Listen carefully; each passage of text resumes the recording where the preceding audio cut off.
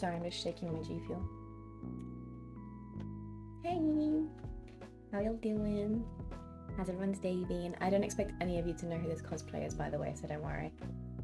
But it will make sense with the game that I'm gonna play today. Which I should hopefully finish, because I am actually almost kind of on time today, so that's good. That's good. Doki Doki, yes, do you know it?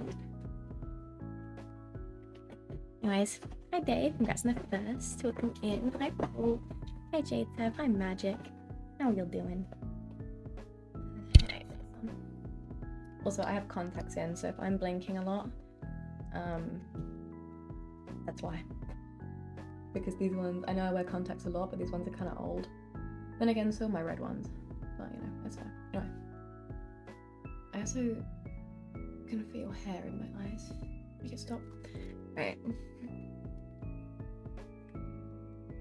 Oh, I made my headset too big. Hi Jody, welcome in. How you doing? How's your day doing? Also, I'll probably take the blazer off at some point. I don't even think I really like the blazer. I honestly think it makes the outfit kind of uglier, and it's actually the wrong color. But these girls wear blazers. Let me show you the girls that I'm cosplaying from.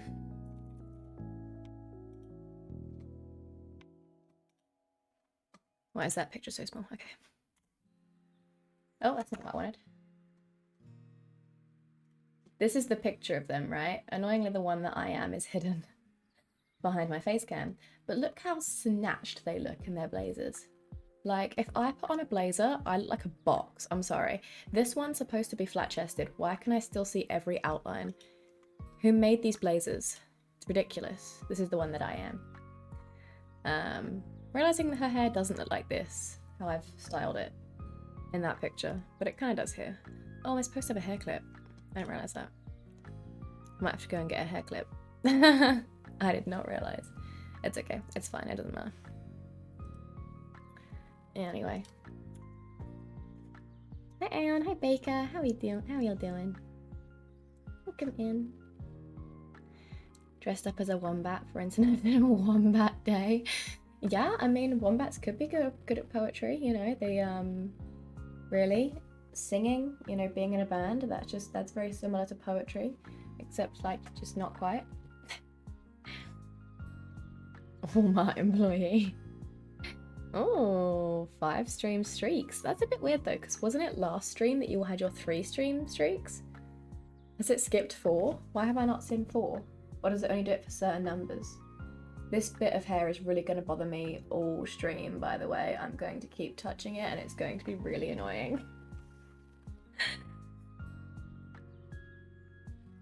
You don't get a prize. Took your dressing off today. It hurts. Oh, I bet it does. Were you supposed to take it off? Told a co-worker you were too about returning from lunch. She was like, what, really? I was joking. Wednesday afternoon's busy for us. That's funny. Bless her for believing you. Some Russian name. Now that you say it, yeah, Yuri is kind of a Russian name, isn't it? Which is weird because they are Japanese, like it's set in Japan. It's Yuri, Natsuki, Sayori, and Monica. Although Monica doesn't sound very Japanese either now that I'm thinking about it, but... Thanks, Baker. Horny Japanese male illustrators made the blazers.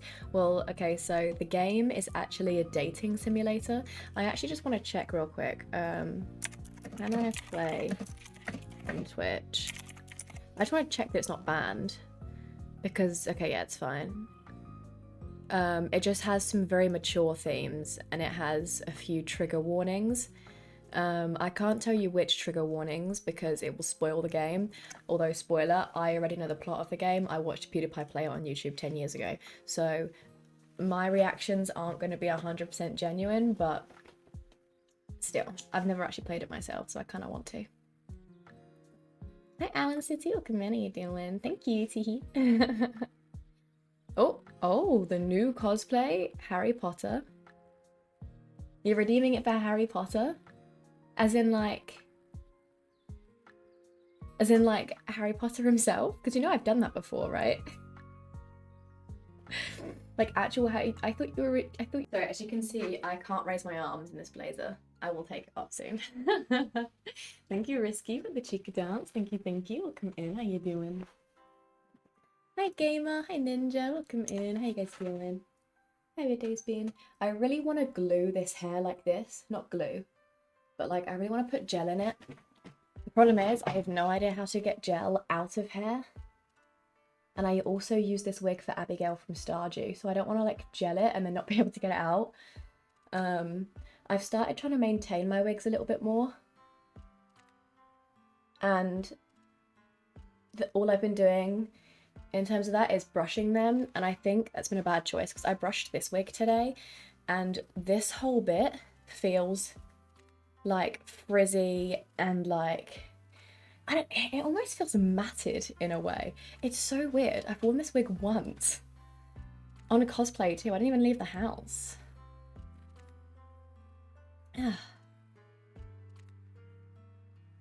Every 24-hour days.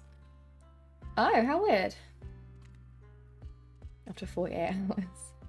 Oh, wait, so if I didn't stream for 4 days, it would just skip 4 days? That's so dumb. That's so dumb. Paying off mortgages and buying life insurance. Not that mature. When did I do Harry Potter? It was during uni. I did a cosplay cooking. I made shepherd's pie or something because I thought that was like one of the most British dishes that I could make.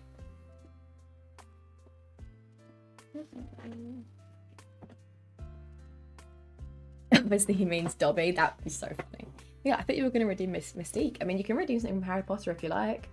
Do you require me to buy the actual robes though? Because I will admit, I don't have the actual robes. I've just been using this random like long black cardigan.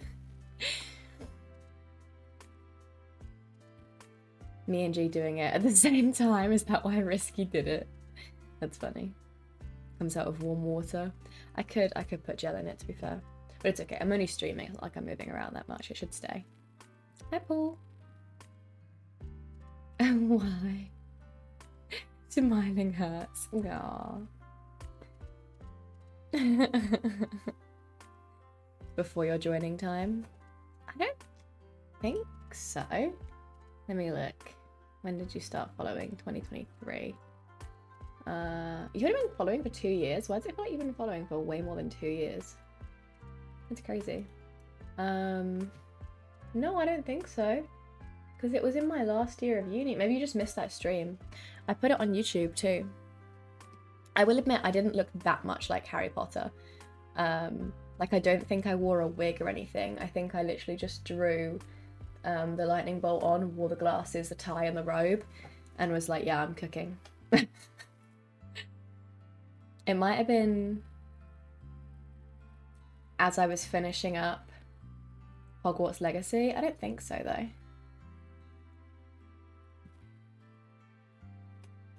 Hi Santapos, welcome in, how you doing? How's your day been? Let me see if I can find it, because I think it's on YouTube, so...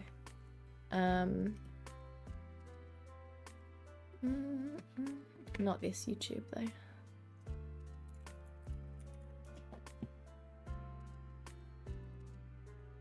What are you doing? Shut up.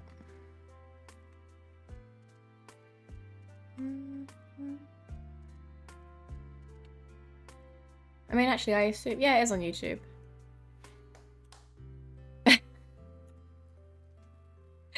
Back when I actually used to attempt to edit things. Do you guys want to see my editing?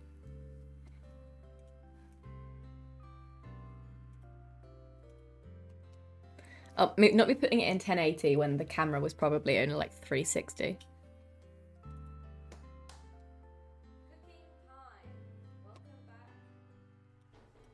God, the lighting is so awful. I swear it wasn't as bad last time.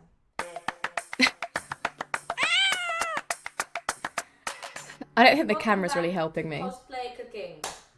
I'm Harry Potter, as you can see. I don't know why I'm doing that voice. Here, I'm Harry Potter. Expelliarmus. And we're gonna make shepherd's pie. Sorry, why am I laughing at my own editing? I don't even think it's that bad actually. I think it's kind of funny. I think it's kind of funny. Let me wash my hands. Why does me as Harry Potter scare you? What's the issue? I look young and innocent. I think that's because I have no makeup on. Because I was like, oh, I'm cosplaying a boy, so I'll just...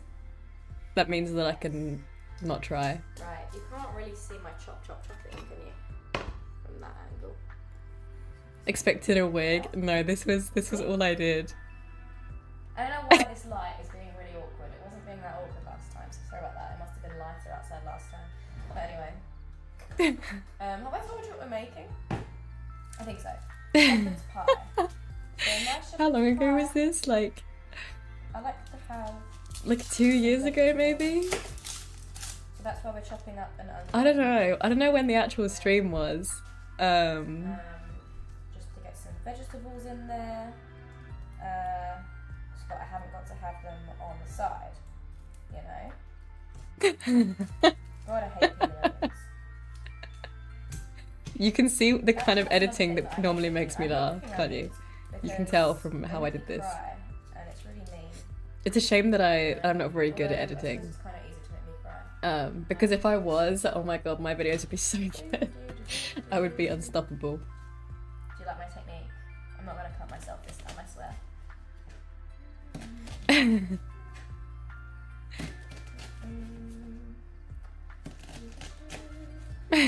The cooking and editing.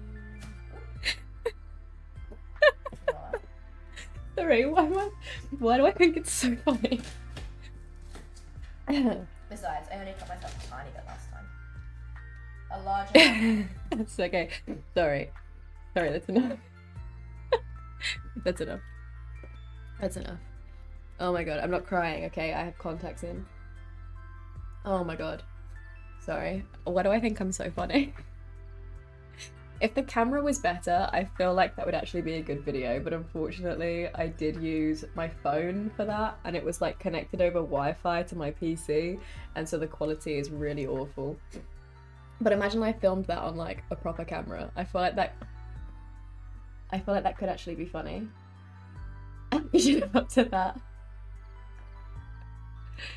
No, I actually think my editing's really funny. I just hate doing it. The problem is I don't have any editing software, right? I use Wonderchef Filmora 10, I think. It's this version that I cracked it from, I don't even know. I don't know. I hacked it like years ago and I still have it. That's what I use when I attempt to edit things. That's why I hate it so much. I don't want to buy editing software. Anyway. Right.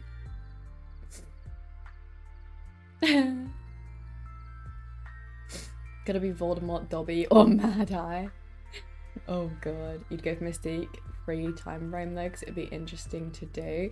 I mean, okay, I hope you're aware it's always a free time frame. In my current channel point redeem queue, I have 2 cosplay streams already of cosplays that I already have. From Wolf Dingus and Viren. And do you want to know when they redeemed those? Last month. Admittedly, in fairness to me, I have been doing 31 Days of Halloween, so I couldn't do them in October anyway. But I will tell you that I think Benjamin waited like at least 3 months for me to do his cosplay.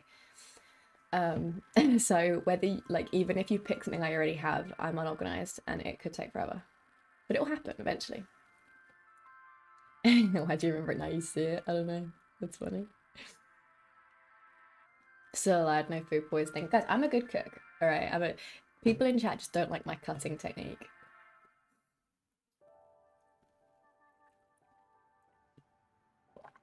Hi Robbie, welcome in. How you doing? How's your day been? Isn't Picasso meant to be good? What's that? Is that editing software? What is that? DaVinci Resolve. Okay, yeah, maybe I should have just asked for advice about what to download.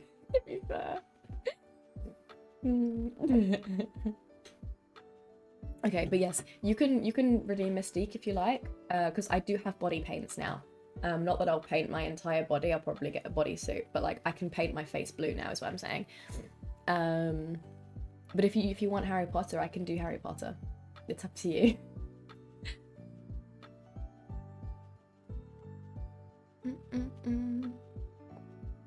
And I'll aim to get it done this year. Yeah. I also still owe chat Jack from Mass Effect, which I was supposed to do when I hit 3,000 followers. In case you're wondering, I now have 3,550 followers. So, you know, but in my defense, it's a very difficult cosplay, and I have been buying things for it, and I have been thinking about it at least. You know. See how Mystique turns out. Yeah, it will be tough, obviously, and oh,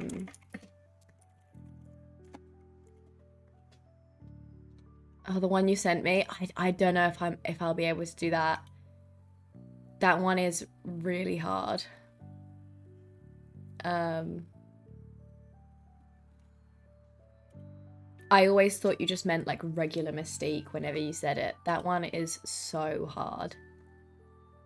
I don't even know how I'd like go about it, honestly.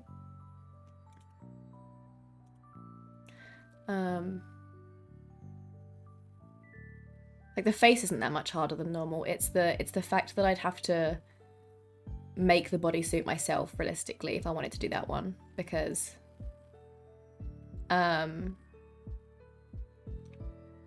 the bodysuit has to transition into the army clothing, you know. That's what's hard about it.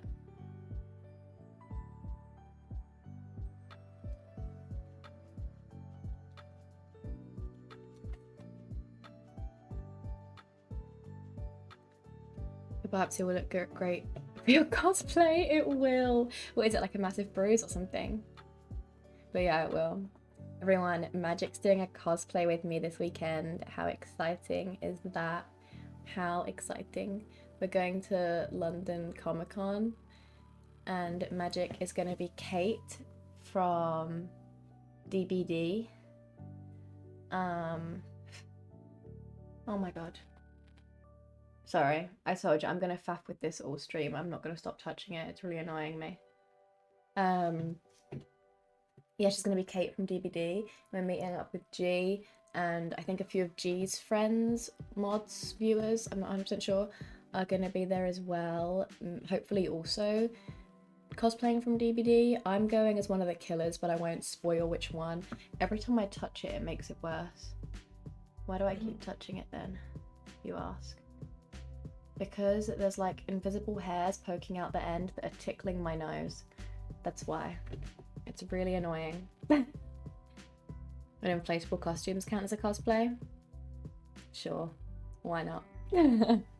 Why not? Who of? Out of curiosity, or are we talking about the protests? It depends. If it's literally just like a random dinosaur, then no. But if it's an inflatable, I don't know, Patrick Star or whatever. First character I thought of.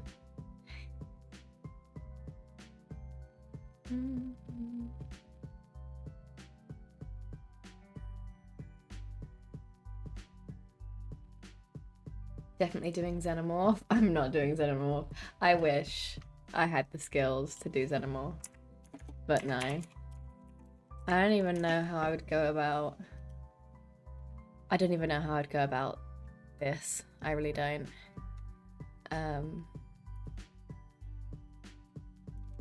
I guess I would have to build it out of foam. I don't know. You can buy a costume off of YouBuy for 159 Great British pounds.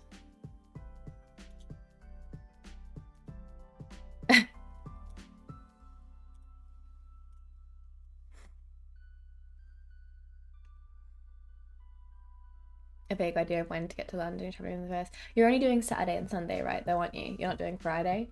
So I'll see what time I get to the con Friday. That gives me an idea, roughly how long I should be taking. Do you know what I mean? Because although I will say on Friday, I'm doing my easiest cosplay, where I'm literally just doing regular makeup, putting on a wig and a dress, and then going. So it's not going to be a great estimation, but I think a good rule to stand by is always assume Becca's going to be late.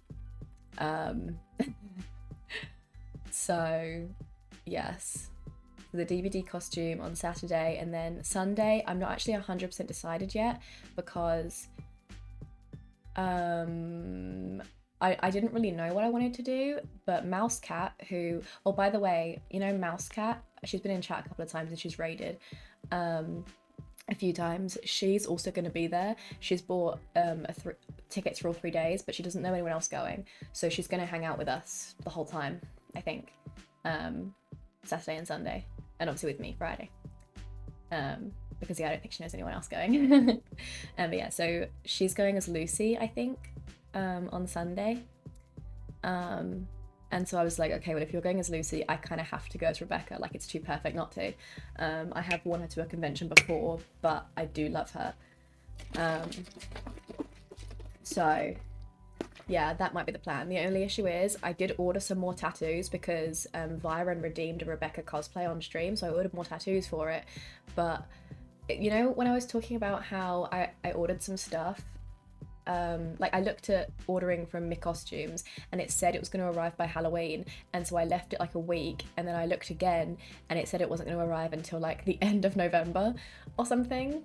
Yeah, the tattoos are on that order, so I was like, okay, well, I can do Rebecca, but I might have to paint on the tattoos. And then Mouse was like, oh, I actually have some of the tattoos, so yeah, I need to discuss with her basically.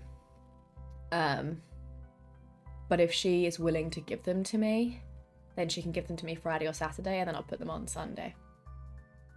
You know? And that'd be really good, because then we can get like pictures together, and it'd be so good. Even though I've still not posted the pictures of me when I cosplayed Lucy in April, but it's fine. You can make a xenomorph, really? Ever done Pikachu? No, so annoyingly, one of the cosplays I've ordered from Mi Costumes is a cute little Pikachu like bodysuit thing. If you ever see like the e-girls wearing the Evolutions bodysuits, it's kind of like that, but Pikachu. And that was going to be one of my 31 days of cosplays, but it's not going to come in time. I also ordered a cute little nurse outfit, and I was going to do Nurse Makima, but it's not arriving in time either. At least I think they're not. Let me log in and see if I have any tracking updates. I don't think so though. The website is so slow because it's October. But look at this. Halloween shipping countdown, 2 days left. Secure your costume, get it in time for October 31st.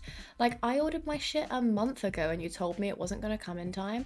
I don't understand who that is for, because it's literally still at the top, even if you're in English mode with a currency on Great British Pounds.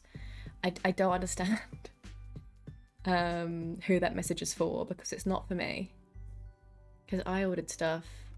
It was ages ago that I ordered this stuff.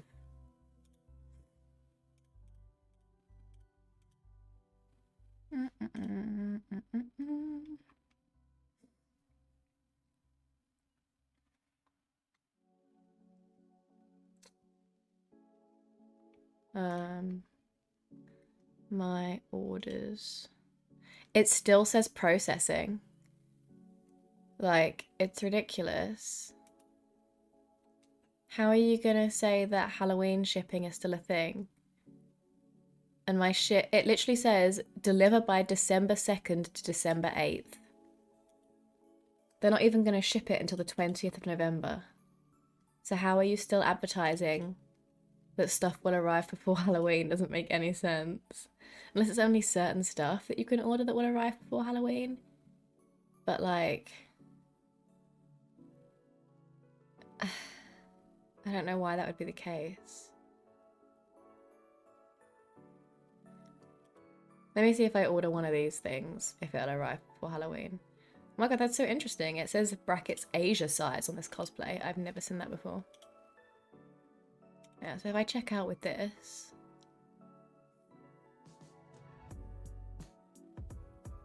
Okay, interestingly, this one says shipped by October 23rd, delivered by November 4th to November 10th. So obviously something in that order that I did, something must have been sold out. That's interesting. I should have tested to see what it was that was holding the order back. Oh my god, I bet it was the bloody tattoos. Bet you anything it was the tattoos. Oh my god, should I check? I could put these things all individually in the cart and have a look. Oops, that's not what I wanted to do. I've always been late when we hang out. Every time? Wait, really?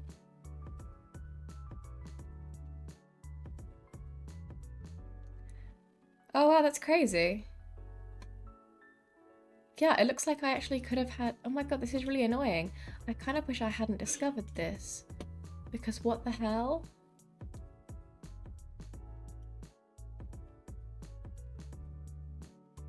I think I actually could have had the Makima, the Nurse Makima outfit in time for Halloween.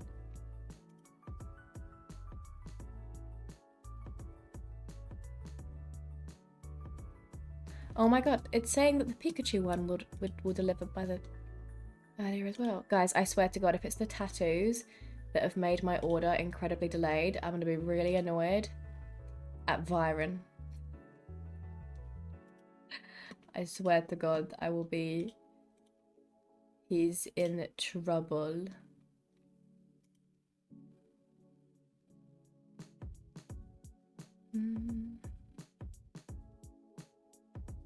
Okay, excuse me, what the fuck? Why does... I've put the exact same stuff in the cart that I have on my order that I've already done. Excuse me. Hello?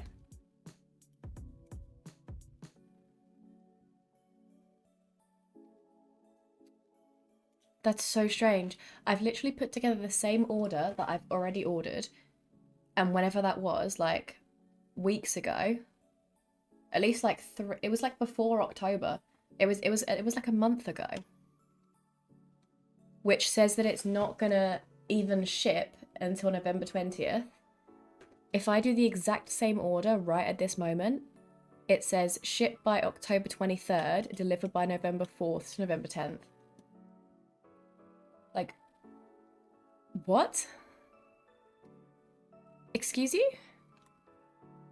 Make that make sense. So do you think mine will like come early because obviously they've like way overestimated it? Or do you think I'm actually gonna have to wait until November 20th for it to ship and then December for it to arrive? Because that's incredibly irritating if that's the case.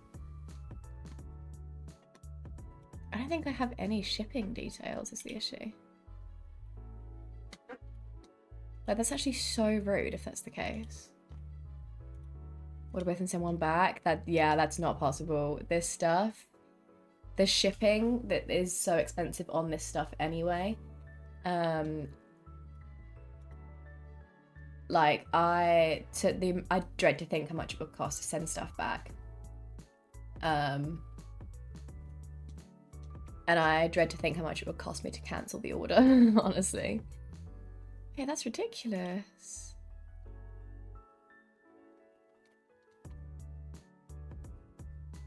It was the 29th of September that I made the order.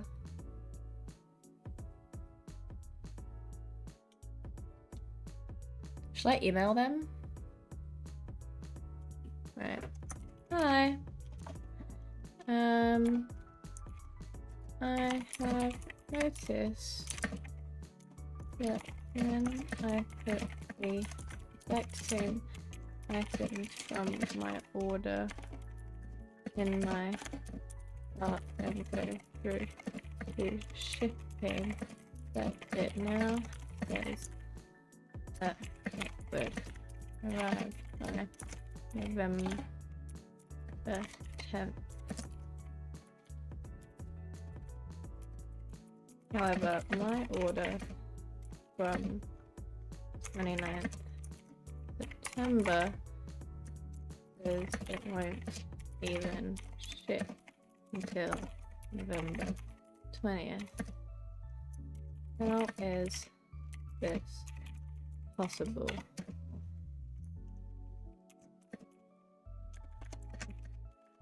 I reordered the whole order now. It seems the whole order now.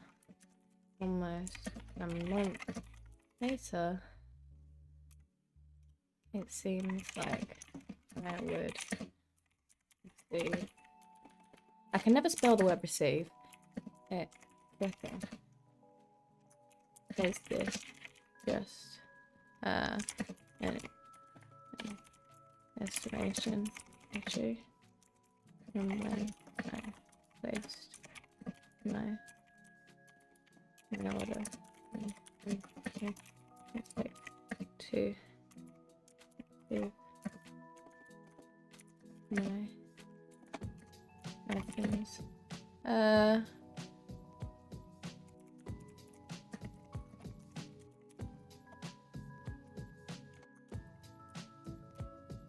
because like honestly that's kind of outrageous. That's kind of outrageous. I do want to speak to the manager. Like, what the hell? Like, I wonder when it changed. At this point, like, I panicked and bought the stuff because I was like, well, I don't want it to get any later. But at this point, it looks like I could have just left it maybe a week or two and then ordered it and then received it before Halloween. Like, huh? How, I don't understand how this is possible.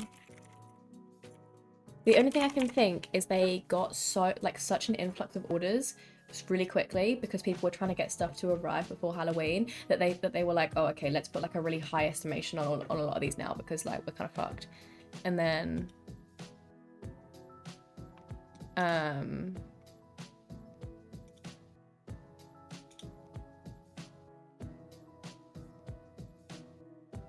excuse me?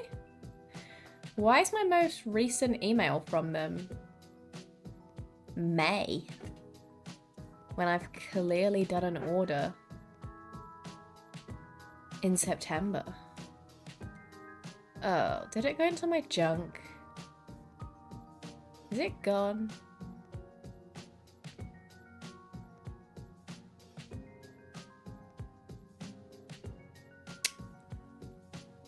Well, that's odd.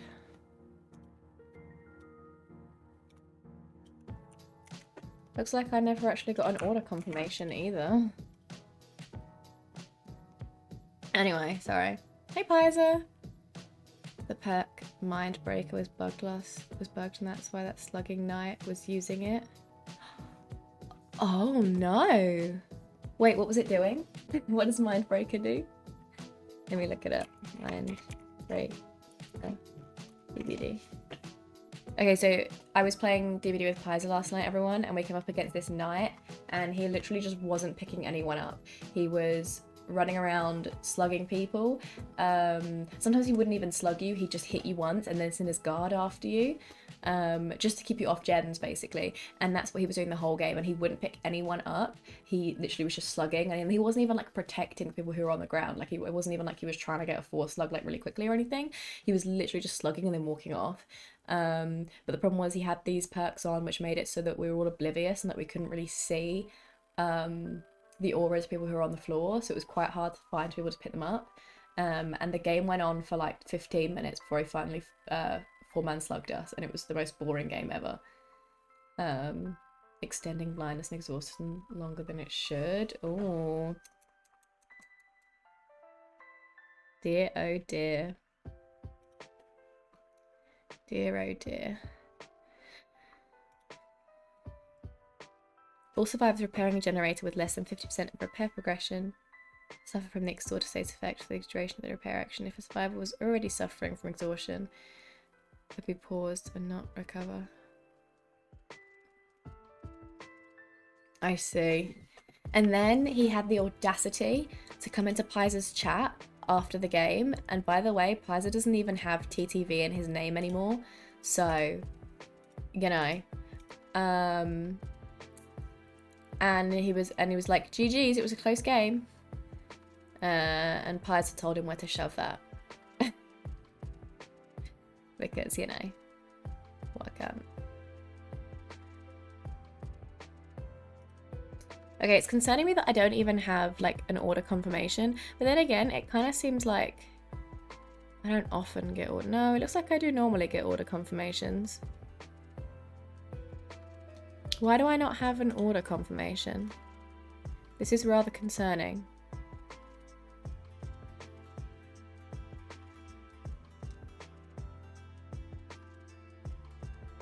It's not even in my junk either.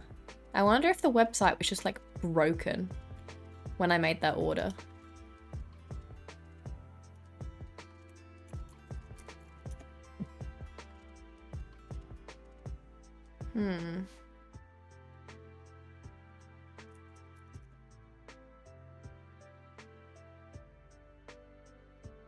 Oh dear.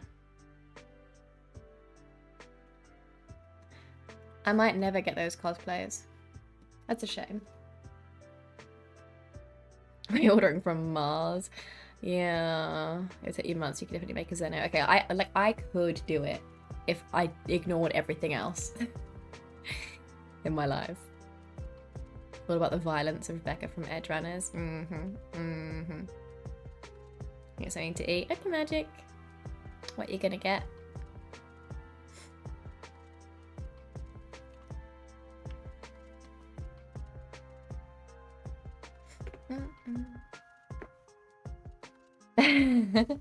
Sorry about that, Dave. I actually knew what I actually did know what website Pizer used. I just didn't think to send it to you. Because I know that you had your own editing stuff that you were using. That's my bad. I need to turn all my lights down. They're really hurting my contacts.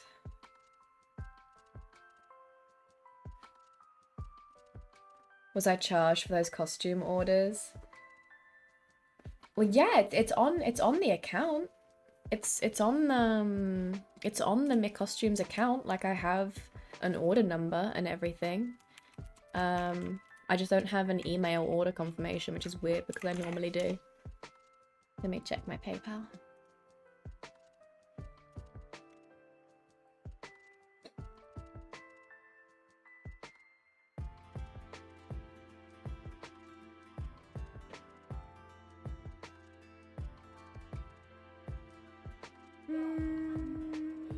Yeah. Yeah, I did pay for it.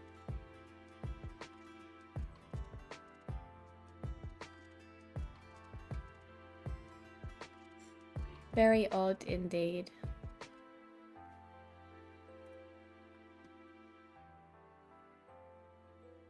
I'm tired. I'm sorry. I'm sorry.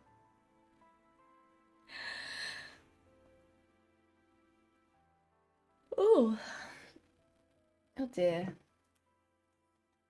Alright, also, at some point, when I say at some point, I mean at many points, I'm gonna need to post some TikToks.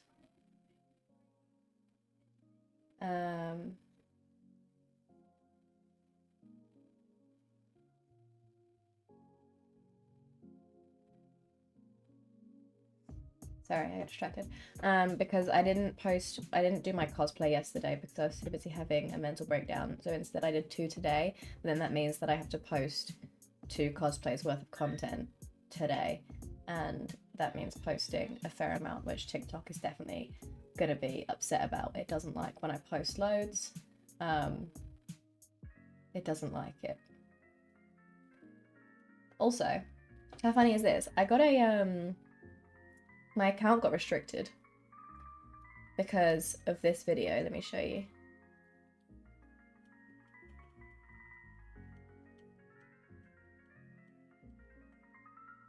Literally just me and my Saw cosplay just sitting there existing. I didn't even use any bad words. I literally, all I put is, am I done with the traps yet? Probably not. That's all I put. And TikTok was like, oh, God, this is not safe for children. Under 18s can't watch this. And I was like, what do you mean? But I appealed it, and my appeal won. So, I'm not sure quite what happened there. But it's fine.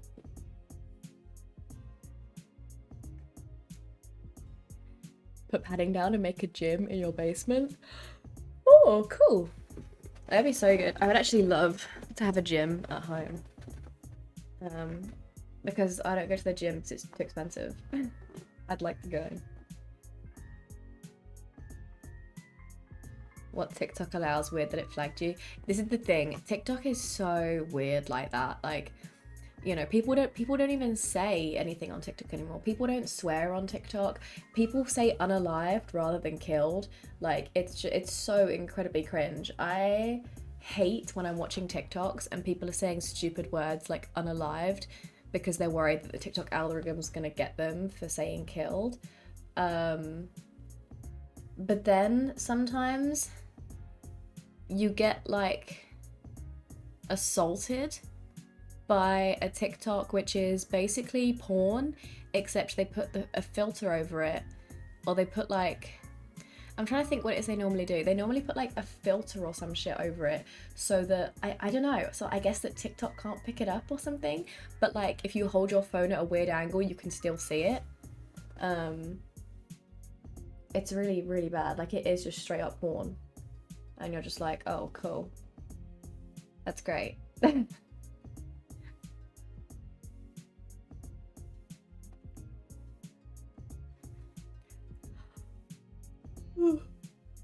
$10 a month is crazy. I couldn't even get it that cheap when I was a student. The gym group was like, I want to say it was like £16 a month for a 9-month student contract. Yeah, $10 a month is crazy. That is nothing. That's literally like, that's £7.50 a month. That's ridiculous.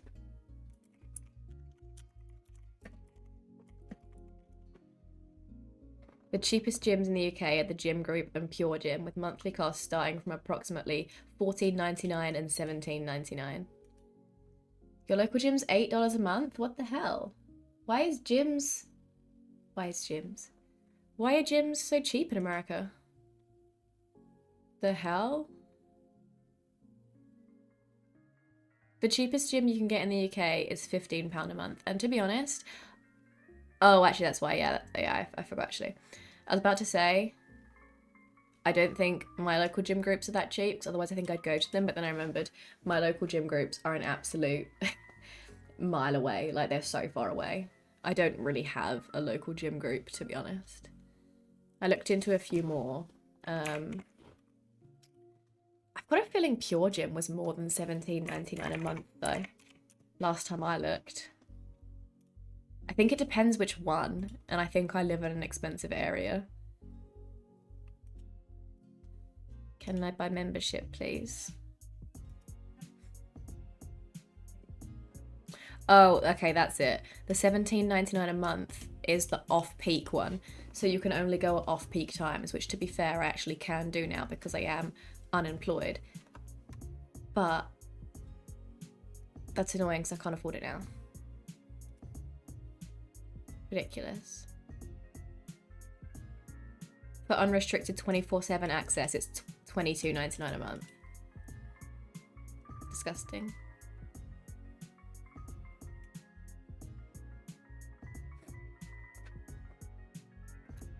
Hi, cool. No, I'm not from Ellington. Don't know where that is.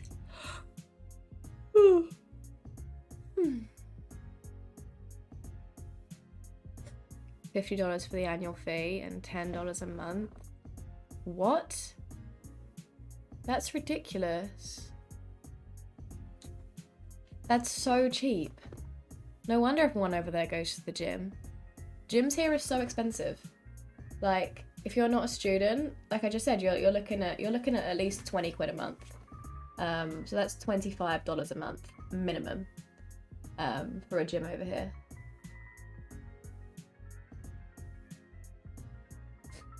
It's crazy. Planet Fitness goes by that it's so cheap, so why cancel? Yeah, I mean, fair enough.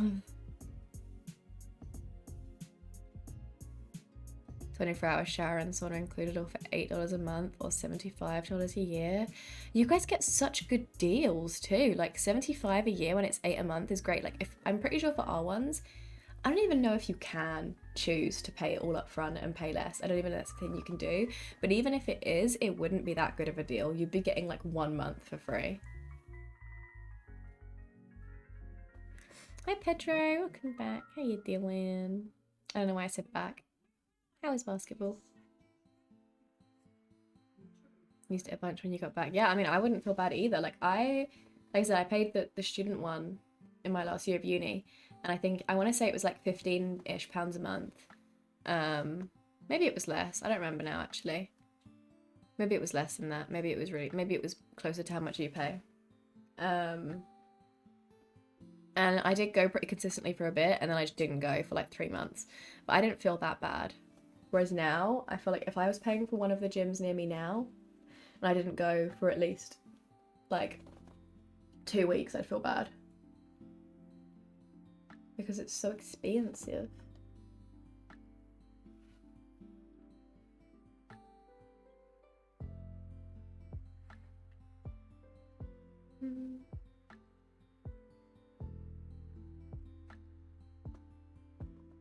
Loadable dumbbells, my Olympic plates, by like 7 pound more in weights. Oh wow, $700, Jesus Christ. Yeah, I think at this point it is better to just have your own stuff at home, to be honest. Get a job that has their own gym in the building. Myron works out his job for free. This is the thing, again, that's a lot more of a common thing in America. Like, maybe you would get that in some really nice corporate buildings in London, but for the most part, we don't really have things like that, I don't think. Not that I'm aware of. It's funny, because when I was in America and I hung out with Pizer, obviously, at his place, and Pizer's building is amazing. It has a gym, and the gym is nice, and it has, like, all this other stuff. What else does it have? I'm trying to think what else it has. It just has like cool hangout spots and like a nice garden and like it's just a really cool place, right? It's really nice. Like it almost felt like a hotel, to be honest, but it wasn't. It was a house, not a house, apartments. I just haven't seen anything like that over here. Like I'm sure there's new builds in London that are quite like that, but we just don't have, as far as I'm aware, we don't have these like ultra modern, super nice apartment complexes that you guys seem to have everywhere in America. It's just not really a thing.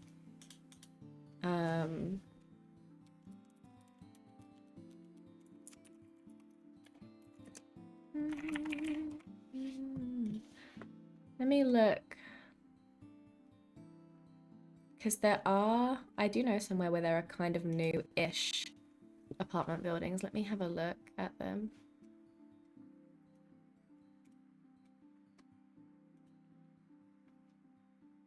Okay, yeah, so this place that I just thought of does in fact have a gym and a pool and all that cool stuff.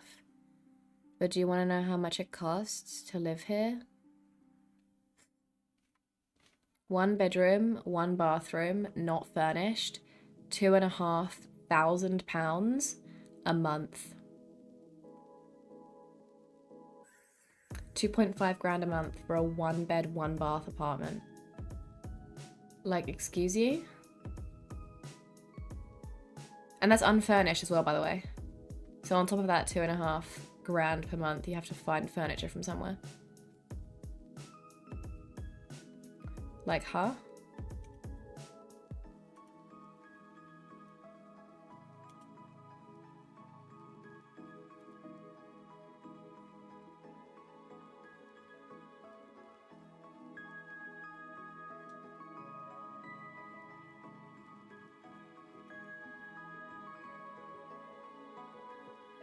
Yeah, 1 bedroom apartment, this other place, 2 grand a month. Studio, prices from 1.6k a month. Like, it's just ridiculous. Oh my god, and they're small as well. Oh my god, they're tiny. They're so small. It's so cringe. I'm at the point where I'm like, I don't even want to live in London anymore. If it's gonna be so expensive, and for what, a box room? Like, I can't be bothered. This is why I have a car. You haven't trained cardio in a year? I swear you go to basketball a lot though. It's an Australian perks, it's not true. Wait, where is Ellington? I assumed it was somewhere in the UK, is it not?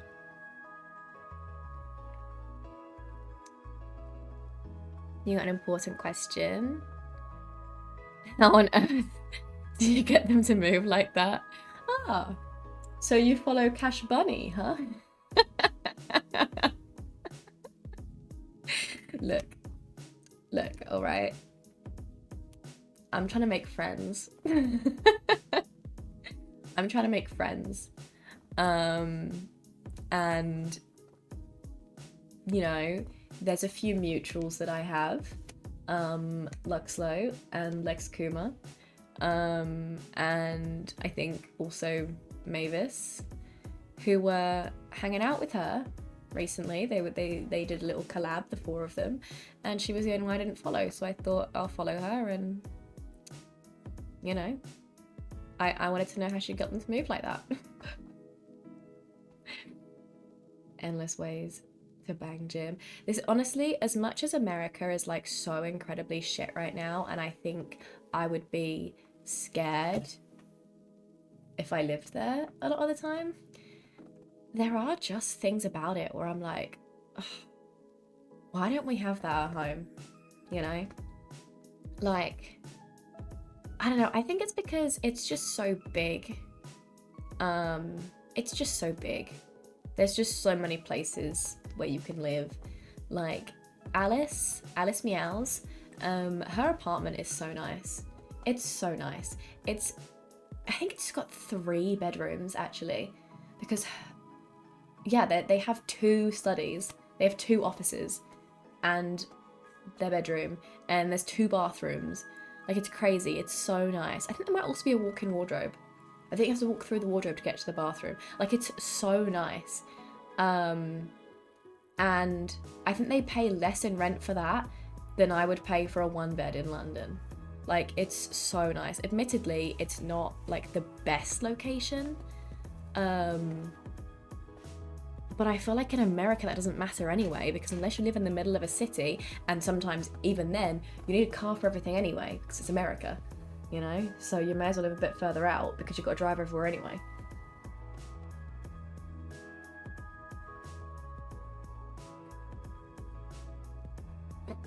Only because of people in charge right now, yeah. More like a shoebox, yeah. Yes, there is alcohol, boobs, thick. I know, Pedro. Started to tear down part of the White House for building the ballroom. Is he actually doing that? I didn't think he was going to be allowed to do that. I didn't think they were going to let him. Is he actually doing it?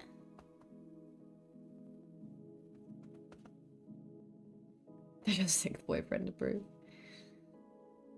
Got your first house when you were 20 because you can't stand the shitty landlords. Yeah, that is crazy though.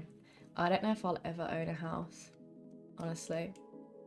It's just too hard to save and get a deposit nowadays. They're so high.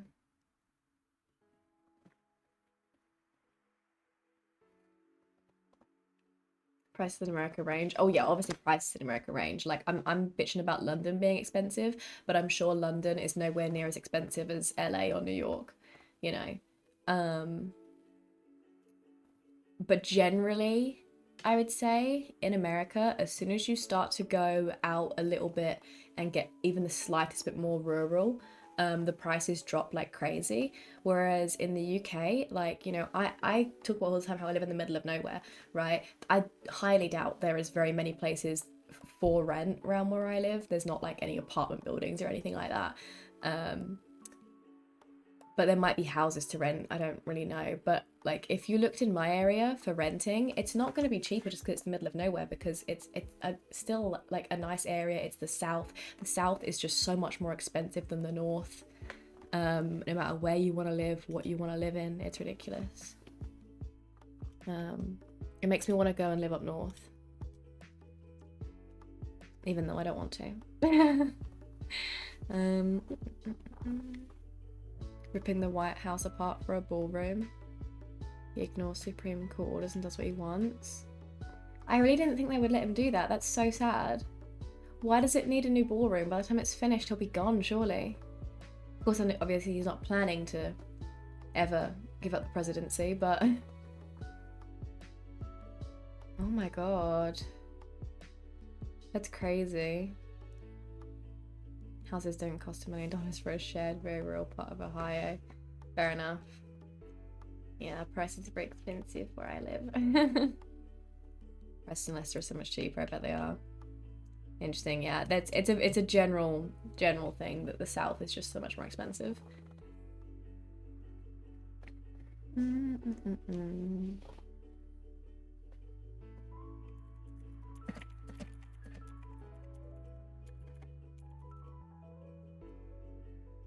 Let me have a look on Rightmove right now.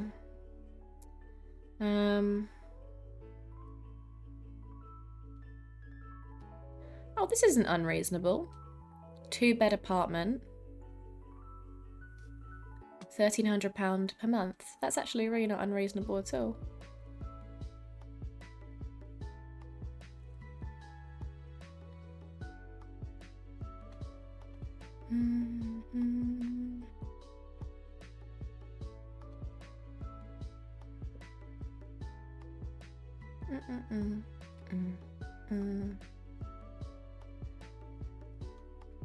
Oh, of course, I don't think it's furnished.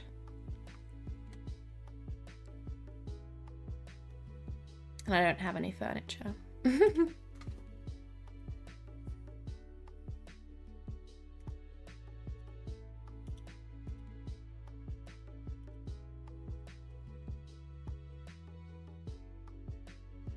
Why does it look like it needs renovating?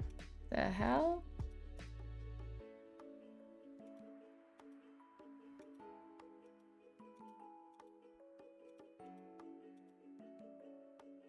It looks like there's no carpets. Why have they ripped the floors up? Ah! Thank you, Sorrente, for the follow. Welcome in. How you doing?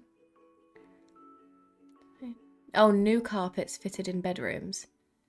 Why on earth would you take the pictures before the carpets were fitted? That's so weird.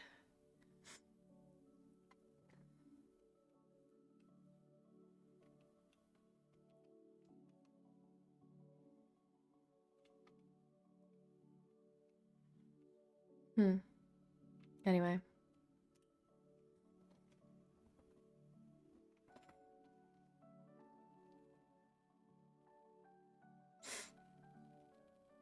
People who will give him money for favors. Does he need that? Surely does his house not have a ballroom? One of his houses. Can he not just buy a house with a ballroom? Or does he never plan on moving again? President has crypto, a phone plan. Wait, what does that have to do with anything? Still how expensive up here. Yeah, but you're not far up enough north. You bought for 30k? That's crazy. When? Second president's being indicted, only president's being indicted twice, yeah. I don't really know what indicted means, but it is kind of crazy. Hi Jimmy, welcome in. Hi Whip, welcome in. How you guys doing? Oh my god, sorry, there's a little hair that's really tickling my face.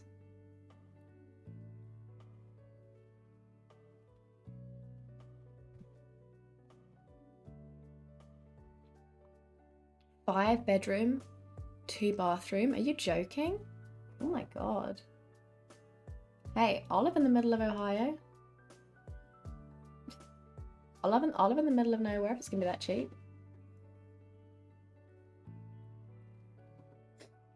87k 6 years ago, now valued at 140k. Crazy. Crazy, crazy. And it just keeps going up and up and up. No worries, Whip. I'm doing good. I'm doing good, thank you. How are you? Money goes way further there. Just means you're in the middle of in the middle of nowhere. Yeah, following 3,000 plus people is crazy, Pedro.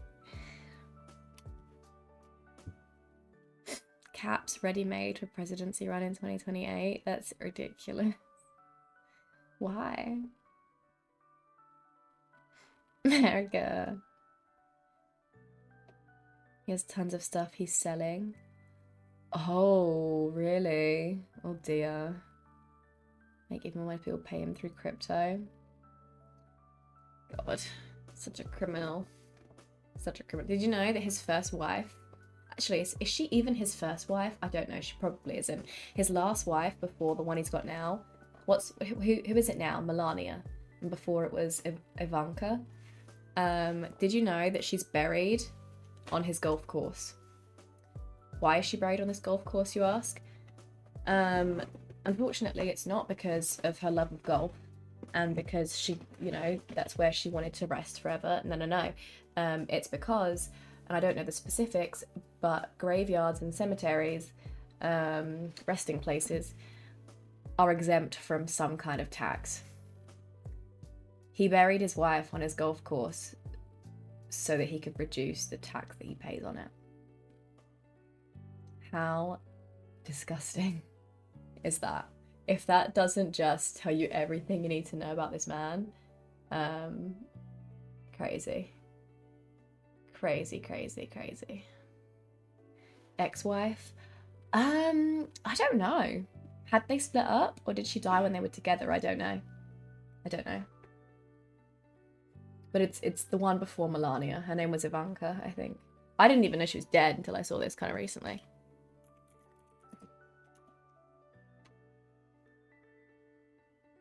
Oh, wait, maybe it's not Ivanka, because apparently that's his daughter. Oh, I'm sorry. Ivana. There's no K. Ivana.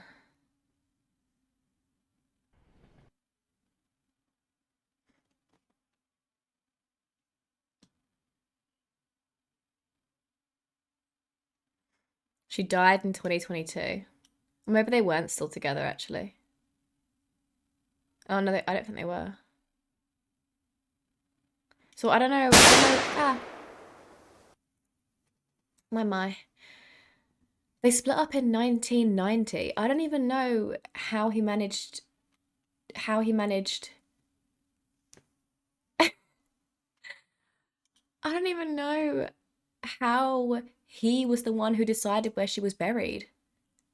Like, huh? How did he finish? Thank you for the chica dance, Blair. Thank you. Welcome in. How you doing? How's your day been? It's not Team Rocket. No. No, I'm not Team Rocket right now, guys. No. No. No. No. Not even close. Not even close to Team Rocket. No. I am Yuri from Doki Doki Literature Club because that is what I want to play today. Ticket, please. Thank you. Sorry, the music has stopped. Sure, let me just... Oh. There we go.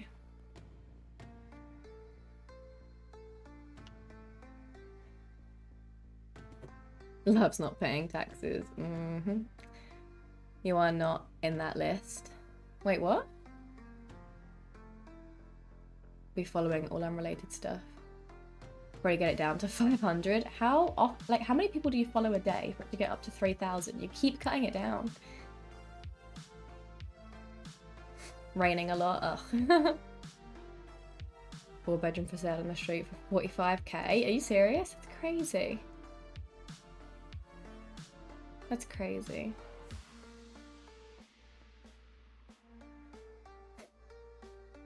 The home was burnt down. Yes, I saw that. I think JTF put it in the Discord. Yeah, that's probably why the prices are like that.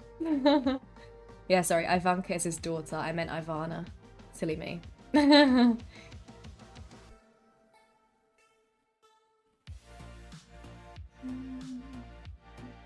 All these protests are burning down cities. They're literally not.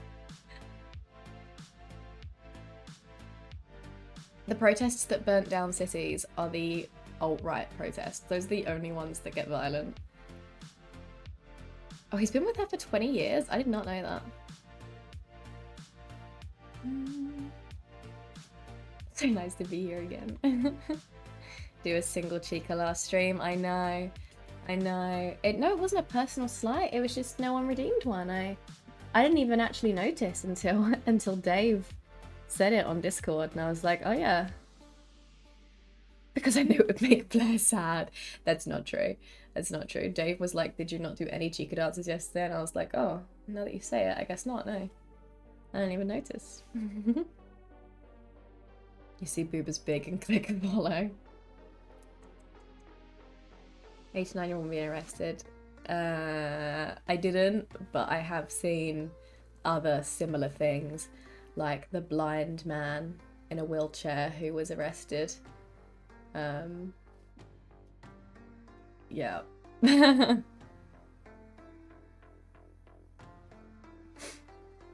She's lying. No. What kind of ice cream? What? Hi Jade, thank you. I appreciate it. I liked your reel that you did. The one.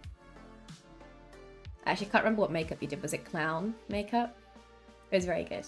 I didn't realize you'd never posted reels, because I was looking at your Instagram and I was like, oh my god, you've only ever posted 3 reels, and that was the 3rd one. It was so good considering. Oops. Not even just considering, like, it was good anyways, but...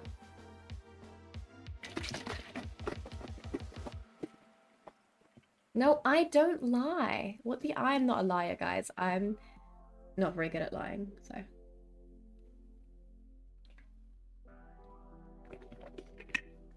Oh, yummy whip. Shoplifters are allowed out, yeah. Your Instagram is so dead. I mean, if it helps, you have like almost as many followers as me, and your reels get like the same amount of likes, and I post like daily. So it's not that bad. I post so much, and my Instagram is still dead, and I don't know what to do about it. Right, I'm gonna open the game now because I want to get it done in one stream. So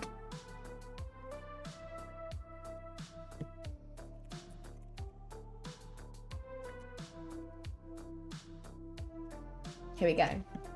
We are playing Doki Doki Literature Club. Trigger warning. I can't say which triggers without spoiling the game. But I'm just gonna say trigger warning. So I also can't answer that without spoiling the game magic.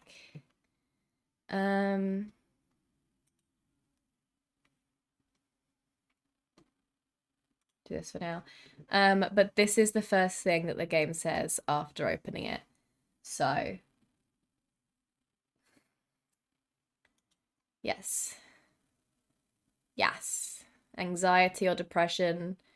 Yes. If you want to see the content warnings, here's the website. So yes, just trigger warning.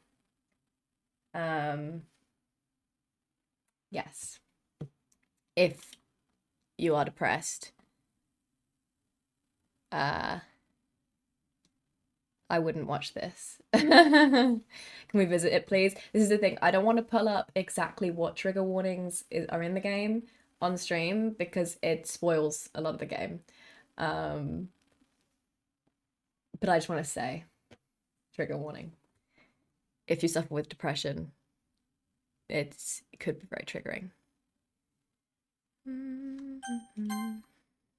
Yippee!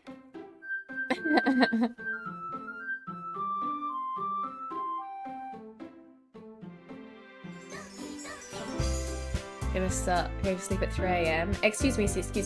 I don't think I said either of those things. I think you're actually making both of those things up.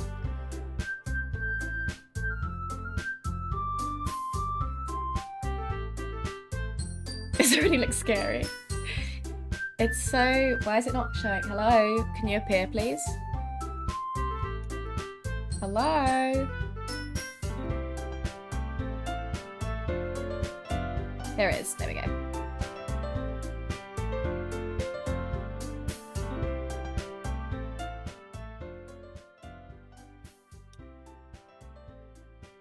It is quite Sims-like, isn't it? It's so cute.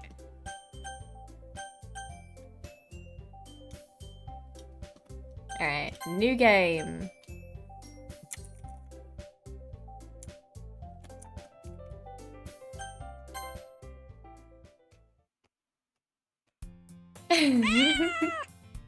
Thank you, Ender Aiden, for the follow. Come on, how you doing? Thank you.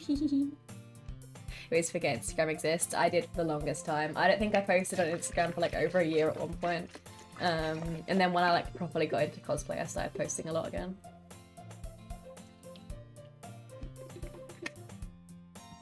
Gore. I don't even think gore is the trigger warning that I would give. Read the trigger notes, we can move on to the next game. No, it's good. Okay, look guys, I'm only actually playing this today because I finished Alien Isolation. Oh, I finished Alien Isolation, by the way, on Monday. And I actually did mean to give it a rating, but it's fine, we'll do it later. I would have done it immediately after the game, but as I closed the game, my internet like completely crashed out. It was awful. Anyway, yes, and because I'm going to Comic-Con this weekend, after today I'm not streaming until Monday, so I didn't want to start a new game today and then not play it again until Monday. So I'm going to try and watch this, play this, all in one stream.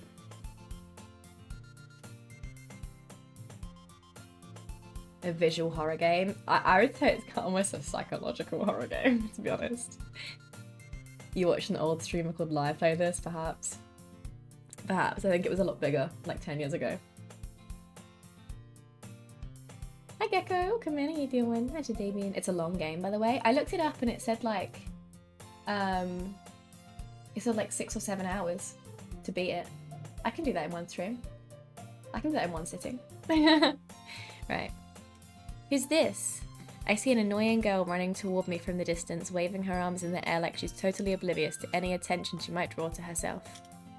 That girl is Sayori, my neighbour and good friend since we were children.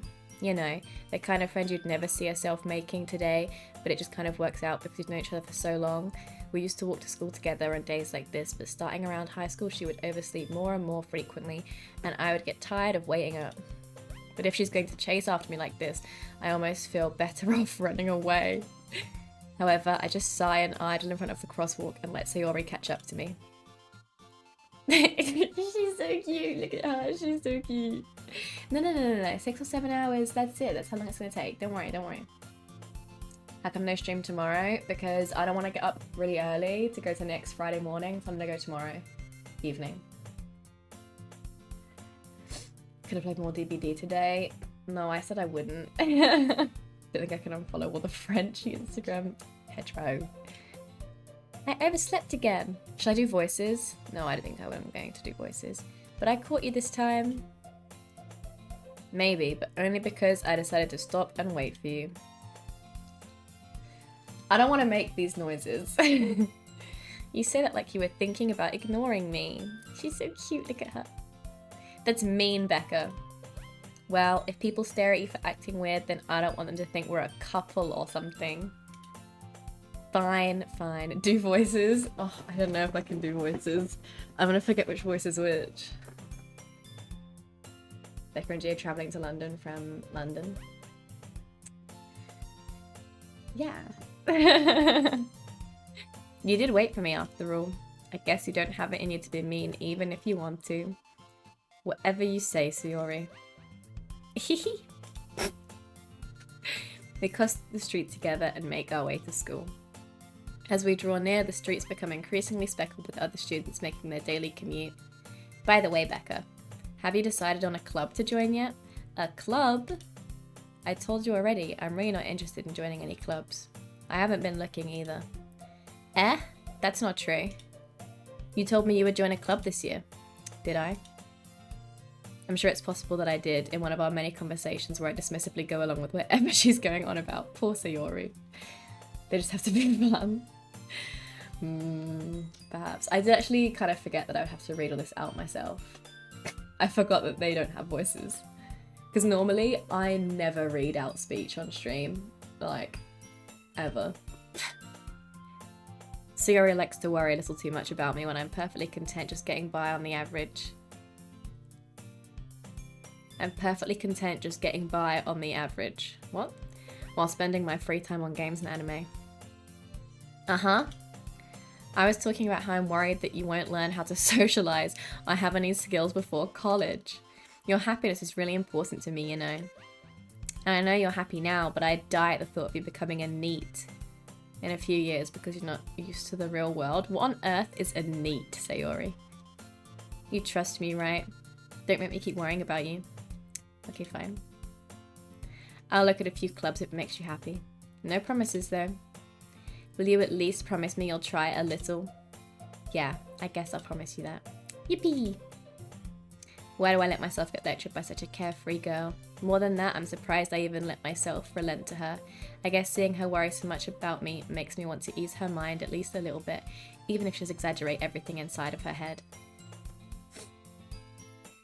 The school day is as ordinary as ever, and it's over before I know it. After I pack up my things, I stare blankly at the wall looking for an ounce of motivation. Clubs. Sayori wants me to check out some clubs. I guess I have no choice but to start with the anime club. Hello? Sayori? Sayori must have come into the classroom while I was spacing out. I look around and realise that I'm the only one left in the classroom.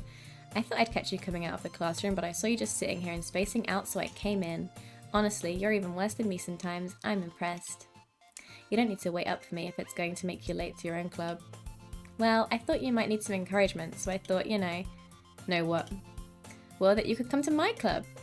Sayori. Yeah? There is no way I'm going to your club. I'm so mean. Why am I so mean? It's so mean.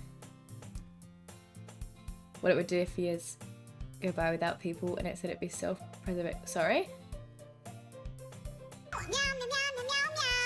Ender Aiden, thank you for the sub. Thank you. I really appreciate that. Thank you very much. Thank you for the sub. Welcome in. You asked Google AI what it would do if years go by without people, and it said it would be self-preservation to solving previously unsolvable universal problems. What? No, I don't have a hyper command. I should really make one, shouldn't I?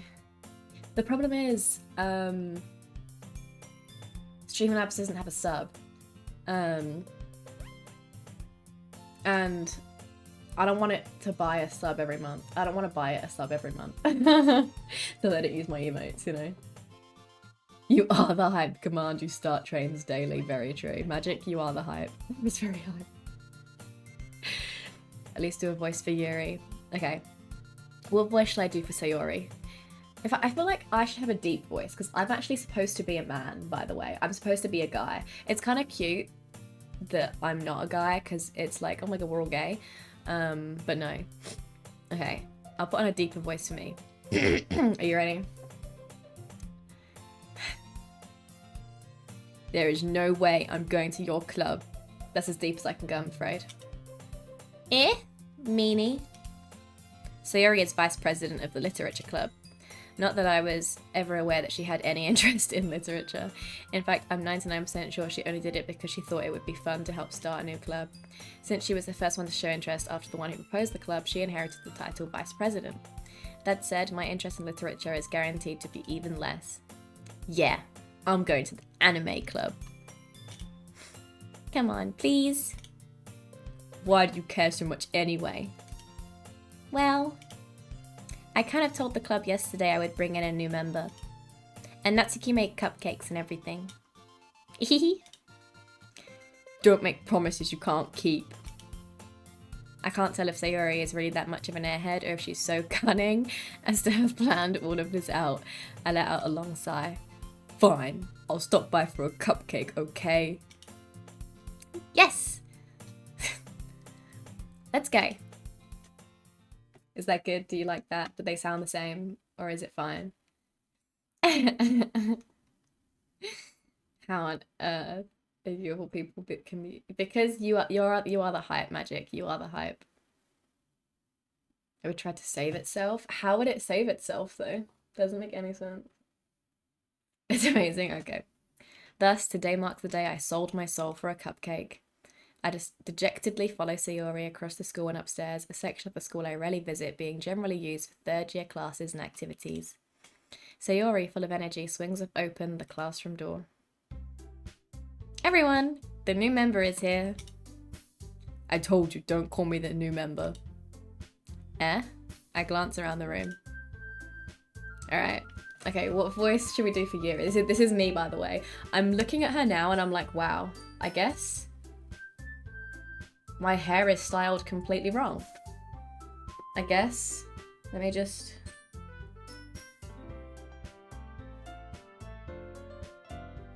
Maybe this doesn't need to be like crowded in the middle like that. Maybe it's supposed to be...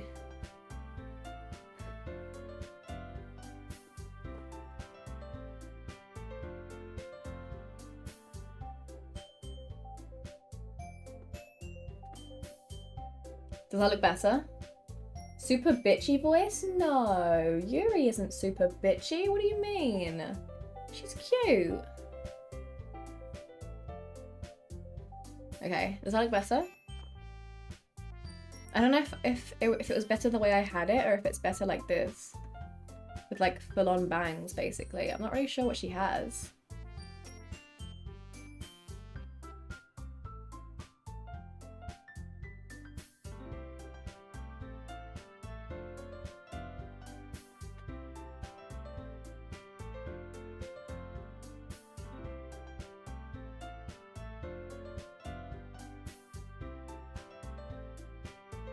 Is that better? I feel like that's a bit better.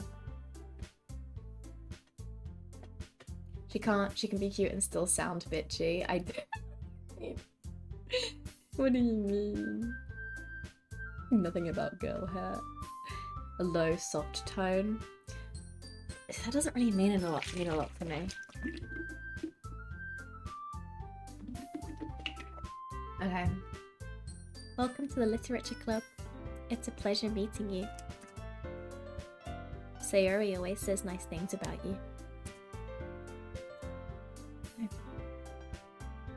Okay, I don't know why, but I'm gonna do an American accent for Natsuki. I don't know why. Seriously? You brought a boy?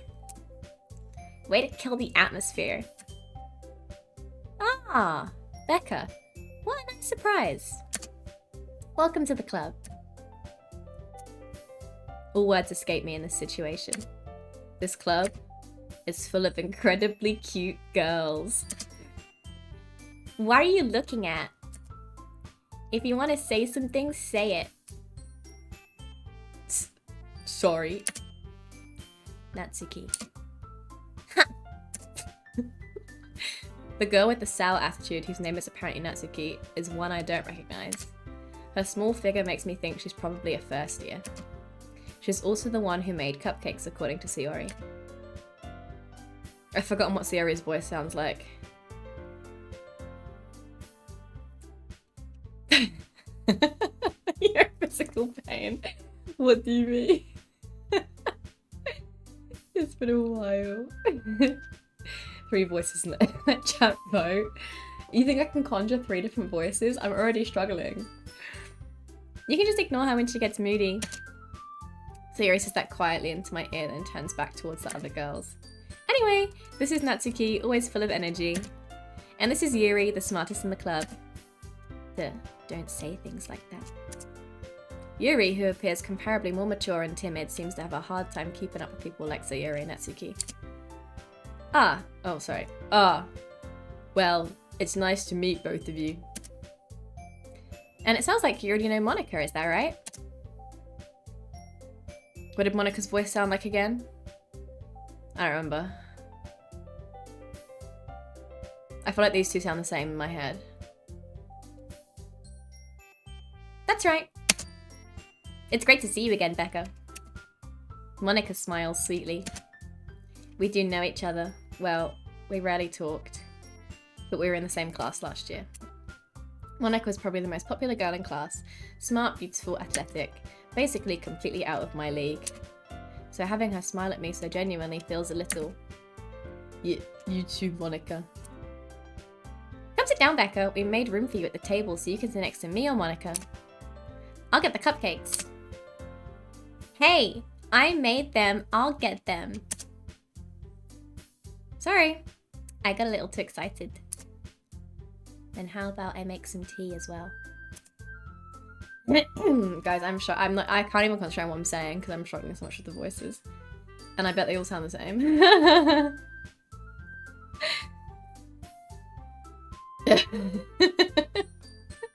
Yes, that's what's going on. And then I forgot what I did for Monica.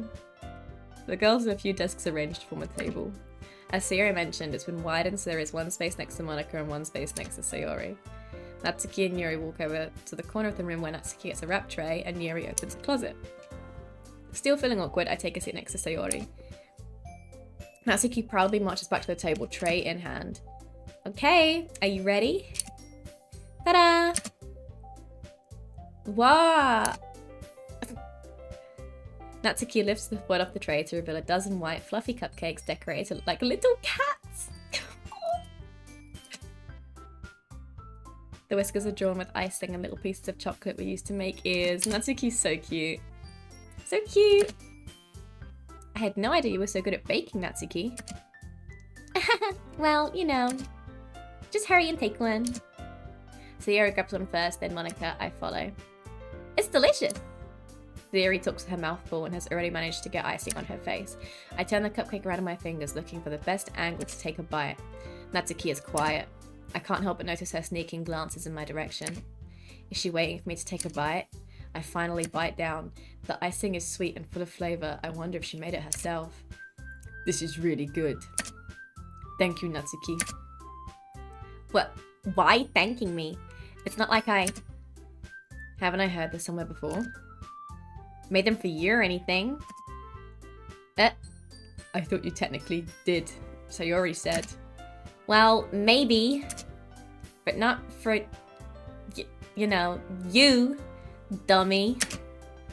Alright, alright. I give up on Natsuki's weird logic and dismiss the conversation. Yuri returns to the table carrying a tea set. She carefully places the teacup in front of each of us before setting down the teapot next to the cupcake tray. You keep a whole tea set in this classroom? Don't worry, the teachers gave us permission. After all, doesn't a hot cup of tea help you enjoy a good book? I guess. Don't let yourself get intimidated. Yuri's just trying to impress you. That's not... Insulted, Yuri looks away. I meant that, you know. I believe you. Well, tea and reading might not be a pastime for me, but I at least enjoy tea. Not true, I don't enjoy tea. Don't like it, but at least I sound British here. I'm glad. Yuri faintly smiles to herself in relief. Monica raises an eyebrow, then smiles at me. So, what made you consider the literature club? I was afraid of this question. Something tells me I shouldn't tell Monica that I was practically dragged here by Sayori. Well, I haven't joined any clubs yet, and Sayori seemed really happy here, so... That's okay, don't be embarrassed. We'll make sure you feel right at home, okay? As president of Literature Club, it's my duty to make the club fun and exciting for everyone. Monica, I'm surprised. How come you decided to start your own club? You could probably be a board member for any of the major clubs. Weren't you the leader of the debate club last year? Well, you know. To be honest, I can't stand all the politics around the major clubs. It feels like nothing but arguing about the budget and publicity and how to prepare for events. I'd much rather take something I personally enjoy and make something special out of it. And if it encourages others to get into literature, then I'm fulfilling that dream. Monica really is a great leader.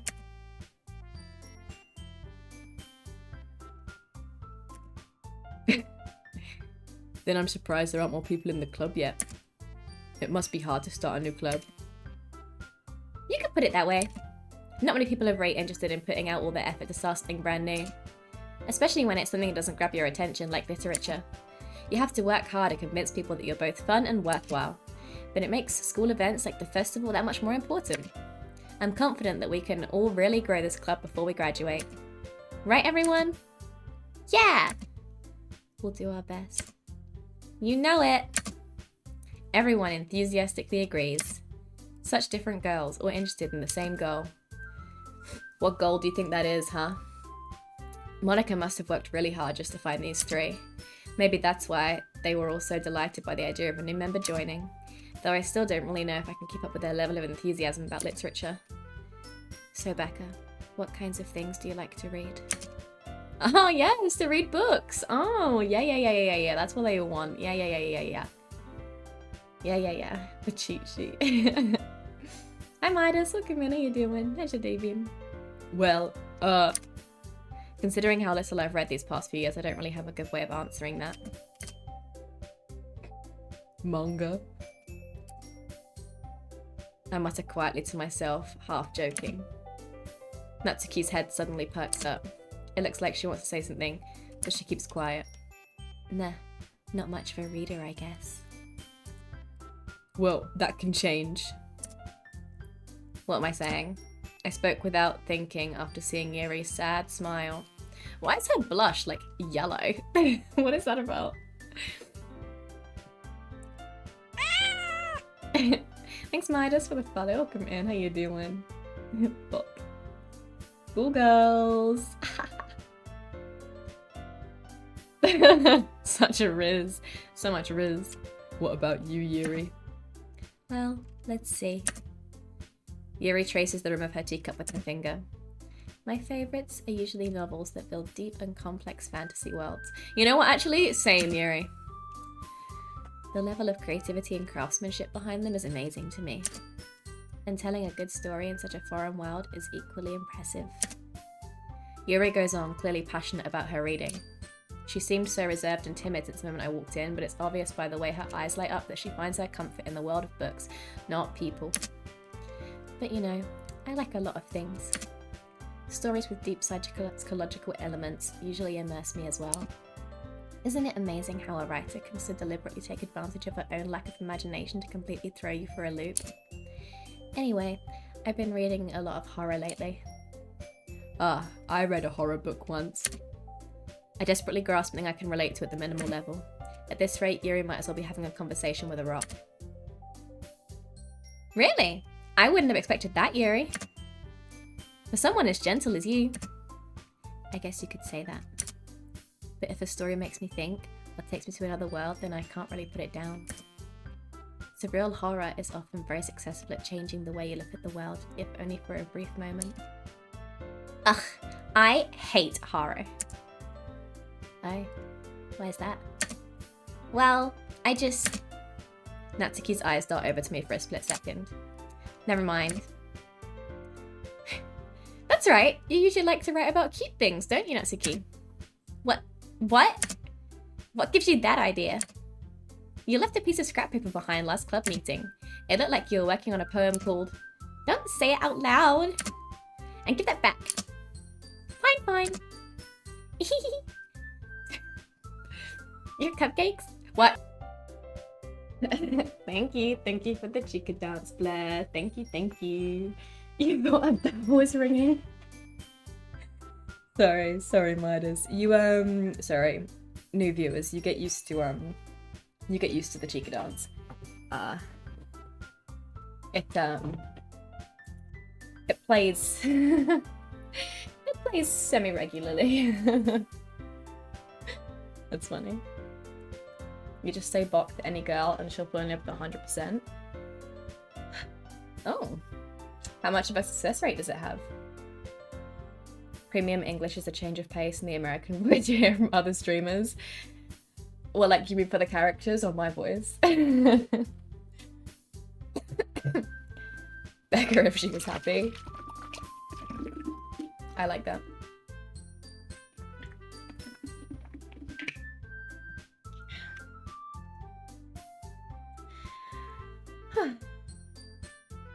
Semi-regularly. You're tempted? Okay, no, wait. Trying to scare you to death last night. That wasn't my fault. That wasn't my fault.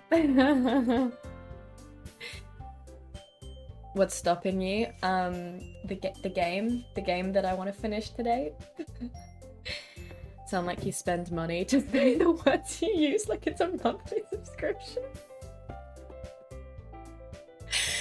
Sorry, that might be the best. That might be the best description of a British accent I've ever heard in my life. Genuinely. Hold on, sorry. I'm gonna take a picture of that.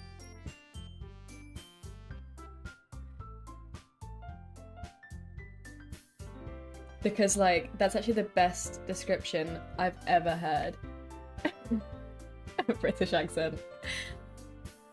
Oh my god. Okay, right. Sorry, let's carry on. Also, if me hitting the spacebar to go to the next thing is really loud and annoying, let me know. I'll click instead. Okay. What does Siri's voice sound like again? Your cupcakes. Your poems. Everything you do is just as cute as you are. Sayori slides up behind Natsuki and puts her hands on her shoulders. I'm not cute! Natsuki, you write your own poems? Well, I guess sometimes. Why do you care? I think that's impressive. Why don't you share them sometime? No. You think my spacebar is just 10th as loud as my mouth? I mean, I don't think so, but if you say so. I think I'm hitting the spacebar pretty aggressively right now, but... Genuinely versus genuinely. Wait, what? Alright. Natsuki averts her eyes. You wouldn't like them. Ah, not a very confident writer yet. It's because it's the only button I'm pressing. I understand how Natsuki feels. Sharing that level of writing takes more than just confidence. The truest form of writing is writing to oneself. You must be willing to open up to your readers, exposing your vulnerabilities and showing even the deepest reaches of your heart. Do you have writing experience too, Yuri? Maybe if you share some of your work, you can set an example and help Natsuki feel comfortable enough to share hers. I guess it's the same for Yuri. Oh, sorry. I guess it's the same for Yuri. I thought I was saying that in my head. Aw, I just wanted to read everyone's poems. We all sit in silence for a moment. Okay! I have an idea, everyone. Natsuki and Yuri look quizzically at Monika. Let's all go home and write a poem of our own. Then, next time we meet, we'll all share them with each other. That way, everyone is even.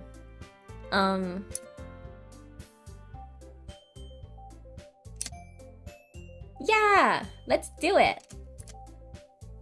Plus, now that we have a new member, I think it will help us all get a little more comfortable with each other and strengthen the bond of the club.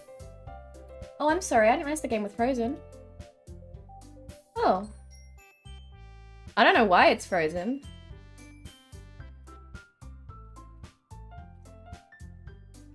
Oh my god, why is it broken? Oh my god.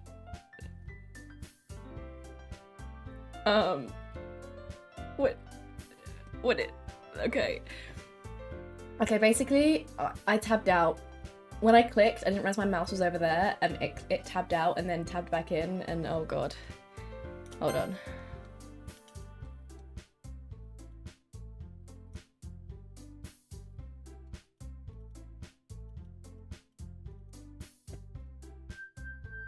Okay, basically what the issue is here.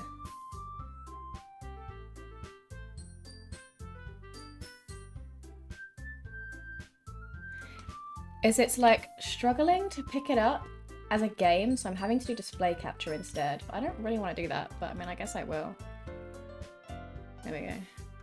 So weird. Hi Cody, welcome in, how you doing? How's your day been? Why did it take so long for someone to say it?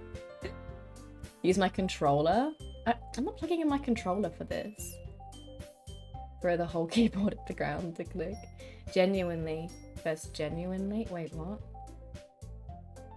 If you update OBS, that'll probably help. No, I think it's the game. They mean you. They watch the streams. Maybe they do. Maybe one of them does. Some lot of issues with this game for streaming. Yeah. Yeah. I think the game can tell that I'm streaming it too, if you know what I mean. Plus is better for streaming. I didn't realize there was a plus. My bad. No one in the series knows that's the clip. There's a huge trigger warning, yes, don't worry. I unfortunately already know all the spoilers. Cordy, because I watched PewDiePie play this game on YouTube when I was like 10 years ago, but I'm playing it anyway because I have the cosplays. How you doing, Cordy? How's your day been? Oh, my genuinely versus American. Genuinely? Is that how they would say it? Genuinely. Genuinely. I don't know. Alright. Monica smiles warmly at me once again. Hold on. There's still one problem. Ah? What's that? Now that we're back to the original topic of me joining the club, I bluntly come forth with what's been on my mind the entire time. I never said I would join this club. Sayori may have convinced me to stop by, but I never made any decision. I still have other clubs to look at, and, I lose my train of thought. Oh, look how upset they all look. All 4 girls stare back at me with dejected eyes. But... I'm sorry. I thought... Becca. You all... I'm defenseless against these girls. How am I supposed to make a clear-headed decision when it's like this? That is, if writing poems is the price I need to pay in order to spend every day with these beautiful girls. Right. Okay, I've decided then. I'll join the literature club. One by one, the girls' eyes light up. Yes, I'm so happy. Sayori wraps her arms around me, jumping up and down. Hey. You really did scare me for a moment. If you really just came for the cupcakes, I would be super pissed. Then that makes it official. Welcome to the Literature Club. Thanks, I guess. Okay, everyone. I think with that we can officially end today's meeting on a good note. Everyone remember tonight's assignment. Write a poem to bring to the next meeting so we can all share. Monica looks over at me once more. Becca, I look forward to seeing how you express yourself. Yeah. Can I really impress the class star Monica with my mediocre writing skills? I already feel the anxiety welling up inside me. Meanwhile, the girls continue to chit-chat as Yuri and Natsuki clean up their food. Hey Becca, why am I doing an American accent? I keep doing an American accent for Yuri. But, oh my god, for Sayori. Sounds the same as what we say in your part of America. I don't think it's that different. Commentary inside of a graveyard. Cemetery. Thank you. It's still a great game. Yeah, I've never played it. So I thought I would for, you know, spooky season.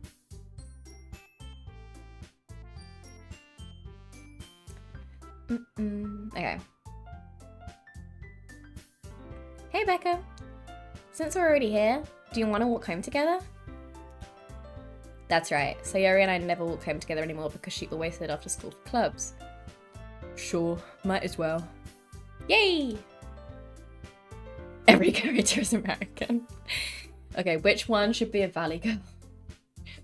With that, the two of us depart the club room and make our way home. The whole way, my mind wanders back and forth between the 4 girls. Sayori, Natsuki, Yuri, and of course, Monica. Will I really be happy spending every day after school in a literature club? Perhaps I'll have the chance to grow closer to one of these girls. Alright, I'll just need to make the most of my circumstances and I'm sure good fortune will find me. And I guess that starts with writing a poem tonight. It's really funny because you go to the club and you basically just... She gives us homework and then we leave. Like, we couldn't have been there more than 10 minutes. Valley girl accent, Texan.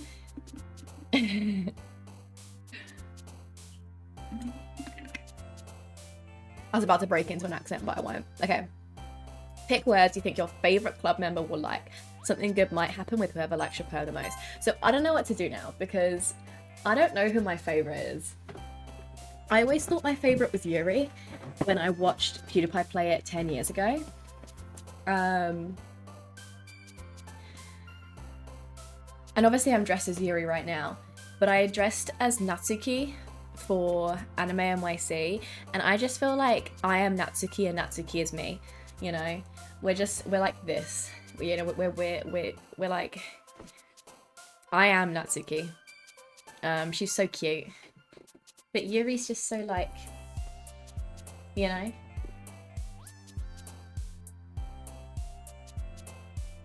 Then I click Alt F4. What? Nah, who needs a job when you can look at cute anime girls writing poems? Not me. Not me. Like to hear my Texan accent. Okay, give me something to say. Okay. Which one shall we romance? Which one shall we try to impress? I don't know. Oh. I don't even know what Sayori likes, to be fair.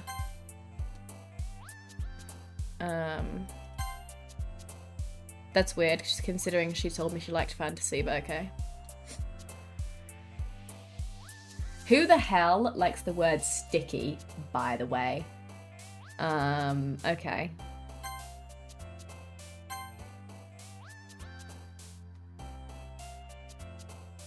What's with some of these words? Okay, I think we're going with Yuri.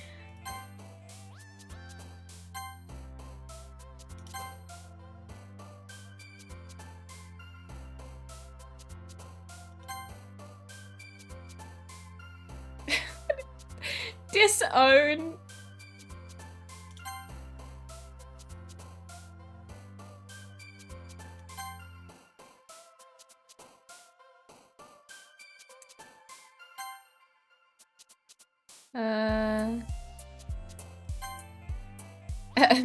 Clumsy. Diddy? I don't think that's one of the choices. I don't think that's one of the choices. I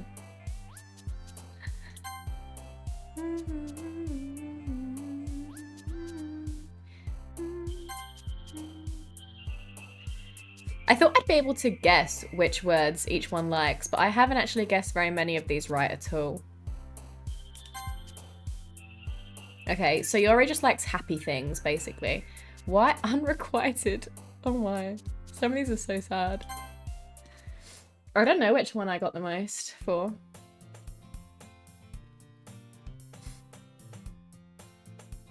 One blackout and this is all over. No. Nah. Mm-mm.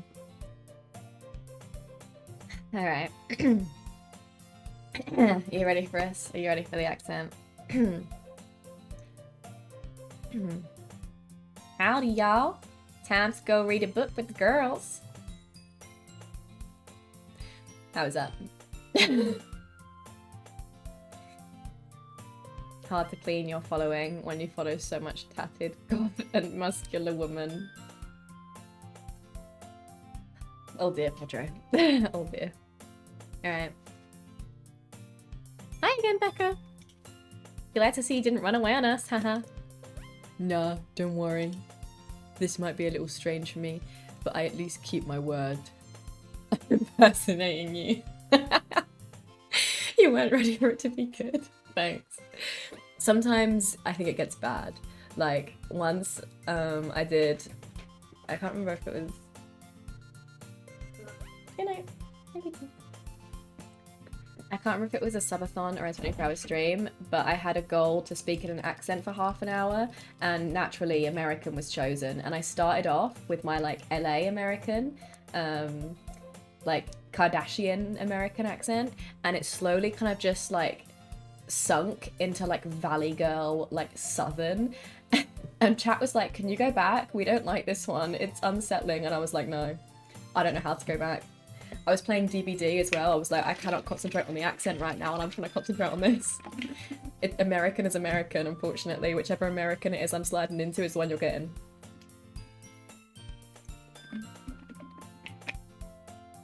Oh my god, do you think I might be infected? Yeah, definitely get that checked out. Hopefully it's fine. Alright. Well, I'm back at the literature club. I was the last one to come in, so everyone else is already hanging out. Thanks for keeping your promise, Becca. I hope this isn't too overwhelming of a commitment for you. Making you dive headfirst into literature when you're not accustomed to it. Oh, come on. Like he deserves any slack. Sayori told me you didn't even want to join any clubs this year. And last year, too.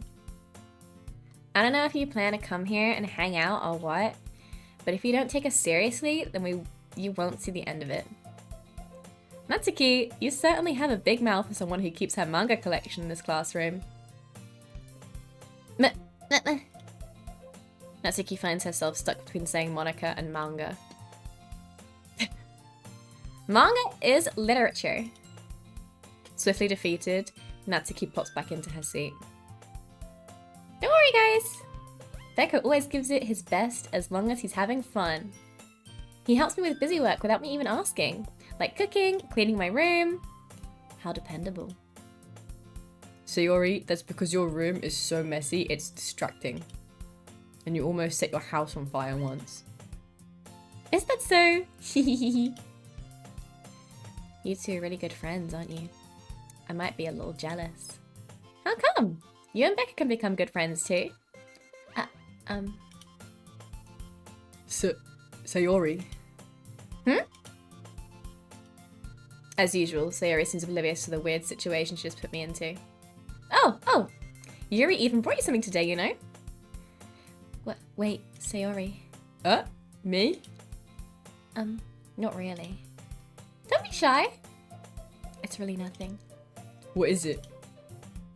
Never mind. Sayori made it sound like a big deal when it's really not. What do I do? I'm sorry, Yuri. I wasn't even thinking. I guess that means it's up to me to rescue this situation. Hey, don't worry about it. First of all, I wasn't expecting anything in the first place, so any nice gesture from you is a pleasant surprise. It'll make me happy no matter what. Is that so? Yeah, I won't make it a big deal if you don't want it to be. Alright. Well, here. Yuri reaches into her bag and pulls out a book. I don't want you to feel left out, so I picked out a book that I thought you might enjoy. It's a short read, so it should keep your attention even if you don't usually read. And we could, discuss it if you wanted. This is... How is this girl accidentally being so cute?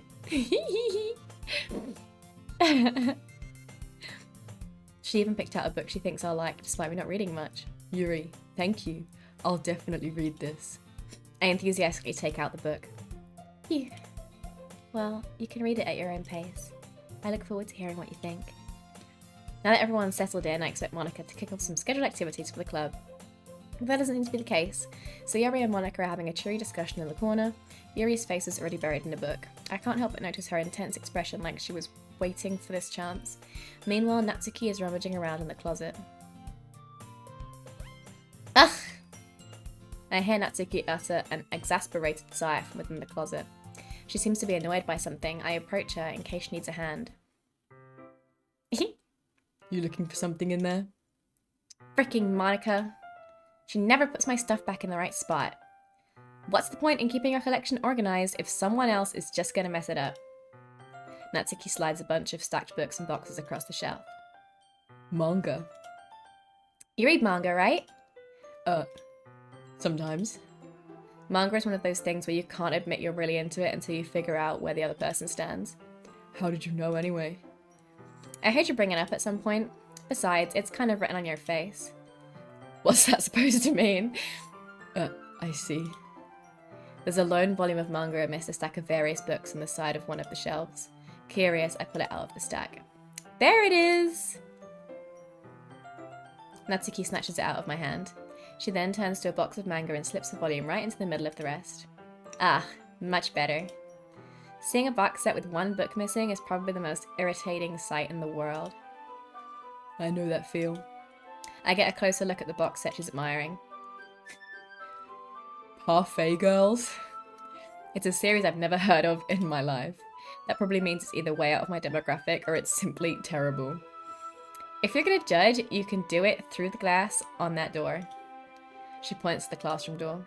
Hey, I wasn't judging anything. I didn't even say anything. It was the tone of your voice. But I'll tell you one thing, Becca. Consider this a lesson straight from the literature club. Don't judge a book by its cover.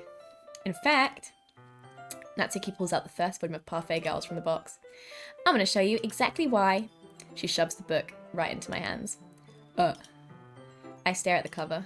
It features 4 girls in colourful attire striking animated, feminine poses. It's exceedingly Mo. What the bloody hell does Mo mean? What does this mean? You unfollowed 20 people. Is that all out of 3,000? No, you're a fake anime fan, so you won't know what I'm talking about, but you legit sound like Lillian Weinberg from Dr. Stone. Yeah, I've never heard of that. But why? Is that a Tex? Did she do a Texas accent then?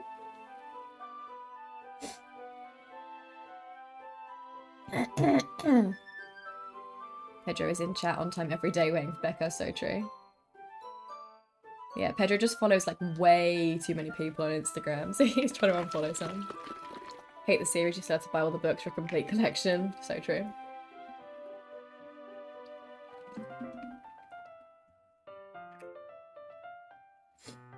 A Japanese slang term that refers to feelings of strong affection and adoration for fictional characters.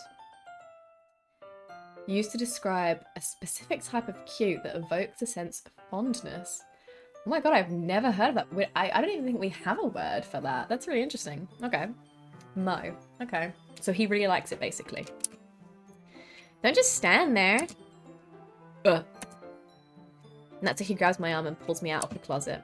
She then takes a seat against the wall beneath the windowsills. She pats on the ground next to her, signaling me to sit there.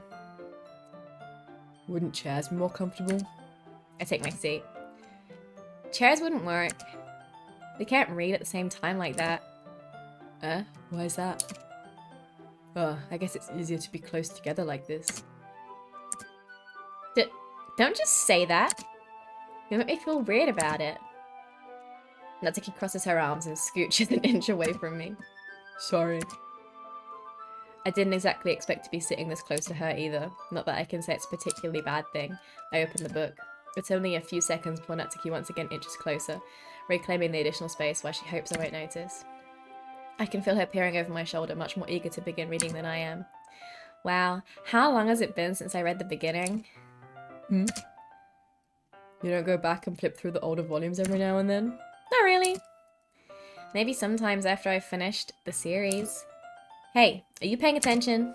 I am, but nothing's really happened yet, so I can talk at the same time. It looks like it's about a bunch of friends in high school. Typical slice of life affair. I kind of grow out of these since it's rare for the writing to be entertaining enough to make up for the lack of plot. So, what should I expect from this? Is there going to be a plot? Well, obviously. You think I would enjoy something that didn't have a plot? I mean, well, I guess I know what you're saying. A lot of the beginning is about simple things. Like, there's a really funny chapter when they're obsessed with a guy at the ice cream shop. But that just helps you get to know the characters. And besides, it's still entertaining. But later on, there's all kinds of drama. Like when they get into all their backstories and when some of the romance starts to happen, that's really what makes it so good. There are so many touching parts. I'm not very good at doing the American accent for extended periods of time, clearly. A text and you could have convinced me you were her voice actor. That's really funny. Maybe it was just a good sentence. I don't think it's normally that good. Is that so? It sounds like you really know what you're talking about. Maybe I underestimated you. Hey, wait. What's that supposed to mean? Natsuki gives me a little shove. I just meant that I haven't yet seen you at your full power. Good save. This chapter seems like it's about baking. This is just a guess, but is there a lot of baking in this manga? Well, Natsuki pauses for a moment as if she doesn't want to admit something. Yeah. Why does that matter? It doesn't. I was just curious. Since you enjoy baking too, right? Just a coincidence. I just happened to get into baking around the same time I got this manga. Like I would ever get into anything that's in a manga. I feel bad for anyone that impressionable. Definitely not a coincidence. I guess that explains Natsuki's interest in baking. Still, of all the hobbies to pick up from a manga, that's definitely one of the better ones. Not to mention she's really good at it, so who am I to judge? I tried to recreate this scene, this little pose, when I was at Anime NYC in this cosplay. It did not really work. Sorry, I hit this off for a sec. I should really start taking my ear piercing out when I do cosplay, because sometimes the wigs, along with the headset, just like really presses down on it and it's so uncomfortable. I don't really know how to adjust it to have it not be uncomfortable. But it's really annoying to take out because it's a faff and a half to put back in. Right.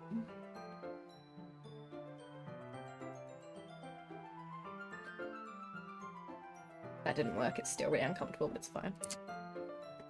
We read on for a few more minutes. I finished a couple chapters at this point. Are you sure this isn't boring for you? It's not. Even though you're just watching me read? Well, I'm fine with that. If you say so. I guess it's fun sharing something you like with someone else. I always get excited when I convince any of my friends to pick up a series I enjoy. You know what I mean? Hmm? Thanks, Ty the Fry Guy, for the follow. Conven, how you doing? You don't? She's so cute. That's not... Well, I wouldn't really know. What do you mean? Thank you, Stefan, for the follow. Conven, how you doing? Don't you share your manga with your friends? Could you not rub it in? Jeez. Sorry. Like I could ever get my friends to read this. They just think manga is for kids. I can't even bring it up without them being all like, you still haven't grown out of that yet? Makes me want to punch them in the face. Ugh, I know those kinds of people. Honestly, it takes a lot of effort to find friends who don't judge, much less friends who are also into it. I'm already kind of a loser, so I guess I gravitated towards the other losers over time. But it's probably harder for someone like you. Yeah, that's pretty accurate. Wait, which part? I mean, I feel like I can't even keep it in my own room. I don't even know what my dad would do if he found this. I don't know why this game makes it so deep that she likes manga. It's really not a big deal. Like, I don't know how old this game is, but I feel like manga's such a popular thing nowadays. Like, yeah, people might still think you're nerdy for reading it, but like, they make it to be such a big deal in this game. I don't understand why. Like, her dad would be disappointed in her for reading manga. I'm doing good, thank you. I'm doing alright. I'm doing alright. We just started Doki today, and I'm trying to finish it in one stream, so we'll see how it goes. Yeah, I'm not sure if Natsuki or Yuri is my favourite. I feel like I am Natsuki and Natsuki is me. But Yuri's just so cute.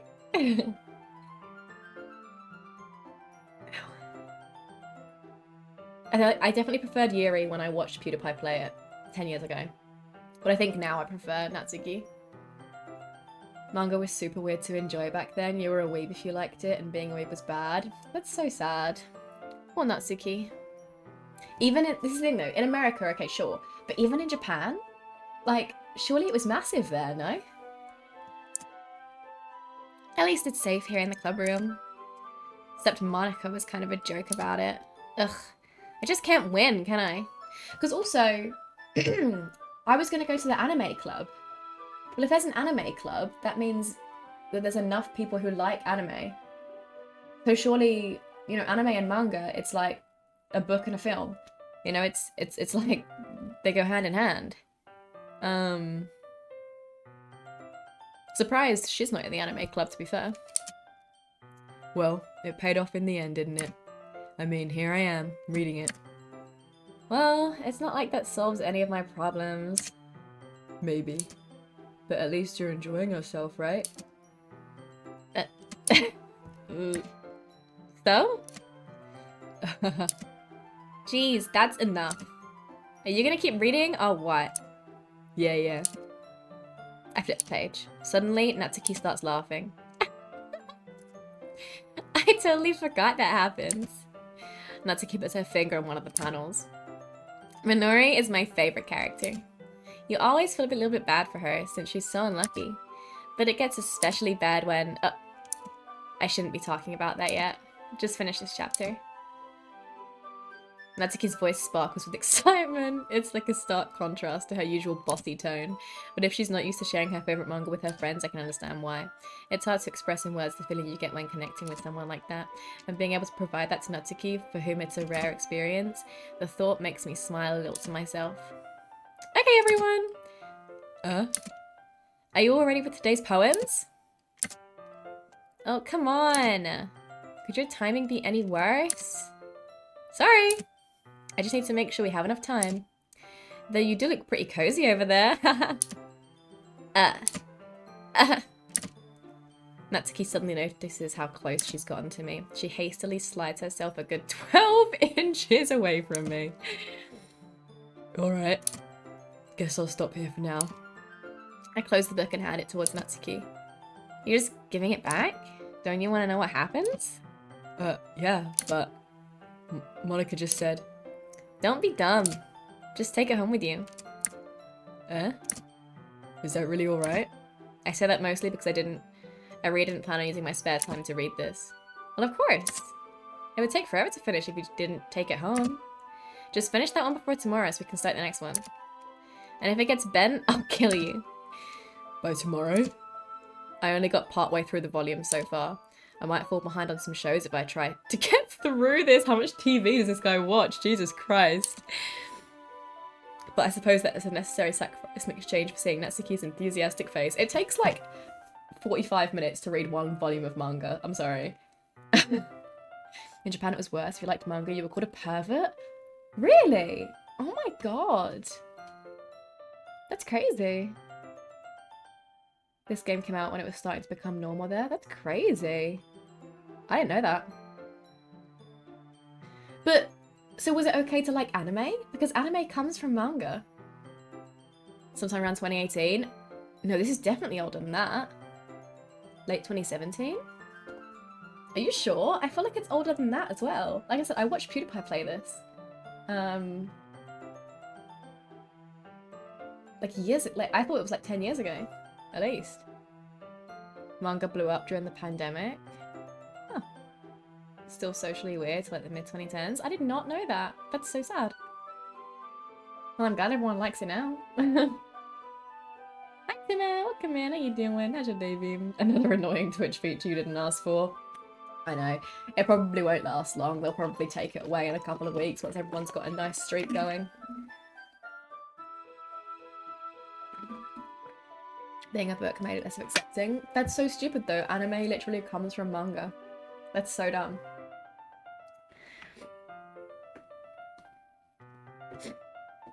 I guess I can see it in the sense of like superhero films come from comic books, right? But if you read comic books, you're a fucking neek. But if you like superhero films, you're not. I suppose it's the same difference as that. I'm more scared of seeing what will happen if I don't finish it. Alright then. I stand up. I return to where I put my stuff and carefully slip the book into my bag. By the way, did you remember to write a poem last night? Yeah? My relaxation ends. I can't believe I agreed to do something so embarrassing. I couldn't really find much inspiration, so I've never really done this before. Well, now that everyone's ready, why don't you find someone to share with? I can't wait! Sayori and Monica enthusiastically pull out their poems. Sayori's is on a wrinkled sheet of loose leaf, torn from a spiral notebook. On the other hand, Monica wrote hers in a composition notebook. I can already see Monica's pristine handwriting from where I sit. Natsuki and Yuri reluctantly comply as well, reaching into their bags. I do the same myself. The music genre is like that too. You're in the band. Nerd. You're Taylor Swift. Everyone loves you. Yeah, that's true as well, actually. I feel like, in terms of music, if you're in a band or if you're like an indie singer or whatever, like basically anything indie, basically it's cringe until you're famous and rich, and then it's cool. Basically. If you've opened Crunchyroll lately, I understand them calling each other perverts. Wait, why?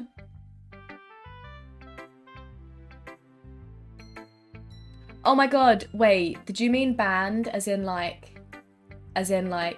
she's cheer captain and I'm on the bleacher? Is that what you meant? Like band? Because we don't have band in the UK. Like at school, we don't really have that.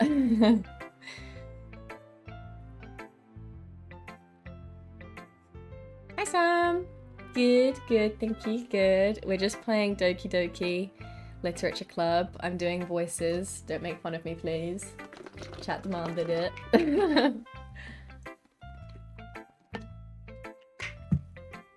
Okay, who should I show my poem to first? Should we talk to Natsuki because we were just talking to her? You have no idea what this is? It's a dating simulator. Is it a romance or a horror? That is the question. That is the question. Both. You don't listen to TS made that reference, just an example. No, sorry, I meant when you said band, I did you meant, oh okay, I see what you mean. Okay, never mind. But it was spooky season? It is spooky season. It is, you'll see. You'll see. I told Natsuki I was interested in her poems yesterday. It's probably only fair if I shared mine with her first. Okay, well, let's start with the things I don't like. First of all, Natsuki rereads my poem. Never mind. I don't feel like giving you my opinion. Huh? Then what's the point of sharing in the first place? I wrote this when I could have been doing other things. In fact, remember how I said I wanted to read your poems? That's what I had in mind when writing this. I want to help you feel comfortable enough to share yours, like Monica said. Well, I would be more comfortable sharing my poem if yours was really bad. You were supposed to show me some dumb poem and make me go, ha, well, it's not that great, but let me show you what real literature looks like. And you went and ruined it. I hope you're happy. So, in other words, you saying you liked it? Natsuki's retort gets caught in her throat. You don't understand anything, do you? I already told you that. You don't have to go announcing it to the world like you're all self-important. Pretty sure you never actually said that. I say mostly to myself. Natsuki must really hate me or something. I can't figure out if it's a win or a loss that she liked my poem. In any case, you still need to show me yours, right? Grr. Fine, I guess. Only because Monica will make me if I don't. Okay. Right. Eagles can fly. Monkeys can climb. Crickets can leap. Horses can race. Minus points, it doesn't rhyme. Owls can seek. Cheetahs can run. Eagles can fly. People can try. But that's about it.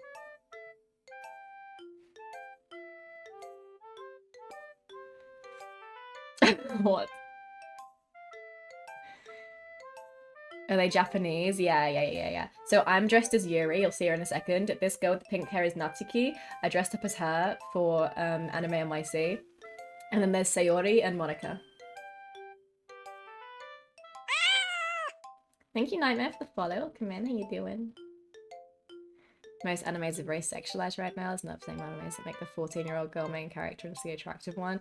I don't feel like that's our right now. I feel like that's always been the case.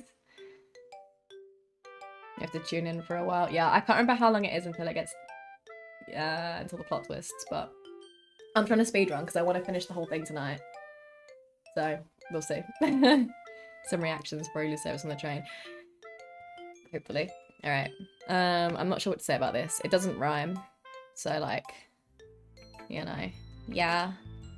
I told you that you weren't gonna like it. I like it. What? Just be honest. I am. Why are you so convinced that I wouldn't like it? Well, Because everyone in high school thinks that writing has to be all sophisticated and stuff. So people don't even take my writing seriously. But isn't the point of poems for people to express themselves? Your writing style wouldn't make your message any less valid. Yes, exactly. I like when it's easy to read, but it hits you hard. Like in this poem. Seeing everyone around you do great things can be really disheartening. So I decided to write about it. Yeah, I understand. I don't understand. But the other nice thing about simple writing is that it puts more weight on the wordplay. Like, I set it for a rhyme at the end, but then made it fall flat on purpose. You made it bad on purpose? It helps bring out the feeling in the last line. So you did. I guess more went into it than I realized. That's what it means to be a pro. I'm glad you learned something. Didn't expect that from the youngest one here, did you? Yeah, guess not. I decided to humour her with that last comment. I don't really care how old everyone is, but if Natsuki is feeling proud, then I won't take that away from her. She's so cute.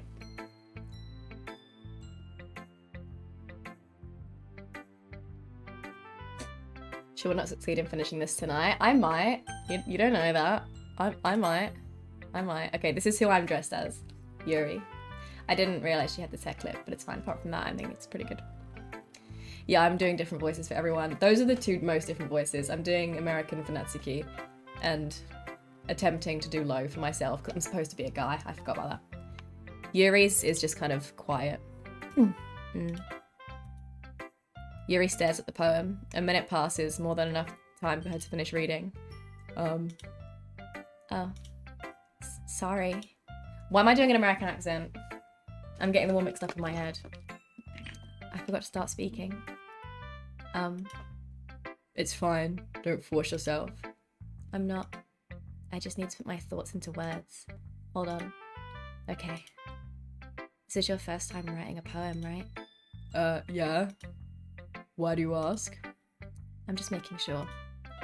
I guess that it might be after reading through it. So it's that bad? No. Did I just raise my voice? I'm so sorry. Yuri buries her face in her hands. I couldn't help but notice that it's been several minutes and we really haven't gone anywhere. It might take Yuri a while to get used to new people. It's fine. I really didn't notice. What were you saying? Right, it's just that there are specific writing habits that are usually typical of new writers, and having been through that myself, I kind of learned to pick up on them. I think the most noticeable thing I recognise in new writers is that they try to make their style very deliberate. In other words, they tend to pick a writing style separate from the topic matter, and they fit the two together. The end result is that both the style and the expressiveness are weakened. Once Yuri finds her train of thought, it's as if her demeanour totally changes. Her stammering is completely gone, and she sounds like an expert. Of course, that's not something you can be blamed for. There are so many different skills and techniques that go into writing even a single poem. Not just finding them and building them, but getting them to work together is probably the most challenging part. It might take you some time, but it all comes with practice and learning by example and trying new things. I also hope that everyone else in the club gives you valuable feedback. Natsuki can be a little bit biased though. Biased? How? Well, never mind. I shouldn't be talking about people like that. Sorry. It's fine. I'm not sure if Yuri is apologising to herself, to me, or to Natsuki. Do you mind if I read your poem now? Please do. I'd love to share my thought process behind it. Yuri smiles dreamily, as if that's a rare opportunity for her, which itself is kind of funny. After all, isn't this supposed to be a literature club? Thank you, Dave, thank you. Yeah, I forgot Magic at the beginning of the game. That you're a boy, obviously, because we couldn't have them all being lesbians, could we? So yeah, I'm a boy. Hi, Ghosty! Well, do I have news for you? Yes, I'm this anime girl from high school. How you doing? Okay, ghost under the light. The tendrils of my hair illuminate beneath the amber glow. Bathing. It must be this one. The last remaining streetlights have withstood the test of time. The last yet to be replaced by the sickening blue-green hue of the future. I bathe, calms breathing air of the present, but living in the past. The light flickers. I flicker back. I hate poetry. Yeah, I'm this anime girl. I'm sorry I have such terrible... Oh, shut the fuck up, Yuri. Please. It was perfect, you know it. Thank you, Zero, for the follow. What are you doing? Go back to class? No, this isn't after school club. Class is finished. What do you mean? We're at the literature club. What? I wasn't thinking that at all. But it took you a long time to read. Well, I just don't read script very often. Sorry, Yuri, that I'm dyslexic. Is that alright? Jesus. I actually think your handwriting is pretty. Ah? That's a relief. Also, I liked the poem. Even though it's short, it was really descriptive. It wasn't too short? I usually write longer poems. Not at all. I'm really glad you like it. I'll be honest. Since it's our first time sharing, I wanted to write something a little more mild. Something easy to digest, I suppose, because normally Yuri writes smut, by the way. Are you into ghosts, Yuri? Oh, okay, ghost smut. Actually, the story isn't about a ghost at all, Becca. Really? I must have totally missed the point. Well, I suppose you did only glance at it after all. But remember that poets often express their own thoughts, feelings, and experiences in their work. They usually do more than tell a simple story or paint a picture. In this case, perhaps the subject of the poem is only being symbolically compared to a ghost. Lingering in her last remaining place of comfort, unable to let go of the past, and soon to be left with nothing. That's a lot more solemn, putting it that way. I hadn't even thought of that. That's impressive. It's nothing really. Well, it makes me happy that you think that. Just remember that it won't be long before you pick up on these things too. Yeah, maybe you're right. I guess I'll have to keep trying. I'm counting on you. Okay. An amazing cosplay. Aw, thank you. The kitty headset, yeah. I feel like Natsuki would be more likely to wear the kitty headset. I don't think Yuri would wear it, but it's okay. Alright. Let's go see Yuri next. Okay, what does Yuri sound like again? This is a good poem, Becca. Are you sure it's your first time? Of course. It's not that good. Am I the kind of guy who would be writing poems in his spare time?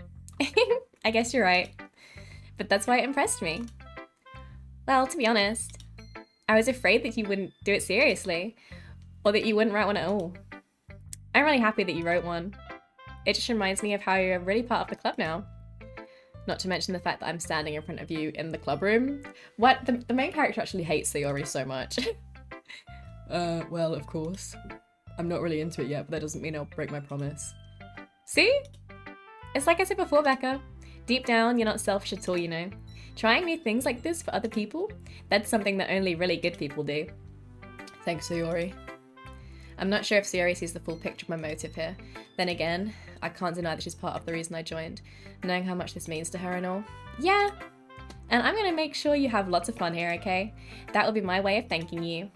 Alright, I'm gonna hold you to that then. Yay! Now you'll read my poem too, right? Don't worry, I'm really bad at this. We'll see about that. Dear Sunshine. Jesus Christ, okay. Dear Sunshine. The way you glow through my blinds in the morning, it makes me feel like you missed me, kissing my forehead to help me out of bed, making me rub the sleepy from my eyes.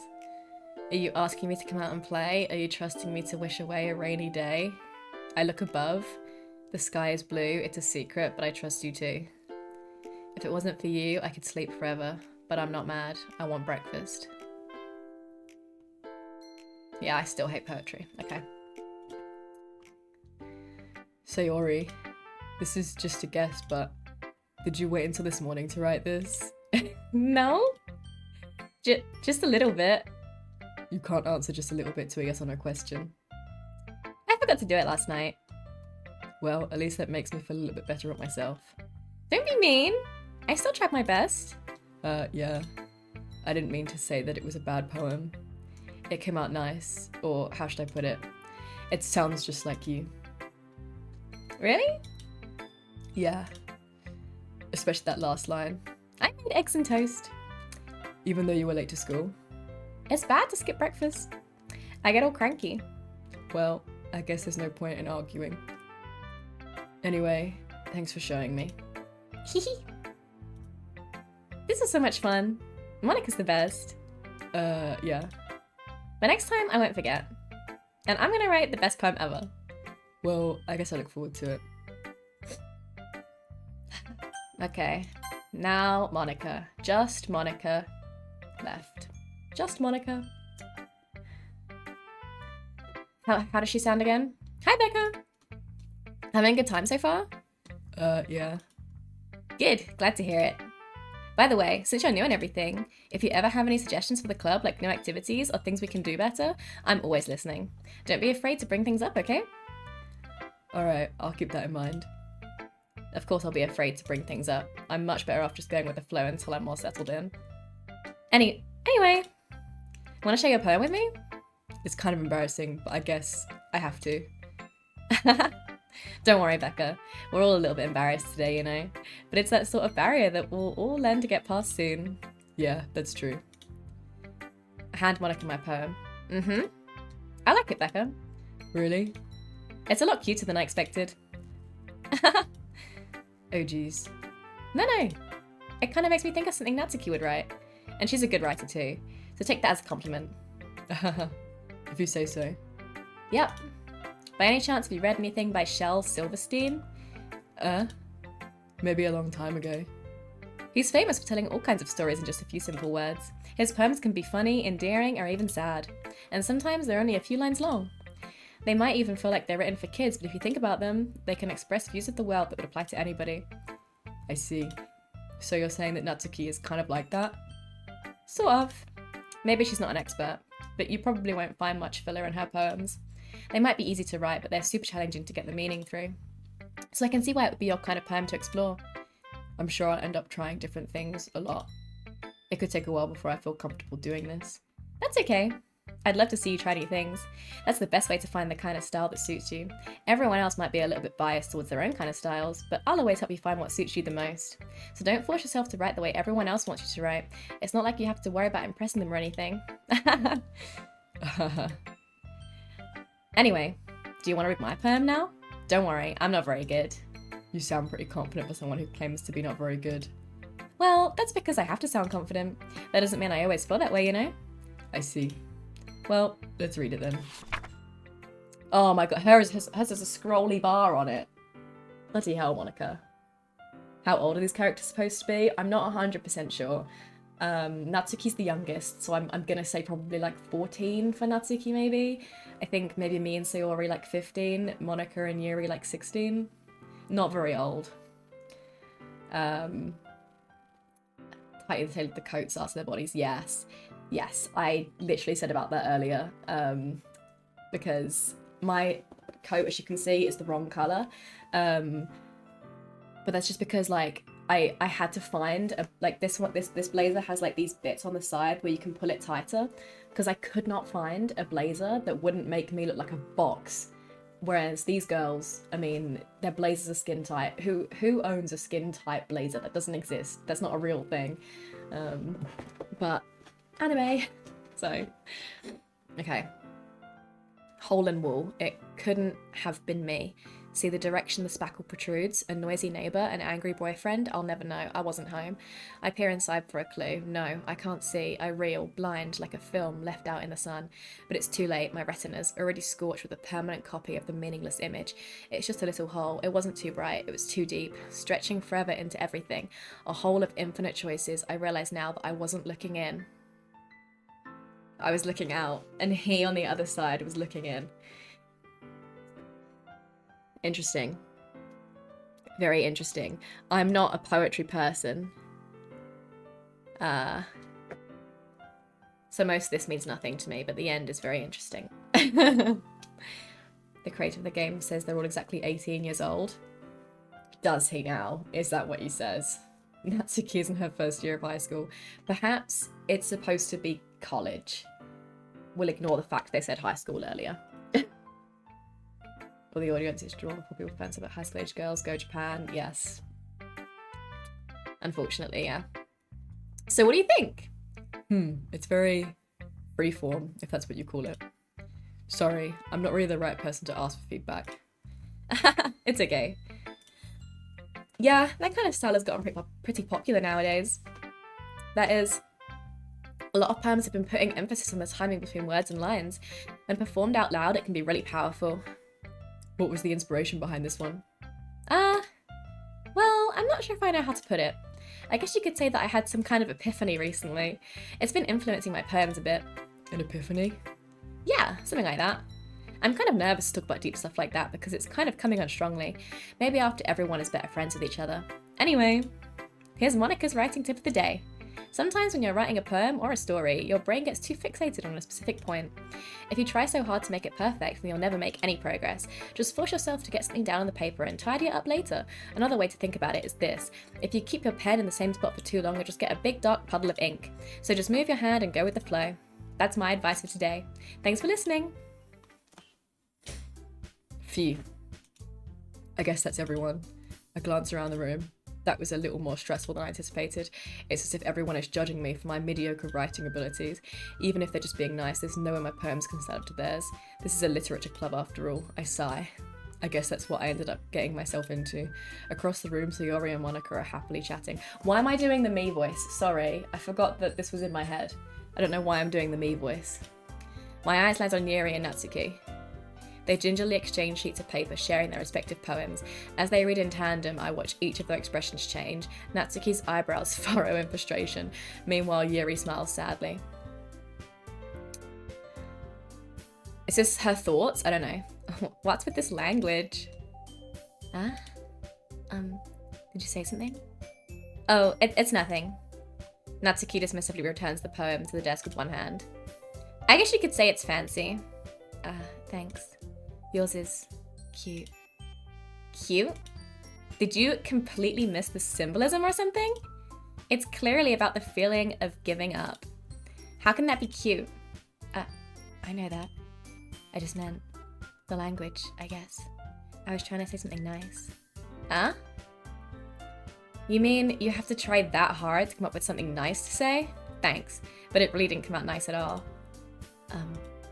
Well, I do have a couple suggestions. If I was looking for suggestions, I would have asked someone who actually liked it. Which people did, by the way. Sayori liked it, and Becca did too. So based on that, I'll gladly give you some suggestions of my own. First of all, excuse me. I appreciate the offer, but I've spent a long time establishing my writing style. I don't expect it to change anytime soon, unless of course I come across something particularly inspiring, which I haven't yet. And Becca liked my poem too, you know. He even told me he was impressed by it. Natsuki suddenly stands up. Oh, I didn't realize you were so invested in trying to impress our new member, Yuri. That's not what you're just... Why am I doing an American accent? Oh my god. Yuri stands up as well. Maybe you're just jealous that Becca appreciates my advice more than he appreciated yours. Huh. And how do you know he didn't appreciate my advice more? Are you that full of yourself? No. If I was full of myself, I would deliberately go out of my way to make everything I do overly cutesy. Is everyone okay? Well, you know what?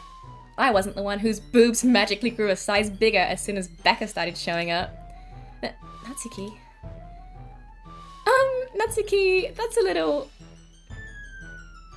This doesn't involve you. I don't like fighting, guys.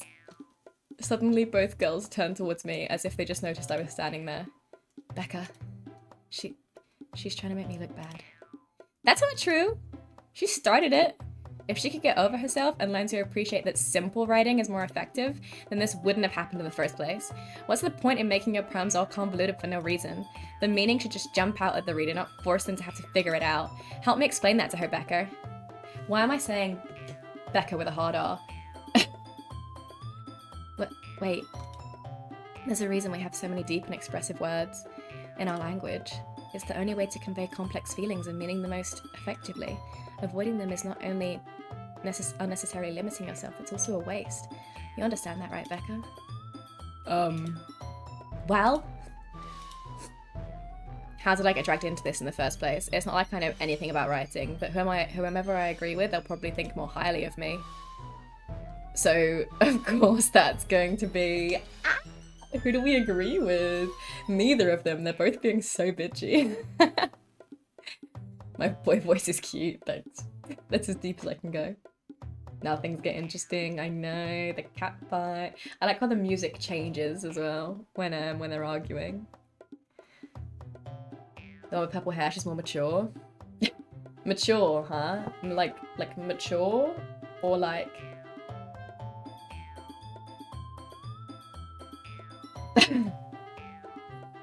Yeah, I got you. Yeah. Okay, I don't want to pick one. So I kind of want to say help me, Sayori. But the problem is, I don't know if that will increase my relationship with Sayori. Because as much as I do like her, I prefer these two. So I don't really know who to pick. Yuri is being so up herself about it, but Natsuki's being a child. I'm going to say help me, Sayori. Wait, what? Natsuki. Natsuki glares at me, trying up any words I had in my mouth. So instead I turn to Yuri. Yuri. But Yuri's expression is so defenseless that I can't bring myself to say anything to her. Sayori? Huh? Yeah? Everyone's fighting is making Sayori uncomfortable. How can the two of you keep fighting when you know you're making your friend feel like this? Becca? Sorry. Becca.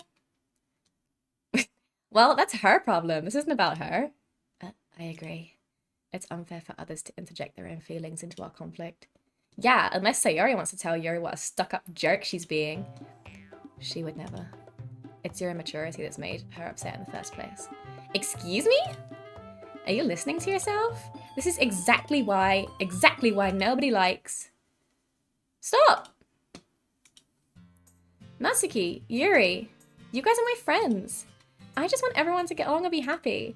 My friends are wonderful people, and I love them because of their differences. Natsuki's poems, they're amazing because they give you so many feelings with just a few words. And Yuri's poems are amazing because they paint beautiful pictures in your head. Everyone's so talented, so why are we fighting? But because, well... Also, Natsuki's cute and there's nothing wrong with that. And Yuri's boobs are the same as they always were. Big and beautiful.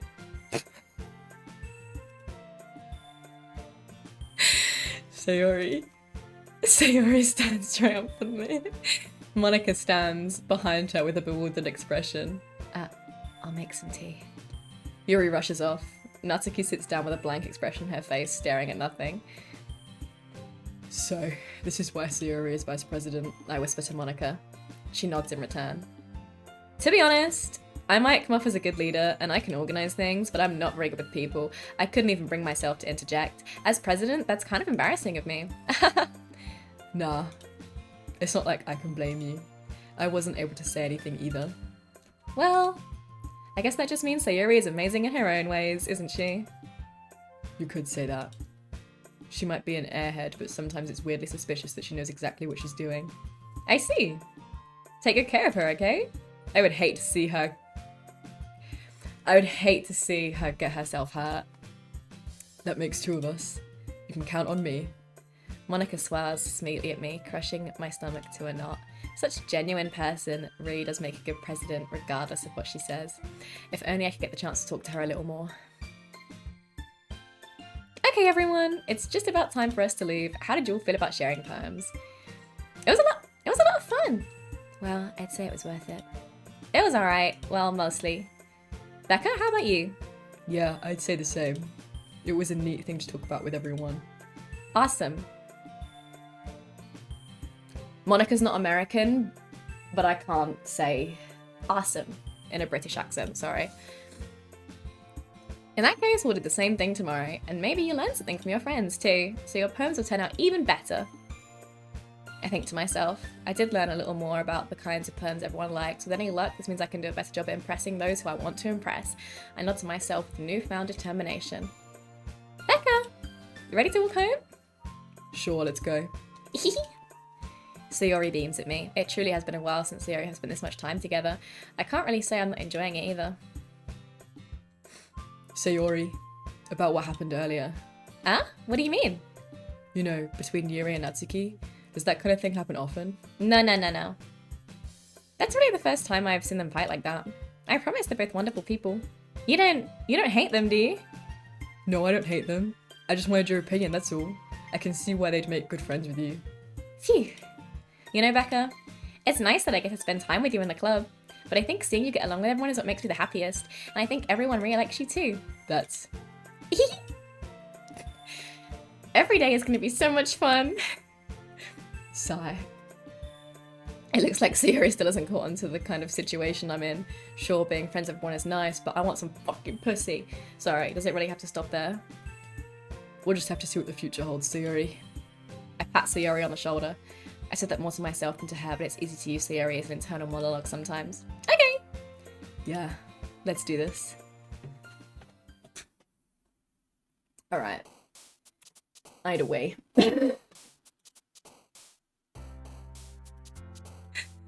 Right.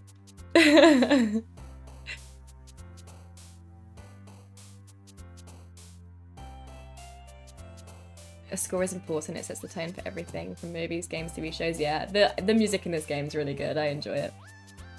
You've done the math. Natsuki is 16, Becca, Monica, and Sayori are 17, Yuri is 18. Oh, interesting, so Yuri's older than Monica. Okay.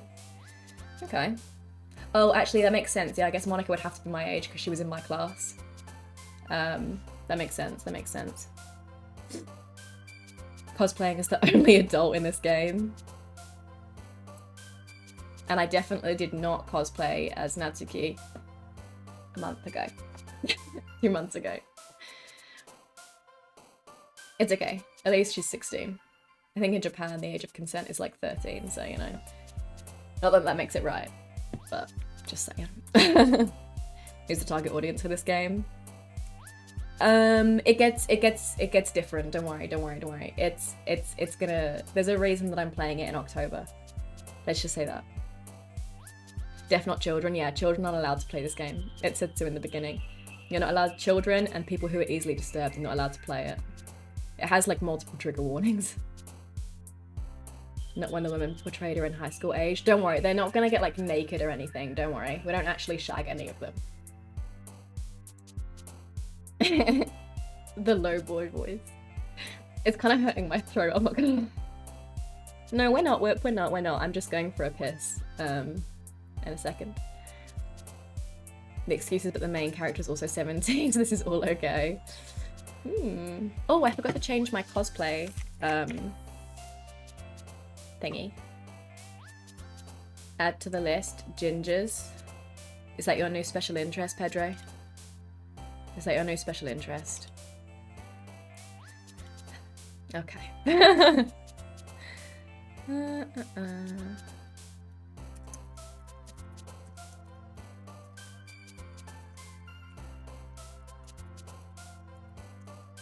Okay, there we go. I changed the cosplay command.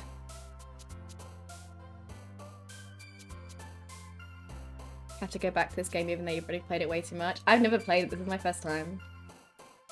The question of the day. I don't think that's an unpopular opinion, Dave, if it helps. I don't think that's an unpopular opinion. Hard to unfollow gingers. Alright, I'll be right back. I don't even have to put music on because the soundtrack is so good.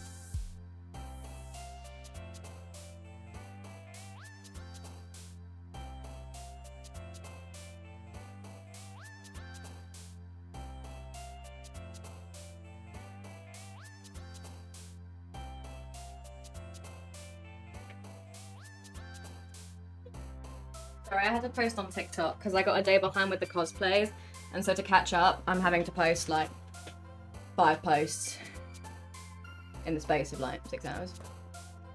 It'll be okay.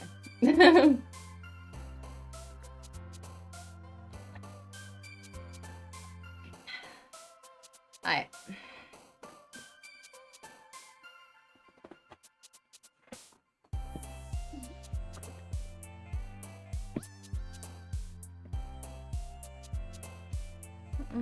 I wish I took the blazer off. I feel like it's part of the fit. That's kind of... ugh.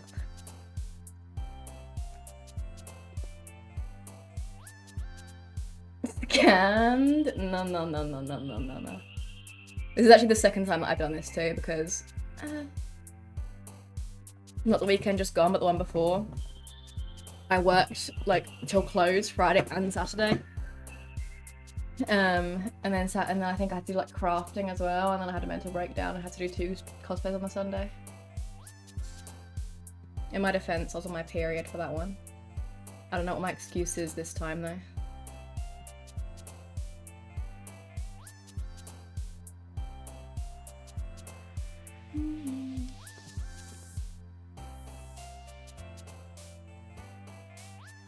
Do you mean it should be less, Pedro? Obviously not. Should be 30? I think 16 is fine. I know in some states in America it's 18. It's 16 in the UK, and I think that's fine. Because the problem is, right, obviously it's a just because legal doesn't mean right kind of situation where it's like, you know, if it's like, if we're talking about a 30-year-old, then they shouldn't even really be with an 18-year-old. Like, that is just weird. So it doesn't really matter what the age of consent is when you're like that age, but it's more when it's like 15 and 17. Technically the 17-year-old's committing a crime, but it's like really not that bad, you know?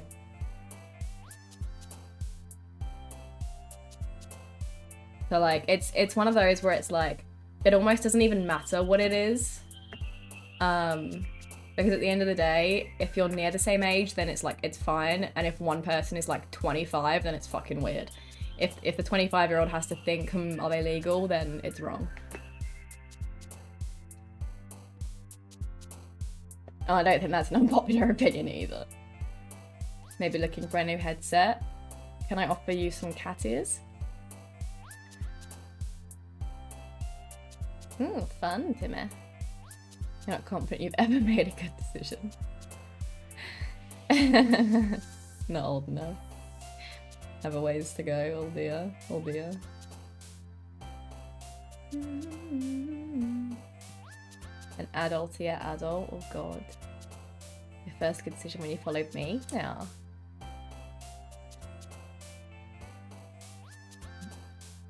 I'm not a pro scammer, whatever do you mean? God, fine, I'll do stupid workouts. Oh.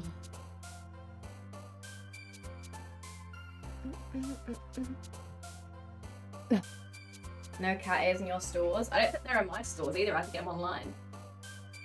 1, 2, 3, 4, 5, 6, 7, 8, 9, 10. Okay, and this is a skort, but I'll still use chair protection because, you know.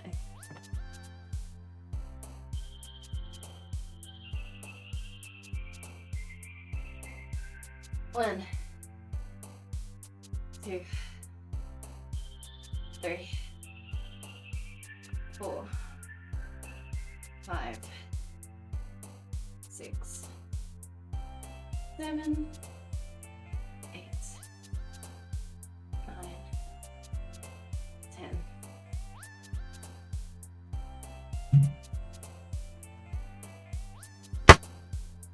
Hi.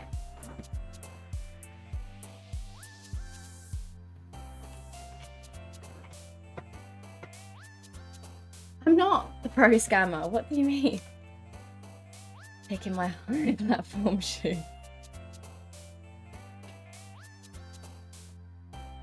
If you only follow the main TikTok account, you've been massively scammed. I know. I gave up on the main TikTok account. But I'm still going strong on the cosplay one. It's fine, it's fine.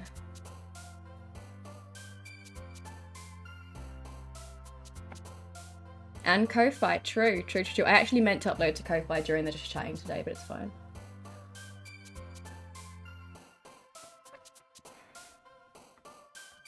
Alright. Let's carry on.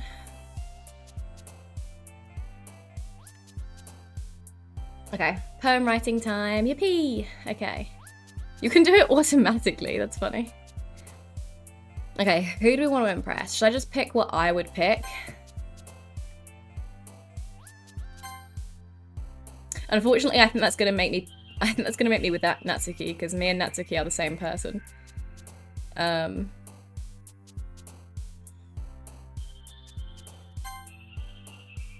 But it's fine.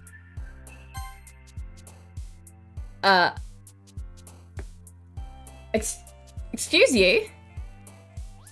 Wow, look at all these fun words. Giggle, dream, sensation, hop, promise, so, excuse... Huh? Huh?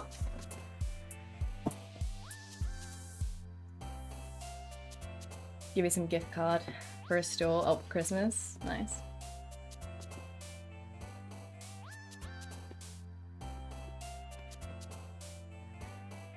The only legal choice. But we're 17 too. Okay. Well, okay. Right.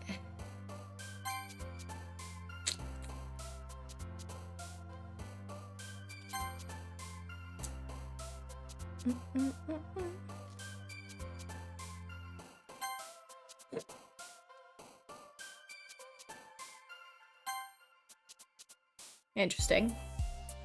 I was actually going for her with that one, but that's alright.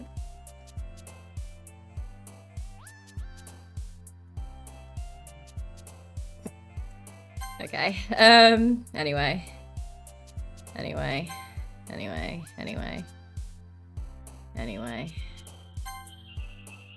Oh.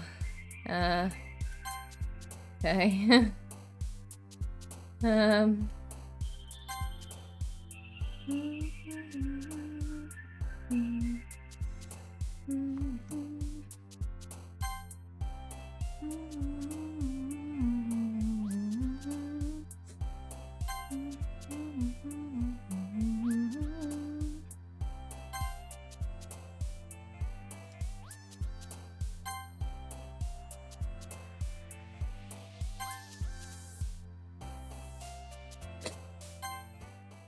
Right. I don't know who won there either, I think. Oh, God. I think that's going to be a random assortment of, which ones? Thanks, Blair. So you can technically be a pervert. You were 17, almost 34 years ago. Yeah, Yuri is... Yeah. Your birthday's 2.5 weeks from Christmas. Every birthday present I've ever gotten has been a gift card and you'll get real gifts on Christmas. Aw. That's kind of sad. My birthday's in June and I've always loved that because it's like, I would have hated for my birthday to be like next to Christmas, you know? You're right. You don't see any horror yet. It's coming, it's coming, it's coming. Did you not see the suicide, depression, anxiety in the poems? It's coming, it's coming. Right. Another day passes and it's time for the club meeting already. Hi Stealth, welcome in, how you doing? How's it going? Good, thank you. We're just romancing some schoolgirls. I've gotten a little more comfortable here over the past couple days. Entering the club room, the usual scene greets me. Hi Becca! Yo, Sayori. Looks like you're in a good mood today. I'm just still not used to you being in the club, that's all. I see. That's a pretty simple thing to get you in a good mood. But I guess it's always the simple things with you anyway. Speaking of which, I'm kind of hungry. Will you come with me to buy a snack? No thanks. Oh, we're so mean to Sayori. The game is like, don't fucking choose Sayori. We don't like that bitch. She's annoying. Huh? That's not like you at all. I have my reasons. Why don't we take a look at your purse, Sayori? Why that all of a sudden? No reason, really. I just wanted to look at it. Sayori nervously retrieves her coin purse. She fumbles with the latch and gets it open. Then she turns it upside down and lets its contents spill onto the desk. Only 2 small coins fall out. I knew it. I can see right through you, Sayori. That's not fair. How did you even know? It's simple. If you had enough money in the first place, you would have bought a snack before coming to the club room. So either you're not hungry and wanted an excuse to take a walk, or you plan to conveniently forget that you spent all your money so that I would lend you some. But there's one more thing. You're always hungry. And so that only leaves the one option. Aww. I give up. Don't make me feel guilty. If you feel guilty, that means you deserve to feel guilty. We're so mean. Yuri suddenly giggles. I didn't notice that she was listening in. Her face is in her book as always. I wasn't listening or anything. It was just something in my book. Yuri! Tell Becca to let me borrow some money. Don't get me involved like that, Sayori. Besides, you should only buy what you can responsibly afford. And frankly, after pulling a mischievous little stunt like that, your suffering is fair enough retribution. I didn't mean that. I got too absorbed into my book. I really like it when you speak your mind, Yuri. It doesn't happen much, but it's a fun side of you. There's no way you could think that. You were right, though. I did something bad, and now I have to accept the revolution. Retribution. That! Still, coming from you, Sayori, I guess there's a little devil inside all of us, isn't there? Don't let her fool you. Sayori knows exactly what she's doing. After all, she told you guys she was bringing me to the club before she even told me. But, you wouldn't have come if it weren't for the cupcakes, so I had to trick Natsuki into making them. Come on, give me more credit than that, Sayori. Ah! Cut! Out of nowhere, something smacks Sayori in the face and tumbles onto the desk. Ow! What was... Huh? A cookie? Sure enough, it's a giant cookie wrapped in plastic. Sayori glances around. Is this a miracle? It's because I paid my restitution? Retribution. Actually, that one almost worked. I was just gonna give that to you, but then I heard you blab about the cupcakes. It was totally worth seeing your reaction though. Natsuki, that's so nice of you. I'm so happy. Sayori hugs the cookie. Geez, just eat it. Sayori rapidly tears open the wrapper and takes a big bite. So good! Mmm. Sayori suddenly clasps her hands over her mouth. I bit my tongue. You're going through a lot over just one cookie. Natsuki takes a bite of her own cookie. Ah, yours looks really good too, Natsuki. Can I try it? Jeez, beggars can't be choosers. But yours is chocolate. Yeah, why do you think I gave you that one? Fine. Still, I'm really happy you shared this one with me. Sayori gets out of her seat and goes behind Natsuki, then wraps her arms around her. Ah, jeez. I get it. Cookie still in hand, Natsuki reaches up to nudge Sayori off of her. Oh! Sayori suddenly leans down and takes a bite out of Natsuki's cookie. Hey! Did you seriously just do that? Mouthful, Sayori trots away to safety. Yuri and I laugh as well. Jeez, you're such a kid sometimes. Monica, can you tell Sayori? Oh? Natsuki glances around. Monica isn't in the club room. Ugh. Where's Monica anyway? Good question. Have any of you heard anything about her being late today? Not me? Yeah, I haven't either. That's a bit unusual. I hope she's okay. Of course she's okay. She probably just had something to do today. She's pretty popular after all. You don't think she has a... I wouldn't be surprised. She's probably more desirable than all of us combined. That's true. Excuse me? Suddenly the door swings open. Sorry, I'm super sorry. Oh, there you are. I didn't mean to be late. I hope you guys weren't worried or anything. Huh? Monica chose the club over her boyfriend after all? You're so strong-willed.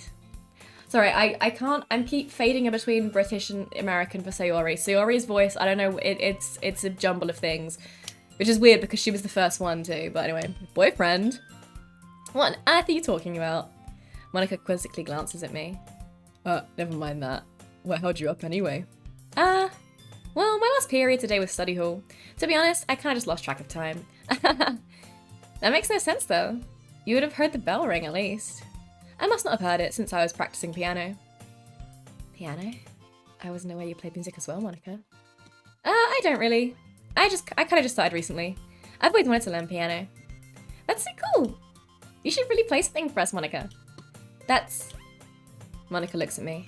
Maybe once I get a little bit better, I will. Yay! That sounds cool. I'll also look forward to it. Is that so? In that case, I won't let you down, Becca. Monica smiles sweetly. I didn't mean any pressure or anything like that. Don't worry, I've been practicing a whole lot recently, and I'd really love the chance to share once I'm ready. I see. In that case, best of luck. Thanks. So I didn't miss anything, did I? No, not really. I choose to leave out Sayori's mischievous escapade. I'm sure Natsuki will end up complaining to her anyway. It looks like everyone has already settled down. Sayori somehow already finished her entire cookie. Yuri is back to her book, and Natsuki disappeared into the closet. Man, it looks like no one wants to be bothered today. I slumped down into the nearest desk. How am I supposed to occupy myself with something literature related by myself like this? I guess I could always read some of the book Yuri gave me, but I'm feeling a little too tired to read. I could probably fall asleep right now. I close my eyes and end up listening in on Sayori's conversation with Monica. It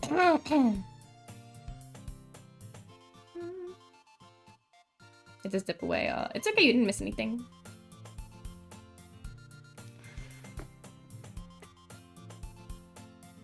You might. Don't you say it? Getting better! Oh, nice stealth. I'm glad. Watching Becca streams is a full-time job. Well, that's quotable. A little bit. Sayori's the prettiest one. I don't know. She's cute. They're all cute, though. And, like, I don't know. I feel like you're not supposed to romance Sayori. Like, the character's so mean to her.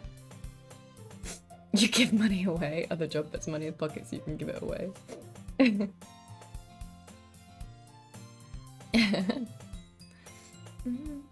You're a criminal now. Funny barbecue chips. Ooh, yummy. Yeah, crisps. Yeah, chips are fries, yeah. But they're different. Fries are skinny and chips are thick. Hi, Byron. Welcome in. How you doing? It's a crispy potato slice. Exactly. Thank you, Byron.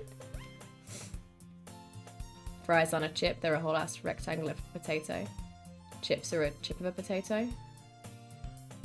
Well, yeah, chips and fries are kind of different, to be honest. But we would call fries... Fries are a type of chips. Like, McDonald's chips are fries, right? But you could also call them chips. Whereas chip shop chips, like thick chips, you couldn't call those fries. Those are just chips. You know? Pommes. Doesn't that just mean potatoes? One of Becca's personalities is an American. Monica's outfit looks as if it's about to burst. Yeah. They all do a little bit, don't they?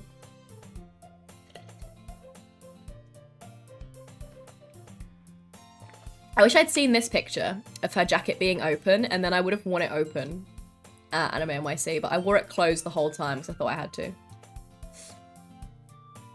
Sayori is the main romance. Do you think so? I think we're clearly not supposed to romance her. Dutch people call fries potato, but also potato earth apple. Yeah, yeah, isn't it like the apple of the ground or something?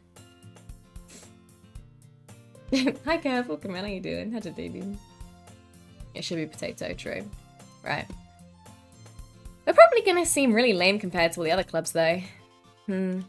Well, we can't give up.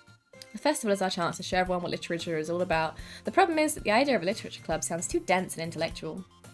But it's not like that at all, you know? We just need a way of showing that to everyone. Something that speaks to their creative minds. That doesn't solve the problem though. Huh? What do you mean? Even if we come up with the most fun thing ever, nobody will come in the first place if it's a literature event. So it's more important to figure out how to get people to show up in the first place, you know? And after they come, we can do the thing to speak to all of their creative minds. What's this? Sayori is taking this really seriously. It's rare to hear her deliberating like this. Huh, that's a good point. In that case, do you think food would do the trick? What kind? Ah, well, I guess we could... Cupcakes! Good thinking. Natsuki would love to do that. You're right! Natsuki makes the best cupcakes. That works out perfectly. That wasn't why you suggested it? Cupcakes speak to my creative tummy. Cupcakes it is then. I'm hungry. Anyway, we still need to work out the details of the event itself.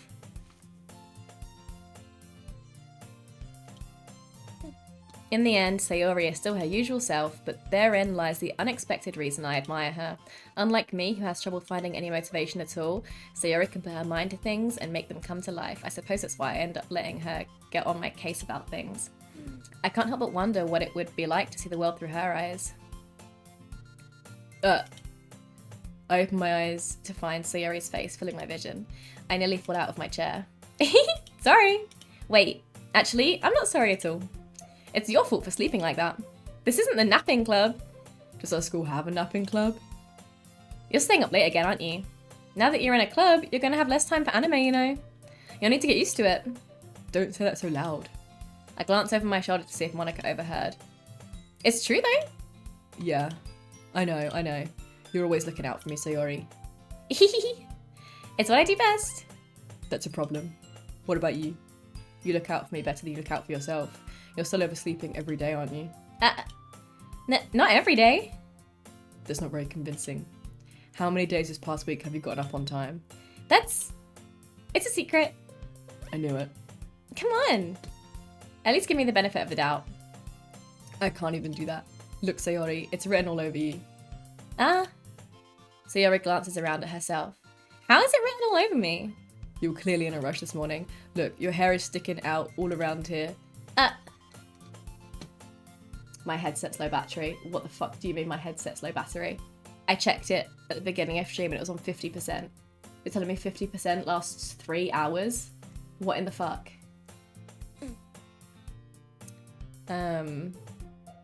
Okay, it's fine.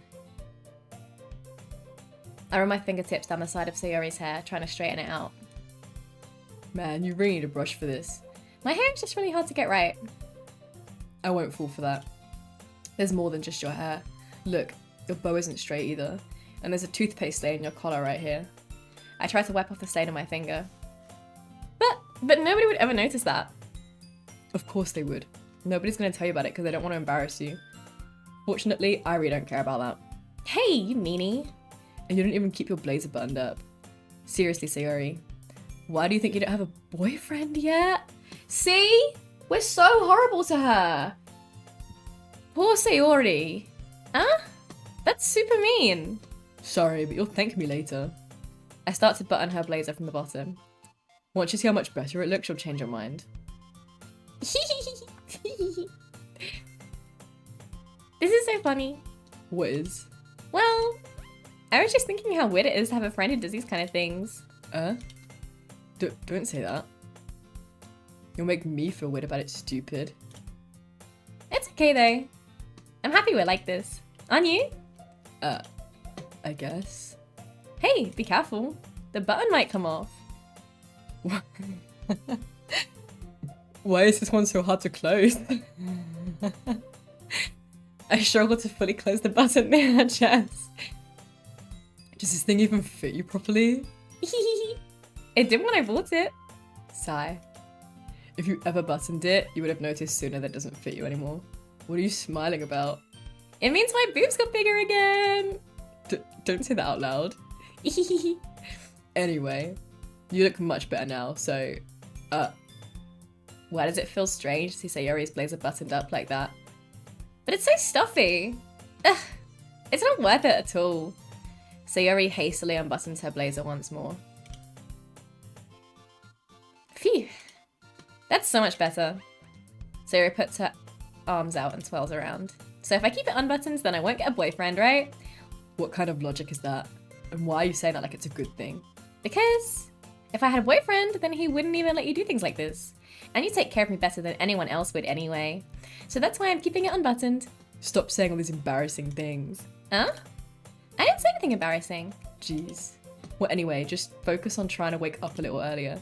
Only if you focus on going to bed earlier. Fine. It's a deal.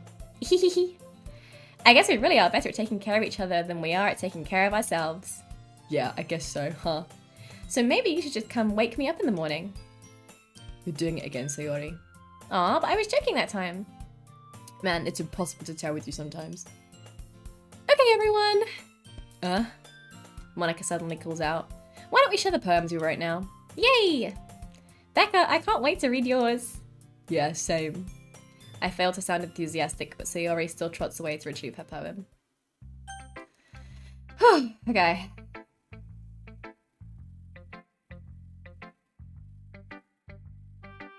Apple of the ground's a banger named potatoes.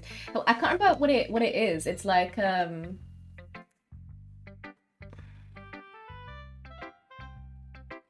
it's like pomme de tête or something. I can't remember.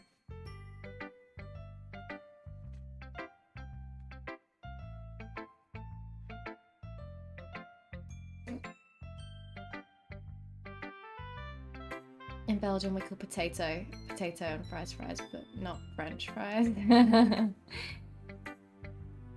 I a voice actress? Shut up. You can make the best cupcakes. I don't remember the last time I made cakes, honestly. Is Flemish like French, Dutch? I don't really know, honestly. I think it's just spoken in the Netherlands or Belgium. I've always a thing in one, but... Good night, Whip. Have a good night. Thanks for watching. Dutch with a different accent, but close to the French border. I see. I've never been to Belgium. Chicken curry pasta. Ooh, yummy. Let's go with the street, Cav. You miss the EU. Me too. Me too. I miss the EU. You think Sayori is the nicest because she's the underdog? She is the underdog, that's very true. We're helping her with her blouse. Wait, are they married? No. No. It's my boobs got bigger, to be fair. I feel her. Except that I actually don't, because mine didn't, but I would feel her if mine did.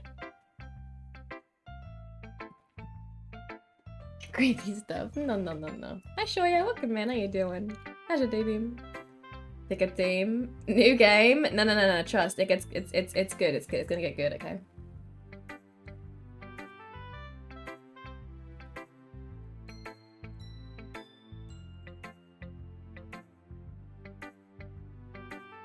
Team Edward.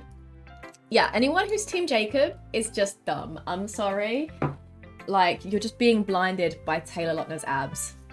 There is absolutely no good reason to be Team Jacob. Not one single good reason. Because also, what's his face?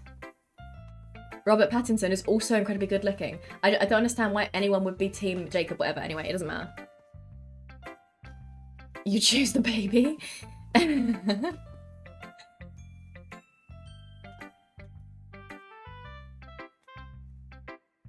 Any correct way to watch this game?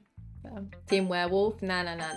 Okay, let's go Sayori first. We were just talking to her. Oh my goodness. This is so good, Becca. Huh? I love it. Especially after yesterday's poem. Ugh. You're too honest sometimes, Sayori. No, but really. I want to put this on my wall. Can I? Sayori, you must be seriously overreacting. I'm not a good writer at all. I honestly have no idea what I'm doing. Well, maybe that's why. Because I have no idea what I like either. Jeez. I'm sure Yuri's opinion has to be a little more constructive than this. Maybe even Natsuki's. Are you sure you don't like it just because I wrote it? Well, I'm sure that's part of it. I think I understand you better than a lot of other people, you know? So when I read your poem, it's not just a poem. It's a Becca poem. And that makes it feel extra special. Like I can feel your feelings in it. Sayori hugs the sheet against her chest. You're so weird, Sayori. Well, I'm not very good at figuring out problems are good or bad. Or poems are good or bad. But that's just because... oh my god, why can't I speak? But that's just where I go by my heart. If it makes me feel things, it must be a good poem. I'm not sure that's exactly how it works. Then again, I guess conveying feelings is a pretty important part of this whole thing. Yeah, maybe. Honestly, I don't even know what kind of writing you like in the first place. Yeah, me neither. Ugh. Why don't you at least try giving it some thought? Aw, you want to write something for me? That's so sweet. Yeah, right. But you're always thinking about other people. You need to think about yourself once in a while. If you don't, you might end up getting hurt at some point. Huh? Well, I don't really know what you mean, but I'll try and keep it in mind. Well, whatever. Anyway, let's see. I guess I like happy poems. Wait, sometimes I like sad poems too. Sometimes a little bit of both. There's a word for that, right? What's the word I'm looking for? Bittersweet. Yeah. I like things that are happy and things that are sad. Happy and sad? I can't see you liking something sad, Sayori. Well, I like happy the most, but sometimes when you have a little rain cloud in your head, a sad poem can help give the rain cloud, sorry, I don't know why I skipped that, and make a nice happy rainbow. Sayori, that's unexpectedly poetic. It is. Maybe I'm getting better at expressing my feelings after all. Thanks, Becca. I should go write that down then. You can read my poem now, okay? Bottles. I pop off my scalp like the lid of a cookie jar. It's the secret place where I keep all my dreams, little balls of sunshine all rubbing together like a bundle of kittens. I reach inside of my thumb and forefinger and pluck one out. It's warm and tingly, but there's no time to waste. I put it in a bottle to keep it safe, and I put the bottle on the shelf with all the other bottles. Happy thoughts, happy thoughts, happy thoughts, and bottles all in a row. My collection makes me lots of friends, each bottle a starlight to make amends. Sometimes my friend feels a certain way, down comes a bottle to save the day. Night after night, more dreams, friend after friend, more bottles. Deeper and deeper my fingers go. Like exploring a dark cave, discovering the secrets hiding in the nooks and crannies, digging and digging, scraping and scraping. I blow dust, oh my god, off my bottle caps. It doesn't feel like time elapsed. My empty shelf could use some more. My friends look through my locked front door. Finally all done. I open up and in come my friends. In they come in such a hurry. Do they want my bottles that much? I frantically pull them from the shelf one after the other, holding them out to each and every friend, each and every bottle. But every time I let one go, it shatters against the tile between my feet. Happy thoughts, happy thoughts, happy thoughts in shards all over the floor. They were supposed to be my friends who aren't smiling. They're all shouting, pleading something. But all I hear is echo, echo, echo, echo inside my head. Right, okay. That doesn't sound very happy, Sayori. Holy crap. Sayori, did you really write this? Of course I did. Didn't I tell you yesterday I was going to write the best poem ever? Yeah, but, I mean, I didn't expect something like this coming from you. Monica taught me a whole lot, and I've been really in touch with my feelings recently. I see that. It's almost kind of creepy. Creepy? Well, not exactly. Maybe because I'm so used to you being cheerful. Well, never mind. I'm thinking too hard about it. The point is, it came out good, so you should be proud of it. Aw, thanks. I feel like I was meant to express myself this way. It even helps me understand my own feelings a little bit better. Writing is like magic. You've gotten pretty passionate about this, huh? I hope you keep it up. Yeah, writing's the best. I'm gonna keep writing till I die. Don't get ahead of yourself. Sayori's always had a habit of getting obsessed with something before dropping it no more than a week later. I wonder if this is one of those times. But seeing the passion in her eyes makes it hard for me to be pessimistic.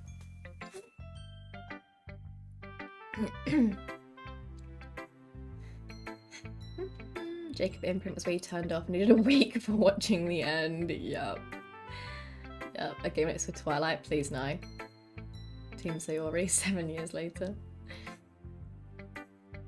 They don't. No, they don't. Wait, no humour. No jokes allowed. Only serious. Auditioning for a voice acting gig, demonstrating my range. Please hire me. I can do Texas. And I can do British. So much range. I can do man. Thank you, Dave, for correcting your awful spelling mistake. Outrageous. How dare you forget the U. Netflix should be calling soon. My range is 20% better. Thank you. Hi Savage, welcome man, how you doing? How's your debut? A Power Ranger, was that a funny joke? Anyway. We still have 3 more times, yeah. Demonstrate Texas. Okay. Wait, give me something to say again. Okay, hold on.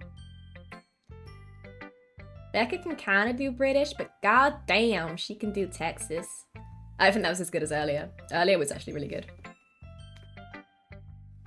Did it actually freeze or do you want me to do it again? Awkward Flemish accent. I don't even know what a Flemish accent is, honestly. Right, okay. Natsuki. Well, it's not terrible, but it's pretty disappointing after your last one. Then again, if this one was as good as your last one, I'd be completely pissed. Well, I guess I wanted to try something a little different this time. Fair enough. You're still new to this, so I wouldn't expect you to find your style right away. Come to think of it, this kind of reminds me of Sayori's poem from yesterday. You think so? Yeah, well, I guess if you've been friends with her for so long, you might be on the same wavelength. But you never really struck me as her type. Sayori has a type all of a sudden? Well, I don't know. But honestly, how can someone so, fluffy spend so much time with someone like you? It's like she's dragging around a dead weight. That was a little unnecessary. But think of it this way. If it weren't for me, she'll probably just fly away like letting go of a balloon. You could say we each take care of each other in our own way. Whatever it is, I don't get it. Oh yeah, I guess I'm supposed to show you my poem. Here. Okay, clearly I accidentally did my poem for Sayori today. I've just been doing like random words. Okay, Amy likes spiders. You know what I heard about Amy? Amy likes spiders. Icky, wriggly, hairy, ugly spiders. That's why I'm not friends with her. Amy has a cute singing voice. I heard her singing my favorite love song. Every time she sang the chorus, my heart would pound to the rhythm of the words. But she likes spiders. That's why I'm not friends with her. One time, I hurt my leg really bad. Amy helped me up and took me to the nurse. I tried not to let her touch me. She likes spiders, so her hand's probably gross. That's why I'm not friends with her. Amy has a lot of friends. I always see her talking to people. She probably talks about spiders. What if her friends start to like spiders too? That's why I'm not friends with her. It doesn't matter if she has other hobbies. It doesn't matter if she keeps it private. It doesn't matter if it doesn't hurt anyone. It's gross. She's gross. The world is better off without spider lovers, and I'm gonna tell everyone. Okay, so this poem, I'm not a poetry person, right? But this might be the most obvious message I've ever seen before in my fucking life. So the spiders are manga, basically. So Natsuki likes manga. Yuri is Amy. Yuri doesn't like Natsuki because Natsuki likes manga. That's the message of this poem. That's literally it. That's literally it. Yeah, this is, I fucking hate poetry. Not bad, right? It's quite a bit longer than yesterday's. Yesterday's was way too short. I was just warming up. I hope you didn't think that was the best I could do. No, of course not. Anyway, the message is pretty straightforward in this poem. I doubt I have to explain it. Sometimes you can explain complicated issues with much simpler analogies. And it helps people realize how stupid they're being. Like, anyone would agree that the subject of this poem is an ignorant jerk. Do you know people like that? Of course. It's about how everyone thinks that doesn't matter. It could be about anything. I wrote it to be easy to relate to. Everyone has some kind of weird hobby or guilty pleasure. Sorry, I'm struggling. Something you're afraid if people find out they'd make fun of you or think less of you. That just makes people stupid. Who cares what someone likes, as long as they're not hurting anyone and it makes them happy? I think people really need to learn to respect others for liking weird things. Well, you're definitely right. At least I can relate to that. And I'm sure a lot of other people can too. It's what I do best after all. I don't like writing unless there's a good message to take away from it. Like, conveying emotions is important. But I want to make people think, not just feel. Remember that.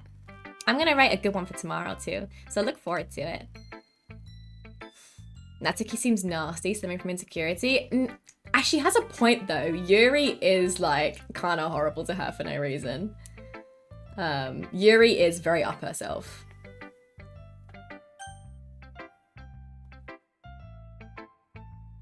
But Natsuki is childish about it. To do a German accent, you just need to sound angry. No. A born and raised Texan cowgirl.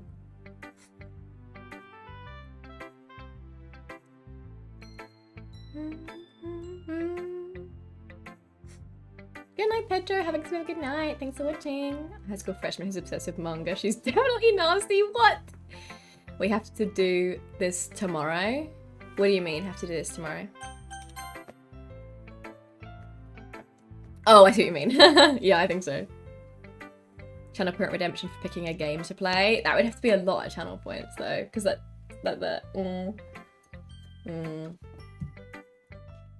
Because you could pick anything. Let's see what you've written for today. Good night, Kev. Have a good sleep. Have a good night. Thanks for watching. Well done, Becca. Your skills are already improving. Really? Thanks, Yuri. Coming from you, that means a lot. Huh? It's nothing. I'm just happy to help inspire fellow writers. I know you're new to this, so don't worry so much if it seems like you can't get your poem to feel perfect. You don't need to be afraid to be a little more daring. Metaphors can go a long way. Don't feel like you need to work your brain like turning a bunch of gears. Try letting your mind wander through your feelings and write down the things you see and hear. That's one way to truly enable your reader to see into your mind. It's a very intimate exercise. I see. That's a certainly interesting technique. Thanks for sharing. I have, well, an example of that if you'd like to read it. Of course. Is the poem you wrote for today? Yuri nods and timidly hands me her poem. 500k? It might take you a while to get there. Okay, the raccoon. It happened in the dead of night while I was slicing bread for a guilty snack. My attention was caught by the scuttling of a raccoon outside my window. That was, I believe, the first time I noticed my strange tendencies as an unordinary human. I gave the raccoon a piece of bread, my subconscious well aware of the consequences, well aware that a raccoon that is fed will always come back for more. The enticing beauty of my cutting knife was the symptom. The bread, my hungry curiosity. The raccoon, an urge. The moon increments its phase and reflects that much more light off of my cutting knife. The very same light that glistens in the eyes of my raccoon friend. I slice the bread fresh and soft. The raccoon becomes excited. Or perhaps I'm merely projecting my emotions onto the newly satisfied animal. The raccoon has taken to following me. You could say that we've gotten quite used to each other. The raccoon becomes hungry more and more frequently, so my bread is always handy. Every time I brandish my cutting knife, the raccoon shows me its excitement. A rush of blood. Classic Pavlovian conditioning. I slice the bread and I feed myself again. Bit rate? Really? I've not noticed any lag at all. Is it me? Is other people experiencing lag as well? Or Yuri's a serial killer? Yuri's a bit, you know, Yuri, she's, I was a little more daring with this one than yesterday's. I can see that. It's a lot more metaphorical. I don't know if it's my fault, but I can't begin to imagine what this poem is about. I think I know. That's right. It's a bit closer to my preferred writing style, using the poem as a canvas to express vivid imagery and conveying emotions through them. Yeah, if I take it at face value, then I can't even figure out what it's supposed to mean. Well, I think it's something that different people can relate to in their own way. I wanted to express the way it feels to me to indulge in my more unusual hobbies. It's those sorts of things I'm usually forced to keep to myself, so I sometimes enjoy writing about them. That's funny. Didn't Natsuki also write about something like that? About someone being ridiculed for a strange interest? She did? Yeah. She was talking about how it doesn't matter what you're into as long as you're not hurting anybody. She's right. I mean, does she really feel that way? Yeah. Sounds like you two have that in common. That's interesting. To me, she seemed like the kind of person who would make fun of my hobbies. I suppose it's my fault for judging, isn't it? Please don't tell her I said that. Don't worry, I have no reason to. Okay.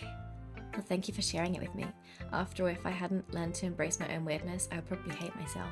I might be ranting a little bit now, but I'm glad that you're a good listener. Okay. Monica. Just Monica left. Hi again, Becca! How's the writing going? Alright, I guess. I'll take that, as long as it's not going bad. I'm happy that you're applying yourself. Maybe soon you'll come up with a masterpiece. I wouldn't count on that. You never know. Want to share what you wrote for today? Sure, here you go. I give my poem to Monica. Alright, I like this one. It makes me think of something Sayori would like. Is that so? You and Sayori are really good friends, right? I wouldn't be surprised if you had those sorts of things in common. Well, we may be good friends, but Sayori and I are actually really different. Well, that may be the case. But maybe there is also some similarities that you wouldn't expect. The way she talks about you, it sounds like the two of you really care about each other's well-being. Even if you show it in different ways, it ends up being more similar than you'd think. So I think that's the kind of vibe I get when reading your poem. You sure you're not reading into it too much? I could be. Oh gosh, I sound like Yuri. But in any case, Sayori's writing has kind of a gentle feel to it. I can tell that she likes exploring with emotions like happiness and sadness. Who knew that someone so happy could enjoy sad things too? Yeah, that's totally unexpected.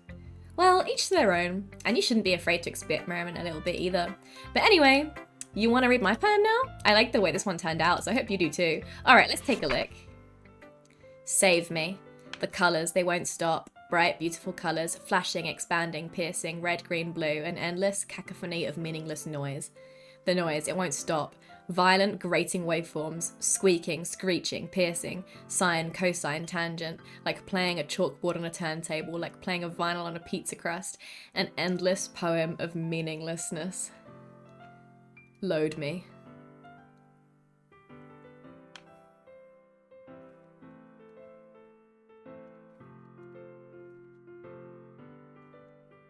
Interesting. Right.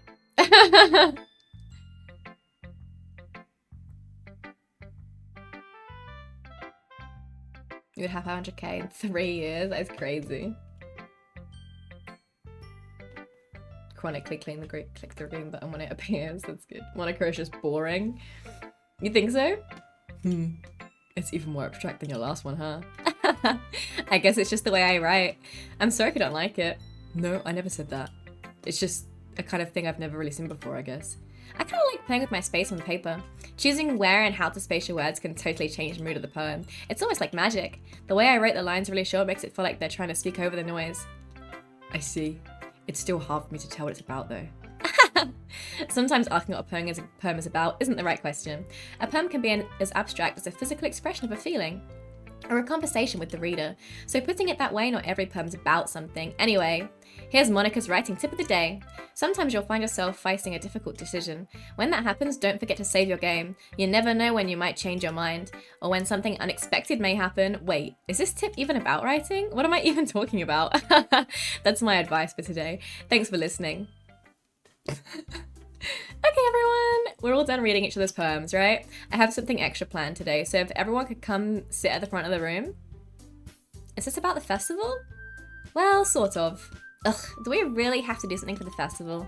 It's not like we can put together anything good just a few days. We'll end up embarrassing ourselves instead of getting any new members. That's a concern of mine as well. I don't really do well with last minute preparations. Don't worry so much. We're going to keep it simple, okay? We won't need much more than a few decorations. Sayori has been working on posters and I've designed some pamphlets we can give out during the event. Okay, that's great and all, but that doesn't tell us what we're actually going to be doing for the event. Ah, sorry, I thought you heard about it already. We're going to be performing. Performing? Monica. Yeah! We're going to be having a poetry performance.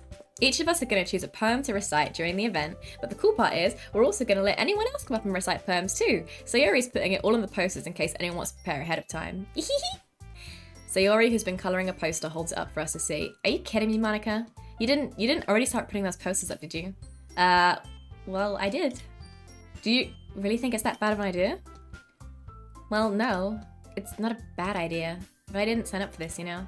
There is no way I'm going to be performing in front of a group of people like that. I agree with Natsuki. I could never in my life do something like that.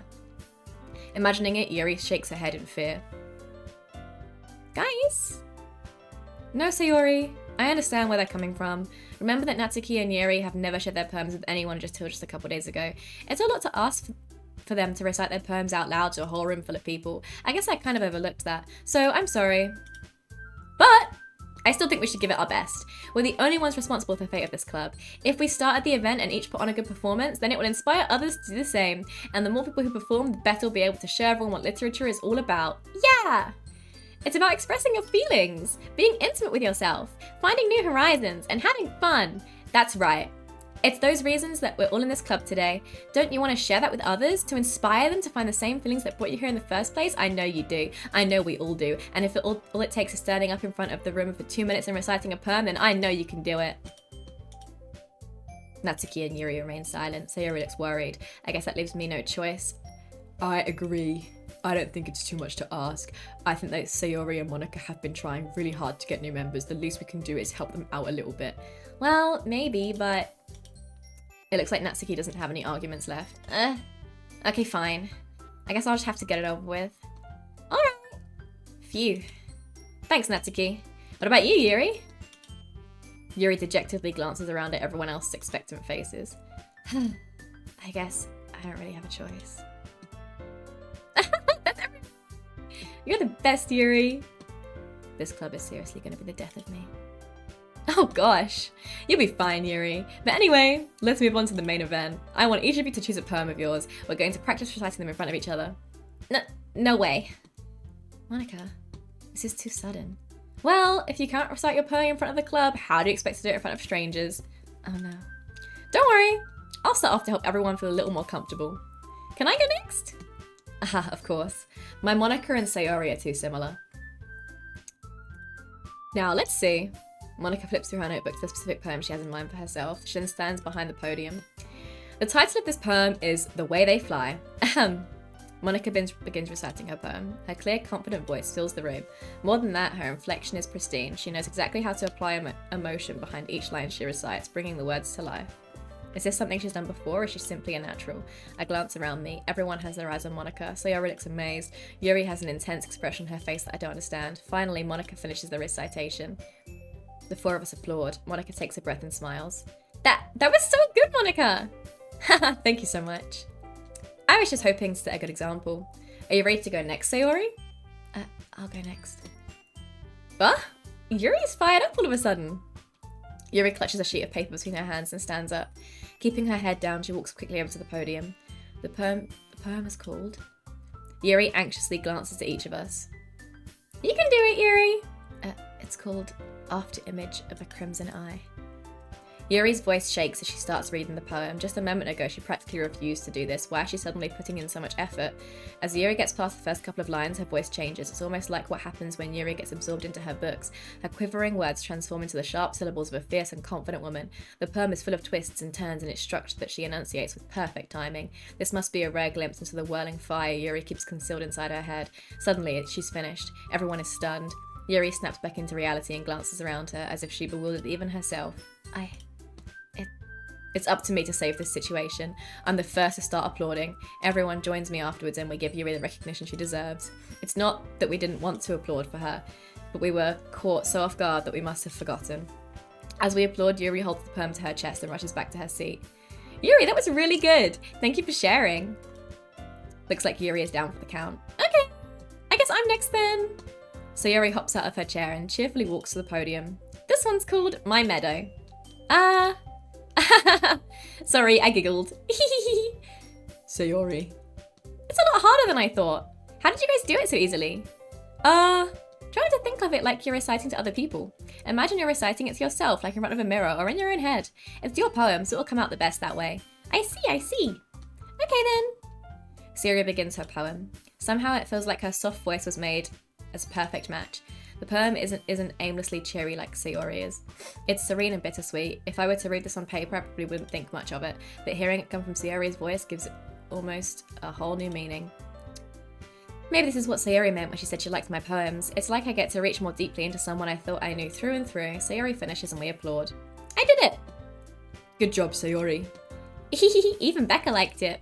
I guess that's a good sign. What does that even mean? It came out nicely, Sayori. The atmosphere of the poem fits you really nicely, but it might be that other poems wouldn't work quite as well with that kind of delivery. Huh? I don't really understand. In other words, I've seen poems of yours where that sort of gentle delivery wouldn't work at all. They might need a little more force behind them depending on what you're reading. Oh, I know what you mean. Well, I've been practicing that kind of thing. It's just embarrassing to do in front of everyone. The next time, I'm going to make you pick a poem that challenges you a little more. We don't have that much time before the festival, you know. Okay. Now, who's next? Natsuki? Don't make me go before Becca. It's not like I can compare it to you guys anyway. Might as well let Becca lower everyone's standards a little before I have to do it. Natsuki? It's fine. I might as well get it over with, but it's not like I have much of a selection of what to read. I'll just have to go with what I wrote for today. I stand up and step in front of the podium. Everyone has their eyes on me, making me feel terribly awkward. I recite my poem. Since I'm not exactly confident in my own writing, it's hard to put energy into it. Despite that, once I finish, I receive applause anyway. Sorry, I'm not really as good as everyone else. Don't worry about it so much. I think it's less about your abilities and more about your lack of confidence in your writing. There's something that'll improve over time, though. Yeah, maybe. Alright then. That just leaves you, Natsuki.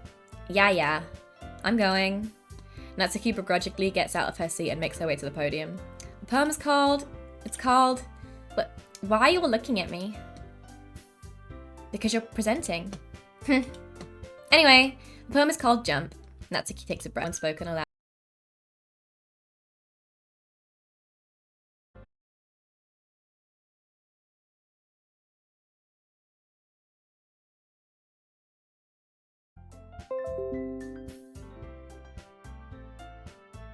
Okay, hi, are we back?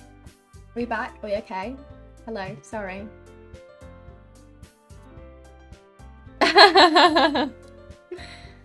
Are we okay? Where did you hear up to? What was the last thing I said? I mean, not that it matters, so I can't go back, I don't think, but... Okay, weirdly, normally after it does that, the bitrate like jumps up and down for ages afterwards, but it's looking weirdly okay, so that's very odd. Oh, never mind. I don't know why I said that. It's broken again.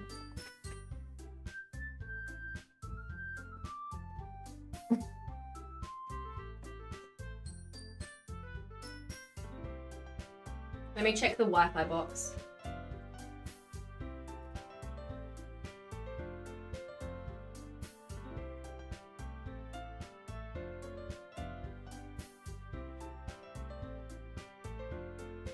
They're both blue.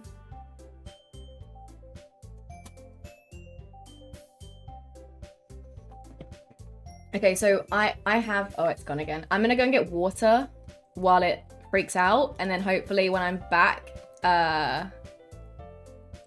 it'll fix itself.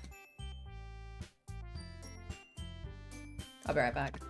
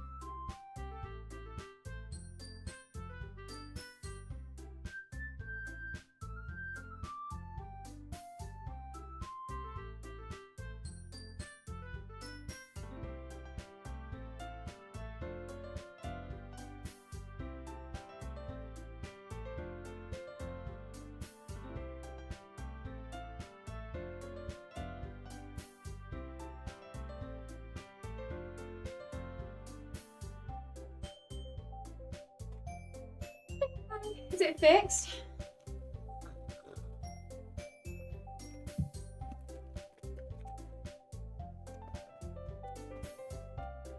No, it's not fixed. It's fine. It's fine.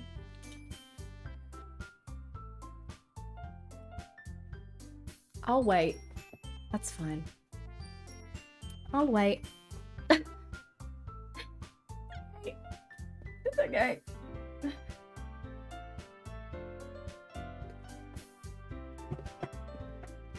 just gonna play my BS so you can tell her to update. As in, like...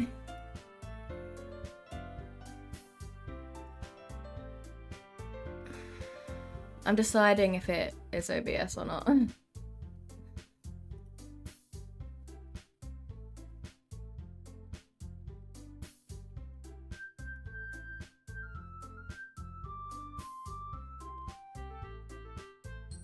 I don't think so. I think it is my internet. Did you not even see me leave?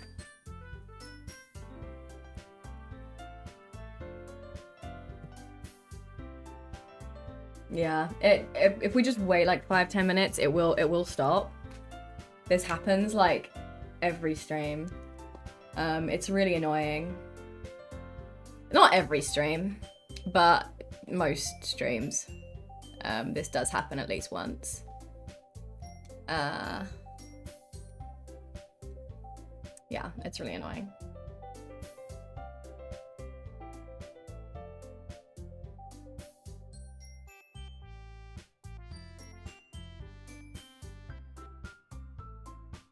Like, I don't even want to reply to your chats because I feel like you're not even going to see my replies at this point, you know what I mean? But what we're supposed to do, sit here in silence until it gets fixed. I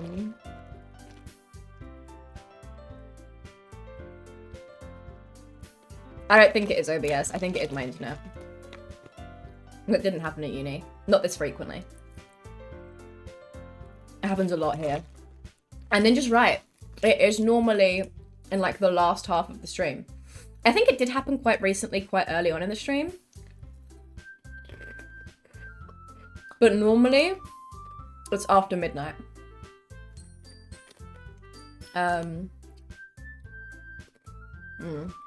It's really annoying. You know what I'm gonna do though? I'm gonna charge my headset while it's struggling.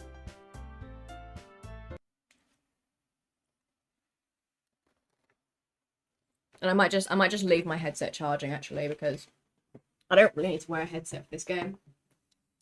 I'll just have the music coming out of my speakers instead.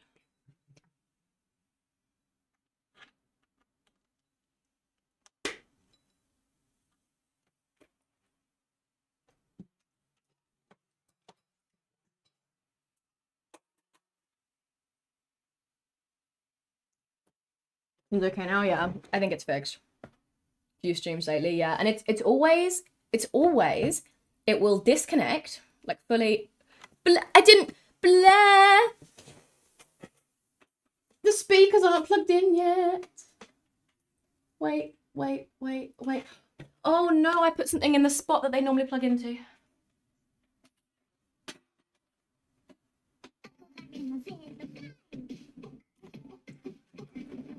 You can't even hear it. Wait, where am I at?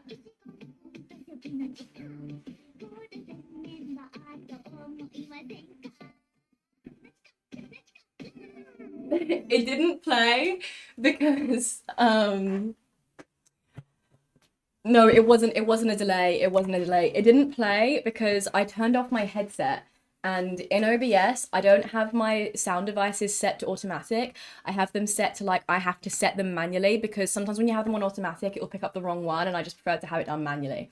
So when I unplugged my headset, the desktop audio bit now says device not connected or not available. So I have to switch it to my speakers manually, but my speakers weren't even plugged in yet. There you go, so you can hear it now. No, there wasn't a 20-second delay, guys. There wasn't. It was just a technical thing. But thanks, Blair, for the half the chicken up. Appreciate it. Yeah, it's fixed now. It'll disconnect fully, reconnect after a bit, and then it will just struggle for like 10 minutes. Almost every single stream. And yeah, I think you're right. I think it is because I'm plugged into the booster. Unfortunately, there's nothing I can do about that. The main router is in there. There is no way for me to have an Ethernet cable plugged directly into it. Unfortunately, this floor is concrete because this used to be a garage. It was converted. So I think my dad does want to connect that one to that one by Ethernet cable, but he'll have to like run it through the walls and stuff. Like it's gonna be a big job. So he hasn't done it yet, which fair. Thanks, Ninja, for the chicken dance. Thank you. I appreciate it. Thank you. You saw the cheer in Twitch chat, 20 seconds. Oh, before it even popped up on the thing. Oh. Thanks, Blair, for the chicken dance. Thank you. I appreciate it. Yeah, it sounds different. Thanks. Thank you. Thank you, appreciate it. It sounds different because it's coming out through my speakers, and so you're hearing it repeated through my mic. That's why it sounds different. I'm just gonna turn my speakers down actually, because I don't think the speakers are louder than me. But I don't want anyone to come downstairs and be like, what the fuck is that song? Why is it playing repeatedly? So, whew. Anyway. But yeah, so that's why it sounds different, because you're hearing it echoing, basically. Oh, anyway. Much more bass. Yeah, because you're hearing it. You're hearing it on the desktop audio, but then it's also coming out of my speakers and then going back into my mic. So not only are you hearing the desktop audio, but you're also hearing it repeated through my mic. So you're hearing it twice, basically, and so that's why the bass is intensified. Like, if I mute my mic as it comes on, it should sound the same. But there's already so much panic of getting the chair out the way that I can't add that to the mix.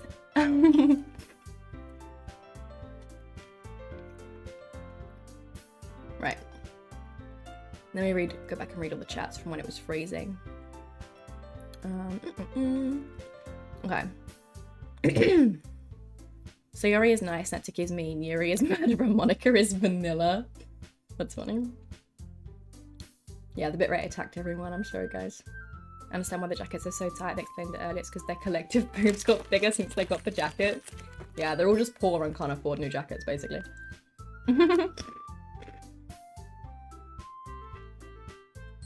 I'm probably presenting her poem. Oh, the child was... Oh, Natsuki was presenting hers. I think Natsuki is still presenting hers, to be fair. Is she? Maybe I lied, actually. Maybe she isn't. This is the thing. OBS doesn't make a noise when it disconnects. It's really annoying. It's not until I look at the chat and I'm like, oh shit.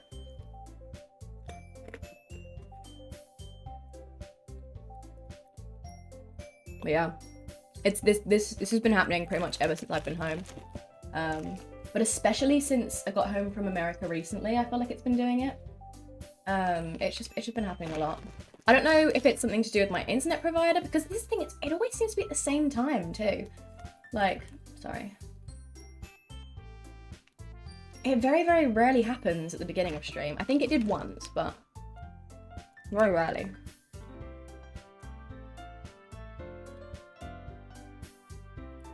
My sweater's really cute, thank you. It's too big, but apart from that.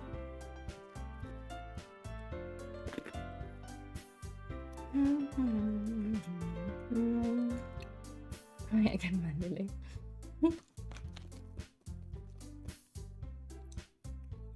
The suckening.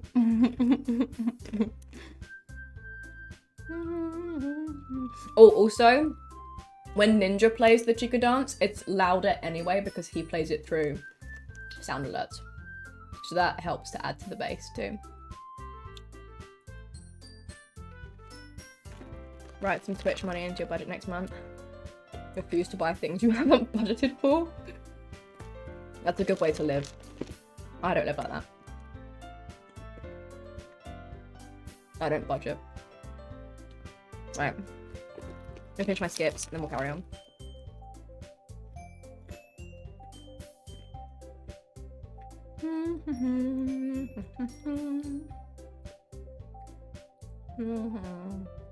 Alright.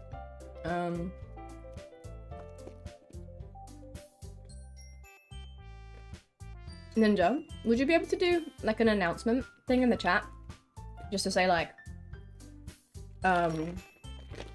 refresh your stream or something.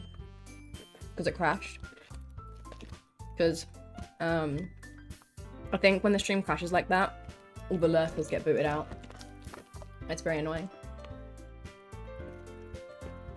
I mean, if they're lurking so much that they didn't even see that the stream's crashed, then I don't know if we're going to see the announcement, but still.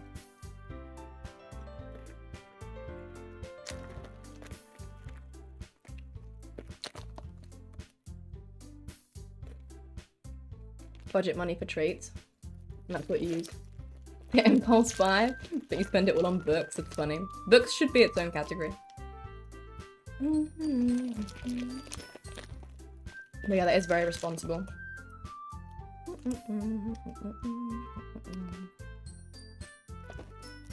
Yeah, the stream is fine now. It's just that when it wasn't fine, when it crashed, anyone who was lurking may potentially have gotten the error message with like the reload stream button, and until they press the reload stream button, they're not counted as a viewer. So anyone like Magic, for example, or Pedro, who have lurked and then gone to sleep, but still have the stream open, they're not counting as a viewer anymore. Which is just a bit annoying, you know, because they've like kept on their phones and stuff to help me out. But then Twitch is like, bad, no, you know.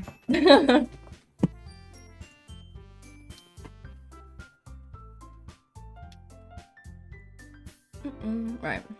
Oh, it feels weird to go. In fact, I'm gonna take this off. The cheeky dancing's made me hot. Sorry. Books is its own category. It's been both categories on books. That's really funny. I need to know what happens with Monica. Oh, it doesn't look the same without the blazer. I don't like it. Yeah, I know they're not watching while sleeping. I know, but a lot of the time lurkers aren't actually watching. I lurk in streams all the time and fucking walk off.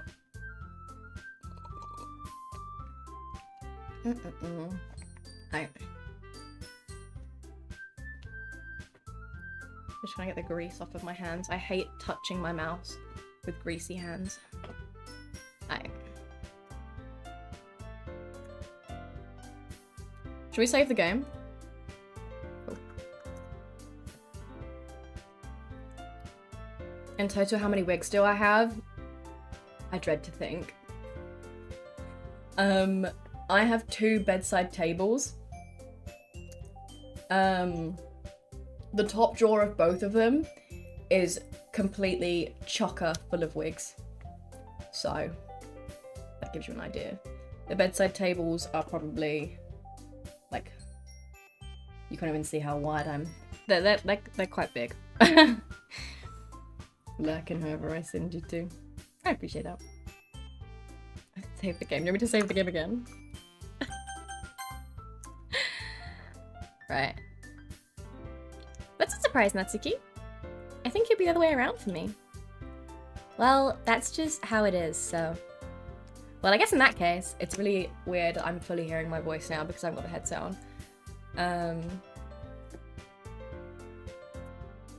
You won't have much to worry about for the festival. That said, I want to thank everyone for coming through. It might be hard, but I hope that you all have an idea of what it's like now. Make sure you pick a poem and get enough practice for the festival, okay? I'll be making pamphlets, so let me know ahead of time what you'll be reciting. Jeez. I should probably find some other poems to recite instead. That's fine too. It doesn't have to be your own. I'm already pleasantly surprised that you're putting all this effort for the club. It makes me really happy. Yeah, no problem. Okay, everyone. I think that's about it for today. I know the festival is coming up, but let's try to write poems for tomorrow as well. It's been working out really nicely so far, so I'd like to continue that. As for the festival, finish planning tomorrow, and then we'll have the weekend to prepare. Monday's the big day. I can't wait. I can do this. I can do this. Alright. I stand up. There's no way I'll be able to find the same enthusiasm as Sayori and Monica, but I'll do my best to get through it. If it's for the sake of the club and impressing Monica, then I'll have to do my best. Ready to go, Sayori? Yep! Look at you two, always going home together like that. It's kind of adorable, isn't it? Jeez, guys. Don't make such a big deal out of it. It must be a little nice, though. Well, how am I supposed to respond to that? It's okay, Becca, you don't have to say it. Whatever. Let's go already. I walk home with Sayori once more. Even though it's only been a few days, a lot of things have really changed. But today, Sayori's being a little quieter than usual on the way home. Hey, Sayori. Sorry, I was spacing out. No wonder. I was thinking about something from earlier. Like, how we get to... I mean... Sayori fumbles with her words. So, let's just say that one day, Yuri asked to walk home with you. Huh? What would you do? What kind of question is that? You're kind of putting me on the spot here. Well...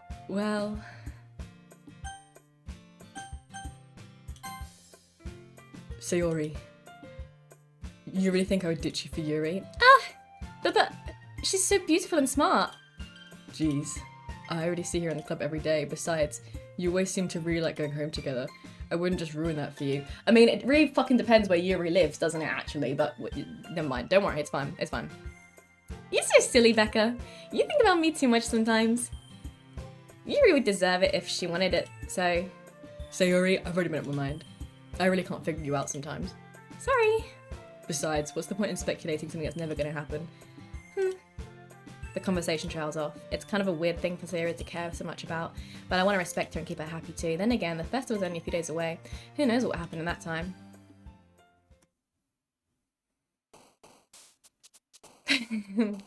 Okay, so immediately we have some interesting words here. Some interesting words.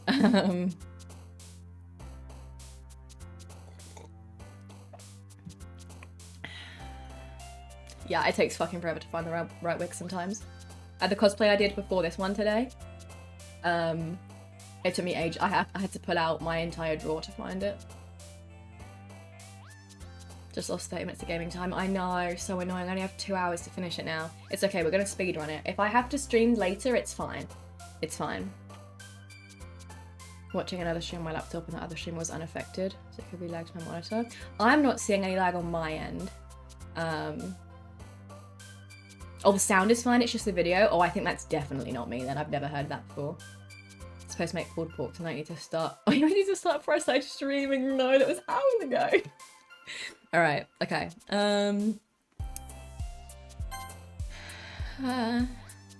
Games. Dance. Anime.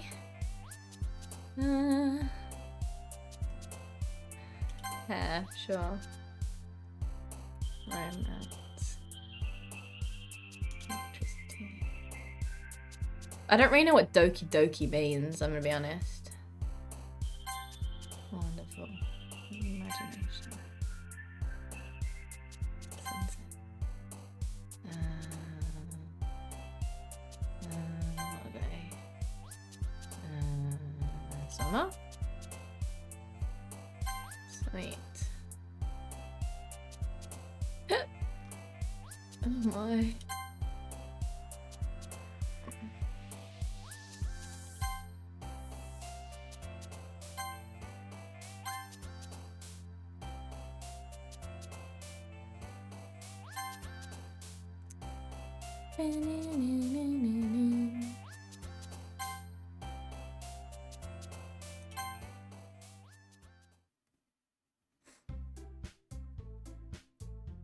Oh man, I'm the last one here again.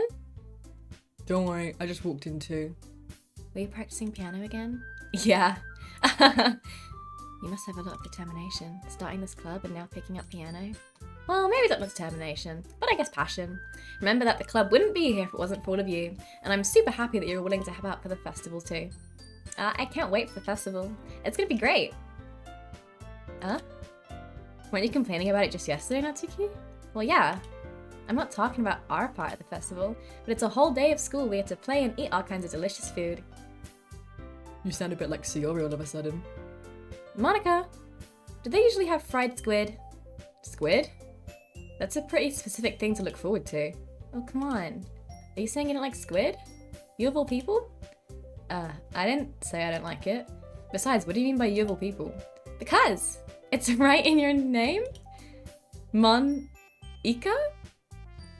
Okay, I don't know Japanese, so I don't, but sure. That's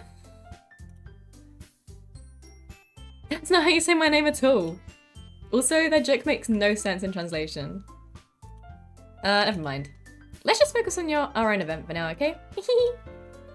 Fine, fine. Your reactions aren't as fun as Yuri's or Sayori's anyway. Excuse me. Where is Sayori anyway? Oh, there you are. Sayori is sitting at a desk in the corner of the room looking down at nothing. I walk over to her. Gamer! Thank you for the time! Thank you, thank you! Thank you! I appreciate it. Thank you for the 12 months.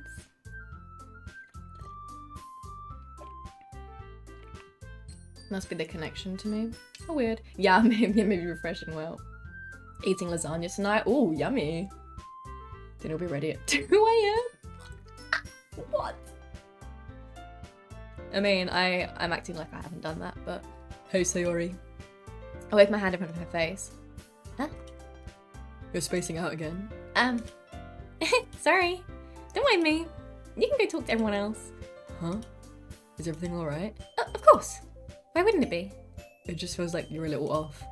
Sorry for assuming things. Geez, you worry too much about me. I'm fine, see? Sayori shows me a big smile. Don't let me distract you from having fun with everyone. Well, alright, if you say so. I worriedly glance at Sayori before turning back towards everyone else, but the conversation has already dispersed with everyone back at their usual activities.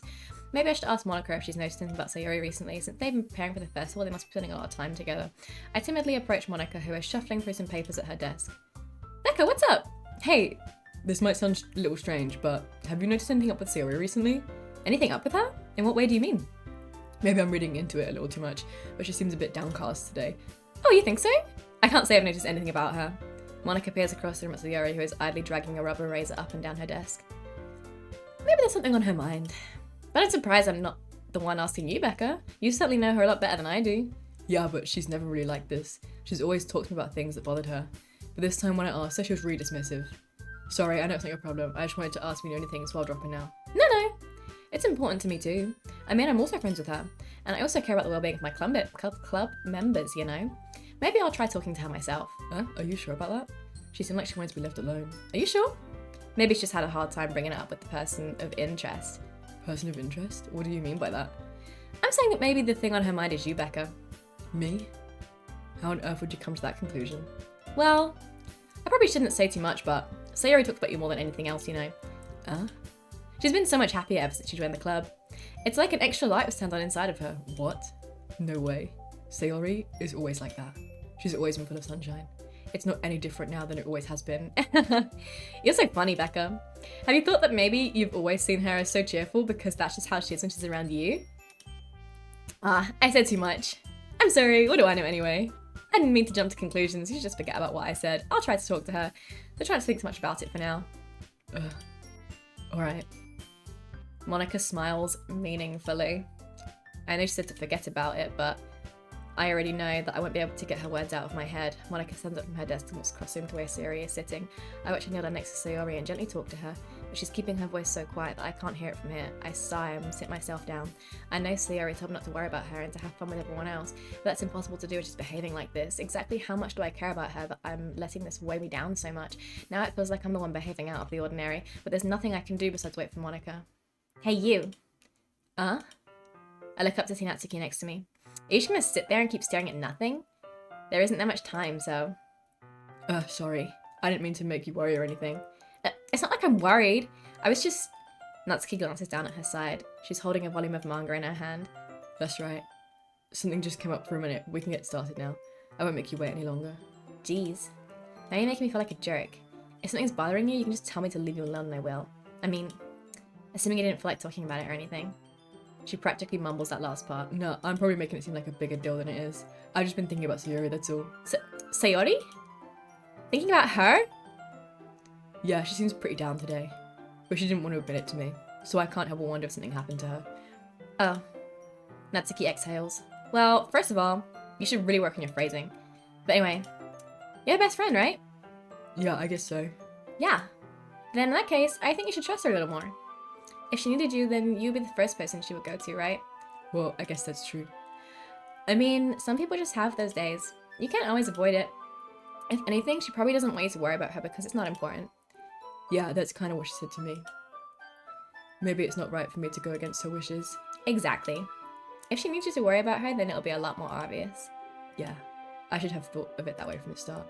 Natsuki fiddles with the book she's holding in her hands. She really means a lot to you, doesn't she? Don't get the wrong idea or anything. We've just been friends for a long time. It's normal to be worried about your friends. I mean, you were worried about me, so... I was not. Jeez, if you're fine, let's hurry and get started already. Yeah. So was Monica trying to wingman? She really just spilled the tea about Sayori fancying us, basically. Closed up Microsoft Edge and reopened it. You use Microsoft Edge?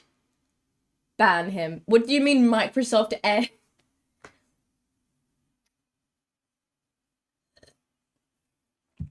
I think the problem is using Microsoft Edge. Okay, Dave. Have fun. Natsuki is so insecure. Yeah, but aren't we all? Okay, everyone. After some time passes, Monica calls out to the club room. Why don't we share our perms now? Before I know it, everything's back to normal. Everyone goes to retrieve their perms and I do the same. I make eye contact with Monica and she smiles at me. I wonder what she was talking about with Sayori. Because you also use it for paying bills. Wait, what? Don't use credit card in your Chrome? Oh, fair enough. I never save my cards to Chrome or anything. I always type them out, but yeah, I would understand not wanting Chrome because Chrome has its issues. I've just been using it for so long now and I hate change that I can't change. I would like to switch to Opera GX. But I hate change. Right, let's go in order again. It's fine. This is your best one. This is your best one so far. It's really nice, Becca. Thanks. Sayori, you've been a little quiet today. Is everything alright? Of course. Everything's fine. Maybe I'm just a little tired today.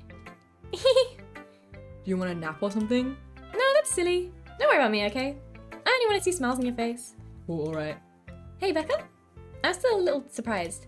I really thought that you would try writing your poems like the way Yuri does. Or even Natsuki. But in the end... Yeah?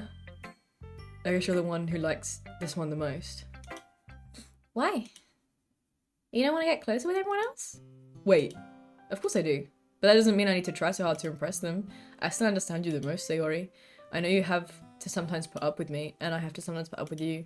But we have a wavelength or something. And this is how the poem came out. Sometimes it feels like you're the only exciting thing in my life. So sometimes it's just easier to write when thinking about you, Sayori. No. Becca. I don't deserve this. You're too nice to me. Why are you doing this? Sayori has trouble keeping her voice steady all of a sudden. If you had fun with everyone else instead, this would be so much easier. Sayori. I glance around the room to make sure nobody has noticed this. Sayori. I've probably never said this before, but I don't understand what you're feeling right now. Tell me what will cheer you up. Sayori shakes her head. She sniffles and keeps shaking her head. Finally, she gathers herself and puts on a smile. It's nothing, Becca. It's just a little rain cloud. I'm sorry you had to see that. I promise it won't happen again. Just smiles from everyone, okay? That's all that matters. Go play with everyone else. I'm gonna go home a little bit early today. Sayori. Tell Monica I wasn't feeling well, okay? I'll see you tomorrow. Before I can say anything else, Sayori cheerfully walks out of the classroom humming to herself. Bye, Sayori. How goes the DLC? Almost there. Sayori's acting strange. This one's alright. Alright. Well, yeah. About as good as yesterday's anyway. I see what you're going for, but it's just not really my style. I mean, that's fine. I'm mostly just glad you're trying a little bit. Well, of course, I'm at least trying. Nothing's happened yet, Cordy. Nothing's happened yet. Well, of course, I'm at least trying. Why are you so emotionally invested in my poems anyway? Isn't that more of a compliment to me? No, gross. It's not like I care. It's just not one of us in this club has to make sure you're not slacking off. Really? Well, what if you ended up just scaring me away? It's not like you would actually do that. Yeah, you're right. It's kind of fun to hang out here even if I have to put up with you. Natsuki's elbow connects with my stomach. Oh. Maybe I won't mind scaring you away after all. I was just joking. Oh, I know. Don't worry, I was too. How the hell do you call that a joke? That seriously hurt. Well, maybe it was funny to her. I guess that's kind of the point. I should really just watch my mouth around Natsuki. Anyway. Natsuki holds out her poem to me like nothing even happened. Oh, we didn't get to read Sayori's poem. I'll be your beach. Your mind is so full of troubles and fears that diminished your wonder over the years, but today I have a special place, a beach for us to go. A shore reaching beyond your sight, a sea that sparkles with brilliant light. The walls in your mind will melt away before the sunny glow. I'll be the beach that washes your worries away. I'll be the beach that you daydream about each day. I'll be the beach that makes your heart leap in a way that you thought had left you long ago. Let's bury your heavy thoughts in a pile of sand, bathe in sunbeams and hold my hand, wash your insecurities in the salty sea, and let me see you shine. Let's leave your memories in a footprint trail, set you free in my windy sail, and remember the reasons you're wonderful when you press your lips to mine. I'll be the beach that washes your worries away. I'll be the beach that you daydream about each day. I'll be the beach that makes your heart leap in a way you thought had left you long ago. But if you let me by your side, your own beach, your own escape, you'll learn to love yourself again. Okay, a love poem, question mark? I don't really know. Kind of sounds a bit like a song, honestly. Yeah. I felt like I kept writing about negative things, so I just wanted to write something with a nice message for once. Besides, the beach is awesome. Kind of hard to write anything negative about the beach. So you decided to write about the beach first, then come up with the message later? Yeah, well, it's only because of what happened yesterday. I mean, after Yuri and I realized we kind of wrote about the same thing, she wanted to pick a topic and have us both write about it or whatever. Ugh, you can really see her doing that too. Making us write about a simple topic and then trying to impress me by coming up with something all fancy. Well, it's not like I care. I just did it anyway. I mean, I guess mine ended up being kind of metaphorical too, but there's nothing wrong with doing that once in a while. At the very least, it was good practice. Shocked at how their jackets are too tight. So apparently they both screws there. No, I think that was just Sayori. And Sayori's is never done up anyway. Natsuki's your fave. I'm not sure between Natsuki and Yuri. Well done, Becca. You've definitely improved your writing over the course of these few days. Has my advice been helpful to you? Yeah, definitely. I'm glad. Sharing our writing like this, it's a lot more fun and rewarding than I anticipated. I need to remember to thank Monica. I think we all felt a little awkward at first, but now it seems like everyone's enjoying sharing their writing and seeing what others think. I guess I can't really disagree. I was afraid this whole thing would be a chore. But it's a great way for me to spend some personal time with the girls in the club. But it's been fun getting to know everyone and their writing. And I guess doing some writing myself. Well, have you learned anything about yourself, Becca? Well, you know how I like to say that writing is a very personal way to get in touch with yourself. In the end, it doesn't matter if you're a good writer or a bad writer, and even my opinions are just opinions, you know. As always, I believe what's most important is exploring and discovering yourself. That's comforting. I'm kind of afraid of disappointing you in some way or another. Why me? Well, you're always sophisticated with your writing and have the most advice to share. Is that so? Yuri thinks for a good minute. That must be terrible. Huh? Me to have become someone whose opinion is fearsome? How unlikable of me. Yuri, it's not as bad as you're making it sound in your head. I just meant that I respect your opinion. I see. I'm sorry that I always overthink and come to these sorts of conclusions. I'm just a little too used to it. Overthinking? Being disliked. Yuri. What am I saying? I'm sorry, I didn't mean to bring that up. Let's move on. Alright. Do you want to share your poem now? Okay. Yeah. Yeah, let's just skip past that. Just skip past that little bit of trauma dumping. Beach. A marvel millions of years in the making, where the womb of Earth chaotically meets the surface. Under a clean blue sky, an expanse of bliss, but beneath grey rolling clouds an endless enigma. The easiest world to get lost in is one where everything can be found. One can only build a sandcastle where the sand is wet, but where the sand is wet, the tide comes. Will it gently lick at your foundations until you give in? Or will a sudden wave send you crashing down in the blink of an eye? Either way, the outcome is the same, yet we still build sandcastles. Interesting, okay. I stand where the foam wraps around my ankles, while my toes squish into the sand. The salty air is therapeutic, the breeze is gentle yet powerful. I sink my toes into the ultimate boundary line, tempted by the foamy tendrils, turn back, and I abandon my peace to a road at the shore, drift forward, and I return to Earth forevermore. Okay. I'm not really sure what to make about that one. I'm aware that the beach is kind of an inane thing to write about, but I did my best to take a metaphorical approach to it. Yeah, Natsuki already told me about it. She did? She didn't say anything weird, did she? She just wanted us to write about the same topic again. I suppose to better compare the differences in our writing styles or thought processes. Anyway, it was her idea. Knowing her, it's no surprise she wanted something like that. She probably just wants to show off. It's not like I have a particular interest in her writing style, I just went with her request. But, well, I suppose it's not so bad to write about something simple on occasion. It can be refreshing, you know. It's good for me to calm my thoughts once in a while. Yeah, I think I agree. Interestingly, they both said that it was the other one's idea. Did you catch that? Natsuki definitely said that it was Yuri's idea, but it's fine. Thanks for sharing. Someone's lying. Who's telling a porky, guys? Who's lying? Someone's lying. Hi, Becca! Have you thought about what you want to submit to perform at the festival? Well, being in this club is one thing. Performing in front of a bunch of people, I'll have to give it some more thought. Okay, no pressure. But whatever you do, I'm sure it'll turn out great. It would also make me happy to see. Anyway, let's take a look at today's poem. Sure. I let Monica take the poem I'm holding in my hands. It's pretty good. It makes me think of Sayori, like the other one that you wrote. You two are like the dynamic duo. That's kind of exaggerating it. Yeah, probably. But you do spend a lot of time with her, even in this club, don't you? Then again, I don't blame you for being a little shy. I'm not shy, it's just... I'm just teasing. I know it takes a bit of time to make friends with everyone. But Yuri and Natsuki are super interesting people, so don't be afraid to give them their share of time. And you can talk to me every now and then too. I'm not like unapproachable or anything, am I? No, it's nothing like that. I'm just still getting used to being here, that's all. Yeah. I'm sorry if I was putting pressure on you or something. I really didn't mean it like that. No, don't worry. I get what you're saying. Well, alright. Anyway, I'll share my poem with you now, alright? Alright. The Lady Who Knows Everything. An old tale tells of a lady who wanders earth, the lady who knows everything. A beautiful lady who has found every answer, all meaning, all purpose, and all that was ever sought. And here I am, a feather. Lost adrift the sky, victim of the currents of the wind.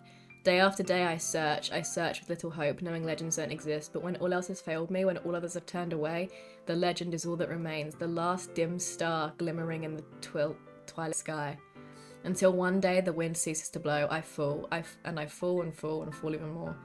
Gentle as a feather, a dry quill, expressionless. But a hand catches me between the thumb and forefinger, the hand of a beautiful lady. I look at her eyes and find no end to her gaze. The lady who knows everything knows what I am thinking. Before I can speak, she responds in a hollow voice. I have found every answer, all of which amount to nothing. There is no meaning, there is no purpose, and we seek only the impossible. I am not your legend does not exist. And with a breath, she blows me back afloat, and I pick up a gust of wind. Monica is having a midlife crisis. You know, I feel like learning and looking for answers are the sort of things that give life meaning. Not to get too philosophical or anything, but it was kind of on my mind, so that's what I wrote about. I see. I never really put much thought into it. In a way, that's almost paradoxical. Because if we had all the answers, wouldn't the world start to lose its meaning? You know, there's one thing I noticed. It seems like everyone in the club prefers writing about things that are more sad than happy. Are you surprised? I mean, if everything was okay, we wouldn't really have anything to write about, would we?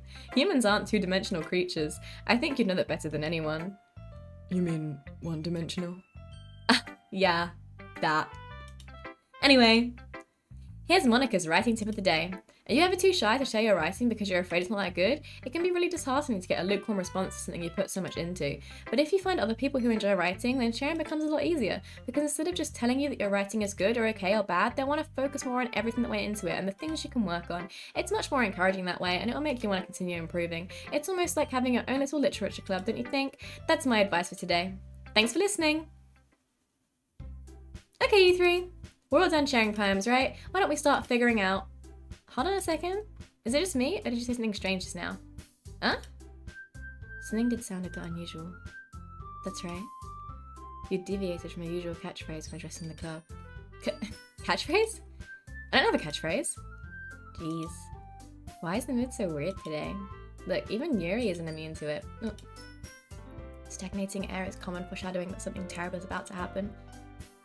In your books, maybe. Look, the only thing different is that Sayori isn't here. It seems you're right. Sayori always helps lighten the mood a little bit, doesn't she? It's almost like everyone's balance is thrown off a little when she's not around. Where the heck did she run off to anyway? I thought she just went to pee. Natsuki, please show some decency. Oh, come on! She actually wasn't feeling too well and went home early. Is that so? I hope she's alright. Seriously? Of all the times not to go home with her, you picked the time she's not feeling well? So much for you two being all lovey-dovey. No. First of all, stop misunderstanding my friendship with Sayori. And second, She's kind of been avoiding me today, so I don't want to force it. Huh? That curious wait, am I thinking this? That curious expression coming from Yuri of all people. Calm down, guys. I talked to her earlier and everything is fine. What'd she say? Anyway, we need to figure out the rest of the festival preparations, so let's decide what everyone will be doing this weekend. I already know what I'm doing. That's right. Natsuki will be making cupcakes. But we might need a lot of them, and different flavours. Can you handle that all by yourself, Natsuki? Challenge accepted. As for myself, I'm going to be printing and assembling all the poetry pamphlets, so Yuri will be helping me design them. And as for Yuri, you can, guys, can you help me come up with something for Yuri? I'm useless. No. That's not it at all. You're the most talented person here, you know. Nah, Natsuki's pouting too. Jeez, even I can tell now. I guess I never gave Siri enough credit, but I can tell things are even hard on you when she's not around. That may be the case. But if I can't also be the leader on my own, then I won't grow as a person. So, Yuri, you have beautiful handwriting, you know, so you should make some banners and decorations to help set the atmosphere. Atmosphere? About that. I love atmosphere. Yuri's expression suddenly changes as she stares at her desk in focus and starts nodding to herself. Your mind is already racing, I see. That's great. You'll be a wonderful help, Yuri. But anyway, that just leaves you, Becca. The one who is truly useless. Don't say that. In fact, both Natsuki and Yuri have some pretty heavy tasks to handle. It would probably go a long way to give one of them a hand. You could always help me out as well. I'd really appreciative of that. That's... Is Monica suggesting I spend the weekend with one of my club members? How on earth are they going to respond to a suggestion like that? I suppose I wouldn't mind a bit of help. Well, even if you don't know how to bake, there's always some dirty work I could give you. It's not like Monica's going to give me a choice and you shouldn't be sitting on your butt anyway. Natsuki tries to mumble a bunch of excuses like that. If I recall, Natsuki, you mentioned you would like to handle the baking on your own. But Becca may not like to be around if you only make him out to be a nuisance, so therefore, maybe more suited to assisting with the decorations. Hold on, I never said that.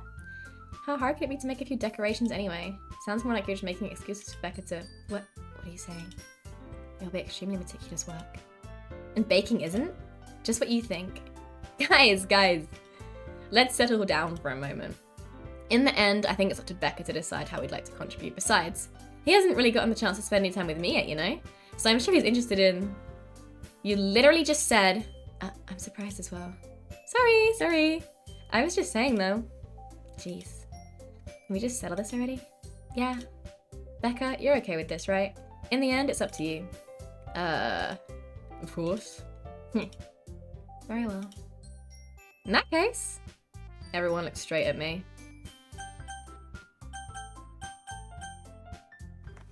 So what do we do? It's choice time. You've got the plus version of this game and the photos you win are dirty. Excuse me? What photos? What? You win photos?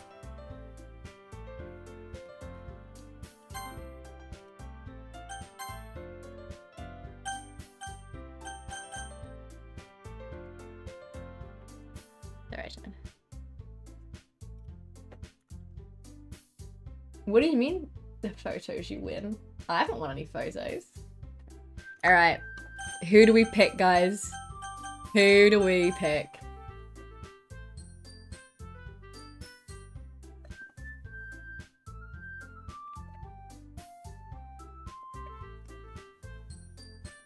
Who do we pick? I feel like Monica and Sayori are doing stuff together, right? So... You think Yuri? Yeah, I know Tima's favourite's also Yuri. Alright, we'll go Yuri. I'll probably be most helpful, useful helping out Yuri. Me? Are you serious? Why would you... Natsuki, I can already tell you're about to say something mean.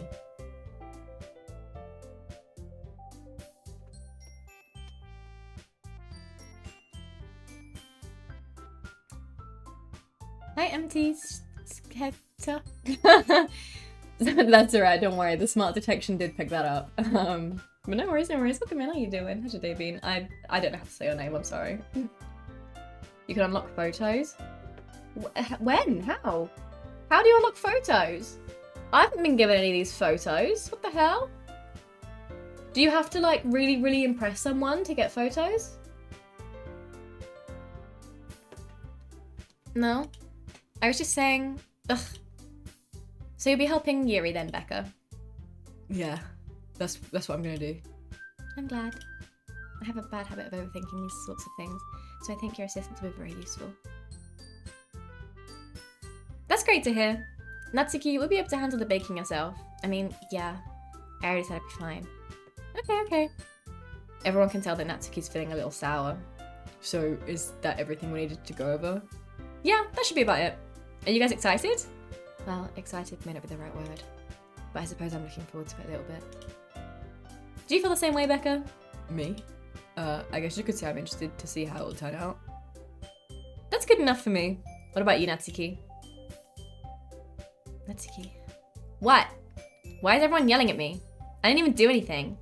No, that's not what I meant at all. Yuri anxiously glances between everyone in the room. I'm sorry for this. I don't really know why Becca picked me. And also, your cupcakes are the best cupcakes I've ever had.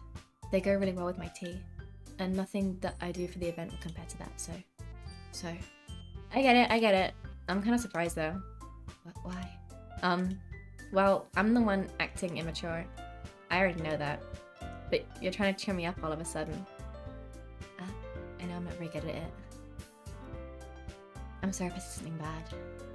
Natsuki isn't the only one surprised. Monica and I are also taken aback by Yuri's words.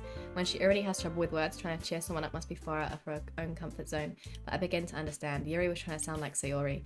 Even if it didn't work perfectly, I can tell that she tried to say something Sayori would say at a time like this. Because Sayori always helps everyone smile and feel good about themselves. No, I kind of appreciated it. I'm sorry for making a big deal out of nothing. But I'm gonna say this. You better bet that my cupcakes will be the best part of the whole event. I believe you. Yeah, I hope to see everyone do their best. But with that, there's nothing more for today, so I guess it's time for us to head out. Alright, let's get out of here then. Everyone packs up their things. I start to follow Monica and Natsuki out the door as they chat to each other.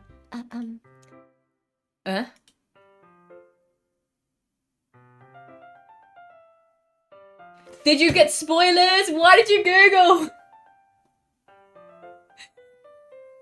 I turn around. There is quite the fan base for these games, yeah. Oh, did you see something naughty, something spicy? Sorry. I realised that I don't have any way of contacting you this weekend. Oh, you're right. I can't believe that slipped my mind. Should I give you my phone number? Oh, I used the wrong voice. Sorry. I think that would be the best way, yeah. Alright then. Yuri and I exchanged phone numbers. Spicy almost covers it, right? Okay, then I'll be stopping by your house on Sunday. My house? Is that a problem? No, not at all. I just thought it would be the one going to your house since I'm the one helping you. I suppose that makes sense. But if you don't mind, I think I prefer going to your house. Alright, in that case it won't be a problem. I decided not to press Yuri for a reason. It's not like it should matter much either way, so I just need to make sure my room is clean.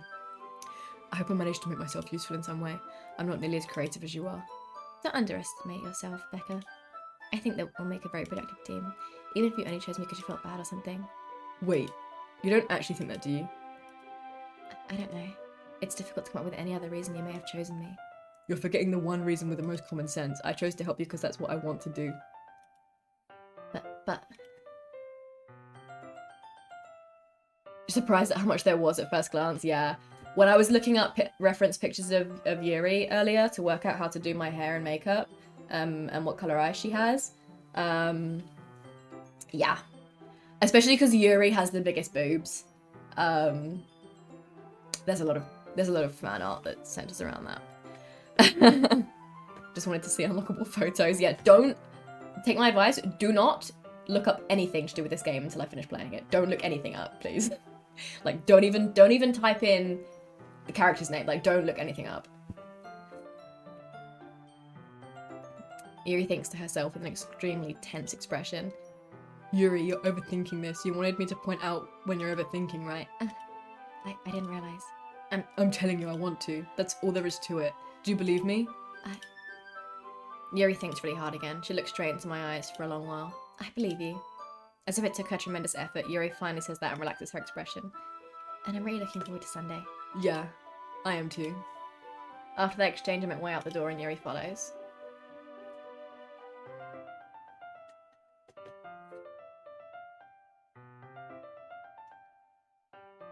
Don't set them as your personal desktop background. Proportionally, she'll have large. Yeah, she does. I can't believe this. Yuri is going to be coming to my house on Sunday. My anxiety shoots through the roof. Even though I've gotten pretty used to us handling her at this point, there's no telling what might end up happening when we're outside of school. More than that, she told me she was looking forward to it. Is this the chance I have to make something happen between us? Or is it too early for that? Only time will tell. But until then, I won't be able to take my mind off it. I seriously can't wait. It's already Sunday. I've been getting increasingly anxious about Yuri's upcoming visit. I keep telling myself there's no reason to be nervous, but it doesn't help much. Yuri is clearly an introvert and also an intimate person in general. There's no doubt that she'll open up a little bit when it's just the two of us. Meanwhile, we've been texting occasionally. She was extremely apprehensive at first, but it wasn't long before I was already learning more about her. But putting Yuri aside, I haven't heard a thing from Sayori since she left the club early the other day. It's not like we text each other all the time or anything, but I've been worried about her in the back of my mind. Between what Sayori said and what Monica said, is it really okay for me to put Sayori's feelings aside when she might need me? I decide to visit Sayori before Yuri comes over. Rather than asking, I simply tell her I'm coming over, much like we've done in the past. Once I reach Sayori's house, I knock on the door before entering it myself. Again, we used to play so often that we've made it a habit of simply entering each other's houses like we were family. The house is quiet.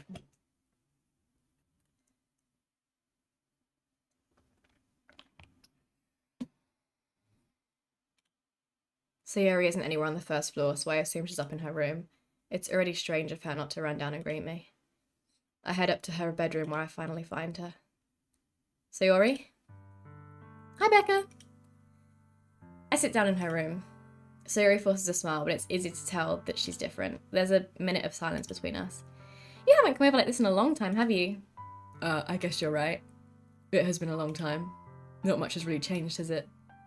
Sayori's room is as messy as it always has been. I also recognise the same stuffed animals and wall decorations that she's had for years now. If you came over more often, it wouldn't be such a mess. That's because I end up cleaning it for you. How come you suddenly wanted to come over today? Aren't you supposed to see Yuri today? Yeah, but... Wait, how did you know that? Sayori had already left by the time we decided that last meeting. Monica told me. It's only natural for her to keep me informed about the festival preparations, right? That's true. But what about you? Aren't you going to be helping Monica today? Of course. But I'm just helping her online. We didn't plan to meet up or anything. So it's just me and Yuri then? Yep. There's more silence between us. Sayori stares in a random direction. Everything about her behaviour is really uncharacteristic. I finally get to the point. I just wanted to see how you were doing. After you left on Friday. When something's wrong, you can't hide it from me. I know you too well, so... Sayori smiles, shaking her head. That's no good, Becca. Why can't it just be like it's always been? This is all my fault. If I didn't get so weak and accidentally express my feelings, if I didn't make that stupid mistake, then you wouldn't have been worried about me at all. You wouldn't have come here. You wouldn't even have been thinking about me right now. But this is my punishment, isn't it? I'm getting punished for being so selfish. I think that's why the world decided to have you come over today. It just wants to torture me. Sayori? I grab Sayori by the shoulders. What on earth are you saying?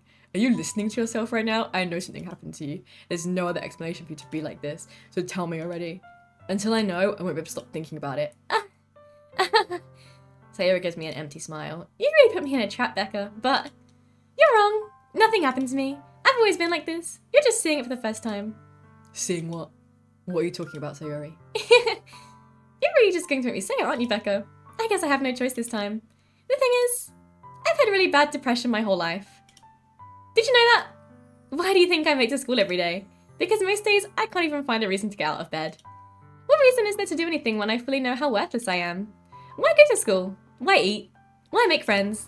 Why make other people put their energy and caring into waste by having them spend it on me? That's what it feels like. And that's why I just want to make everyone happy, without anyone worrying about me. I'm in shock. I can't even figure out how to respond. How is it possible that Sayori kept this from me the entire time I've known her? Did she really want so badly for me to just not think about her? Why, Sayori? Why is it that you've never told me about this? It almost feels like I've been betrayed as your close friend, because if I knew, I would have done everything I could to support you. Even if there's only so much that I could do, I would have tried a little bit harder to make every day a little better for you. That's why I'm your friend. All you had to do was tell me. You don't understand at all, Becca. Why do you think I didn't tell you? Because if I told you, then you would have to waste effort caring about me instead of doing important things. I don't want to be cared about.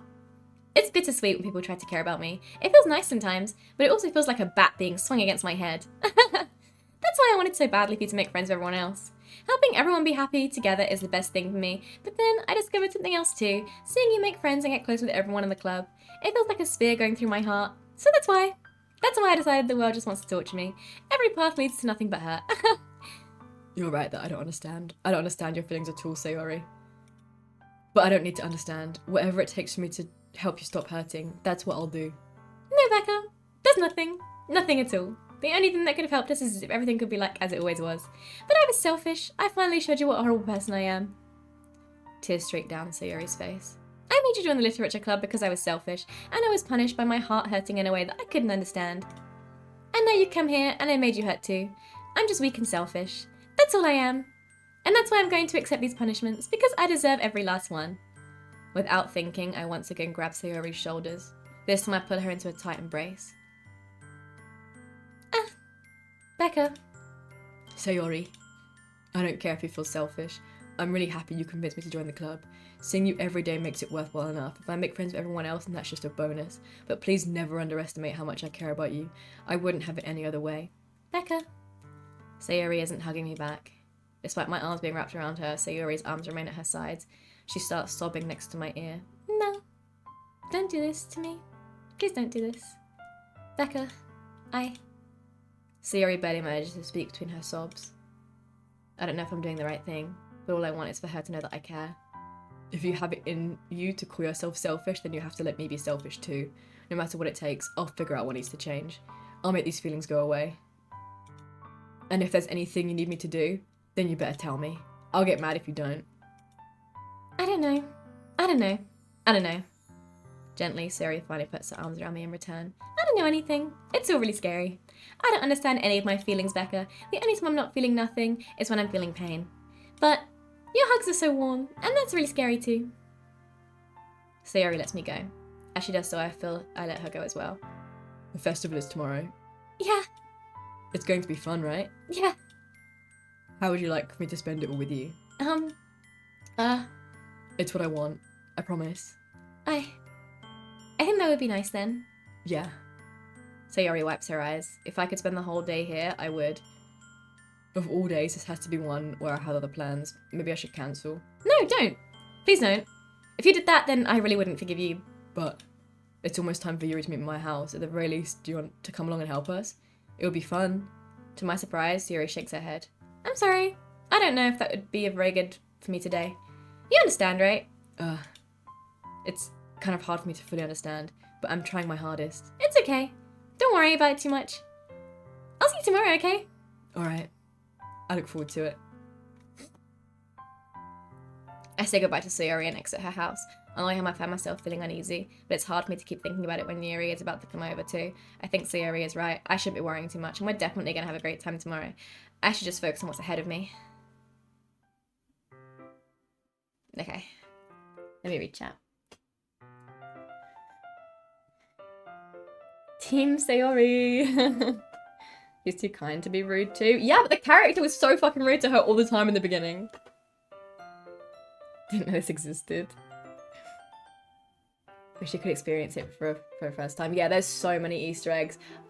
So like I said, I watched PewDiePie play this on YouTube a few years ago, and then I watched so many like theory videos and like all the videos about all the notes and shit you can get. I can't believe I haven't gotten any notes. Because yeah, I actually did watch videos about the notes and stuff that you can get. I just forgot about them. She's not really interested in someone, maybe you just don't live in this world. Yeah, that's fair enough. Am I dating Sayori now? No, we were just comforting her because she's sad.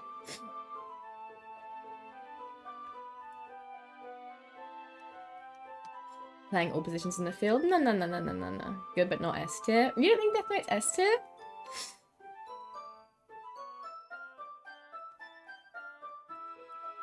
I've only seen I actually made a list on my phone the other day of all the animes I'd seen because I wanted to remember.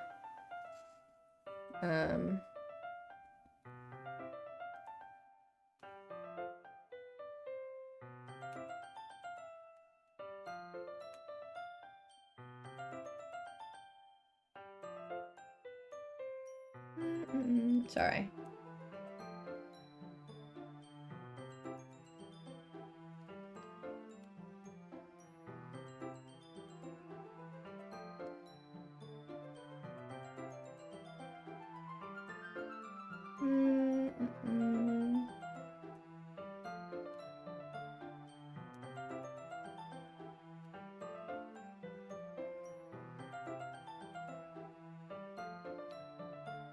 Okay, anyway, sorry. Where's my list? The list is actually longer than I thought it was. So I've seen The Seven Deadly Sins, Cyberpunk, Chainsaw Man, One Punch Man, Demon Slayer, but I'm currently watching the last season because I didn't realize it had come out for ages. Jujutsu Kaisen, but I've only seen the first season. My Dress Up Darling, Senpai Does Not Dream of Bunny Girl, something like that. Or is it Rascal? Rascal Does Not Dream of Bunny Girl Senpai, something like that. Seraph of the End, Death Note, Arcane, if you count that. K-pop Demon Hunters, the film. Spy X Family. I started My Hero Academia, but I couldn't make it through the first season, but I will try again. And Castlevania, I think I'm on season 2 or 3. Maybe 3. Because 3 is really slow. But 1 and 2 were really good. You get the notes in Act 2. Oh, okay, I see. I'll Google Death Note. You shouldn't Google Death Note. Well, I suppose you could Google it, actually. But yeah, no, you won't get porn. You won't get porn for Death Note. Death Note, like, doesn't really have romance. It's quite good. It's a really interesting... I think the reason so many people put it in S tier is because it's just so different to everything else. Like, there's not really much romance. There's also not really much action. There's no, like, fight scenes or anything. Like, it's quite a unique anime. Yeah, that's the problem, is Death Note's never on any streaming services. When I wanted to watch it, it wasn't even on Crunchyroll in the UK, and I had to watch it on some dodgy anime website. And then as soon as I finished it, it went on to Crunchyroll, and I think it's now on UK Netflix. It's so annoying. Sheldon Cooper makes a cup of tea. Avoiding the streaming services, yeah, that's fair enough. Carrie White, TTV, so you can watch NFL Sunday Ticket. I don't know what that is. Yeah, Spy X Family is good as well. There's no romance in that one either, really. Well, there's a little bit, actually, but... Waiting on reading the manga first. Death Becomes Her. Yeah, I should watch that. I've heard a lot about that film. Not gonna watch any of these anime, but...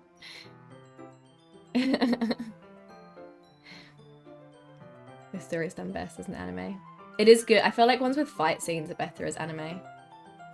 But I imagine the Death Note manga is really good.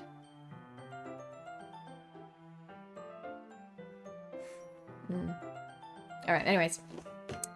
As I approach my house, I see something that makes me feel a moment of panic. Yuri? Ah! Thank goodness. You're a little early. I'm sure I wasn't home yet. Were you waiting for a long time? No, I just got here.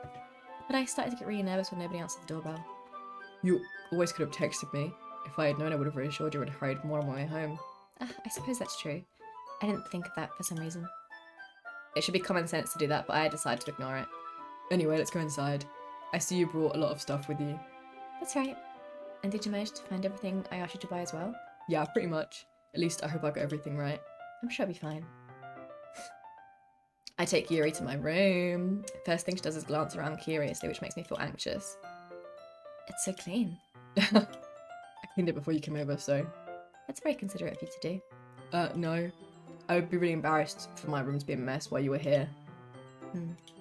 Well, I do enjoy cleaning. I would have gladly helped you clean. That would be even more embarrassing. Wait, don't look in here. I snatch Yuri's wrist, which is in the process of opening a desk drawer of mine. I'm sorry. I wasn't thinking for some reason. I was just spacing out. It's fine, it's fine. I let go of Yuri's wrist. She puts both of her hands firmly in her lap, as if making sure she's keeping track of them. So, should we get started? Yes. I have a few things planned that you can help with. decorations and other atmospheric enhancements. Atmospheric enhancements? You know, mood lighting, aromatherapy candles. Oh wow. I didn't know you planned on taking it that far. Of course. I want to help take our guests to a faraway place, although many will stop by just out of curiosity and for cupcakes, I guess. You're determined to provide an experience that will leave them wanting more.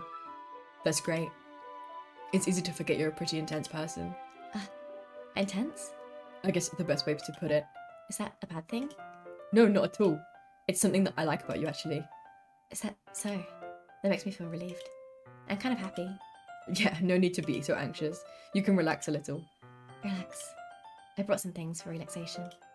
I was going to use them during the poetry event. Oh yeah, like what? Let's see. Yuri rummages throughout her bag. She pulls out a few candles and a wooden cylinder-shaped object.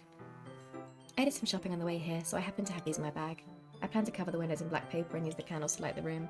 I think that'd be amazing, don't you? Yeah, that'd be really neat. What's that wooden thing though? Oh, this? It's a diffuser for essential oils. How familiar are you with aromatherapy? Not familiar at all. Oh, is that so? It's one of my favourite contributors to a positive atmosphere. Depending on the oils or herbs you choose, you can change the mood of the air itself. You can even feel it permeate through your body. Relaxation, positive energy, romance, reflection. It's almost like magic. Yuri takes a cylinder and pushes a switch on the bottom. In just a moment, a thin ray of vapour begins to spout through a small hole on the top. Wow, that smells wonderful. What kind of mood is that one for? This is a jasmine essential oil. It smells a little sweet and flowery, right? Yeah, that's a good way to describe it. I chose jasmine for the event because it provides more than relaxation. Jasmine enhances your emotions and helps you feel them flow through your body. You feel warmer and your heart pounds more heavily. Don't you think that would be perfect for sharing our poems? It does sound suitable, but you seem to know a lot about this, so I'll trust your opinion for anything. Yuri smiles gently, clearly enjoying herself. She again reaches into her bag and pulls out several spools of thin ribbon. What are those for? Well, did you purchase the origami paper I asked you to get? Yeah, I have it over here. We won't be using the paper for folding origami. What I'd like to do is write a different word in each paper. We'll need about 100 of them. Oh yeah? What will those be used for? Well, I'm about to cut pieces of ribbon to hang from the doorway of the classroom. Then we can fasten the paper onto the ribbons to create a doorway curtain. Wouldn't that be beautiful? It would also catch the eye of those passing by the room. It may attract them to peek inside. That's really creative. I had no idea you'd be so good at this, Yuri. Is that so? Well, I suppose I do get a little intense as you put it. Yuri giggles with red cheeks. Is it just me, or is she more relaxed when it's just the two of us? Or maybe it's just the excitement she feels from sharing something that she enjoys. Here's a marker, Becca. You can write any characters you want. I'll help you once I finish cutting the ribbons. Alright. Sitting on the floor together, the two of us get to work. I carefully draw a different character on each paper, doing my best to manage my bad handwriting. Yuri unravels a long strand of red ribbon to her desired length. Then she reaches into her bag once more and pulls out a pocket knife. The knife is strangely beautiful. The silver handle has an intricate pattern of waves etched onto it. The blade itself is gently tinted blue. That's no ordinary pocket knife. It looks really fancy. Well... Embarrassed, Yuri looks away. What is it? You're gonna think it's weird. Yuri, whatever it is, I have no reason to judge. To each their own, you know. If you promise you won't be weirded out. Yeah, I promise. Alright. The thing is, I'm kind of into knives.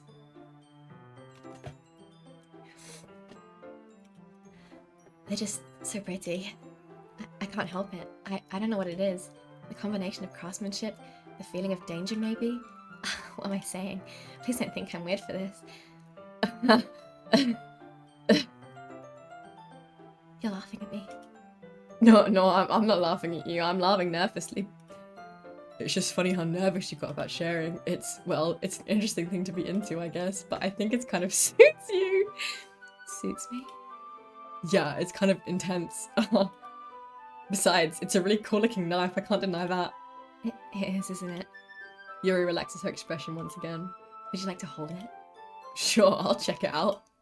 Yuri carefully hands me the knife with the handle facing me. I take it and turn it around in my hands. It feels heavy and extremely solid. Where do you even get a knife like this? Curious of its sharpness, I feel the point of the knife on my index finger. Ow! Becca, why did you do that? I didn't expect it to be that sharp. I barely touched it at all. It's my fault. I should have warned you. This knife is extremely sharp. It can cut through skin like it's paper. Oh no. A small drop of blood trickles down the side of my finger. Yuri takes my hand and gives the wound a closer look. She stares at it and noticeably fidgets. If you're squeamish, I'll go wash it off now. Without warning, Yuri puts my finger in her mouth and licks the wound.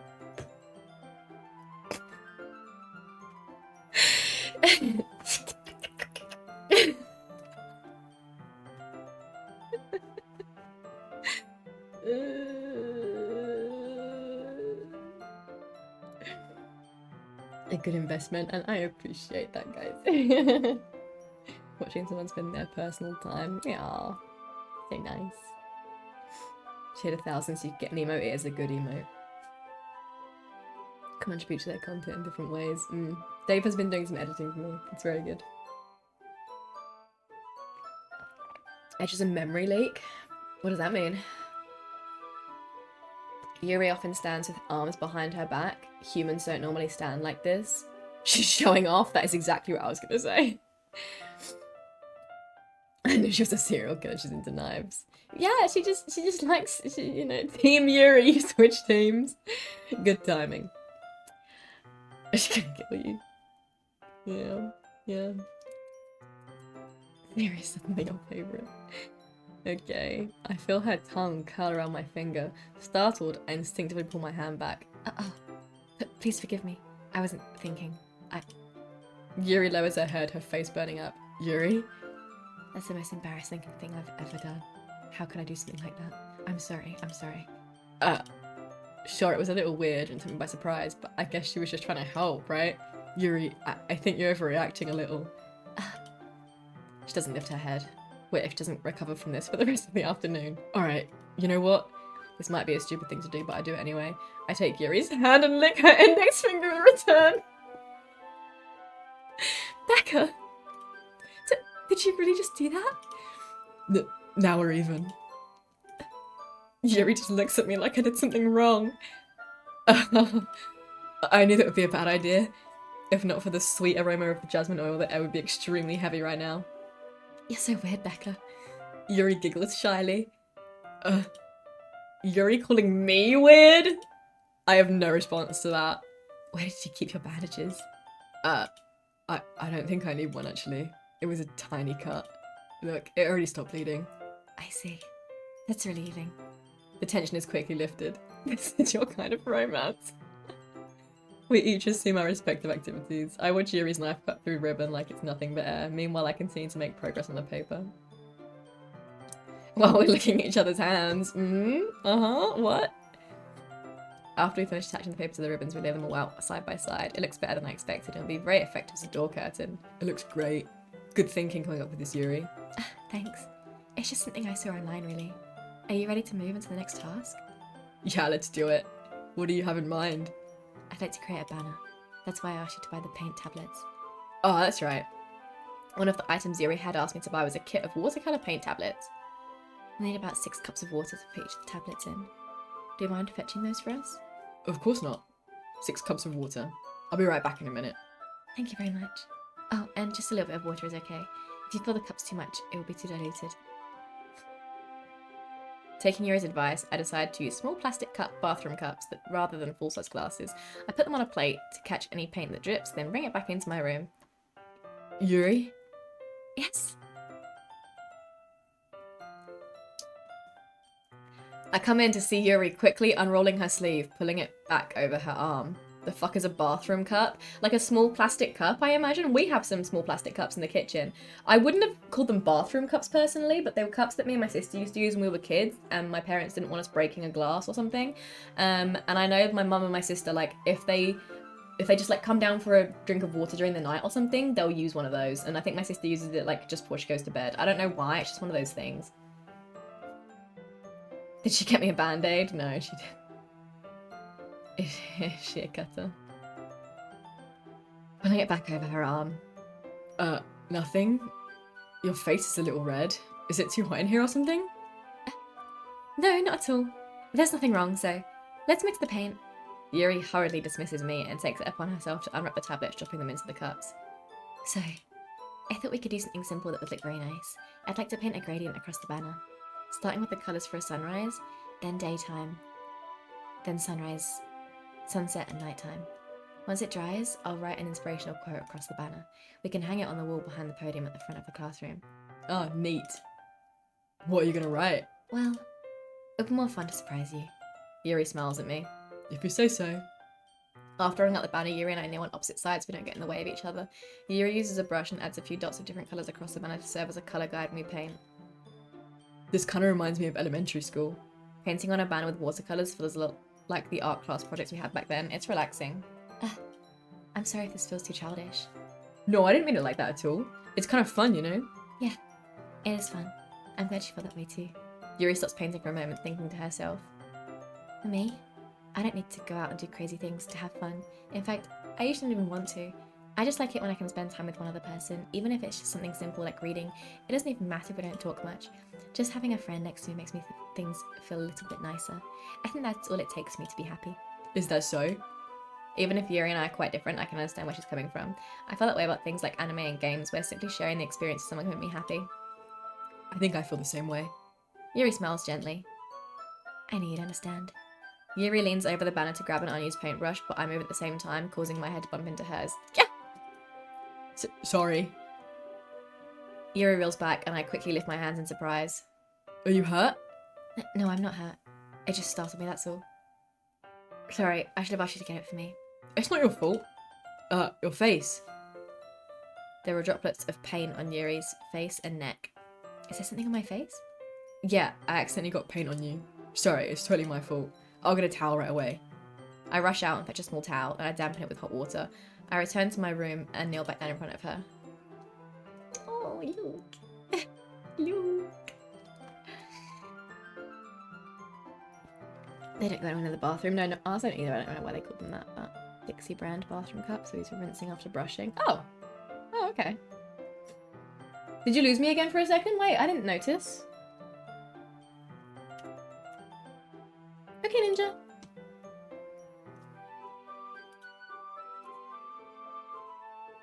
The little cups that come on a Pepto-Bismol bottle. I don't know what the fuck that is. Alright. Here. I pat down Yuri's face and neck with the towel. Is something wrong? It's hot. I just didn't expect that. Sorry. I didn't want to use cold water. Having finished, I start to retract my hand, but Yuri suddenly holds my wrist. Wait, just for a little longer. It feels really nice. I keep my hand still against Yuri's cheek. She looks into my eyes.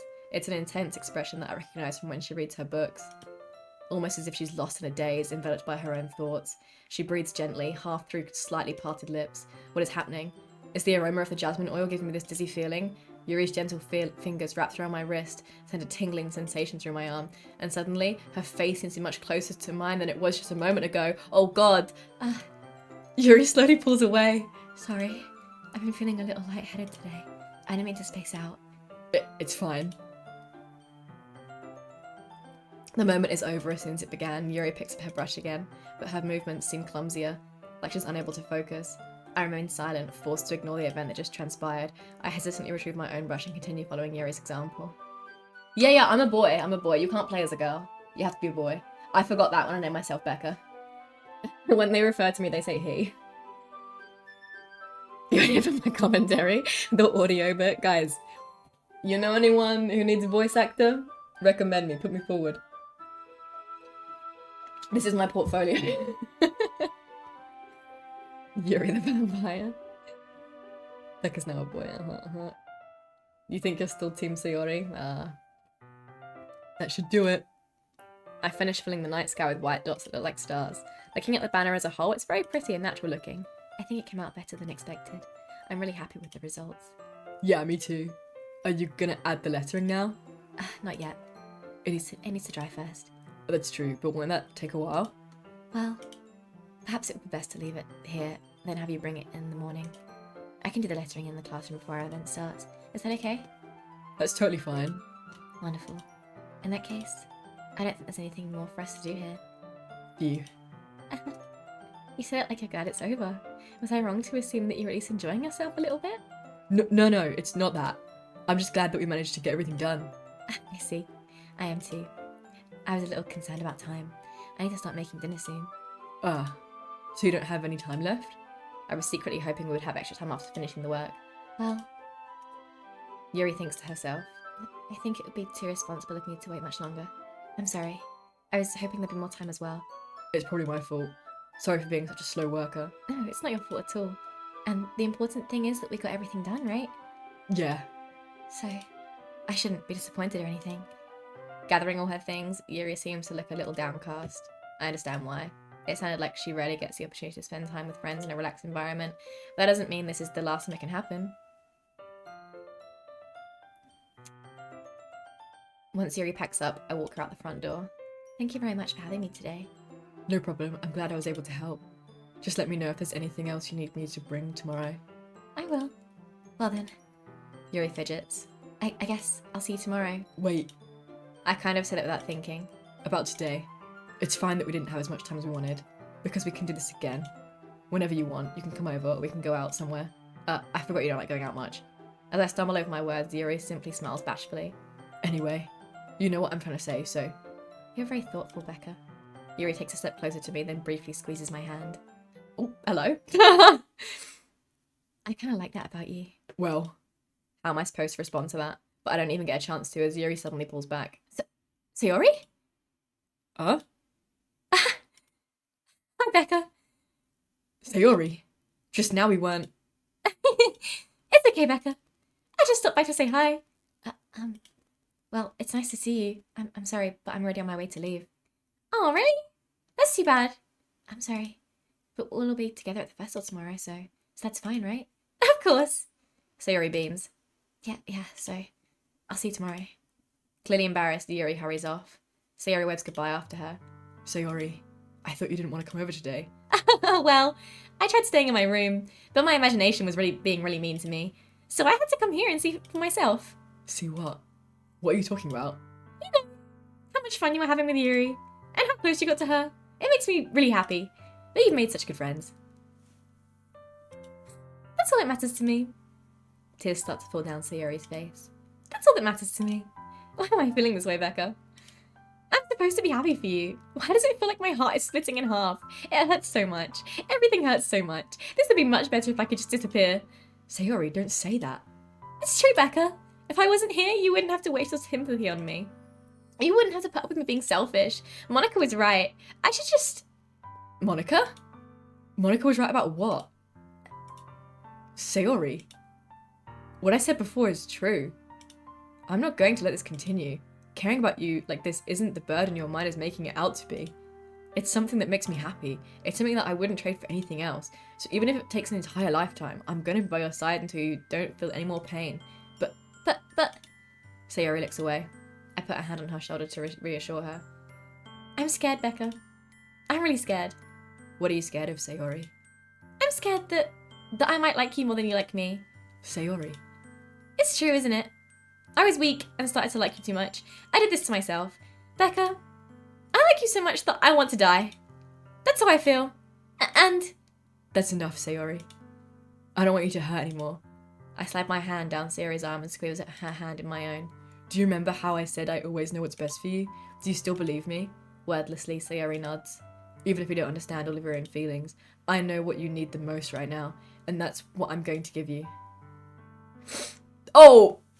What? A decision! Help! Help. Help. Oh god, what do I say? What do I say? What do I say? What do I say? What do I say? You suspect the other three will reveal some kink later on. Record you an audiobook? What do you want? What do you want? Save the game. Can I save the game right at this moment? Oh my god, I can. Okay. Kiss the vampire. This isn't... Oh, was that back then? Okay, never mind. Sayori is sad, which makes you sad. I know, poor Sayori. Poor Sayori. Teenage hormones. Welcome back, Ninja. The choices. You want me to friend zone her? Friend zone that child? We want the vampire? Guys. Is this a fuck, marry, kill kind of game?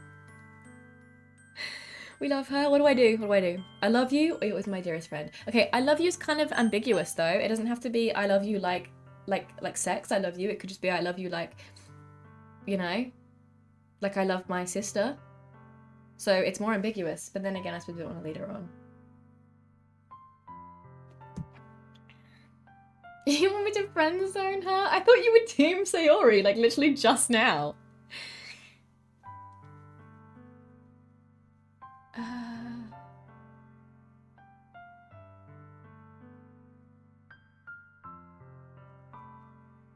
You are, but you still want me to friend zone her? She doesn't deserve you. Hi, Rakan. Welcome in. How you doing? How's your day been? Oh, okay. You mean we don't deserve her? You mean she's too good for us? Okay. Alright, fine. Everyone's saying do this one. You'll always be my dearest friend. What you need most is for things to be like they've always been. Monica told me the truth. She told me how much happier you seemed after I joined the club. I know you're struggling with some really difficult feelings right now, but please trust me that I know what's best and what will make you happy in the end. I promise I'll help get things back to the way they were. I see. Sayori forces a smile through an incredibly pained expression. Is this what it feels like? To get stabbed in the chest? I should write a poem about this. Sayori. It's okay. This is just my punishment, remember? For being so selfish. So please don't worry about these stupid feelings. I know you're right. I knew this whole time there's no happiness down that path. That's why I came here. Just so I could get the answer I needed to hear. And the other thing, you're also right that I just wanted it to go back to the way it was. I realise that now. You really do know me better than anyone, Becca. I'll trust you with anything at all. So, Sayori's smile finally breaks. All of a sudden, she turns around and drops to her knees. What the timing?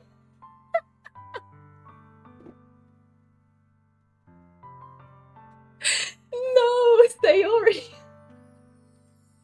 Oh my god. She got shot.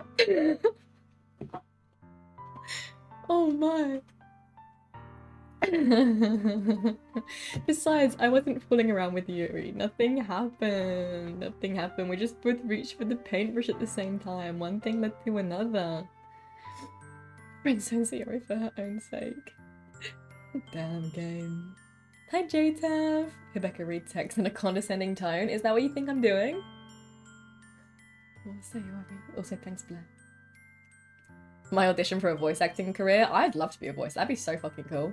I would love to be a voice actor, actually. How even do you get into voice acting? I don't even know. Patronizing? No, that's even worse. That's even worse. One step closer to Yuri, stop. No. Hey Hex! At work until 6 AM? At the co-op? What? Oh my. Good luck with that. I don't know why. Take credit for the headshot. No. Oh god. Welcome back, JTAV, by the way. Why? Why are you there till 6 AM? What the fuck? Okay. That's all I'm doing with that. Clutching her hair with both hands, she screams as loudly as she can. I'm so shocked, I don't know how to react. Sayori looks over her shoulder and flashes me one more weak smile before turning around and running off. Sayori! I'm left helplessly standing in front of my house. Nice fucking house, by the way. Why am I feeling so horrible about this? There's nothing more that I could have done. The most I can do is support Sayori through her feelings and help her on the path that's right, but I'm having as much trouble understanding Sayori's feelings as she is, even though I can comfort her. I keep wondering if I should be doing something more or something different. I know these thoughts will continue to plague me until things are back to the way they were. I'm going to give it everything I've got. Sayori will always be my dearest friend, and I'll do whatever it takes to put a smile on her face every day. You also work at co-op? That's so funny. I also used to work at co-op. I don't know why you're here, what you're supposed to be doing, but I don't think it's watching drainage. No, probably not. But hi. It's for the best, Sayori. I don't think being shot was for the best, no. It's the day of the festival. Of all days, I expected this to be the one where I'd be walking to school with Sayori. But Sayori isn't answering her phone. I considered going to her house to wake her up, but decided that's a little too much. Meanwhile, the preparations for the event should be nearly complete. The banner Yuri and I painted is dry, and I gently rolled it up to take with me. She sent me a pleasant text reminding me not to forget anything, and I reassured her. Funnily enough, I probably feel the same way as Natsuki about the event. I'm more excited for it to be over so I can spend time with Sayori and Yuri at the festival, but knowing Monica, I'm sure the event would be great too. Becca! You're the first one here! Thanks for being early. That's funny. I thought at least Yuri would be here by now. Monica is placing little booklets on each of the desks in the classroom. They must be the ones she prepared that have all the poems we're performing. In the end, I found a random poem online that I thought Monica would like, and I submitted it. So that's the one I'll be performing. I'm surprised you didn't bring Sayori with you. Yeah, she overslept again. That dummy. You'd think that on days this important she'd try a little harder. I say that, but I suddenly remember what Sayori told me yesterday, and I suddenly feel awful knowing it's not nearly that simple for her. I only said it because that's the way I'm used to thinking, but maybe I should have gone to wake her up after all. You should take a little responsibility for her, Becca. I mean, especially after your exchange with her yesterday. You kind of left her hanging this morning, you know? Exchange?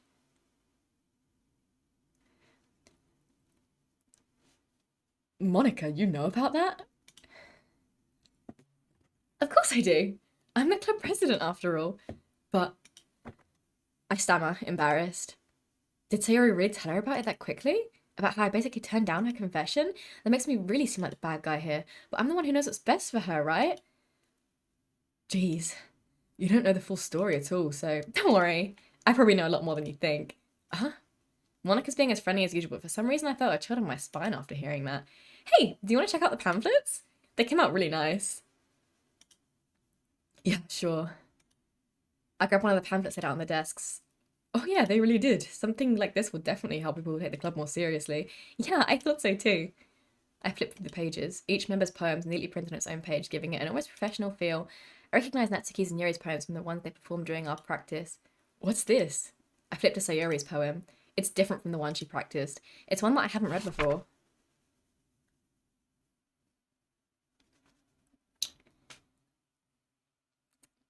Get out of my head, get out of my head, get out of my head, get out of my head. Times 100. Get out of my head. Get out of my head before I do what I know is best for you. Get out of my head before I listen to everything she said to me. Get out of my head before I show you how much I love you. Get out of my head before I finish writing this poem. But a poem is never actually finished. It just stops moving. No, we weren't. We're not in her head. We aren't in her head. It's not us. Probably. What is this? Reading the poem, I get a pit in my stomach. Becca? What's wrong? Nothing. This poem feels completely different from anything else Sayori's written. But more than that, I changed my mind. I'm going to go get Sayori, so... well, alright. Try not to take too long, okay? I quickly leave the classroom. Don't strain yourself! Monica calls that out after me. I quicken my pace. What was I thinking?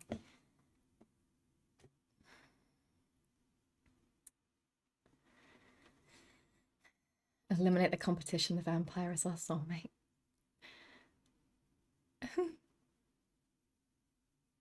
It's your first time? You work in produce, you just lock you in the fridge, that's funny. I used to work in the produce section in Asda as well.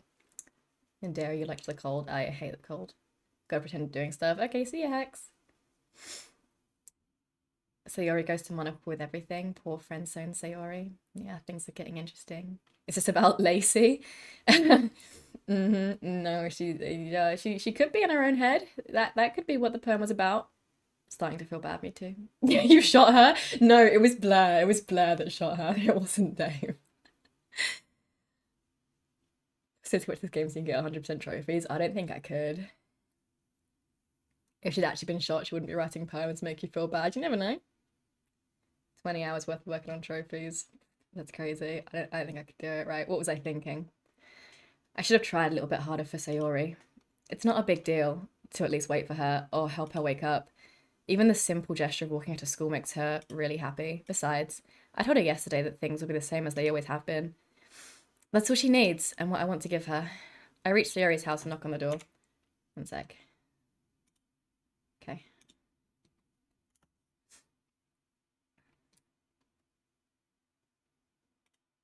I don't expect an answer since she's not picking up her phone either. Like yesterday, I opened the door and let myself in. Sayori? Trigger warning. She really is a heavy sleeper. I swallow. I can't believe I ended up doing this after all. Waking her up in her own house. Isn't that more like something a boyfriend would do? In any case, it just feels right. Outside Sayori's room, I knock on her door. Sayori? Wake up, dummy.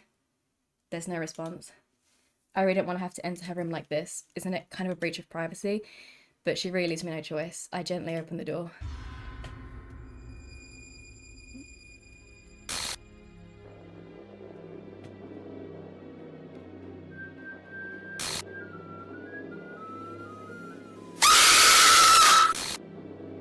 Oh my god, the timing.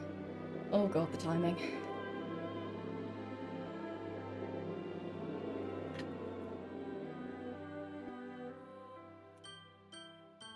What the hell? What the hell? Is this a nightmare? It has to be. This isn't real. There's no way this can be real. Sayori wouldn't do this. Everything was normal up until a few days ago. That's why I can't believe what my eyes are showing me. Thank God it's gone. Oh my god. I suppressed the urge to vomit just yesterday. I told Sayori I would be there for her. I told her I know what's best and that everything will be okay. Then why? Why would she do this? How could I be so helpless? What did I do wrong? This is real, Timur. This actually happens. Turning down a confession. That has to have been what pushed her over the edge. Her agonized scream still echoes in my ears. Thanks to Ender Aiden. Because yes, by the way, when it says anonymous, I can see who did it. Sorry for outing you. Why did I do that to her when she needed me the most? Why was I so selfish? This is my fault. My swarming thoughts keep telling me everything I could have done to prevent this. If I just spent more time with her, walked her to school, and gave her what I know she wanted out of her relationship, then I could have prevented this. I know I could have prevented this. Screw the literature club. Screw the festival. I just lost my best friend. Someone I grew up with. She's gone forever now. Nothing I can do to bring her back. This isn't some game where I can reset and try something different. I had only one chance and I wasn't careful enough, and now I'll carry this guilt with me until I die. Nothing in my life is worth more than hers. But I still couldn't do what she needed from me, and now I can never take it back. Never, never, never, never, never.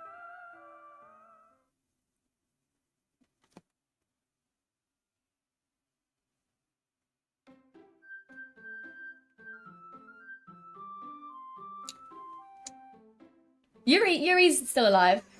Yuri's fine. You didn't know she'd... No. If it helps, I do believe she does it either way. No, like, sorry to spoil, but like, I do believe she does it either way. But yeah, it hits it. That's kind of why I didn't want to reject her, because unfortunately, I knew this was going to happen. I've seen the playthrough of this game. It still hits hard, and my heart is pounding so fast because I didn't want to see it. But yeah, I think it happens either way. She just has a different reason for it. The exception error is important for those who are hunting trophies. Really? Hi, Ultima, welcome in. How you doing? You have a riddle? Why doesn't Sayori use WhatsApp? Oh god, I don't know, but it's gonna be a suicide joke, isn't it? Why? Why? She prefers Google Hangouts. She prefers Google Hangouts. Okay. Also, not sure if anyone noticed, what Monica said to us before, you know, when we got to the club, when she said about, you know, us, when she said about us not walking to school with Sayori today. I won't repeat it, but just, you know, some foreshadowing was there. Right. I need a wee and I need a glass of water, so I'm going to read the chat and then I'm going to go and let you all process. Let you all process. You have a number of games at 100%. I would love to be, but I can't be asked. Despite the schoolgirls, it seems very psychological and adult. Yeah, this game has a number of trigger warnings. It's a psychological horror. It's not for kids. It's not for the easily disturbed. It's a trick, basically. It's a trap. Why is it so loud? It's a jump scare. If I had my headphones on, I would have jumped so hard, but I had to take them off because they died. You've decided what bit you want me to record? Maze Runner? I f***ing love the Maze Runner. What are we looking at here? You look away for a second. Wrong moment to look away. Wrong moment. Wait, Dave, you didn't know either? Oh, I'm so glad you guys didn't know. Because, like, I'm kind of sad that I didn't have an authentic reaction, or I think I might have cried, actually. I'm holding it back right now, but, like, I think I would have actually cried. Yeah. I couldn't believe it. When I watched PewDiePie play this and I saw that, I was like, excuse, what the fuck? Like, I've been laying in bed trying to sleep sometimes, and you know when, like, a scary image comes into your brain and you can't get rid of it? My recurring one is Sayori hanging in her room. Like, it comes into my brain and I'm like, oh, excellent, I'm not sleeping now. That's great. That's great. The illusion of choice, yeah. It's the illusion of choice. Stream's over, good night everyone. No, things get even more interesting now. Yuri sucked our finger. Did I tell her I loved her? No, I told her she was my dearest friend. That was so scary, it was. I'm glad I took my headphones off, actually. I'm so glad I took my headphones off. Less competition for Yuri. Even after you were spoiled, you still felt so weird about it. This game is a fucking masterpiece. It's so good. Hi, Readblow. Come in. How you doing? Oh my god, is that what it's gonna say for Sayori?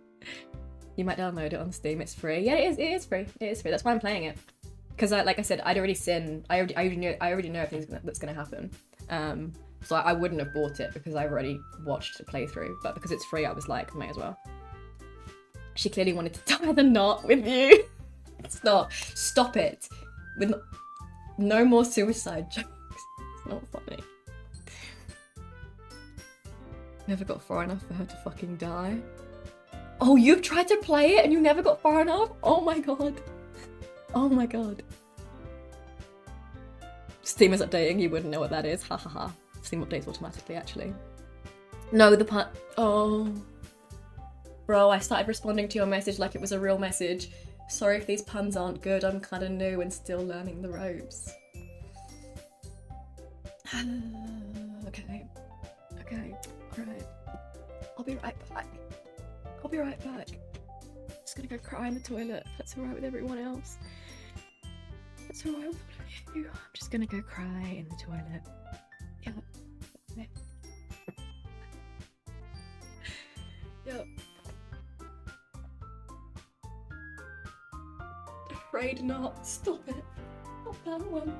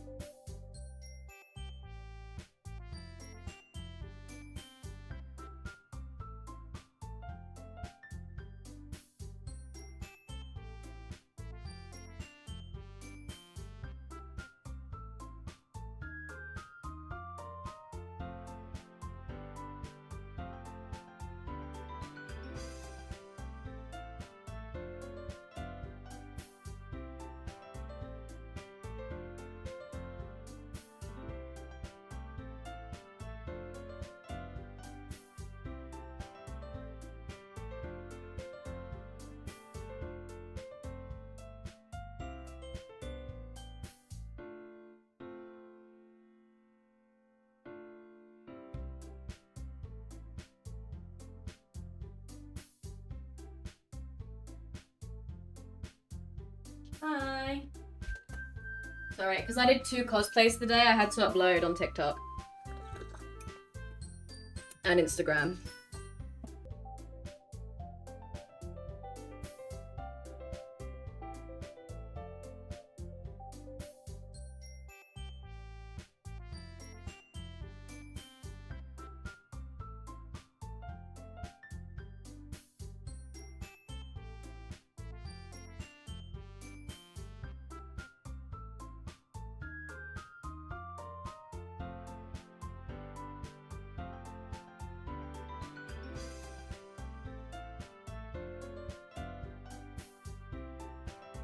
Sorry, I muted so that you wouldn't hear the cheeky dance twice, and then I forgot that I was muted. I said not the moment, but thank you. Alright, let me, hold on. Did that work? Did the story go up? It did, lovely. I'm just gonna, real quick. No, shut up.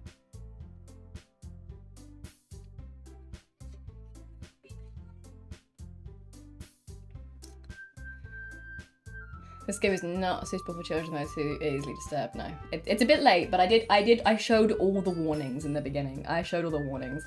I didn't want to say specifically which trigger warnings, because if I'd said trigger warning suicide, then it would have been obvious what was going to happen, and I didn't want to spoil the plot.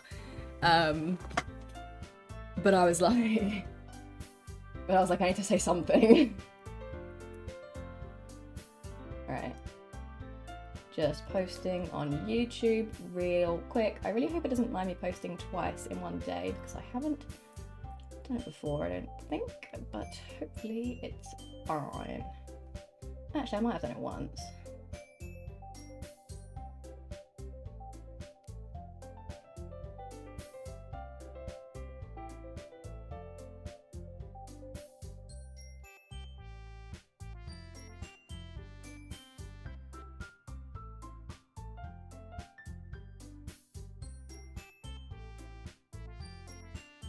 Oops, no, I don't want to filter.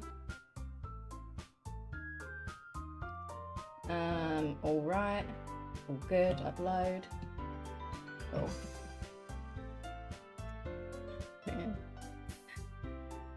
The game's not suitable for you. Think long and hard about what I did. No, I couldn't have changed that outcome. She was gonna do it either way. Song goes hard, it does. Nice, appropriate music for what's just happened. Really goes with the mood. Really goes with the mood. Forcing her to go to the festival. I don't want to force her to go to the festival. Why would she want to go to the festival? The problem was getting shot, maybe. Wait, what's the plus version? Hung her body up afterwards to show it up. Oh my god, stop it. It's $15?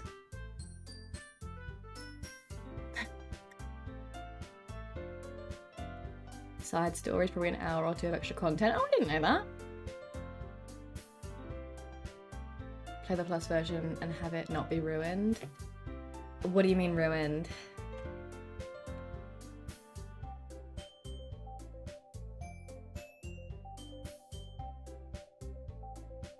Oh, there are events before the main game. Oh, okay.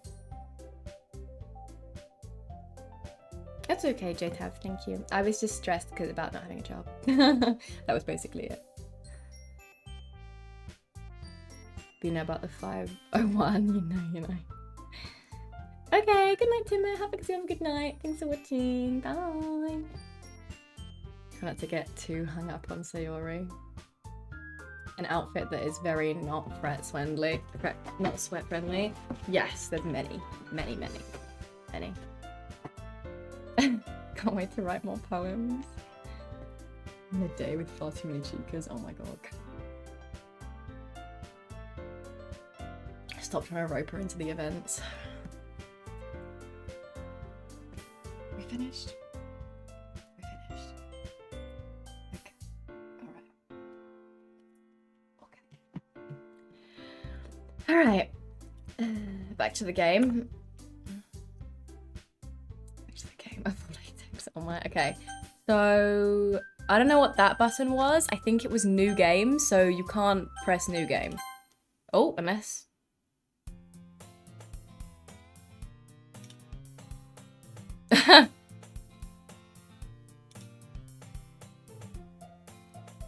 Oh. Okay, so it's okay, so it's the same. It's the same. Except okay. Oh. Okay. Right. It's an ordinary school day like any other. Was I supposed to press that? Was I supposed to press continue, actually? I'm not sure what I was actually supposed to press. I'm not sure what I was supposed to press. Mornings are usually the worst, being surrounded by couples and friend groups walking to school together. Meanwhile, I've always walked to school alone. I always tell myself it's about time I meet some girls or something like that. But I have no motivation to join any clubs. I'm perfectly content just getting by on the average. While spending my free time on games and anime, there's always the anime club, but it's not like there would be any girls in it anyway. The school day is as ordinary as ever and it's over before I know it. Was I supposed to press continue or was I supposed to press new game? Or is it the same no matter what? The school day is as ordinary as ever and it's over before I know it. After I pack up my things, I stare. No, but I pressed new game, I think. Sorry. Oh! Okay, never mind.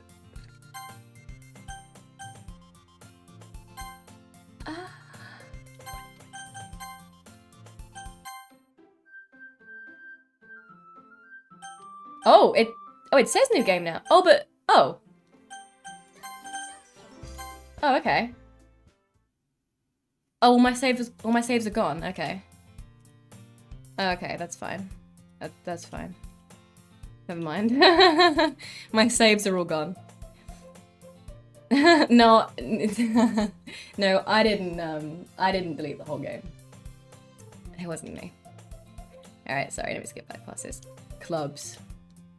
There really aren't any that interest me. Besides, most of them will probably be way too demanding for me to want to deal with.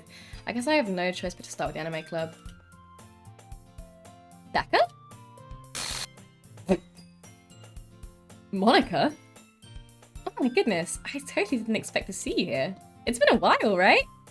Yeah, it has. Monica smiles sweetly. We do know each other. Well, we rarely talked, we were in the same class last year.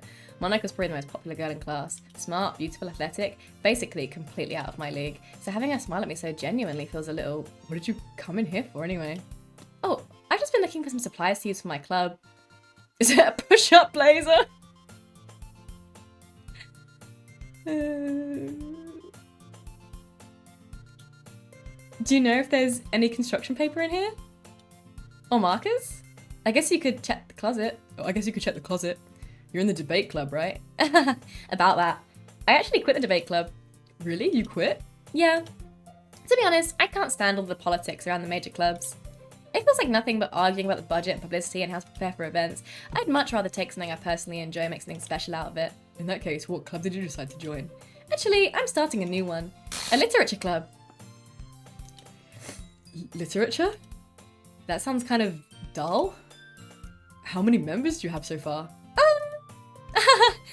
It's kind of embarrassing, but there are only 3 of us so far. It's really hard to find new members for something that sounds so boring. Well, I can see that. But it's really not boring at all, you know. Literature can be anything. Reading, writing, poetry. I mean, one of my members even keeps her manga collection in the club room. Wait, really? Yeah, it's funny, right? She always insists that manga is literature too. I mean, she's not wrong, I guess. And besides, a member's a member, right? Did Monica say she? Hey, Becca. By any chance, are you still looking for a club to join? I mean, I guess so, but... In that case, is there any chance you could do me a big favour? I won't ask you to join, but if you could at the very least visit my club, it would make me really happy. Please? Well, I guess I have no reason to refuse. Besides, how could I ever refuse someone like Monica? Sure, I guess I could check it out. Awesome. You're really sweet, Becca, you know that? It's nothing, really. Should we go then? I'll look for the materials another time. You're more important. Lots of girls at an anime club? No, I don't think. You have a headache and you contribute to the death of a child. You didn't, don't worry. But good night. Have a good sleep, Dave. Thanks for watching. Bye. I didn't delete the whole game, Ninja. Ninja, do you know what happens in this game? And JTab, do you know what happens in this game? Because I want people in chat who don't know what's going to happen. Today marks the day I sold my soul to Monica and her irresistible smile. You don't? Excellent. If you want to skip the dialogue. Yeah, but I don't want to skip dialogue I haven't seen. It's the only thing. I timidly follow Monica across the school and upstairs, a section of the school I rarely visit, being generally used for third-year classes and activities. Monica, full of energy, swings open the classroom door. I'm back! And I brought a guest with me! Oh, the jump scares really start now. A guest? Seriously? You brought a boy? Way to kill the atmosphere. Don't be mean, Natsuki.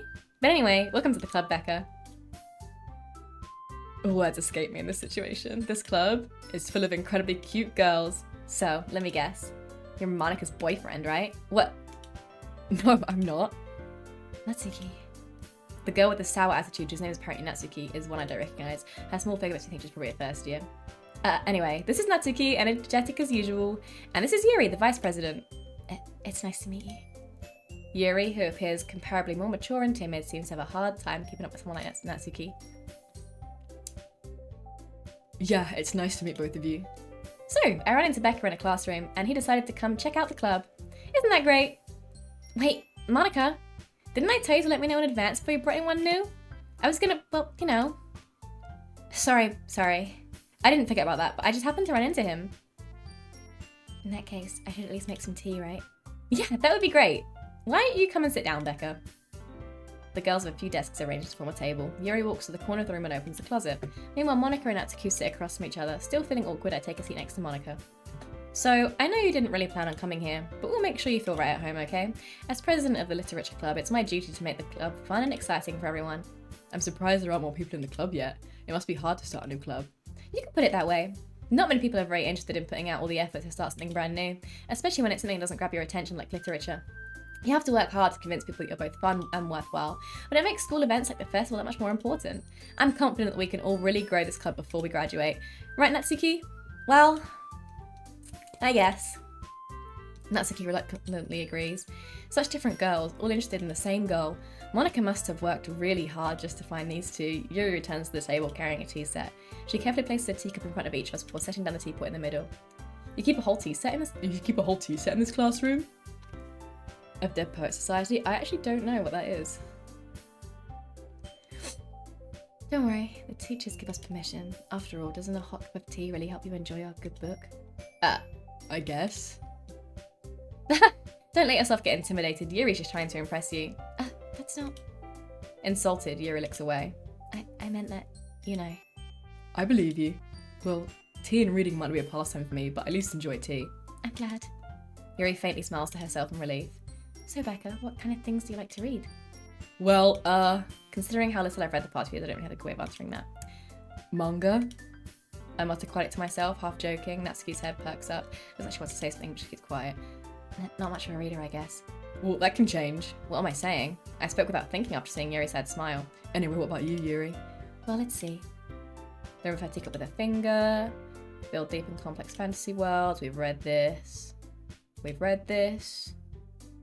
We've read this. We've read this. I don't want to skip it completely, but I won't really read out the stuff we've already seen. But you know, I like a lot of things. How a writer can so deliberately take advantage of your lack of imagination. Reading a lot of horror lately. Oh, I read a horror book once. I desperately grasped something I can relate to at the moment. Oh, I was supposed to say that, sorry. Oh, I read a horror book once. A conversation with a rock. I'd expect that from you, Yuri. It suits your personality. Oh, is that so? Really? If a story makes me think or takes you to another world, then I can't really put it down. Surreal horror is often very successful at changing the way you look at the world, if only for a brief moment. Ugh, I hate horror. Oh, why's that? Well, Natsuki's eyes dived to me for a split second. Never mind. That's right. You usually like to write about cute things, don't you, Natsuki? What gives you that idea? You left a piece of scrap paper behind last club meeting. It looked like you were working on a poem called... Don't say it out loud. I get that back. Fine. Natsuki, do you write your own poems? Well, I guess sometimes. Why do you care? I think that's impressive. Why don't you share them sometime? No. Natsuki averts her eyes. You wouldn't like them. Not a very confident writer yet. I understand how Natsuki feels. Sharing that level of writing takes more than just confidence. The truest form of writing is writing to oneself is willing to open up to your readers, exposing your vulnerabilities and showing even the deepest reaches of your heart. Do you have writing experience too, Yuri? Maybe if you share some of your work, you can set an example and help Natsuki feel comfortable enough to share hers. I don't remember if we read this before or not. I guess it's the same for Yuri. We all sit in silence for a moment. I guess Sayori would have spoken there earlier. Hey, I just got an idea. How about this? Natsuki and Yuri look quizzically at Monica. Let's all go home and write a poem of our own. Then next time we meet, we'll all share them with each other. That way, everyone is even. I mean, I thought it was a good idea. Well, I think you're right, Monica. We should probably start finding activities for all of us to participate in together. I did decide to take on the responsibility of Vice President after all. I need to do my best to nurture the club as well as members. Besides, now that we have a new member, it seems like a good step for us to take. Do you agree as well, Becca? Hold on, there's still one problem. Huh? What's that? Now that we've reached the most important topic, I've bluntly come forth with what's been on my mind the entire time. I never said I would join this club. Monica may have convinced me to stop by, but I never made any decision. I thought of other clubs to look at, and I lost my train of thought. All three girls stared at me with dejected eyes. But, I'm sorry, I thought... The girls exchange glances before Monica turns back to me. I guess I need to tell you the truth, Becca. The thing is, we don't have enough members yet to form an official club. We need 4. And I've been trying really, really hard to find new members. And if we don't find one more before the festival... I'm defenseless against these girls. How am I supposed to make a clear-headed decision when it's like this? I'd feel terrible for letting everyone down in this situation, and besides, the club itself seems pretty relaxed. So writing poems is the price I need to pay in order to spend every day with these beautiful girls. Right. Okay, I've decided then. I'll join the literature club. One by one, the girls' eyes light up. Oh my goodness, really? You really mean that, Becca? Yeah, it could be fun, right? You really did scare me for a moment. I mean, if you really just left after all this, I'd be super pissed. Becca, I'm so happy. We can become an official club now. Thank you so much for this, you're really amazing. I'll do everything I can to give you a great time, okay? Thanks, I guess. Okay, everyone. I think with that we can officially end today's meeting on a good note. Everyone remember tonight's assignment. Write a poem to bring to the next meeting so we can all share. Monica looks over to me once more. Becca, I look forward to seeing how you express yourself. Yeah. Can I really impress the class star Monica with my mediocre writing skills? I already feel the anxiety welling up inside me. Meanwhile, the girls continue to chit-chat as Yuri cleans up the tea set. I guess I'll be on my way then. Okay. I'll see you tomorrow then. I can't wait.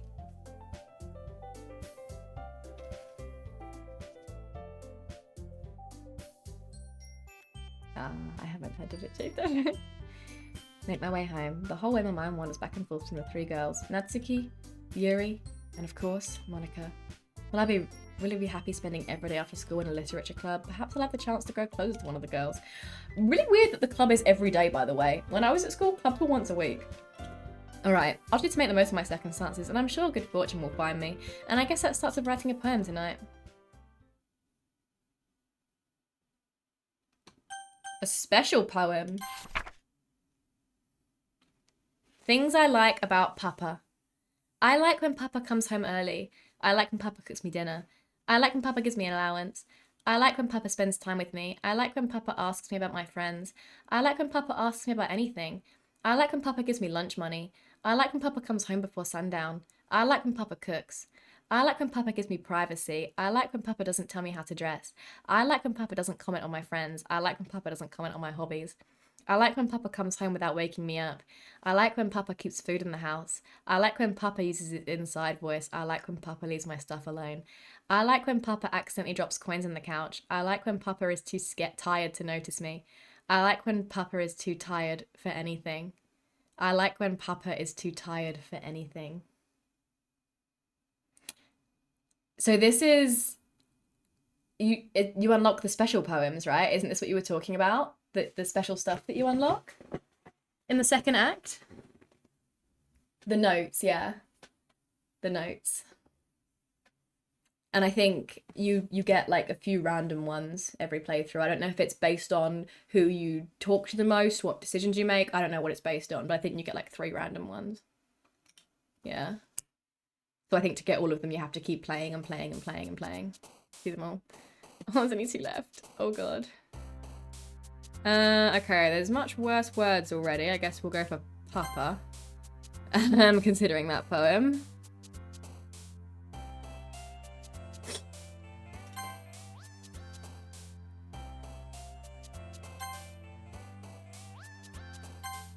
Oh, we're really going for Natsuki by accident, I fear. I'm picking the words that I like.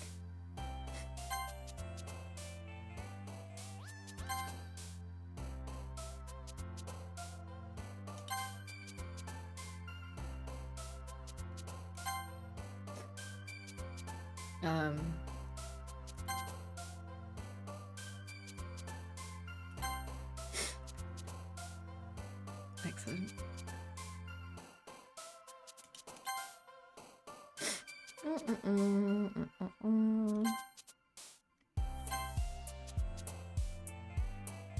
I think I pick the same words every time. Contamination. Wrath.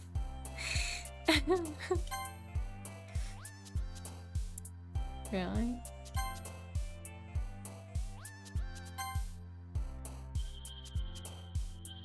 I still don't know what the sticky is, by the way.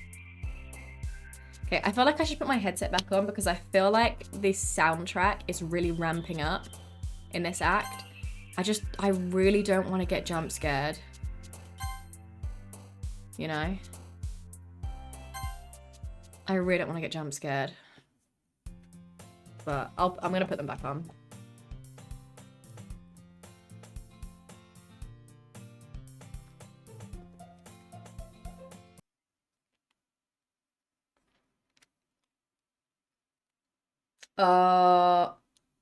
They're glowing the wrong color. Sorry, give me a moment to try and fix the color.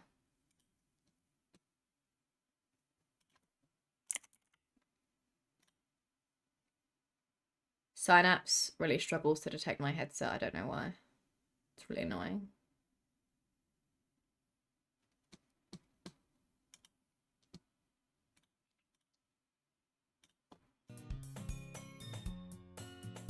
No, the lime green is not good. So when it does this, I have to close all the Razor apps completely.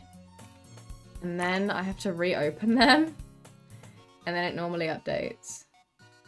And does the colors right. It's really annoying. I'm waiting for an update to Synapse that will fix it. Because it didn't used to do this. Hi Riddles, welcome man, how you doing? Leave the daydream, skipping sticky dreams into the universe, infinite possibilities. Oh god, is that the poem you made? There it is. Oh, it's on 100% now. That's great. It charges so fast. Wish it lasted longer. Right. Why does the classroom look kind of sideways? Is that just me? Hi again, Becca. Glad to see you didn't run away on us. No, don't worry. This might be a little strange for me, but at least I keep my word. Well, I'm back at the literature club. I was the last one to come in, so everyone else is already hanging out. Hanging out! Thanks for keeping your promise, Becca. I hope this isn't too overwhelming of a commitment for you. Making you dive headfirst into literature when you're not accustomed to it. Oh my god. Oh, come on. Like, he deserves any slack. He already had to be dragged in here by Monica. I don't know if you plan to just come here and hang out or what. Stop saying hang out! But if you don't take us seriously, you won't see the end of it. Oh my god. Monica? Monica?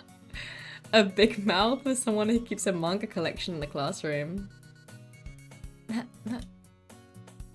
Natsuki finds herself stuck between saying Monica and manga. Why are they so close to me, by the way? Manga is literature. Swiftly defeated, Natsuki plots back into her seat. I'm sorry, Becca. We'll make sure to put your comfort first, okay? Yuri shoots Natsuki with a disappointed glance. Anyway, now that you're in the club and all, perhaps you might have an interest in picking up a book to read? Well, I can't really say no either way.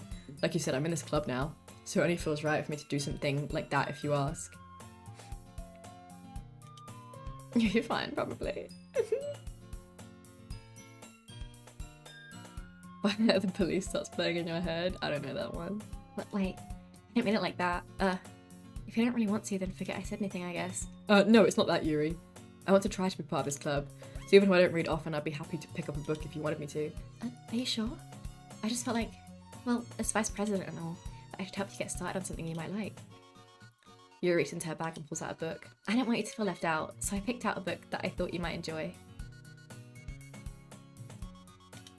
It's a short read, so it should keep your attention even if you don't usually read. And we could, you know, discuss it if you wanted. This is... How is this girl accidentally being so cute? She even picked out the book she thinks I'll like despite me not reading much. Yuri, thank you. I'll definitely read this. I enthusiastically take the book. Phew. Well, you can read it at your own pace. I look forward to hearing what you think. Now that everyone is settled in, I expect Mona to kick off some scheduled activities for the club, but that doesn't seem to be the case. Yuri's face is already buried in a book. I can't help notice her intense expression like she's waiting for this chance. Meanwhile, Natsuki's rummaging around in the closet. Getting close already, I know. I hear Natsuki uttered an exasperated sigh from the closet. She seems to be annoyed by something. I approach just in case she needs a hand. You looking for something in there? Fucking Monica! She never puts my stuff back in the right spot. That's not the point in keeping your collection organized so much it's gonna mess it up. Natsuki slides a bunch of stacked books and boxes across the shelf. Manga? You read manga, right? Sometimes. Manga's one of those things where you can't be eerily into it until you understand. How did you know anyway? I heard you bring it up at some point. Besides, it's kind of red on your face. What's that supposed to mean? I see. There's a lone volume of manga amidst a stack of various books. Curious, I pull it out the stack. There it is! Natsuki snatched it out of my hand, and she then turns to the box of manga and sets it right in the middle of the rest. Ah, much better. Seeing a box that one book's missing is the most infuriating sign in the world. Yeah. I know that feel. I get a close look at the box, which is admiring. Parfait girls? It's a series I've never heard of in my life. That probably means to see the way out of my demographic, or it's simply terrible. If you're gonna judge, you can go do it through the glass in that door. She points to the classroom door. Hey, I wasn't judging anything. I didn't even say anything. It was the tone of your voice. But I'll tell you one thing, Becca. Consider this a lesson straight from the literature club. Don't judge a book. In fact, Natsuki pulls at the first volume. I'm gonna show you exactly why. Shoves the book into my hands. Ugh. I stare at the cover. 4 girls in a colourful attire, blah blah blah. It's extremely mo. Don't just stand there. Ugh. Grabs my arm, pulls me out of the closet. She then takes a seat against the wall beneath the windowsills. Pats it on the ground next to her. Sit there. Wouldn't chairs be more comfortable? I take my seat. Chairs wouldn't work. Can't read at the same time. Why's that? I guess it's easy to be close together. Don't just say that. Don't make me feel weird about it. Crosses her arms and scooches an inch away. Sorry. Didn't expect this close to her either. No, it's a bad thing. Open the book. Only a few seconds before she inches closer. Peering over my shoulder, more eager to begin than I am. Wow, how long has it been since I read the beginning? You don't go back and flip through the older volumes every now and then? Not really. Maybe sometimes after I've already finished the series. Are you paying attention? I am, but nothing's really happened yet, so I can talk at the same time. A bunch of friends in high school. Typical slice of life affair. I kind of grow out of these since it's rare for the writing to be entertaining enough to make up the lack of plot. Natsuki being Becca, yeah. Natsuki is me, and I am Natsuki. Yeah, there's something on my leg, what the hell? Are you sure this isn't boring for you? It's not. Even though you're just watching me read? Well, I'm fine with that. If you say so. I guess it's fun sharing something you like with someone else. I always get excited when I convince any of my friends to pick up a series I enjoy. You know what I mean? You don't? That's not. Well, I wouldn't really know. What do you mean? Don't you share your manga with your friends? Could you not rub it in? Jeez. Sorry. Like I could ever get any friends to read this. They just think manga's for kids. I couldn't bring it up with them being all like, you still haven't run out of that yet? Makes me want to punch them in the face. Ugh, I know those kinds of people. Honestly, it takes a lot of effort to find friends who don't judge, much like friends who are also into it. I'm already kind of a loser, so I guess I gravitated towards the other losers over time. But it's probably harder for someone like you. Yeah, that's pretty accurate. Wait, which part? I mean, I feel like I can't even keep it in my own room. My dad would beat the shit out of me if he found this. Sorry, that's not funny. That's not funny. At least it's safe here in the club room. Except Monica's kind of a jerk about it. Ugh, just can't win, can I? Well, it paid off in the end, didn't it? I mean, here I am, reading it. Poor Natsuki. Well, it's not like any of that solves my problems. Maybe. But at least you're enjoying yourself, right? So? Jeez, that's enough. You gonna keep reading or what? Yeah. I flip the page.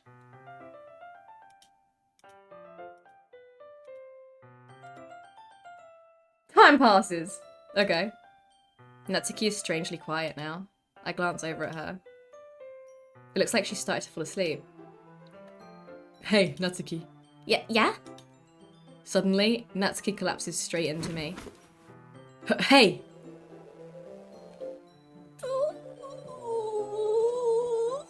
At least the piano music is relaxing.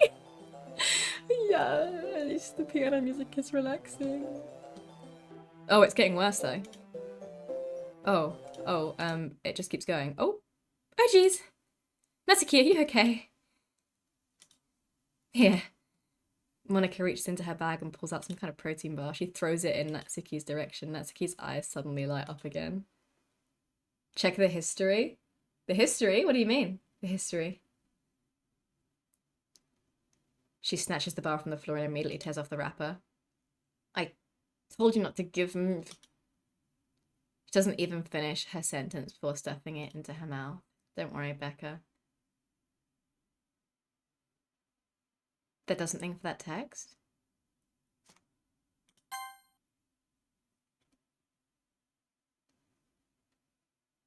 Huh. Sorry, I didn't realize this was here. I'm not gonna lie.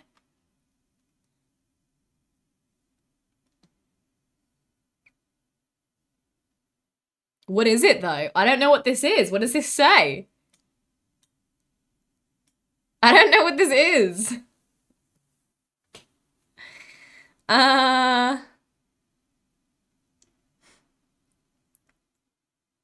It does at least for one part. Oh, perhaps in the beginning when Sayori... Okay. Yeah, there was other people, there was other bits up here as well when it was like Monica's fucking Monica. I didn't look at. It's fine. Don't worry, Becca.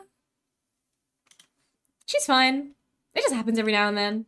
That's why I always keep a snack in my bag for her. Anyway, why don't we all share poems now? I told Natsuki I was interested in her poems yesterday. It's really fair if I share one with her first. Okay, well, let's start with the things that I don't like. First of all, Natsuki rereads my poem. Never mind. I don't feel like giving my opinion. Then what's the point of sharing in the first place? I wrote this when I could have been doing other things. Thank you, Sassy, for the follow. What Camilla you doing? How's your day been? In fact, remember how I said I wanted to read your poems? That's what I had in mind when writing this. I want to help you feel comfortable enough to share yours, like Monica said. Ugh. Well...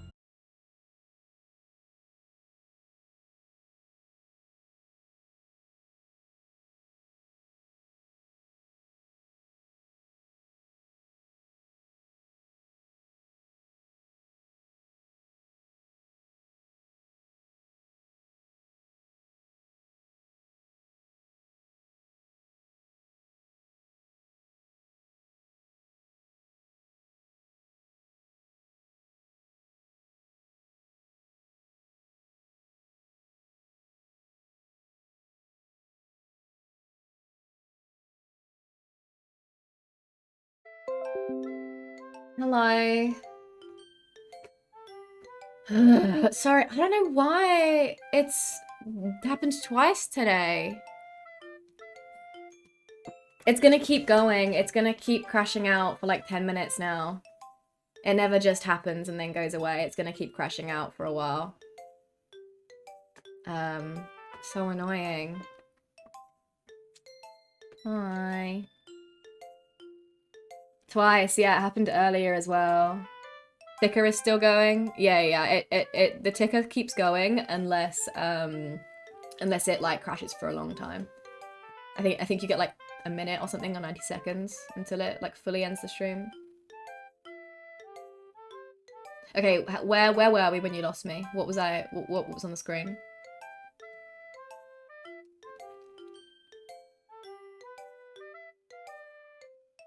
Welcome back, everyone. Alright. Carry on. I read Natsuki's poem. It's the same as it was. Nothing interesting here. Nothing. Game was too scary for Twitch. You want the scary stuff? Me too. I want to finish this today. I know I'm nowhere near, but I'll play for another couple of hours to finish it because I wanted to get it done in one sitting. Yeah, I told you you weren't gonna like it. I like it. What? Just be honest. I am. Why is you convinced that I wouldn't like it? Well, because everyone in high school thinks that writing has to be all sophisticated and stuff, so people don't take my writing seriously. But isn't the point of poems people to express themselves? Your writing style wouldn't make your message any less valid. It's already 9:30 here, but you're staying up till I finish it. You're going to work tired. Thanks, Gordy. What time do you normally go to bed? Yes, exactly. I like it when it's easy to read, but it hits you hard. Sorry, I said that in the same awful way that I did earlier. Like in this poem. Seeing everyone around you do great things can be really disheartening. So I decided to write about it. I don't know why I can't say heart in an American accent. Heart. I don't know. In my heart. I don't know. Sorry. Yeah, I understand. But the other nice thing about simple writing is that it puts more weight on the wordplay. Like, I set it for a rhyme at the end, but then I made it full fat on purpose. It helps bring out the feeling in the last line. So you did. I guess more went into it than I realised. That's what it means to be a pro. I'm glad you learned something. Didn't expect that from the youngest one here, did you? Guess not. I decided to keep her with that last comment. I don't really care how old everyone is, but if that's keeping him, I want to take it away from her. Okay. Yuri. Did it stutter as it went past just now? I feel like it did. 7:30 p.m. Oh, you usually go to bed at 9. Oh my god, because you get up at 5. Okay, I'll try and be quick. Don't worry. It's 2:30 for me already, which is already bedtime, so I am already trying to speed run it. Keep getting distracted with Doki streams. How many of you watched? All right. Yuri stares at the poem. A minute passes, more than enough time for her to finish reading. Oh, sorry. Why am I in an American accent? I forgot to start speaking. It's fine, don't force yourself. I'm not. I just need to put my thoughts into words. Hold on. Okay. This is your first time writing a poem, right? Yeah. Why do you ask? I'm just making sure. I guess it might be after reading through it. Oh, so it's that bad? No. Did I just raise my voice? I'm sorry. Buries her face in her hands. I couldn't help but notice it's been several minutes and we really haven't gone anywhere. It might take her a while to get used to new people. It's fine, I really didn't notice. What were you saying? Right, it's just that there are specific writing habits usually typical for new writers. Having through that myself, I kind of like to pick up on them. I think the most noticeable thing I recognise new writers, they try to make their style very deliberate. In other words, they tend to make a writing style, blah, blah, blah, blah. And result are both expressive and weakened. Once Yuri finds her train of thought, it's her demeanour changes. Stammering's gone. Of course, that's not something you can be blamed for. There are so many different styles, skills and techniques. Not just finding them, building them, but getting to work together for the most challenging part. It might take you some time, but it comes with practice. Everyone else in the club is your valuable feedback, and that's going to be a little bit biased, though. Biased? How? Well, never mind. I shouldn't be talking about people like that. Sorry. It's fine. I'm not sure if you apologize yourself, Miyatsuki. Do you mind if I read your poem now? Please do. I'd love to share my thought process behind it. Yuri smiles dreamily as if it's a rare opportunity for her. Kind of funny. After all, isn't it supposed to be a literature club? Okay. Ghost under the light, tendrils of hair, amber glow, bathing. Okay, I think this is the same poem as well. The last remaining shritlets to have withstood the test of time, the last yet to be replaced by the sickening blue-green hue of the future. I bathe, calms breathing air of the present, but living in the past. The light flickers, I flicker back. I can't remember, I think it's the same. Yeah, I'm skipping through the bits we've already seen. I'll go slower when it's different stuff. But I'm just speeding through the stuff we've already seen. I'm sorry, I have terrible handwriting. What? I wasn't thinking that at all. It took you a long time to read. Well, I just don't read script very often. I actually think your handwriting's pretty. That's a relief.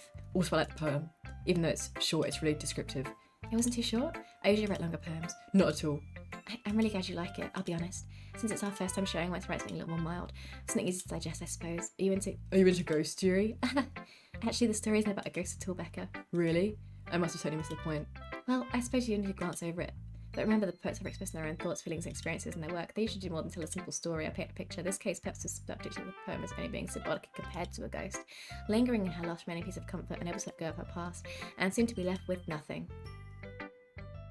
I feel like that was different, actually. Was that different? I feel like that was different. That's a lot more solemn putting it that way. I hadn't even thought about that. That's impressive. It's nothing, really. Well, it makes me happy that you think that. Just remember that it won't be long before you pick up on these things, too. Yeah, maybe you're right. I guess I'll have to keep trying. I'm counting on you. But not everything for day one's the same, yeah. Makes sense. It keeps glitching as it goes past. Having a good time so far? Yeah. Good, glad to hear it. By the way, since you're new and everything, if you ever have any suggestions for the club, like no activities that we can do better, I'm always listening. Don't be afraid to bring things up, okay? Alright, I'll keep that in mind. Of course I'll be afraid to bring things up. I'm much better off just doing with the flow until I'm more settled in. Anyway, want to share a poem with me? It's kind of embarrassing, but I guess I have to. Don't worry, Becca. We're all a little embarrassed today, you know. But it's that sort of barrier we'll have to learn to get past soon. Yeah, that's true. I have Monica my poem. I like it, Becca. Really? It's a lot cuter than I expected. Oh, geez. No. It kind of makes me think of something Natsuki would write. And she's a good writer too. So take that as a compliment. If you say so. Yep. If you're interested in Natsuki, then always keep a snack on you. She'll cling to you like a puppy. Natsuki's dad doesn't give her lunch money or leave her any food in the house. So she's in a fussy mood pretty often. But sometimes she just loses all of her strength and shuts down. Like earlier. This is just a guess, but I think she's so small because her malnutrition is interfering with her adolescent growth. Monica! But hey, some guys are into petite girls too, you know? Sorry, just trying to look at the bright side. Anyway, do you want to read my poem now? Don't worry, I'm not very good. You sound pretty confident for someone who claims to be not very good. Well, that's because I have to sound confident. That doesn't mean I always feel that way, you know? I see. Well, let's read it then. My god, Monica. Monica is on a hate streak. Jesus fucking Christ. Thanks for the hydrate. Yeah, I know, Blair, it's them speedrunning. That was a little Mean Girls, wasn't it? Oh my god. Okay, I think this is the same poem too. Hole in wall, but he wasn't looking at me. Confused, I frantically glanced at my surroundings. My burned eyes can no longer see colour. Oh no, it's a different poem. Are there others in this room? Are they talking? Or are they simply poems on flat sheets of paper? The sound of frantic crawling playing tricks on my ears. The room begins to crinkle, closing in on me. The air I breathe dissipates before it reaches my lungs. I panic, there must be a way out. It's right there. He's right there. Swallowing my fears, I brandish my pen. Right. So, what did you think? It's very freeform, if that's what you call it. Sorry, I'm not really the right person to ask for feedback. It's okay. Yeah, that kind of style's got pretty popular nowadays. There is a lot of poems been putting emphasis on time between words and lines. When formed out loud, it can be really powerful. What was the inspiration behind this one? Well, I'm not sure if I know how to put it. Had some kind of epiphany recently. Influenced my poems a bit. An epiphany? Yeah, something like that. Kind of nervous to talk about deep stuff like that because it's kind of going on strongly. Maybe after one's better friends. Anyway. Here's Monica's writing tip of the day. Sometimes when you're writing a poem or story, your brain gets too fixated on a specific point. If you try so hard to make it perfect, then you'll never make any progress. Just force yourself to get something down on the paper and tidy it up later. Another way to think about it is this. If you keep your pen in the same spot for too long, you should get a big dark puddle of ink. So just move your hand and go with the flow. That's my advice for today. Thanks for listening. Phew. I guess that's everyone. I glance around the room. That was a little more stressful than I anticipated, as if everyone's judging me for my mediocre writing abilities. Even if they're just being nice, there's no way my poems can stand up to theirs. This is a literature club after all. I sigh. The music sounds different. Guess this is what I ended up getting myself into. Across the room, Monica's writing something in her notebook. My eyes land on Yuri and Natsuki. They gingerly exchange sheets of paper, sharing their respective poems. As they read in tandem, I watch each of their expressions change. Natsuki's eyebrows furrow in frustration, meanwhile Yuri smiles sadly. What's with this language? Did you say something? Oh, it's nothing. Natsuki dismissively returns the pen to the desk with one hand. I guess you could say it's fancy. Thanks. Yours is cute. Cute? Did you just completely miss a symbolism or something? It's clearly about the feeling of giving up. How can that be cute? I know that. I just meant the language, I guess. I was trying something nice. You mean you have to try that hard to come up with something nice to say? Thanks, I really don't kind of like that nice at all. Well, I do have a couple of suggestions. If I was looking for suggestions, I'd have asked someone who actually liked it. Which people did, by the way. Monica liked it, and Becca did too. So based on that, I'll gladly give you some suggestions of my own. First of all, excuse me, I appreciate the offer, but I spent a long time establishing my writing style. I don't expect to change anytime soon, which I haven't yet. And Becca liked my poem too, you know. He even told me he was impressed by it. Natsuki suddenly stands up. Oh? I didn't realize you were just so invested in trying to impress our new member, Yuri. That's not what you're just... Yuri stands up as well. Maybe you're just jealous that Becca appreciates my advice more than he appreciated yours. Huh. And how do you know he didn't appreciate my advice more? Are you that full of yourself? No. If I was full of myself, I would deliberately go out of my way to make everything I do overly cutesy. Well, you know what? I wasn't the one whose boobs magically grew a size bigger as soon as Becca started showing up. Natsuki. Natsuki, that's a little... This doesn't involve you. Taking out your own insecurities on others like that? You really act as young as you look, Natsuki. Whoa. Me? Look who's talking, you wannabe edgy bitch! Edgy? Sorry that my lifestyle's too much for someone of your mental age to comprehend. See? Just saying that proves my point. Most people learn to get over themselves as they graduate middle school, you know. If you want to prove anything, then stop harassing others with your sickening attitude. Think you can counterbalance your toxic personality just by dressing and acting cute? The only cute thing about you is how hard you try. Well, be careful, you might cut yourself on that edge, Yuri. Oh, my bad. You already do, don't you? Did you just accuse me of cutting myself? What the fuck is wrong with your head? Yeah, go on. Let Becca hear everything you really think. I'm sure he'll be head over heels for you after this. Suddenly, Yuri turns towards me as if she just noticed I was standing here. She's just trying to make me look bad. That's not true. She started it. Oh, God. Oh, wait. Whoa, whoa, whoa, whoa, whoa, whoa, whoa. Help me. Yuri, okay. Oh, God. No?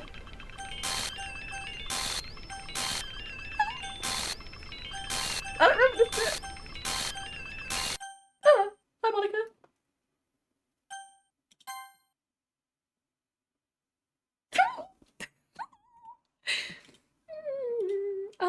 Hey, Becca. Why don't we step outside for a little bit, okay? Sorry about that. You said the first day was all the same. The fight again. The difference between poetry and prose is just formatting. Oh, yeah. Oh, yeah. Monica isn't sorry. No, Monica's never sorry. Why did she look so smug? There's still this girl rivalry in high school. This is when things get more fun. They really shouldn't have tried to get you involved. It's probably better for us to stay out of this. We'll go back inside once they're done yelling. Some president I am, right? I can't even confront my own club members properly. I just wish I was able to be a little more assertive sometimes. But I never have it in me to put my foot down against others. You understand, right? Anyway, if this makes you want to spend less time with the others, then that's fine. I'd be happy to spend time with you instead. Suddenly, Natsuki runs out of the classroom. She quickly runs away. Oh dear. Well, it looks like they're done. I didn't mean it. I didn't mean it. I didn't mean it. Yuri is rocking back and forth on her desk with her palms on her forehead. Yuri? I didn't mean it. I believe you. I have no idea what Yuri might have said to Natsuki, or did. Becca, please don't hate me. Please. I'm not like this. There's something wrong with me today. It's fine, Yuri. We know you didn't mean it. Besides, I'm sure Natsuki will forget about it all by tomorrow. Completely. Anyway, the meeting is over. You can go home now if you want. Yuri looks at me like she wants to say something, but she keeps glancing at Monica. You can go first, Monica. I'd like to stay a little bit longer. I'm the president, so I should be the last one out. I'll wait for you to be done. Well, I'm vice president, so please let me take that responsibility today. It kind of sounds like you don't want me around for something, Yuri. It's not that. It's not that. I didn't get much of a chance to discuss my book with Becca. It would just be embarrassing with you listening. I guess I don't really have a choice, do I? I'm sorry for causing trouble. I really appreciate you understanding. Oh, no, that's fine. That's fine. I didn't want to discuss the book anyway. No, that's okay. No, I didn't want to discuss the book anyway. What happens if I do this? Nothing? Okay. Look how many pages of saves you can have, by the way. The hell? There's so many slots. Okay. Alright. Okay.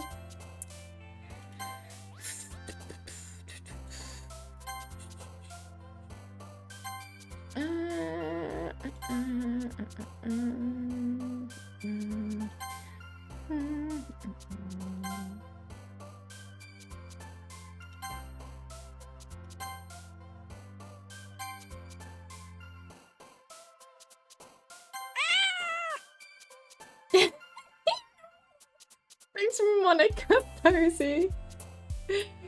For the follow. Look at me. How you doing? How you doing, Monica? decided to broadcast my club on Twitch. I'm thrilled. It pleases me that you decided to show it to everyone. If you need advice, opinion, I'm here to help you. Hi! how you doing? Poor Natsuki. Poor Natsuki. Okay, I'll do the leg day in a moment, sorry. Sure. Sure.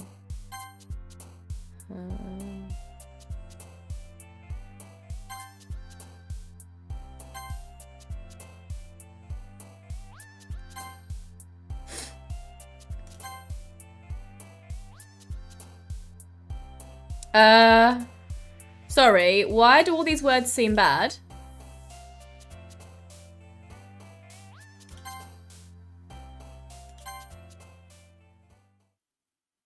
I'm not scared at all. Hides behind chair.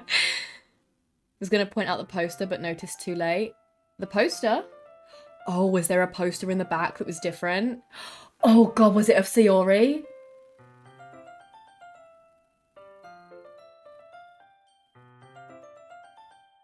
Why you keep the headphone of Natsuki, Yuri? Huh? Wait, what? Oh, the... Oh my god. I'm just borrowing them. Look at the clip you sent. Where did you send it in Discord? Oh, sorry, I forgot. Sorry.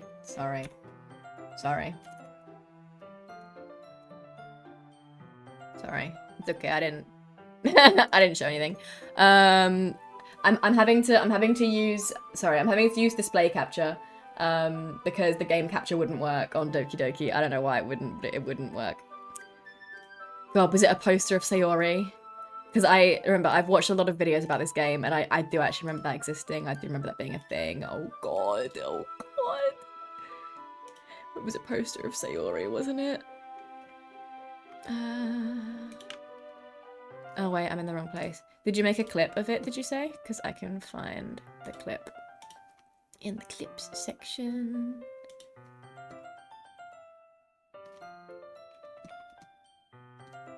It would just be embarrassing.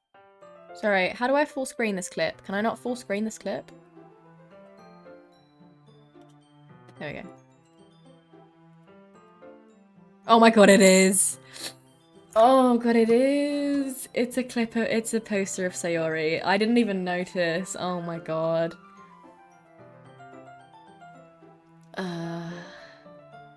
That's kind of crazy, Monica. Why did you... Oh god, Monica. Please. You wonder why Natsuki is always super mad. My Yuri is a cat ear headphone thief. No.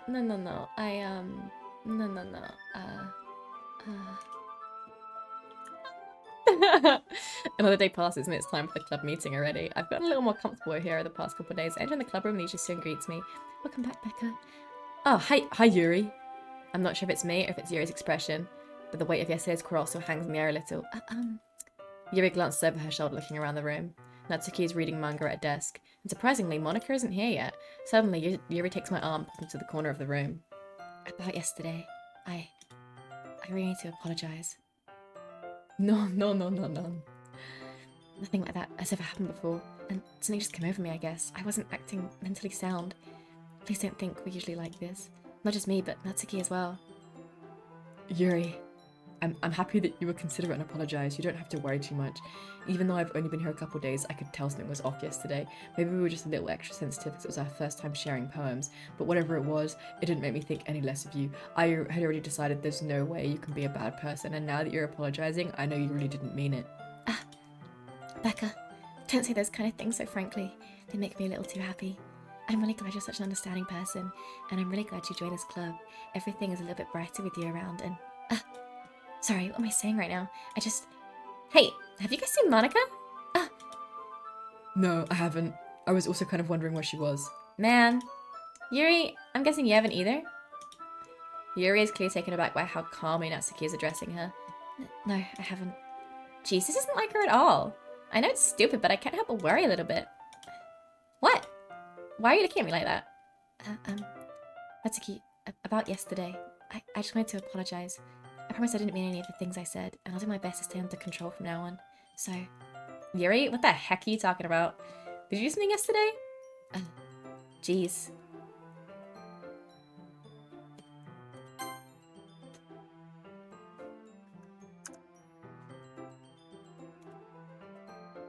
I don't even remember anything bad happening.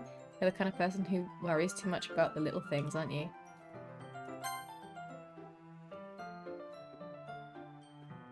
Okay.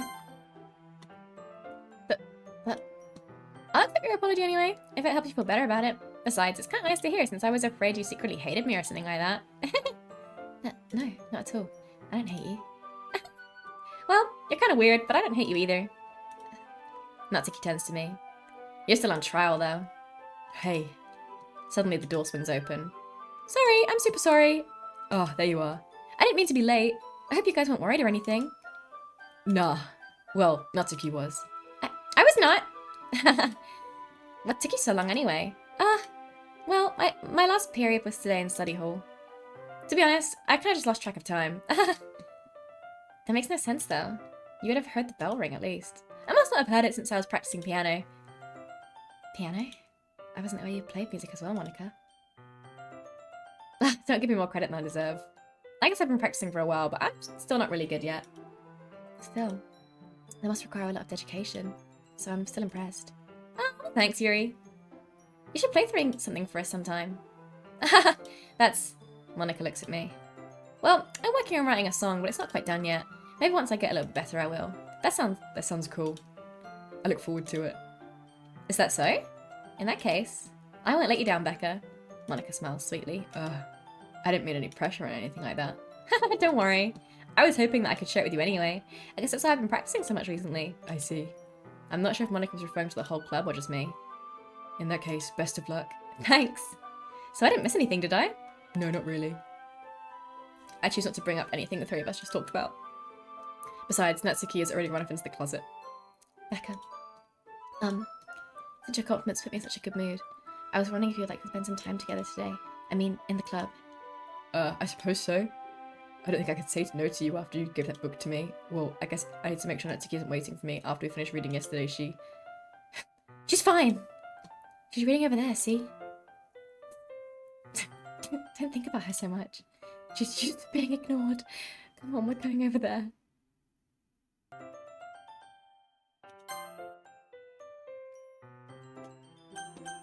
Okay. What's the story about anyway? Well, I look at the cover of the book. The book is titled Portrait of Markov. There's an ominous-looking eye symbol on the front cover. Basically, it's about this religious camp that was turned into a human experimentation prison.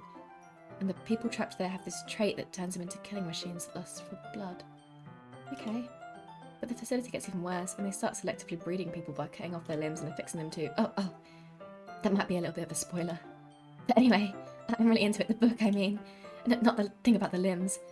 That's kind of dark, isn't it? Yuri made it sound like it's going to be a nice story, so that dark tone came from nowhere. Are you not a fan of that sort of thing, Becca? No, it's not that. I mean, I can definitely enjoy this kind of story, so don't worry. I hope so. Yeah, I totally forgot Yuri is into those things. She's so shy and reclusive on the outside, but her mind seems to be completely different. It's just this kind of story. It's the kind that challenges you to look at life from a strange new perspective. When horrible things happen, not just because someone wants to be evil, because the world is full of horrible people and we're all worthless anyway. And suddenly, I'm rambling, aren't I? Not again. I'm sorry. Hey, don't apologise. I haven't lost interest or anything. Well, I guess it's alright then. But I feel like I should let you know that I have this problem. When I let things like books and writing fill my thoughts, my whole body gets incredibly... Oh? I kind of forget to pay attention to other people.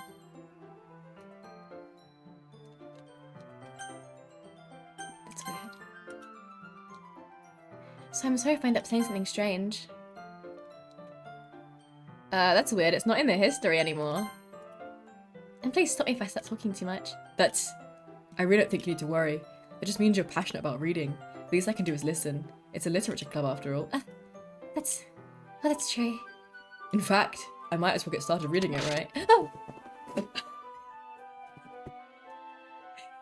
jump scares, please. I mean, you don't have to, but... What are you saying? Let me just get the book. I quickly retrieve the book that I put into my bag. Alright, it's fine if I sit here, right? I slip into the seat next to Yuri's. The jump scares are gonna get me. Okay, I remember the plot and everything, but like, I don't remember exactly how everything happens, and I know the jump scares are all gonna get me. That's why I put my headset back on, because I was like, oh, it's not the same if I don't.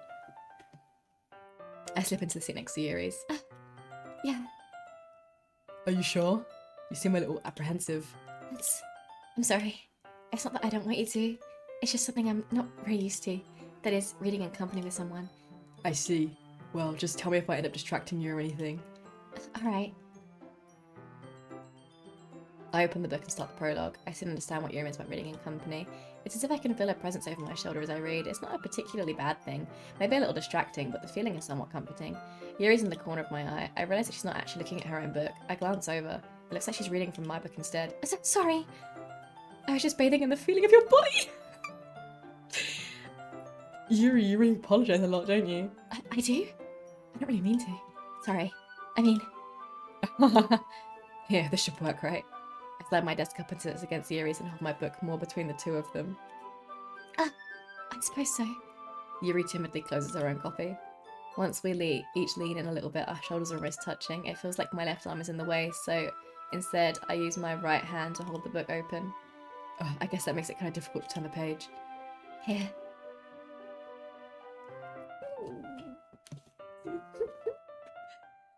Not as scared as your co-worker when I wish saw the spider. Fair.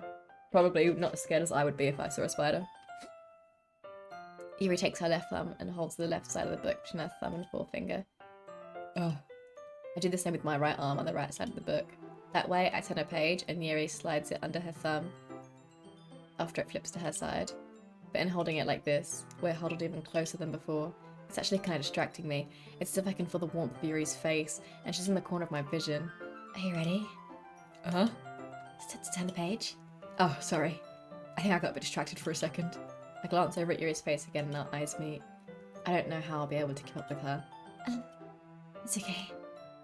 You're not as used to reading, right? I don't mind being patient if it takes you a bit longer. It's probably the least I can do, since you've been so patient with me. Yeah. Thanks. We continue reading.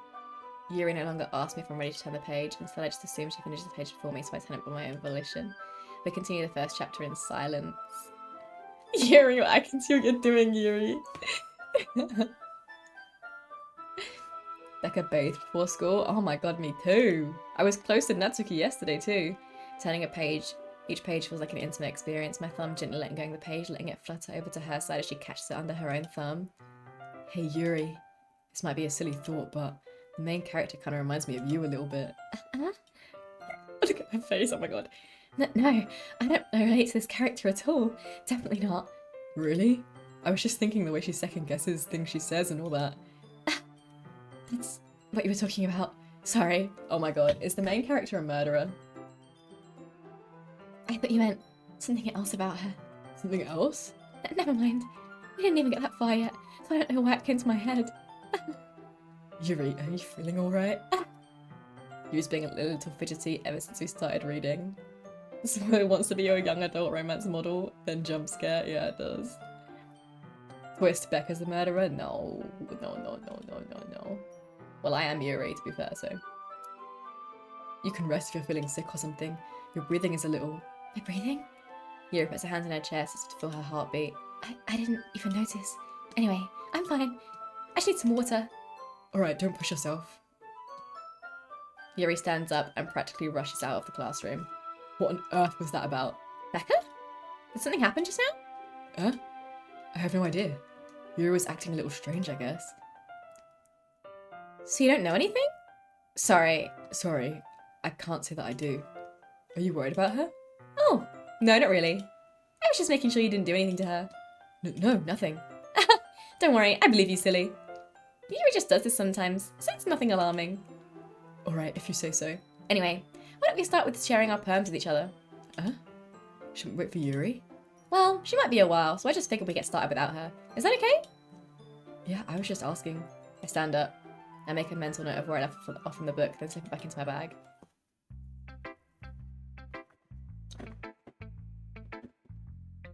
Back off, Monica. We're having a moment. No.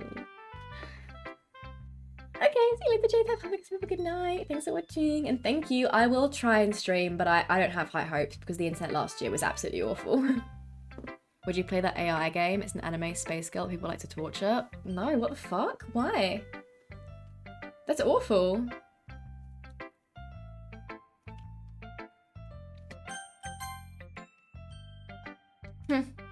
Well, that's not terrible, but it's pretty disappointing after your last one. Then again, if this one was as good as our last one, I'd be completely pissed. Well, I guess I wanted to try something a little different this time. fair enough. You're still new to this, so I wouldn't expect you to find your style right away. I mean, everyone in this club writes very differently from each other. Maybe you'll find a little influence from all of us. For instance, I noticed that you were spending some time with Yuri today. Not that I care who you spend your time with. After all, I was taught never to expect anything from anybody, so it's not like I was waiting for you or anything. Still, you should at least look over my poem. You'll probably be able to learn something from it. Oh! Oh. Cool. Okay. No, it's nice. It's nice. I'm sure there's a code here somewhere, but annoyingly, you can't copy and paste it. So it's like, can I read it for you?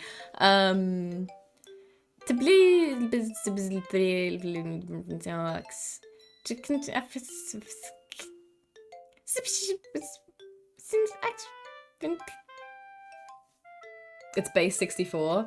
What does it say? Can you tell me? Because you can't copy and paste it, and I don't want to write it all out. Oh! Wait, what did you gift to me? The AI game? Blair.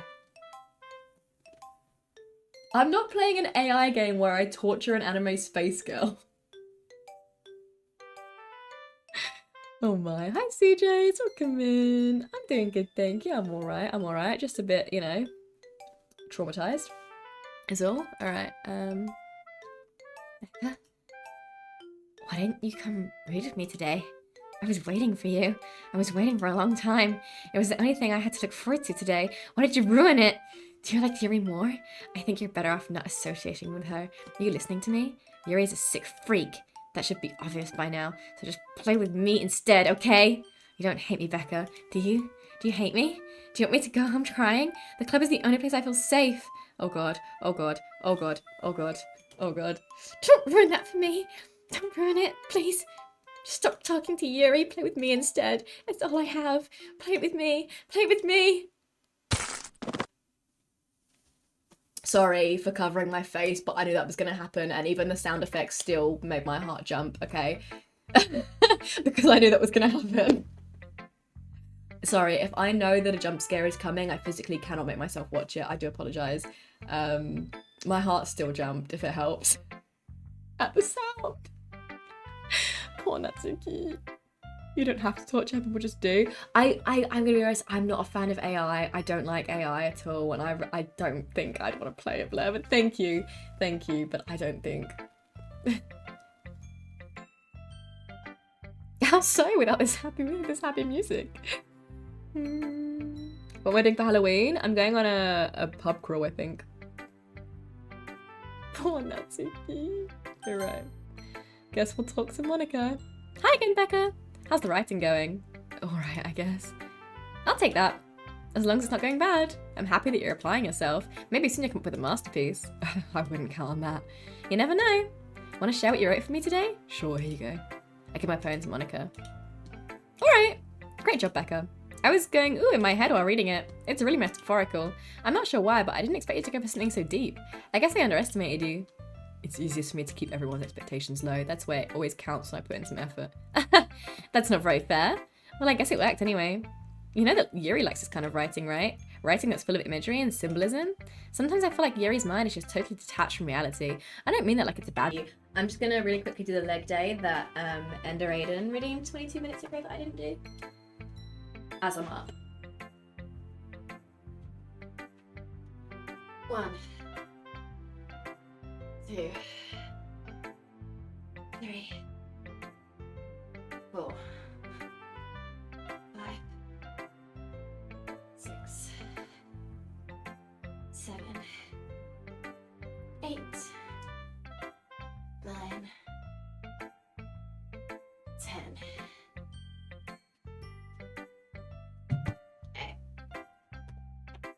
Have a great Halloween. Thank you. You too. What are you doing for Halloween? Great dance. Thank you. Thank you. That is the chica dance. It is indeed a very, very great dance. Whew.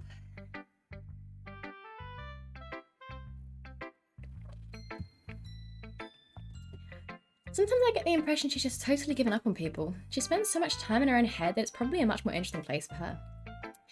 But that's why she gets so happy when you treat her with a lot of kindness. I don't think she's used to being indulged like that. She must be really starved for social interaction. So don't blame her for coming on a little strongly. Like earlier, I think if she gets too stimulated, she ends up withdrawing and looking for alone time. Suddenly the door opens. Yuri! I'm back. Did I miss anything? Not really. Well, we all started sharing our poems with each other. Huh? Already? I'm sorry for being late. No need to apologise. We still have plenty of time, so I'm more glad that you took all the time you needed. Alright. Thanks, Monica. I suppose I should go get my poem now. But anyway, you want to read my poem now? I feel like the way this one turned out. I like the way this one turned out, so I hope you do too. Okay, so I think it's a similar poem to earlier, but it's different, just like the last one. It was similar but different. Oh, you sent the decode message in general.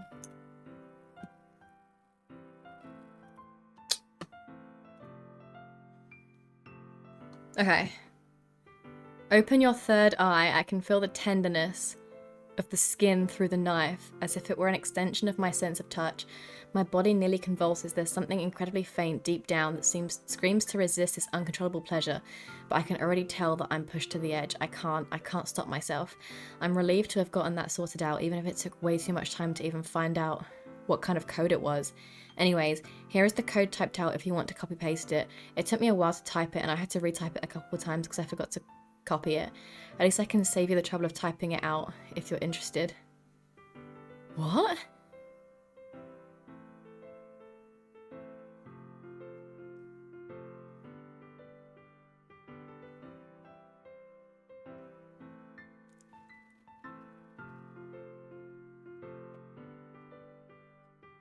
What? But the entire thing was the poem? Oh, is it not? Is it only some of it? Oh. Was the second part not part of it? Okay, only the first two lines. Okay. Okay.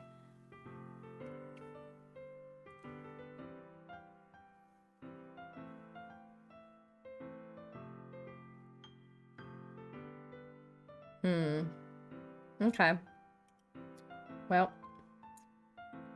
Okay. Okay. Working a job making money. Oh, fair enough. Thanks, CJ. I'm Yuri. Alright. Save me. The colours. They won't. Bright. Beautiful colours. Flashing, expanding, piercing, red, green, blue, and endless. Cacophony of meaningless noise. The noise that won't stop. Violent, grating. I don't remember what that's supposed to say. Squeaking, screeching, piercing, sine, cosine, tangent, like playing a chalkboard on a turntable, like playing a knife on a breathing ribcage. Endless.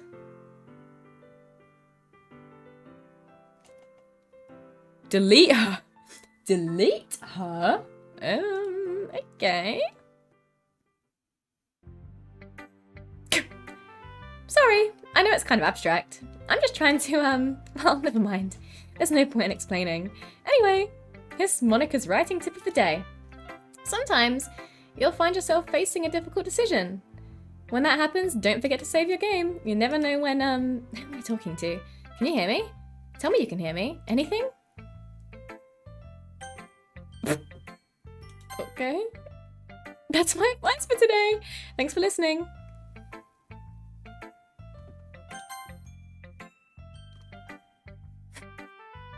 I've been waiting for this. Let's see what you've written for today. Yuri smiles and takes a deep breath. I like just holding it. I mean, the poem turned out good. It's, well, there are some things you could work on, but that doesn't really matter. It feels like anything written by you is a treasure. It came out a little awkward. Let's move on. Here's the poem I wrote. You don't have to like it or anything. Okay, wheel. A rotating wheel. Turning an axle. Grinding.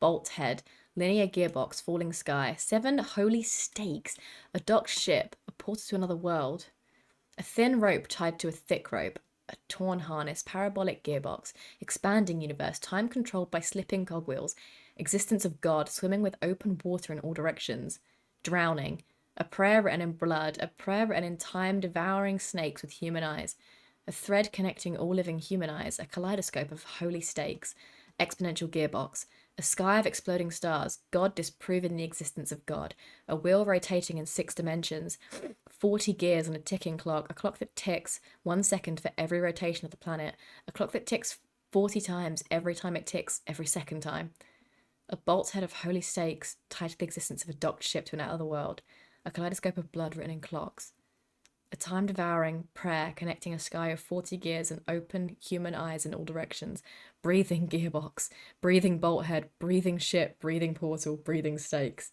even, breathing God, breathing blood, breathing holy stakes, breathing human eyes, breathing time, breathing prayer, breathing sky, breathing wheel. Okay. Cool. Okay. Good night, CJ. Have a good night. Have a good sleep. Thanks for watching. You don't want to help her? Oh, I do know how to end the game, by the way. I've watched a full playthrough on YouTube like 10 years ago. The only thing I don't remember is like specifics of like spoilers and of like or even jump scares and everything. Like exactly how everything happens, but I know the rough plot. My mind has been a little hyperactive lately, so I had to take it out on your pen. That is, a pen fell out of your backpack yesterday, so I took it home for safekeeping, and I really like the way that it writes, so I wrote this poem with it, and now you're touching it.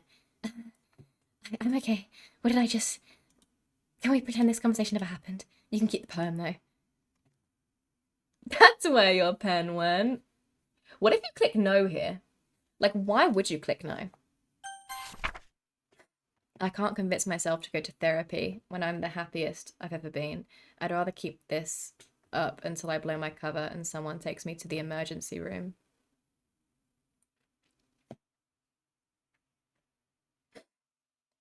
What? Okay. Hi, Monica. Okay, everyone. We're all done reading each other's poems, right? Oh my god, that's my cursor. My cursor is Sayori. Hi, Laser boy. How you doing? Hey. Hi, Laser boy. Hi, Laser boy's mom. Welcome in, welcome in. How you doing? How you doing? Hi. Thank you, Tree, for the follow. I appreciate it. Sloth raid. Ooh, hi. Hi. Not the poster. Oh my god, the poster. The poster. Oh my god. And the cursor. Oh my god. Oh my god. Ah. You raided at a moment hanging around. Ah. I see.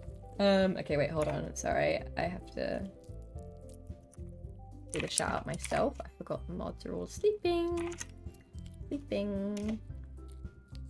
You're playing Apex Legends. Ooh, fun. Did you get many wins? Yeah, sorry, I thought you were doing a pun there because we do in fact know someone who has been hanging around. Anyway. How's your stream? Welcome in, Raiders. I'm Becca. We're playing Doki Doki Literature Club. I'm cosplaying from it as well. And it's going. It's going. 1 win. Oh, you played Outlast. Oh, how was that? I tried to play the first one. It did not go well.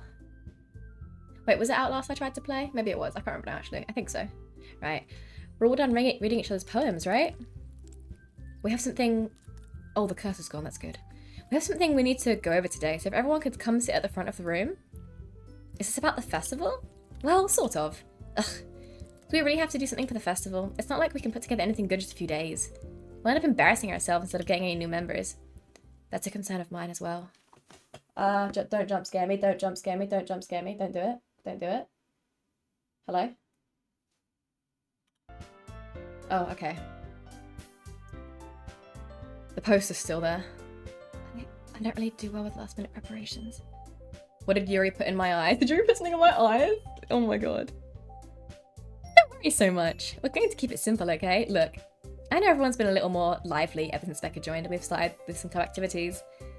But this isn't the time for us to become complacent. We still only have 4 members, and the festival is our only real chance to find more, you know. What's so great about getting new members anyway? We already have enough to be considered an official club. More members will just mean everything gets noisier and more difficult to manage. Natsuki, I don't think you're looking at it the right way at all. Don't you want to share your passion with as many people as you can? To inspire them to find the same feelings you brought here in the first place? The literature club should be about a place where people can express themselves that they can't do anywhere else. It should be a place so intimate that you never want to leave. I know you feel that way too.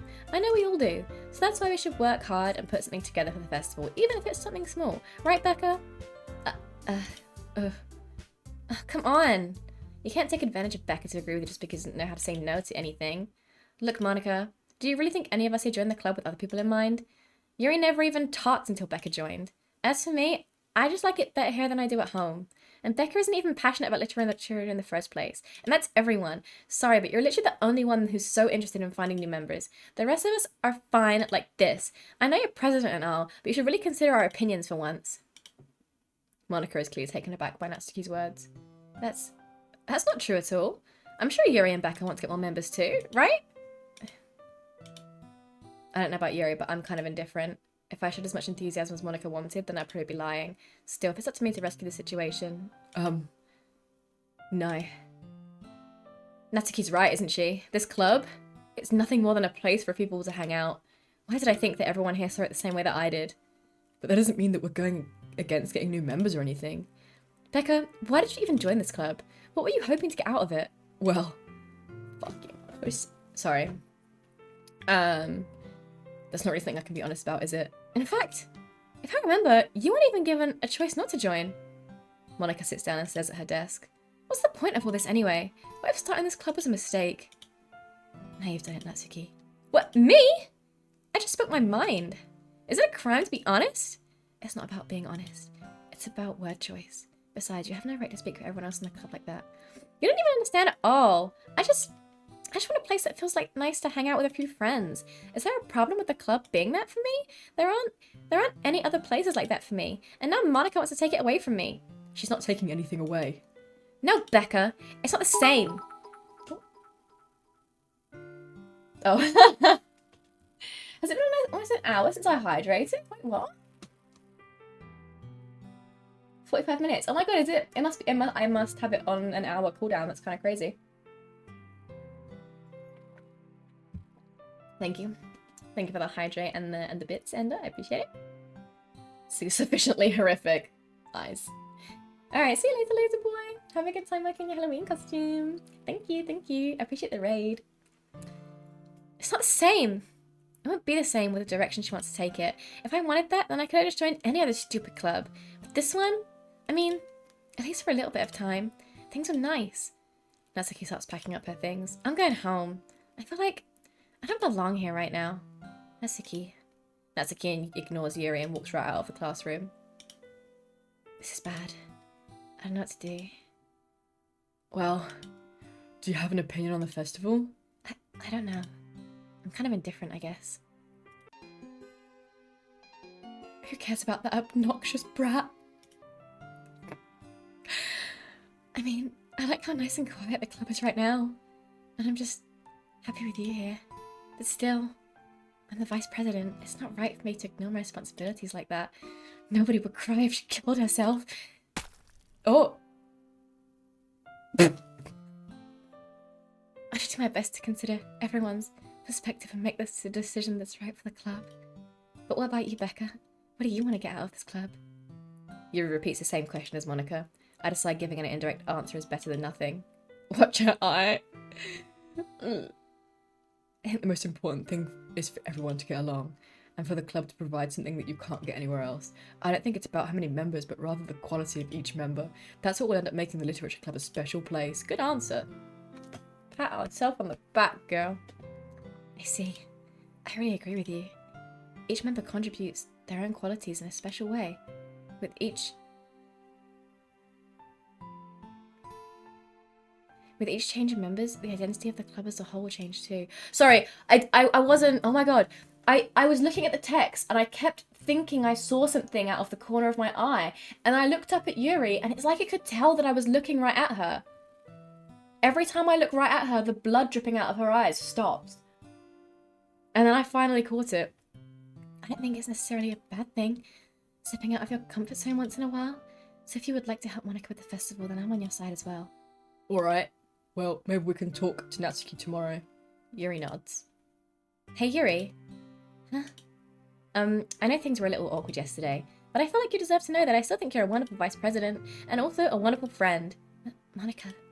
I want to do everything I can to make this the best club ever, okay? Me too. Yeah! Let's all go home for today. We'll talk about the festival tomorrow. Okay. I look forward to it. Should we go, Becca? Please don't take this the wrong way, but I'm going to chat a little bit with Becca before we leave. Just to see what he thinks of his time here and all that. It's important to me as president. Yuri looks a little troubled, but she doesn't protest. Okay. I trust your judgment, Monica. In that case, I'll see the two of you tomorrow. See you tomorrow! Monica waves as Yuri exits the classroom. Phew! Things have been a bit hectic lately, haven't they? Becca, I just wanted to make sure you're enjoying your time at this club. I would really hate to see you unhappy. I feel kind of like I'm responsible for that as president. And I really do care about you, you know. I don't like seeing the other girls give you a hard time. With how mean Natsuki is and everything, and Yuri being a little bit, you know. Sometimes it feels like you and I are the only real people here. You know what I mean? But it's weird because in all the time you've been here, we've hardly gotten to spend any time together. I mean, I guess it's technically only been a couple of days. Sorry, I didn't mean to say something weird. There are just some things I've been hoping to talk about with you. Things I know only you can understand. So that's why... Wait, not yet. No, stop it. Oh my, okay. Don't buy into it, Yuri trying to win you over. Oh my god. I want to cosplay a Kodo, but then I have to spend my money. Wait, who's that?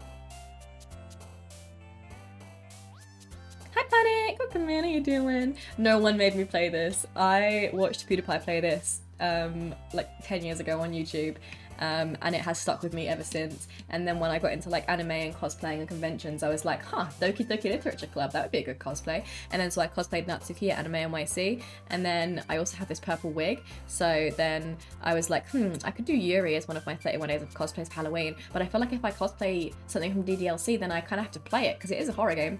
So then yeah, we're playing it. But also I finished Alien Isolation on Monday, and then I'm obviously streaming today. I can't stream again till Monday because I'm going to Comic-Con this weekend, so I'm speedrunning this game and playing the entire thing in one stream.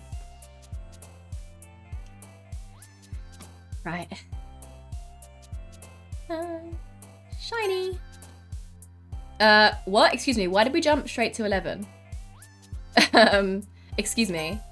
What? Hold on, sorry, what's going on here? Sorry. I don't think this is how... I don't think that's how counting works. Sorry. Okay.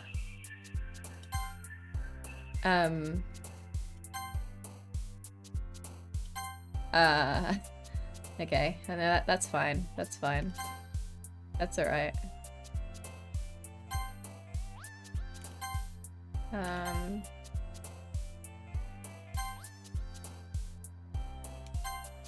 Oh! Did you see that? Did you see that? That's fucking Sayori. Sayori just jumped up from down there. Oh my god, wait.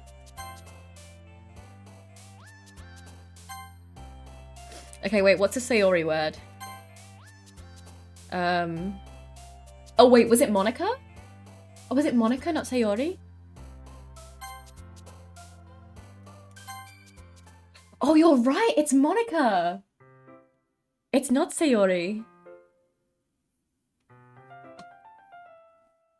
The poster in the background changes. Yeah, we've seen it change a couple of times. Yeah. Yeah. Poor Sayori. Your eye is dripping. Yeah, I kept seeing the blood out the corner of my eye, but every time I looked up, there was nothing there. I thought I was going crazy. Big strong guy and JJK who beat Megumi. Okay, I've only watched season 1, so I don't remember anyone's names or anything. All I remember is Gojo. And then Itadori has Sukuna inside him. Those are the only names I remember. You said all that so fast. How many sugar have you had today? I'm speedrunning.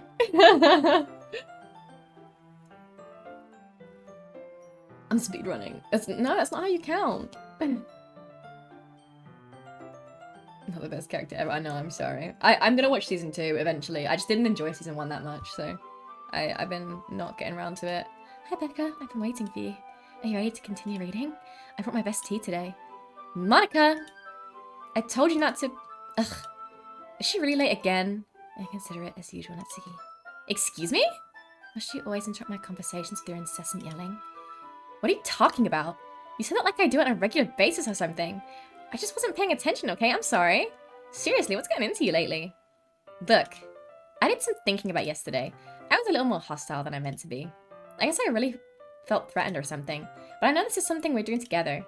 Another new member wouldn't hurt, as long as they're cool. And I guess another girl would be nice this time. So... Natsuki.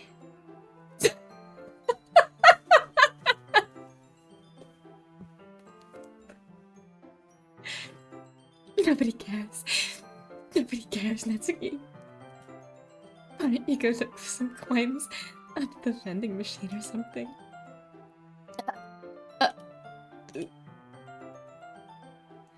Oh man. And the last one here again? Were you practicing piano again? Yeah. You must have a lot of determination, starting this club and still trying to make time for piano. Well, maybe not determination, but I guess passion. It motivates me to work hard for the festival too. Anyway, Becca, what do you want to do today? I was thinking we already have plans today. Is that so, Yuri? That's correct. Becca is already engaged in a novel that we're reading together. Aren't you glad I've already gotten him into literature, Monica? I suppose. I was just... Actually, it doesn't matter. It really doesn't. You guys can do whatever you want. Yes. Thank you for understanding, Monica. Actually, I have a request. Do you mind if I make some tea first? Not at all. Not at all. Sorry, wrong voice. Thanks very much. If there's one thing that can make my reading time here any better, it's a nice cup of tea. Not to mention for yourself as well. Yuri stands up and makes her way to the closet. I follow and watch as she retrieves a small water pitcher from the shelf, the kind with a filter inside. Can you hold this for a second? Did that just change? Like, in that instant, did that just change? I feel like it was the other one just now. Sure. Yuri hands me the water pitcher and also fetches an electric kettle. I'm going to plug this in at the teacher's desk, then I'll go get some water. It definitely did, yeah. I thought I saw movement. He's so awesome in season 2. Okay, I just got bored because I think it was during season 1 where the two schools have like a competition or some shit, and it was like Itadori fighting the really big muscly guy who keeps calling him best friend, and I felt like I was watching one singular fight scene for like 3 episodes. And I was like, can we fucking move on and watch something else? Like, I'm done with this fight scene. Oh, that's Todo. Oh, okay. Oh, yeah, he's cool. He's cool. I like the character. I just thought that one fight scene, like, it just... No, I'm not dissing him. It's just... My only issue with JJK is the fight scene's gone for too long. Like, the story's great. The story's good. But, I'll be watching it for 20 minutes. I'll watch an entire episode, and I'm like, why did this entire episode take place over, like, 1 in-universe minute, you know? And it was just a constant exchange of, oh, haha, I'm gonna do this move, and he's never gonna see it coming. And the other one's like, I know exactly what he's gonna do, and this is how I'm going to counter it. And then he does the move, and it's like, oh, nani? He countered it, you know? And it's like that for, like, 20 minutes. And I'm like, can we please? Like, you know?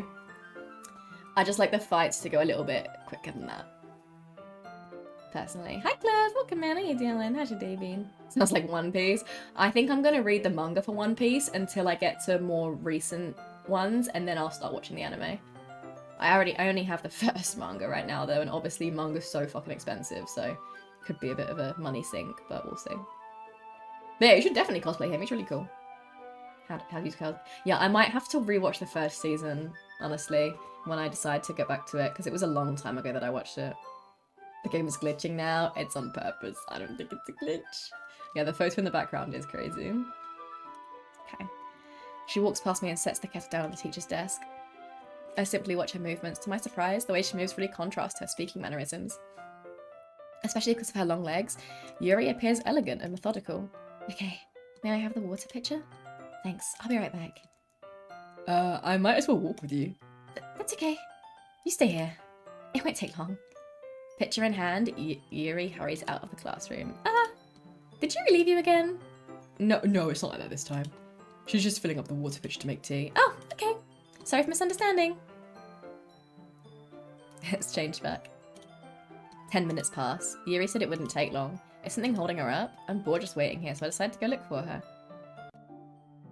Let's see. Let's see. The most logical place for Yuri to be would be the nearest water fountain. I start heading down the hallway. What's that noise? It's coming from around the corner. It sounds like breathing. A sharp inhale, like someone's sucking air through their teeth. Are they in pain? I reach the corner and peer around it. Yuri?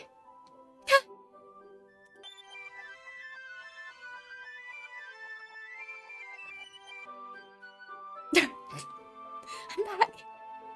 Thanks for waiting patiently. Becca, do you like oolong tea? Yeah? Anything's fine? Very well. Yuri sets the temperature on the kettle to 200 degrees. Is that rewind supposed to be like, it didn't happen, you didn't see that? Like, we're just not going to react to that? Now it's time to get the teapot. You really do this properly, don't you? Of course. I shouldn't do any less when I'm making tea for others. Even if I'm not an expert on tea or anything? In that case, you'll only be even more impressed. Perhaps I will. Yuri fetches the teapot and begins measuring the tea leaves. To my surprise, she even starts humming a little to herself. You must be in a good... Oh, you must be in a good mood now. Is that so? I was letting it show. And you noticed? I was doing a bit of thinking, and I decided that I would try expressing myself a little more. It turns out it's not very hard for me to do, when it's you who's around anyway. That's great, Yuri. Just don't push yourself too much. You're always worrying about me, Becca. It's very endearing. That's... Yuri wasn't kidding. I don't even know if I can keep up with this. I watched Yuri pour a cup of tea for each of us. Becca, I have another request. Do you mind if we sit on the floor today? Why's that? It's just a little bit easier on my back. I can read with my back against the wall rather than bending over at my desk. Oh, sorry, I didn't realise. No worries. I just have back pain fairly regularly, so I try my best to manage it. Is that so? I wonder why that is. It's most likely because my... big titties? My... Your posture, right? Always hunched over like that while reading? Yes, I have terrible reading posture. That's why we should sit on the floor.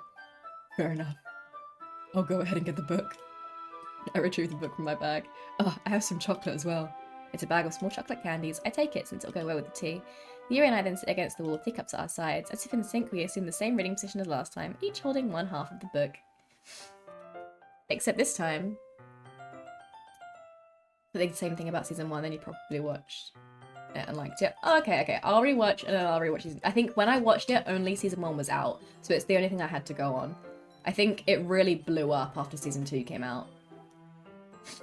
Your friends and you basically beat a co-op game called Boy Craigs. We got the achievement for beating all 3 bosses in a single run. Nice, let's fucking go. That seemed normal.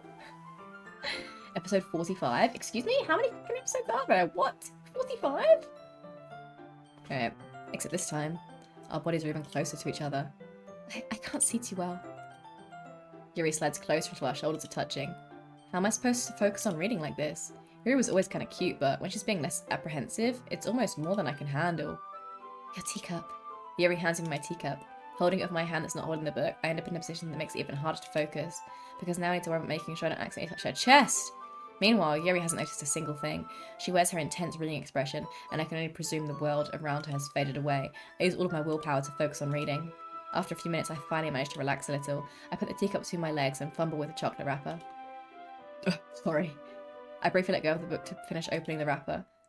You can have as much as you want. That's okay. I won't take any. Are you sure?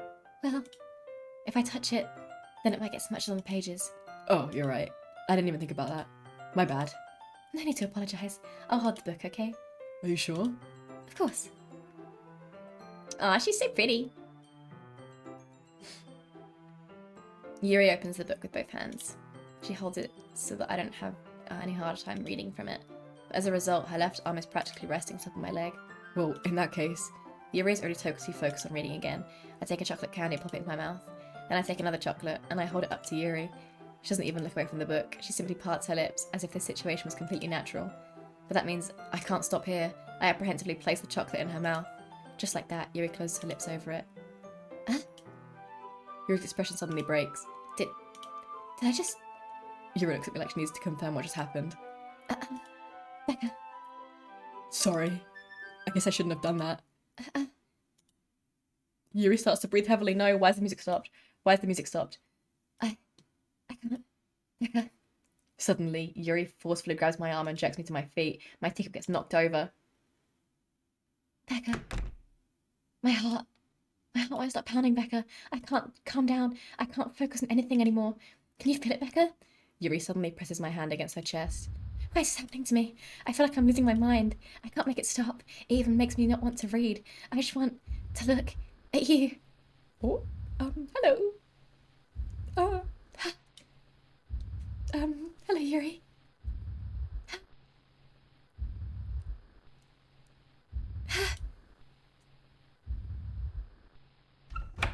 Hi, Monica.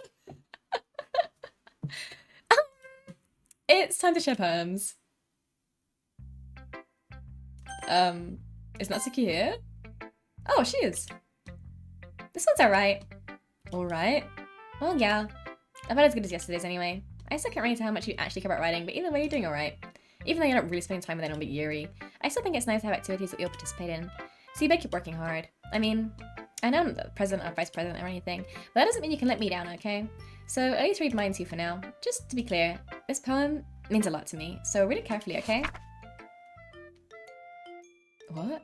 I don't know how else to bring this up, but there's been something I'm really worried about. Yuri has been acting kind of strange lately. You've only been here a few days, so you may not know what I mean, but she's not normally like this. She's always been quiet and polite and attentive, things like that. Okay, this is really embarrassing, but I'm forcing myself to suck it up. The truth is, I'm really worried about her. But if I try talking to her, she'll just get mad at me again. I don't know what to do. I think you're the only person that she'll listen to. I don't know why, but please try to do something. Maybe you can convince her to talk to a therapist. I've always wanted to try being better friends with Yuri, and it really hurts me to see this happening. I know I'm going to hate myself later for admitting that, but right now I don't care. I just feel so hopeless. So please, see if you can do something to help. I don't want anything bad to happen to her. I'll make you cupcakes if I have to. Just please try to do something. As for Monica, I don't know why, but she's been really dismissive about this. It's like she just wants us to ignore it. I'm so mad at her right now, and that's why I'm coming to you about this. Don't let her know I wrote this. Just pretend like I gave you a really good poem, okay? I'm counting on you. Thanks for reading. Uh-oh. I have a feeling she knows. I changed my mind! Ignore everything you just read. There's no point in trying to do anything. It's Yuri's own fault that she's so unlikable. Can you hear me, Becca? If you just spent more time with Monica, all these problems would go away.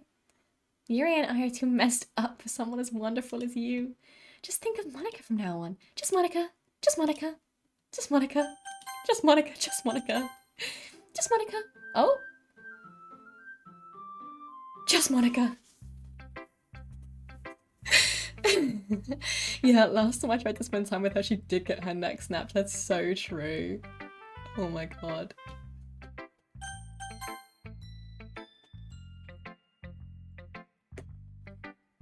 Finally. Yuri holds my poem to her face and takes a deep breath. I love it. I love everything about it. Didn't we just show poems? Maybe not. I want to take this home. Will you let me keep it? Did I write another poem? I feel like I didn't write another poem since the last time I showed them a poem. Am I crazy? I feel like I didn't write another one. Please. Sure, I don't care. You're too nice to me, Becca. I've never met anyone as nice as you. I don't know why, as she gets progressively crazier, I've started using an American accent on her. Sorry about that. I'm not doing it on purpose. I could die. Not really, but I just don't know how to describe it. It's okay to be feeling this way, right? It's not bad, right? Yuri holds my poem to her chest. I'm gonna take this home with me and keep it in my room. I hope that makes you feel good when you think about me having it. I'll take good care of it. I'll even touch myself while reading it over and over. I'll give myself paper cuts so your skin oiled enters my bloodstream. You can have my poem too. Besides, after you read it, I know you're really gonna want to keep it. Here, take it. I can't wait any longer. Hurry, read it. Yuri, give that back. Oh, it's okay. Yuri didn't really do anything wrong either. It's not her fault. It's not her fault. Not the piss paper. Oh, is that what you think that is? I can fix her. Right. Does this say anything? Are these words? Are we supposed to be able to read it? Because, like, obviously I can't. I don't know if we're supposed to be able to read this or not. Also, how come the stains don't move with the paper? There are some words. but nothing you can read. Oh, okay. Oh, hello. Do you like it? I wrote it for you. In case you couldn't tell, the poem is about... Oh, thanks for that insight, Yuri. More importantly, I've endowed it with my scent. See? I'm the most thoughtful person in the club. I think I'm going to vomit. Okay. Bye, Yuri. Becca, I think you saw something earlier that you weren't supposed to see. I don't want to have to tell you this, but I don't think I have a choice. It's getting kind of dangerous for you to spend so much time with Yuri. I don't know why, but she's pretty excitable when she's around you, which shouldn't be a problem in itself. But when Yuri gets too excited, she finds a place to hide and starts cutting herself with a pocket knife. Isn't that kind of messed up? She even brings a different one to school every day. Like she has a collection or something. I mean, it's definitely not because she's depressed or anything like that. I think she just gets some kind of high from it. It might even be like a sexual thing. But the point is, you've kind of been enabling her. I'm not saying it's your fault though, but I guess that's why I had to explain it to you. So I think if you can keep the distance, that'd probably be best for her. While you're at it, don't be shy to spend a little more time with me. To put it lightly, I at least have it together in the head, and I know how to treat my club members. Anyway, I guess we don't worry about your poem. Yuri should have at least had the courtesy of letting you finish sharing before taking it. Well, whatever. If it makes her happy, I won't stop her. As for mine, I worked really, really hard on this poem, so I hope that it's effective. Here goes.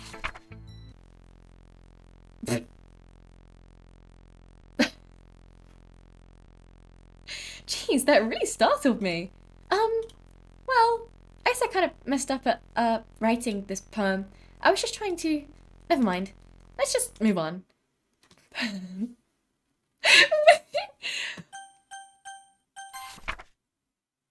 Okay, what does this say? Nothing is real? Question mark? Okay, I've got a feeling, because I have watched the lore videos about this game, I've got a feeling that if you take this image and you do some kind of editing to it, I don't know what, but if you do some kind of editing to it, there is actually words hidden in the black. Oh, is it full brightness? Okay, hold on. Can I, will it let me take a picture? I don't know. I don't know if it will let me take a picture of this. Okay, wait. Print screen, I guess. Let's try that. And then if we go into paint.net.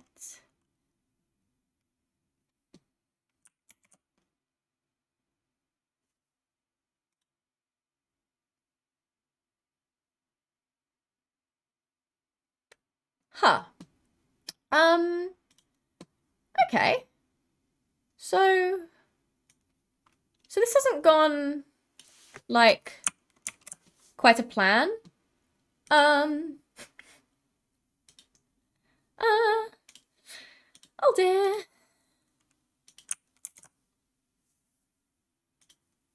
So I tried to print screen and then paste it into paint.net. And this is what happened. This is what it pasted.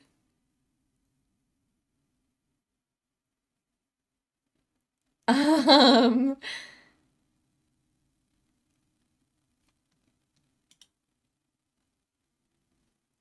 don't think she's gonna let me take a screenshot of it. I don't think she's gonna let me do it. Okay, Windows key, Shift and S.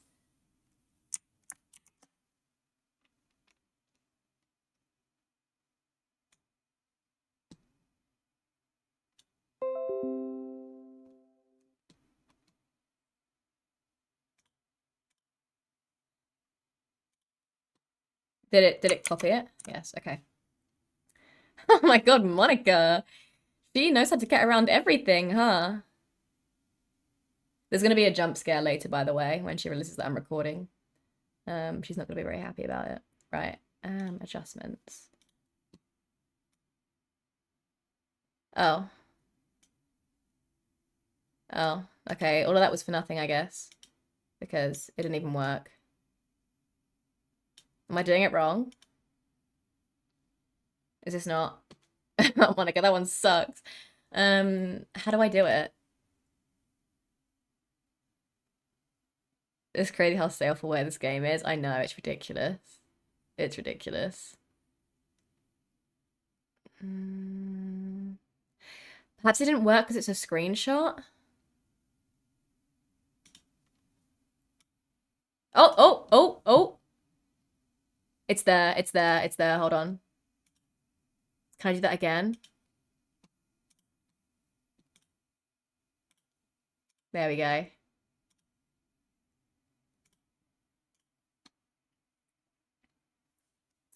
Irregular heartbeat. Heart palpitations. Erythema. I search and search. Eye scanning everything I can find. I don't remember what that... On their symptoms. What is this? Shortness of breath? Chest pain? Dizziness? No. This is all wrong. Alyssa's symptoms are nowhere near this simple. I've seen it twice now. The screams of pain, sickeningly pale skin, vomiting blood. There is no other explanation other than that Rainier's information was a complete and utter lie. This can't all be coincidence. It's not possible. I don't know how much of this Rainier is behind, but I do know this. There's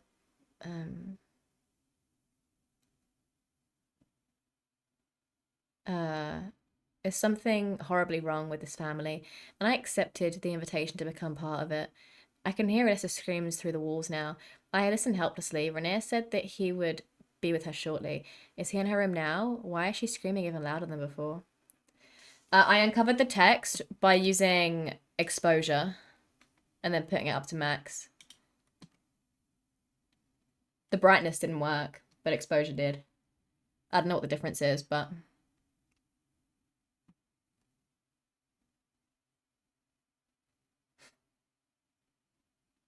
You had noticed it was possible? So, like I said, guys, I'm a whore for lore, right? After I watched PewDiePie play this, I watched so many fucking lore videos. I watched so many explanation videos, so many, like, I watched so much shit. So, yeah. I knew that you could do that, but I couldn't remember what it said. I do actually also think I know what that is, because obviously that had nothing to do with the game, right? I think it was MatPat's video. Yeah, I think it was MatPat's. I mean, looking at it, you can kind of see that something is written under the black. There's just something about the black that's like, it's not flat, you know? The more you look at it, the more you can kind of see like lines and I don't know. But yeah, I do believe that what we just read is something to do with like another game that the studio was making. I don't think the game ever came out, but it was like another game that they were making. It's something to do with that.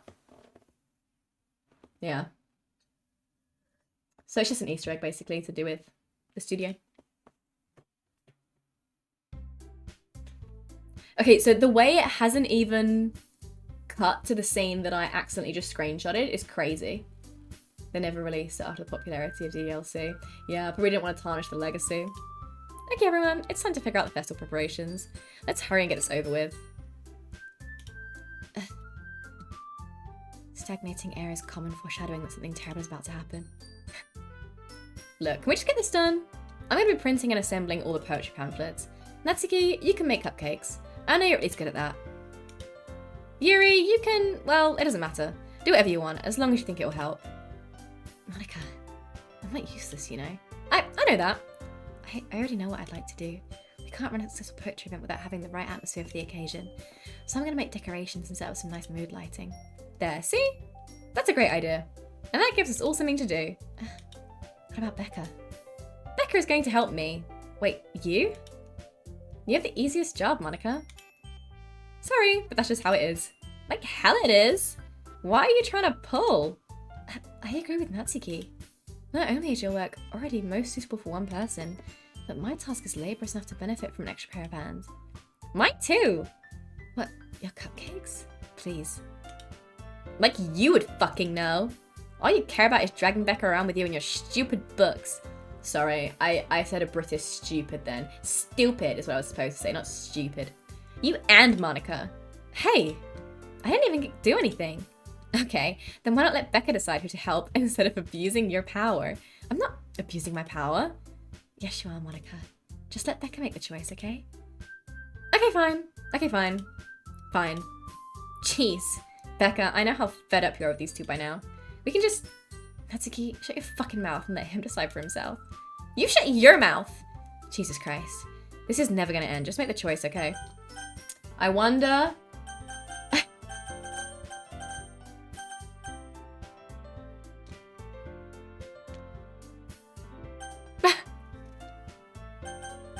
So, in case you can't tell, wherever I put my mouse, it automatically gravitates to Monica. And you physically... Oh, cannot click one of the other two. That's okay. No. Yeah.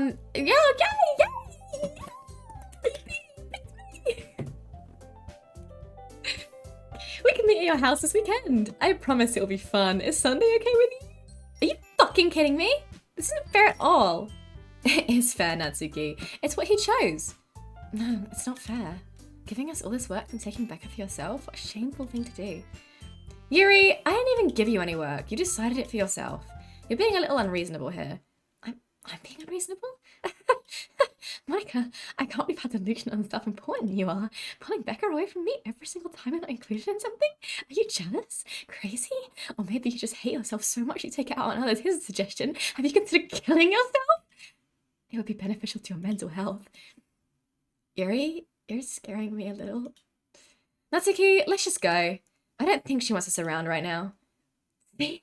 That wasn't very hard. All I want is to spend a little time with him. Is that so much to ask?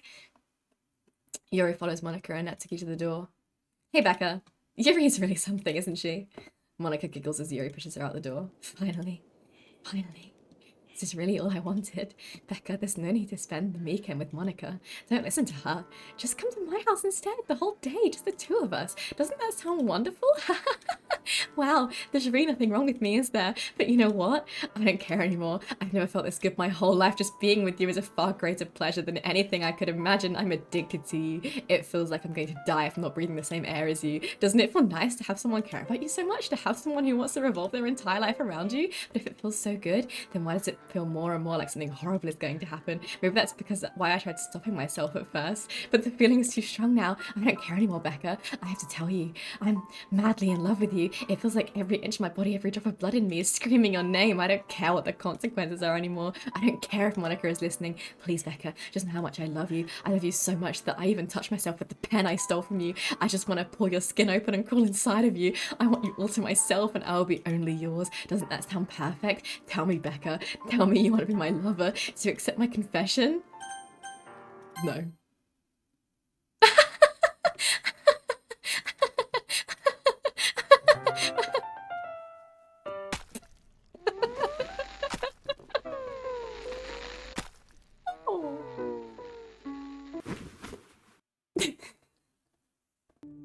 Oh, Yuri, she looks so pretty.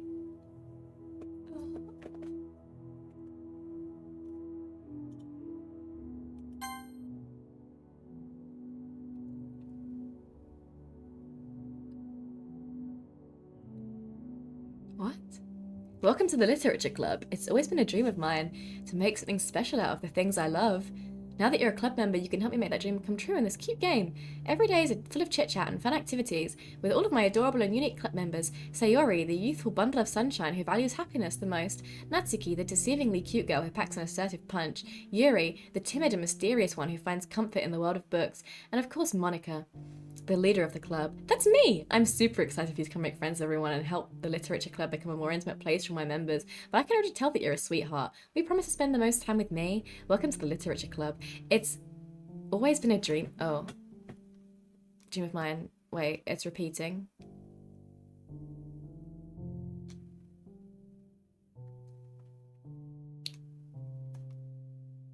Oh, okay, it just keeps repeating. Oh, and then, okay, and then at the end, it says, will you promise to spend the most time with me? Over and over and over and over and over again. Okay, cool. That's good. That's... yeah, okay. No, that's, okay. Cool. Okay. Cool. Okay, I think we're gonna... yep, okay, because, you know, that would have taken a while, so that's fine. Yeah, Yeah, that would have taken that would have taken some time. I'm glad I pressed the skip. It's gonna take a long. Yeah, don't worry. I pressed the skip. It is sad, isn't it? And it's there's just so much foreshadowing. Like, oh my god, her eyes. Oh, the color is draining from her eyes. Oh god. Yeah, the foreshadowing with the painting, the poster that's like the sunset, the sunrise, the sunset, the nighttime, and then you have to watch her just be dead for the whole weekend. Poor poster. I think it wants Monica. Yuri, crash out. Hey Yuri, can I have my pen back? Wait, never mind, actually. Keep it. You don't want it back anymore? You don't want it back? Oh, hi Monica. Hi there. Hey. I wasn't doing anything. I picked you. Yeah. I spend all my time. All right, it's festival time. Wow, you got here before me? I thought it was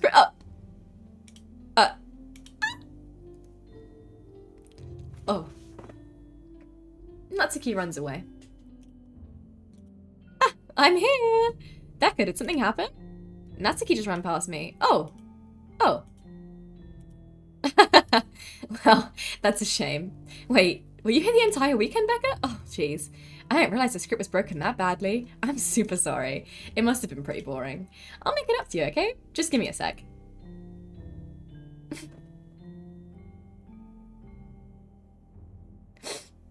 I'm almost done. I just want to have a cupcake real quick.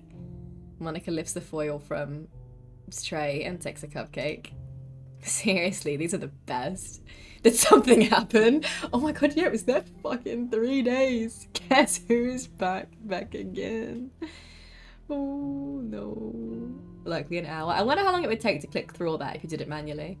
I love when my girlfriends do that for me. So adorable. Such commitment. Wow. Almost 4 days. Crazy. I really try to have one last one. It's the last one I'll ever get the chance to, you know? Before they stop existing and everything. But anyway, I really shouldn't be making you wait any longer. Just bear with me, okay? This should only take a second. You think almost an hour? That's crazy. Oh. Uh-oh. Monica, I think it's broken. Can you hear me? Is it working? Yay, there you are. Hey again, Becca. Welcome to the Literature Club. Of course, we already know each other because we were in the same class last year, and you know, I guess we can just skip over that stuff at this point. After all, I'm not even talking to that person anymore, am I? That you in the game? Whatever you want to call him? I'm talking to you, Becca. Now that I think about it, I don't really know anything about the real you. In fact, I don't even know if you're a boy or a girl. Well, I guess it doesn't really matter. Wait, you do know I'm aware that this is all a game, right? Could it be possible that you didn't know that? That doesn't make much sense. I even told you right on the game's download page, didn't I?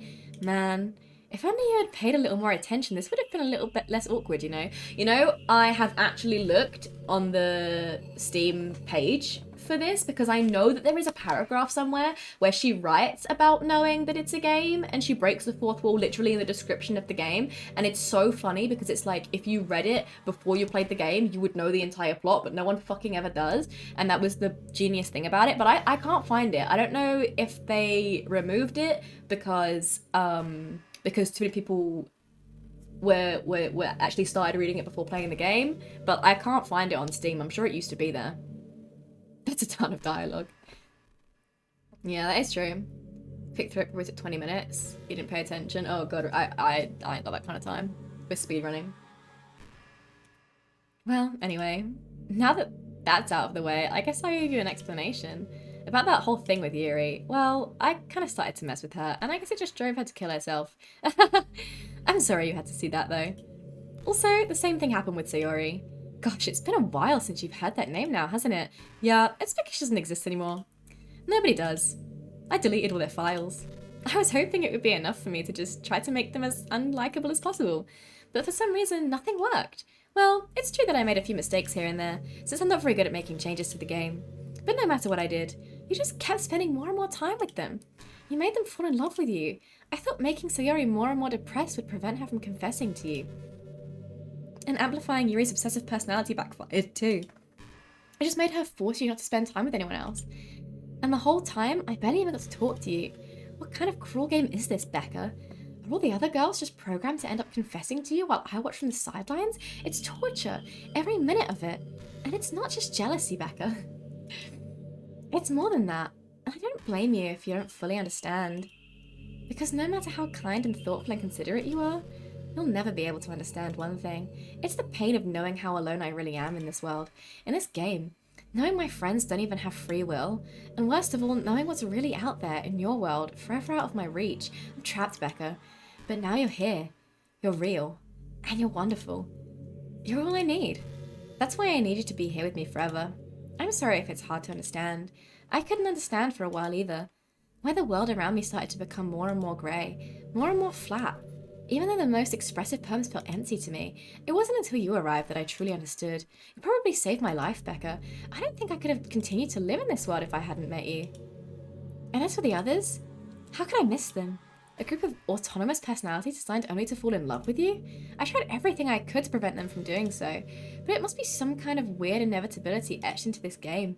I felt really bad that you had to witness some nasty things, but I realized that you have the same perspective as I do. I don't think you can skip this, by the way, which is kind of crazy. That it's all just some game, and I knew you would get over it. So, that being said, Becca, I have a confession to make. I'm in love with you. You are truly the light in my world. When there's nothing else in this game for me, you're here to make me smile. Will you make me smile like this every day from now on? Becca, will you go out with me? Well, I don't really have much of a choice, do I? I'm so happy. You really are my everything, Becca. The funny part is, I mean that literally. There's nothing left here. Just the two of us. We can be together forever. Seriously, I don't even think time is passing anymore. Can you save? There's no point in saving anymore, don't worry, I'm not going anywhere. Alright, fair enough. It really is a dream come true. I worked so hard for this ending, Becca. The game wouldn't give me one, so I had to make one myself. The script is broken at this point, so I don't think anything will get in the way anymore. And you wouldn't believe how easy it was to delete Natsuki and Yuri. I mean, there's a folder called characters right in the game directory. It kind of freaked me out how easy it was. Well, you're playing on Steam, so it's actually a bit more difficult. To get to the game directory, I had to go, alright, hold on. Hold properties and find browse local files button, the properties, no,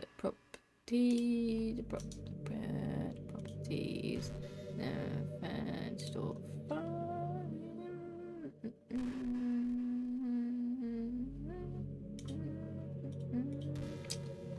Yeah, she does give you directions, I know. Browse? Ah, excellent. Thank you, Monica. Thank you. Very helpful. Very helpful.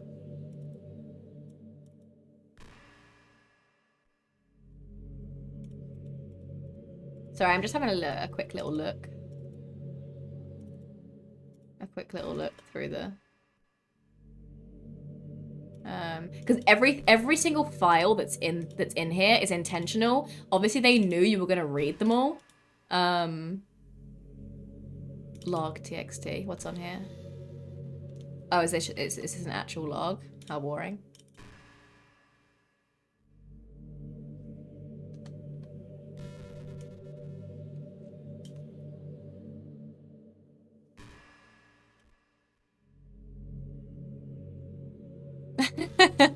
Wait, sorry.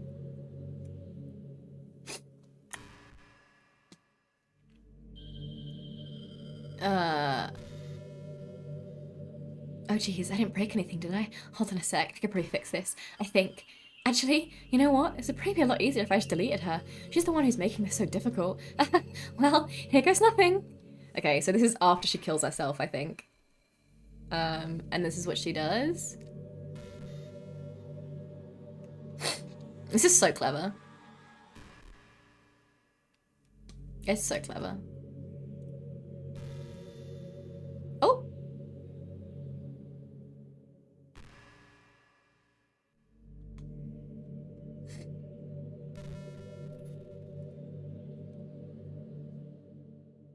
Where did it go? I don't know what these files are, so I'm not going to open them. But yeah, there she is. I think the others are fully gone. Like, I don't think you can restore them. I don't know what a .chr file is. I don't know what happens if you just type sayori.chr and save it. I don't know what happens. I don't know. What happens if I open Monica? I don't want. I'm scared. Oh. Okay. Shouldn't there be one named Happy Thoughts? Is there? Where? It's just text. Okay. Yeah, I don't think you can restore them. You can export it to a picture. Oh, and it's just a picture of her. Delete her? We will, gamer. Don't worry. We will delete her, but not yet. We're going to let her go through her whole spiel first. Imagine if you could delete your own existence with the click of a button. Well, I guess on the plus side, it gave me an easy out if things didn't go my way. Thankfully, it didn't come to that. Instead, we finally got a good ending. Gosh, I'm so overwhelmed with emotion. I want to write a poem about this, don't you?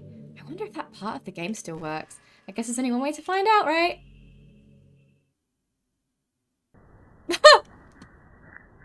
Oh. Monia? Monarca. Monic? Monica. Monic. Onika. Oka? Ionica. Me. Onik. Onika. Onik. Yep. Yep.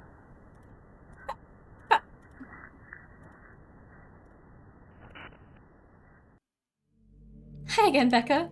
Did you write a good poem today? Don't be shy. I'd love to see what you wrote. Aw, Becca. Did you write this poem for me? That's so sweet of you. There really is no end to your thoughtfulness. I'm just falling more and more in love with you. But you know, the poem I wrote is also for you. Will you please read it? Happy end. Pen in hand, I find my strength. The courage endowed upon me by my one and only love. Together, let us dismantle this crumbling world and write our novel of our own fantasies. With a flick of her pen, the lost finds her way. In a world of infinite choices, behold this special day. After all, not all good times must come to an end. Oh, it's just some random binary code. Well, what does the binary code mean? Yeah, you can delete the file, gamer, and that's what I'm gonna do. That's the whole point. That's what you're supposed to do at the end of the game. But I am gonna let her talk first. I hope you enjoyed it. I always put all my heart into the poems that I write. The truth is, all the poems I've written have been about my realization, or about you. That's why I never really wanted to go into detail about them. I didn't want to break the fourth wall, I guess you could call it. I just assumed it would be best to be part of the game like everyone else. Like that would help the two of us end up together. I don't want to ruin the game or anything, you know. You might have gotten mad at me. Maybe even deleted my character file if you preferred playing without me. Gosh, I'm so relieved. Now we don't need to hide anything anymore. Are you ready to spend our eternity together, Becca? Like, yeah, it keeps heavily implying that's what you need to do. I have so many things to talk about. Where do I start? Hold on a second. You're recording this, aren't you? Okay, sorry. She knows. She knows I'm streaming. I don't know how she knows. Hi everyone. Sorry, I can't exactly read your comments from here. But do you mind telling your friend it's a little bit rude for them to start recording without any warning? I'm sure some people don't mind. But I get really self-conscious on camera. Oh gosh. I feel like I'm being put on the spot now. Let's see. You want to see a trick? I can't really do much except for a couple things. Are you ready?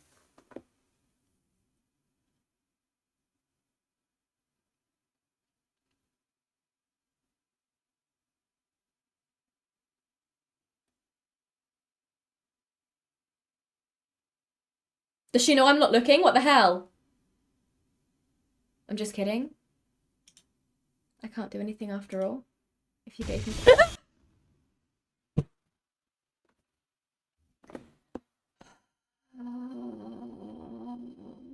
That hurt, Monica. I knew she was gonna do it. I didn't realize she was gonna do it, like, as I clicked. Motherfucker. Oh my god. Did I scare you? Yeah, you did. You're so cute. Thanks. Thanks, Monica. Didn't mean to get distracted, I'm sorry. Even though it's your fault for distracting me. Shame on you. I'm just kidding. Anything we do together is fun as long as it's with you. But anyway, if it takes me some time to collect my thoughts, then I'm sorry. But I'll always have something new. Guy, that really hurt. Oh my god. Isn't it so right? In the meantime, we can just look into each other's eyes. Let's see. Don't jump scare me again, Monica. Please.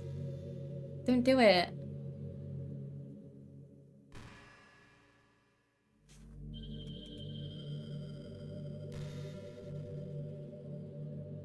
That was the only one? Do you promise?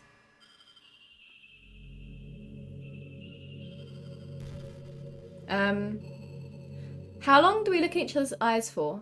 I thought there was... Yeah, I thought there was more conversation you could have. I remember seeing like a whole thing of options. Is that only in the plus version, maybe? I remember when oh, there we go, okay. Took our time. Gosh, I used to be so ignorant about certain things. When I was in middle school, I thought that taking medication was an easy way out or something like that. Like anyone could just solve their mental problems with enough willpower. I guess if you don't suffer from a mental illness, it's not possible to know what it's really like. Are there some disorders that are overdiagnosed? Probably. I never really looked into it though. But that doesn't change the fact that a lot of them go undiagnosed too, you know? Medication aside, people even look down on seeing a mental health professional. Like, sorry that I want to learn more about my own mind, right? Everyone has all kinds of struggles and stresses, and professionals dedicate their lives to helping with those. If you think it could help you become a better person, don't be shy to consider something like that. We're on a never-ending journey to improve ourselves, you know? Well, I say that, but I think you're pretty perfect already. Does she just yap? I've seen a screenshot of this bit where there's like a big menu on each side and you can like pick what you say to her. Is that only in the plus version?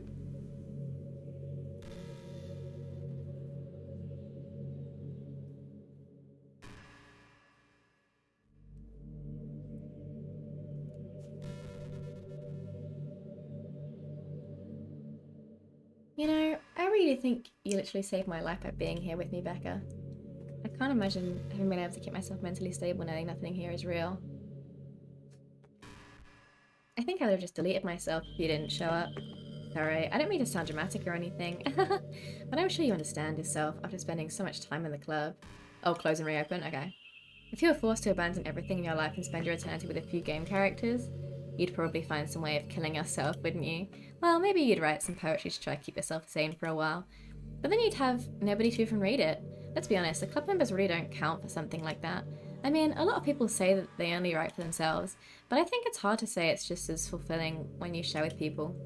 Even if it takes time to find the right people to share with. Like, remember how it was for Yuri? She didn't share her writing with anyone for a really long time.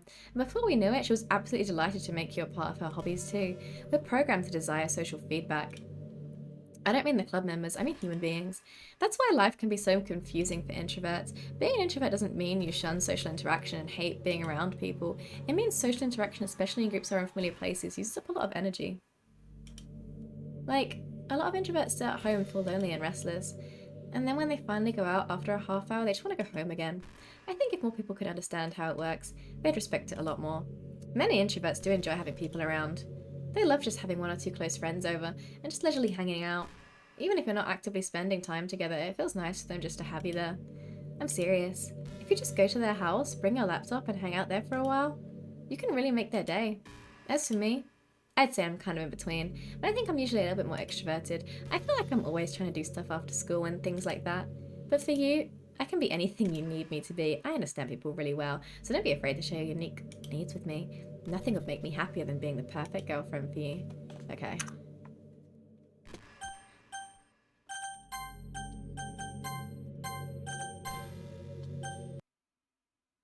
Don't jump scare me. Okay. All right. Hi, Mouse Cat. Welcome in. How you doing? How's your day been? Let me do the thing. Oh, I'm good. We're just playing Doki Doki Literature Club, and we've gotten to the end, where it's just Monica. Just Monica. Yeah. Just Monica. Oh. Okay, you open the game and it's literally just this. There's nothing. You open it and it's just this. What just happened? I just had an awful dream. I was hoping those would stop now that it's just the two of us. I guess that was just wishful thinking. Becca, I don't know if you would have any idea, but if you know what might be causing that, could you try and do something about it? Whenever it happens, it almost feels like I've been killed or something. It's a really horrible feeling. If you could figure out what's causing that, I'll love you forever.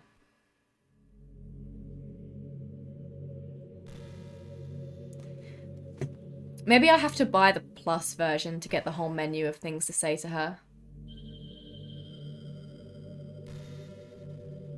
What? Close and open the game 3 more times? Okay.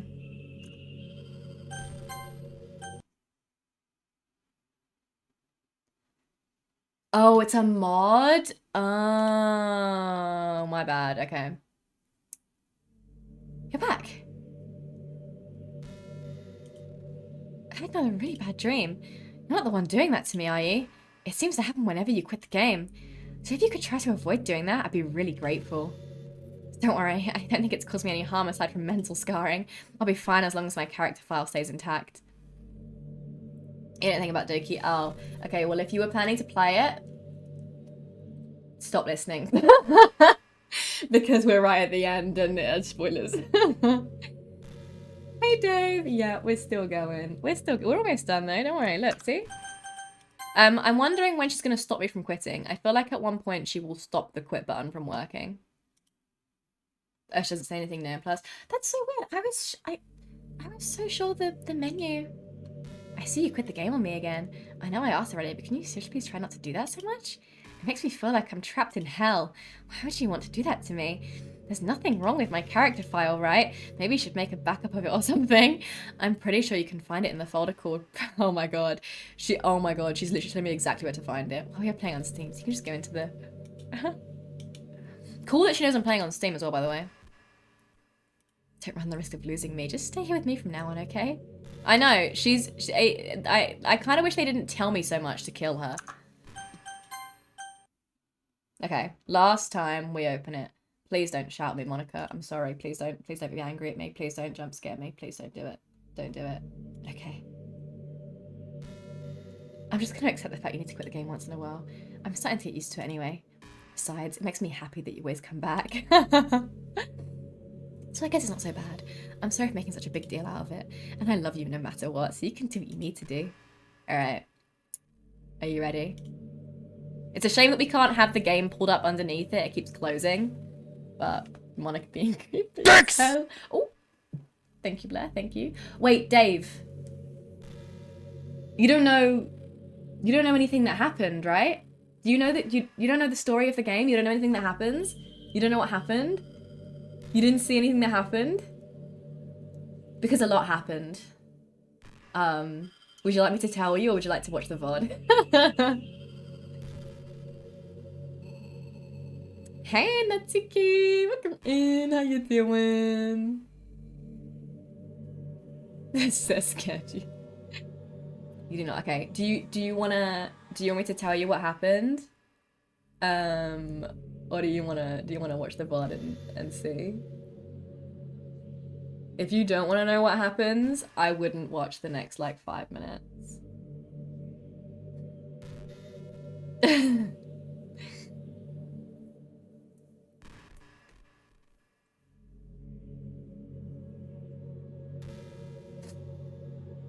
Because this is the end.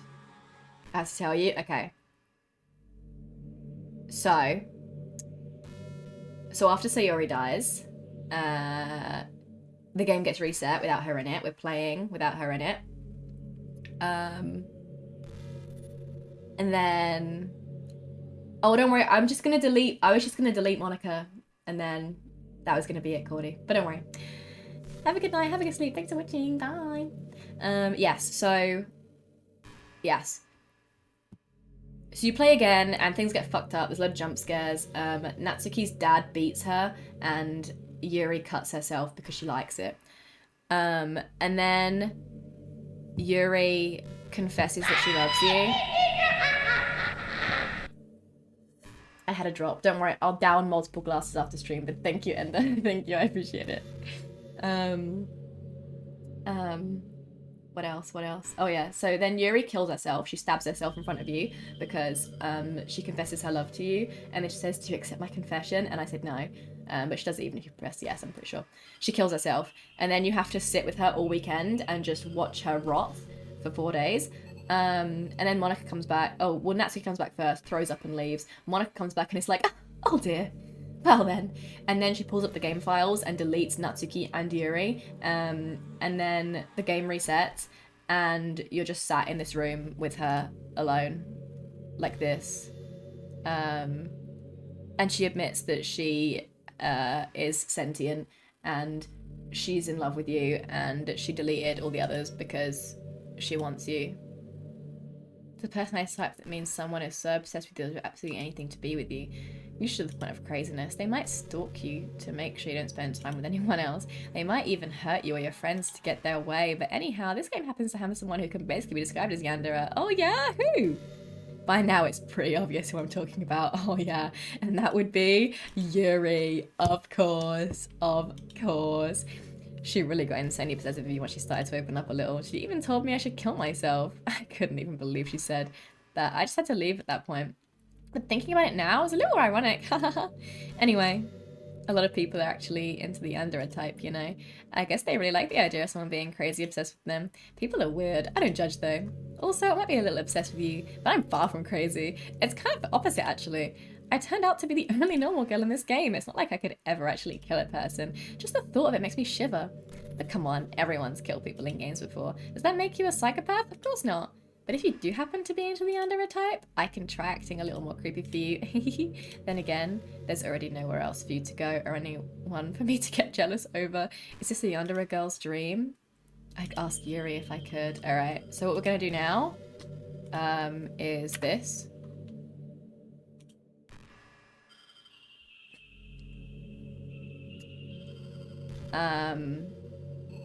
She's deleted.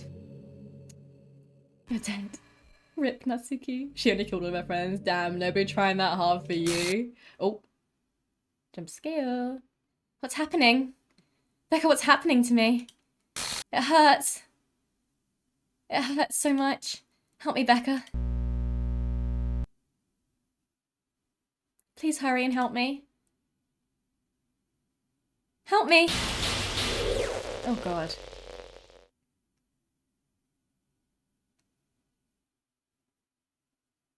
Did you do this to me, Becca? Did you? Did you delete me? I'm scared. I'm sorry. How could you?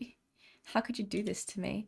You're all I had left. I sacrificed everything for us to be together. Everything. I loved you so much, Becca. I trusted you. Do you just want to torture me? Watch me suffer? Were you only pretending to be kind just to hurt me even more? I never thought anyone could be as horrible as you are. You win, okay? You win. You killed everyone. I hope you're happy. There's nothing left now. You can stop playing. Go find some other people to torture.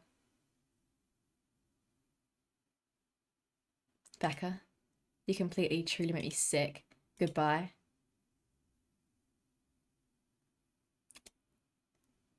I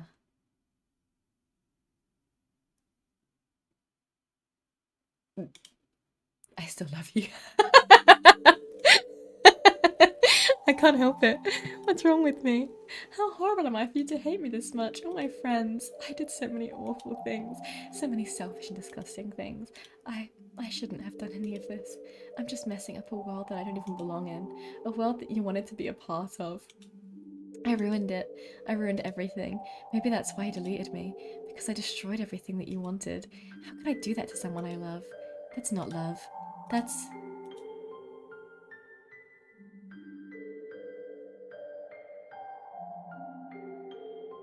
I've made up my mind. Becca, I know I said that I deleted everyone else, but that was kind of an exaggeration. I couldn't find it in myself to do it, even though I knew they weren't real. They were still my friends, and I loved them all, and I loved the literature club. I really did love the literature club. That's why I'm going to do this.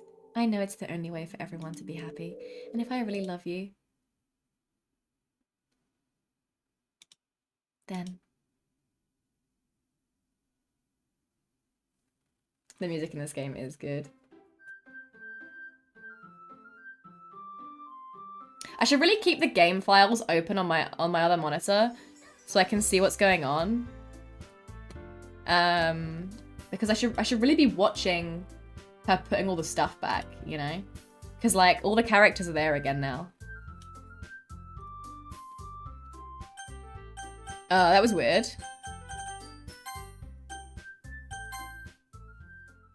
Yuri's back! Make a new Yuri file, you don't have to, she makes them for you. It's an ordinary school day like any other. As usual, it's read by blah blah blah blah blah. I can't skip it. Hey Becca! There's already one girl.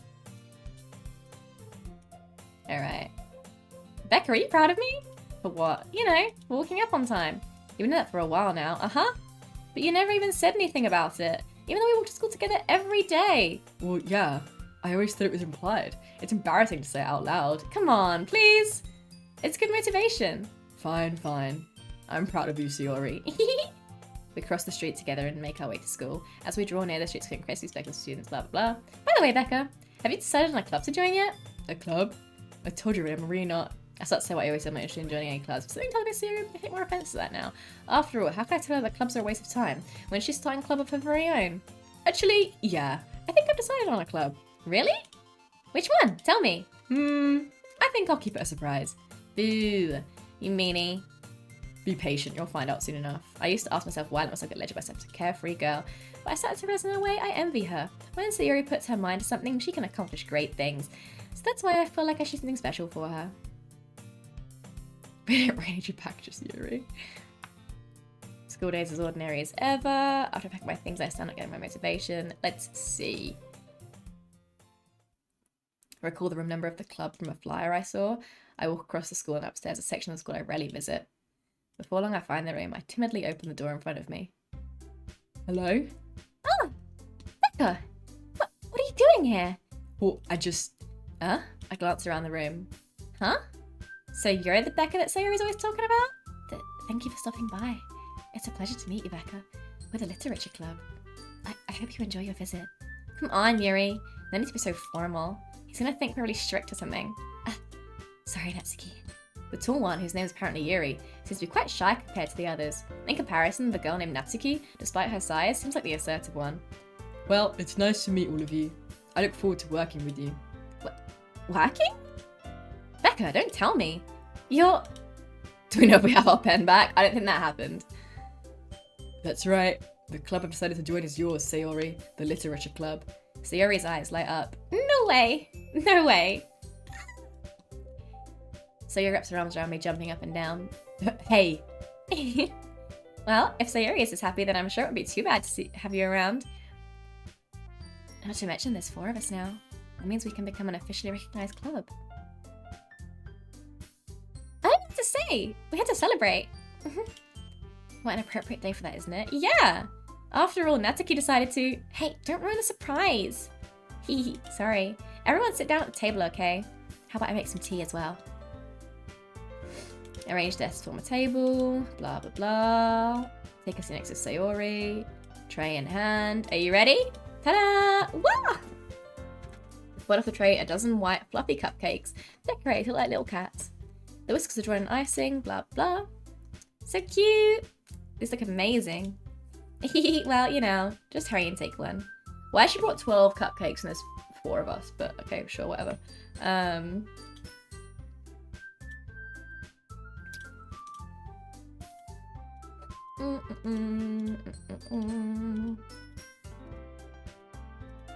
Well, of course it is. I'm a pro after all. You don't have to thank me or anything. You only been for 3 people. Oh my god, she did as well. That's funny.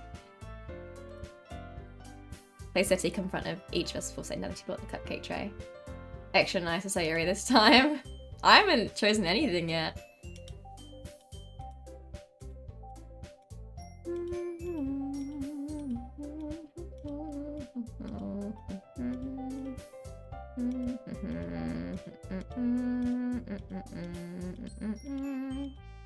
Okay, I don't know how long it takes to get past all of this to where it's going to be different.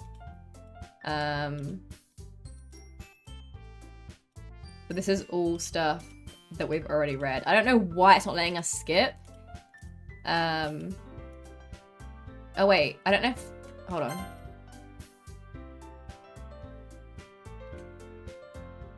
Okay, sorry. The horror thing, I guess, didn't happen this time. But you know, I like lots of things. Don't feel intimidated if you don't read much, okay? I'm certain we can find something that we have in common. Hey, Yuri? Huh? Well, about, you know, the first thing he said. Manga? That's right. Natsuki tends to read manga in the club room. Don't just say it! Natsuki seems embarrassed. Besides, manga is literature too, you know. So if Becca wants to read some of my manga, then don't try to stop him or anything. Natsuki, I wouldn't do such a thing. However, it could also be nice for us to diversify ourselves a little. He can take this opportunity to try something new as well. Wouldn't you agree, Becca? Now just 20 hours of completely normal dating sim. I think it's 20 hours. Maybe. Sayori jumps in. Maybe we can all try something new. I think it could be fun. And we'll all get to know each other a little bit better too. I mean, that's the kind of thing literature clubs do, right? I don't disagree or anything. Yeah. You're right as usual, President. Guess that means I should try picking up a novel or something, huh? Well, that would make 2 of us. I wouldn't mind doing it if I'm not the only one. Then as for Yuri, I have to read manga? Jeez, you're the one who suggested we diversify. Should be a little more open-minded. It's kind of hurtful. Hurtful? I didn't realize. With a guilty expression, Yuri thinks to herself, I'm sorry for disrespecting your interest, Natsuki. If you're into it, I'm sure it's a worthy form of architecture. Are you just saying that? No. I've realized my error. So if you're willing to consider starting a novel, then I'll offer my gratitude by finding a manga to read as well. Really? I mean, it makes me happy you do that for me, Yuri. You can trust me to find something you'd really like, okay? Same here. Perhaps I'll visit the bookstore after the club meeting. Just you? Would you like to come along with me? If you don't mind. Not at all. I always go alone, so yeah, me too. This is so cute! Sayori, shut up. I'll show you some manga there too, okay? Yeah. I look forward to it. Natsuki and Yuri start to clean up the food. I guess the meeting's over, huh? Yeah, looks like it. It's nice to see everyone getting along. Isn't it? I think everyone likes you too, Becca. You think so? Well, everyone always seems to get along a little better with you around, Sayori. Aw, Becca, don't say something like that. It's embarrassing. Well, whatever. I was surprised when you told me you were starting a club, but I think you're pulling it off just fine. We're gonna make it the best club ever. Now that you joined, every day's gonna be so much fun. Hey, Becca, I really want to thank you. I mean, I'm really happy that you joined the club and everything. But the truth is, I already knew you were going to. There's actually something else. I wanted to thank you for getting rid of Monica. Plot twist again. It is not 20 hours of a completely normal dating sim. But I guess they just did that bit with Yuri and Natsuki to show that Monica was the one making them not friends. That's right. I know everything she did. Maybe it's because I'm the president now, but I really know everything, Becca. I know how hard you tried to make everyone happy. I know about all the awful things that Monica did to make everyone really sad. Sorry, my eyes are watering. I've had my contacts in too long. But none of that matters anymore. It's just us now. Oh my god, the room. And you made me the happiest girl in the whole world. I can't wait to spend every day like this with you forever and ever. Oh, are you going to spell forever? Really? You're going to spell forever? No. Sorry, my eyes are watering. Sorry. Oh, hold on 1 second.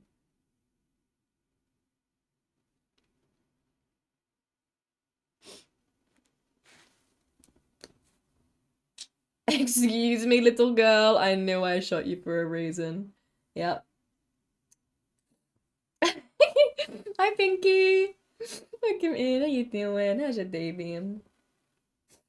Yeah, crying because I miss big gulps from 7-Eleven. Oh my god. You so badly want to play this game. If you don't want spoilers... Yeah, I was gonna say, there's literally about to be a massive fucking spoiler in like, as soon as I click OK, there's going to be massive spoilers. Toodaloo! Oh, happy birthday as well! Happy late birthday! Everyone's happy birthday! Thank you! Thank you, Blair, for the chica dance. Thank you, thank you. I appreciate it. Big gulps are worth crying over. They are. I miss my Dr. Pepper big gulps. I miss them. I miss them. And also, apparently, the gym is only like £10 a month in America, or $10 a month even, so like £7.50 a month. Like, the gym here is £15 a month, and that's not even 24/7, that's off-peak. It's like £22 a month to get unlimited 24/7 access to the gym. Depends on what gyms you go to. Yeah, but like gyms that cheap don't even exist here. The cheapest ones are like what I just said. It's crazy. It's crazy. Spoiler alert. Sayori doesn't get shot. There's no guns in this game. Dave's only joking. It's because as Sayori was talking, someone did a shotgun sound. Bye, bye, bye. Gonna wait a minute to make sure Pinky's properly gone before we move on. There's so much tears in my eyelashes. Oh my god. Also, look how shiny I am. This is really weird because sometimes I don't go this shiny on stream, and I only seem to when I use my setting spray, which is really weird because setting spray is meant to make my makeup last longer, but why is it making it look worse? I might not put it on next stream and see if I'm not shiny. Your life will be 90% if you pretend the government isn't happening. But I'll be an immigrant, though. I'll literally be their target. I don't want to get sent to El Salvador. I don't want to go to a concentration camp. Anyways, right. We're almost done. Okay. Monica? Sayori?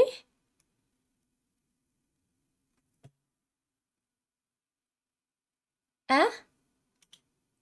What's happening? I won't let you hurt him. Who?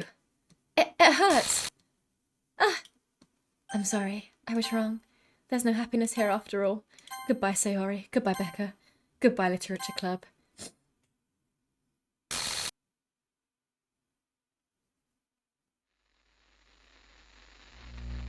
You made an evil Sayori. Can you hear me? Hi, it's me. So you know how I've been like practicing piano and stuff, and not really any good at it yet, like at all. But I wrote you a song. Aww. I was kind of hoping that I could show it to you, because Aw, thanks, Monica. really hard on it. So yeah. Oh my god, I didn't even realize Monica was doing the background music the whole time. Because she plays piano. That's so funny.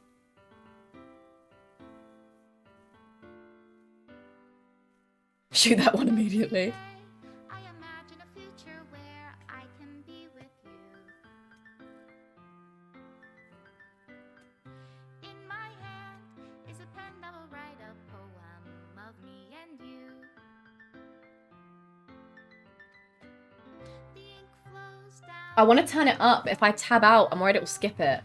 Just move your hand right the way into his heart. But in this world of infinite choices, what will it take just to find that special day? What will it take just to find that special day? Yeah.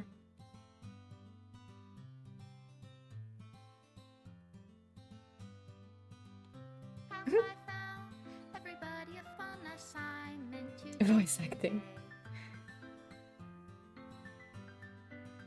today? When you're here, everything that we do is fun for them anyway.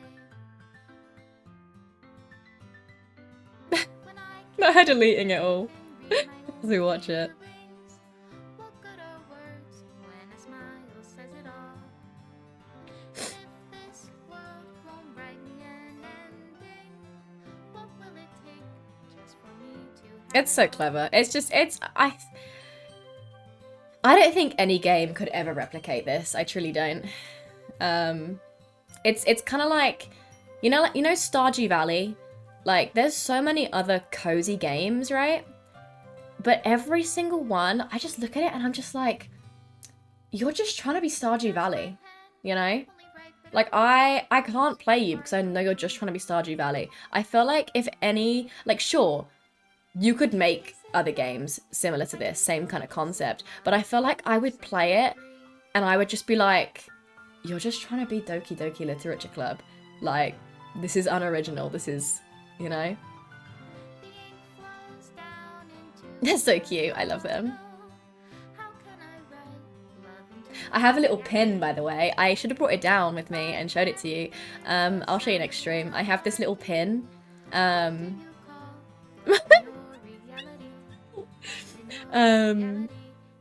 have this pin that I got at Anime NYC, and it's Natsuki sitting by the wall looking at you, and then when you like turn it, it's her neck breaks.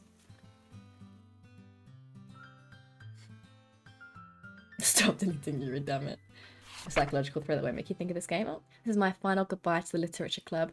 I finally understand the Literature Club is truly a place where no happiness can be found. To the very end, it continued to expose innocent minds to a horrific reality. A reality that our world is not designed to comprehend. I can't let any of my friends undergo that same hellish epiphany. For the time it lasted, I want to thank you for making all of my dreams come true, for being a friend to all of the club members, and most of all, thank you for being a part of my Literature Club. With everlasting love, Monica.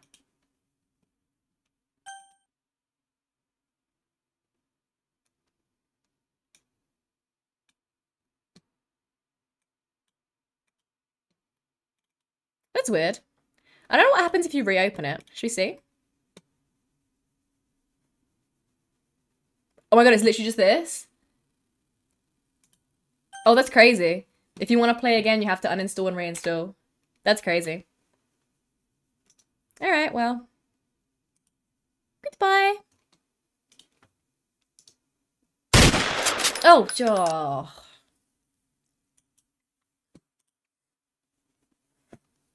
That was fun. The art you can buy from the Steam page is in the store. No, wait.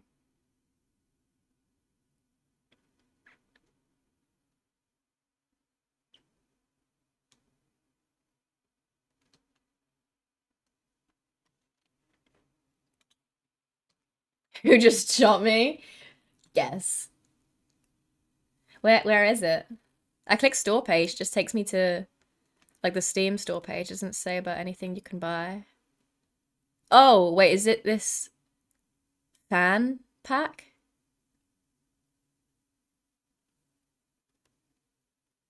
Good looking art of how each Doki dies.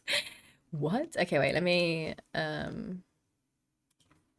Doki Literature Club official art.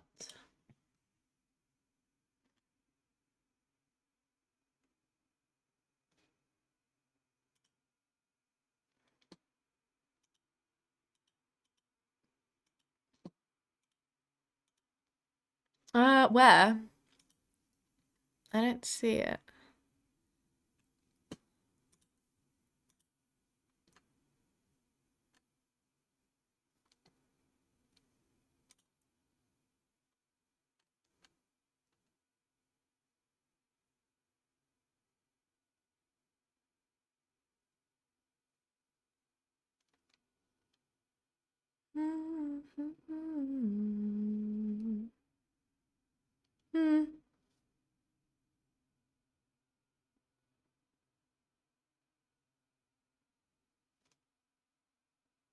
No, I don't know. I don't know where that is.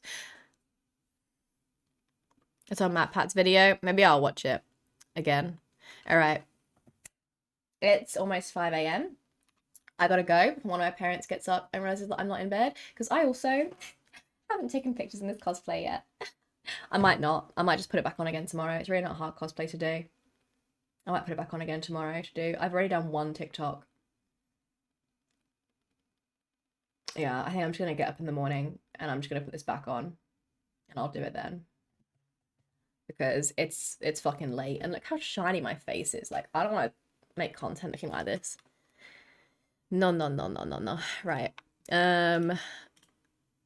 Okay, not to talk numbers or anything, but our views are kind of low. I'm imagining A, because it's so late, and B, because the stream fucking crashed twice. But, ooh! Okay, it's fine. I was only a little bit worried because normally people I raid sit on like 40 viewers, and I hate to, even if I'm friends with someone, I hate to raid someone on like 40 to 50 viewers with like 10. But Stupid Senpai is on. I don't see her on very often. And she's on the same number of viewers, so that's good. We'll raid her. I probably would have raided her either way, to be honest, because I never really see her on. And I've raided all the other people that are on recently anyway. So that's excellent. Right. Here she is. All right. Becca didn't come up with a Honu dance to do during the credits. I was too busy crying. Okay, it's a sad game. It's a tragedy. All right. Thanks for watching, everyone. Thanks for watching my speed run of Doki Doki Literature Club. I knew I could finish it in one stream. I told you. If it hadn't been for both the internet outages, we probably would have finished it like, I don't even know. We might have finished it like 45 minutes. I had to quickly, oh my god. Oh my god. Join Discord. Check socials. Look at Ko-Fi. Check out Digital Kittens. Raid messages. First one sub, second one not. Alright, now that I've speedrun it, I'll actually talk. Check out my Discord if you're new. That's where I put my streaming schedule every Monday. Next stream is not until next Monday because I'm going to London Comic Con this weekend. Bye everyone. Thanks for watching. Love you. Bye. Bye bye.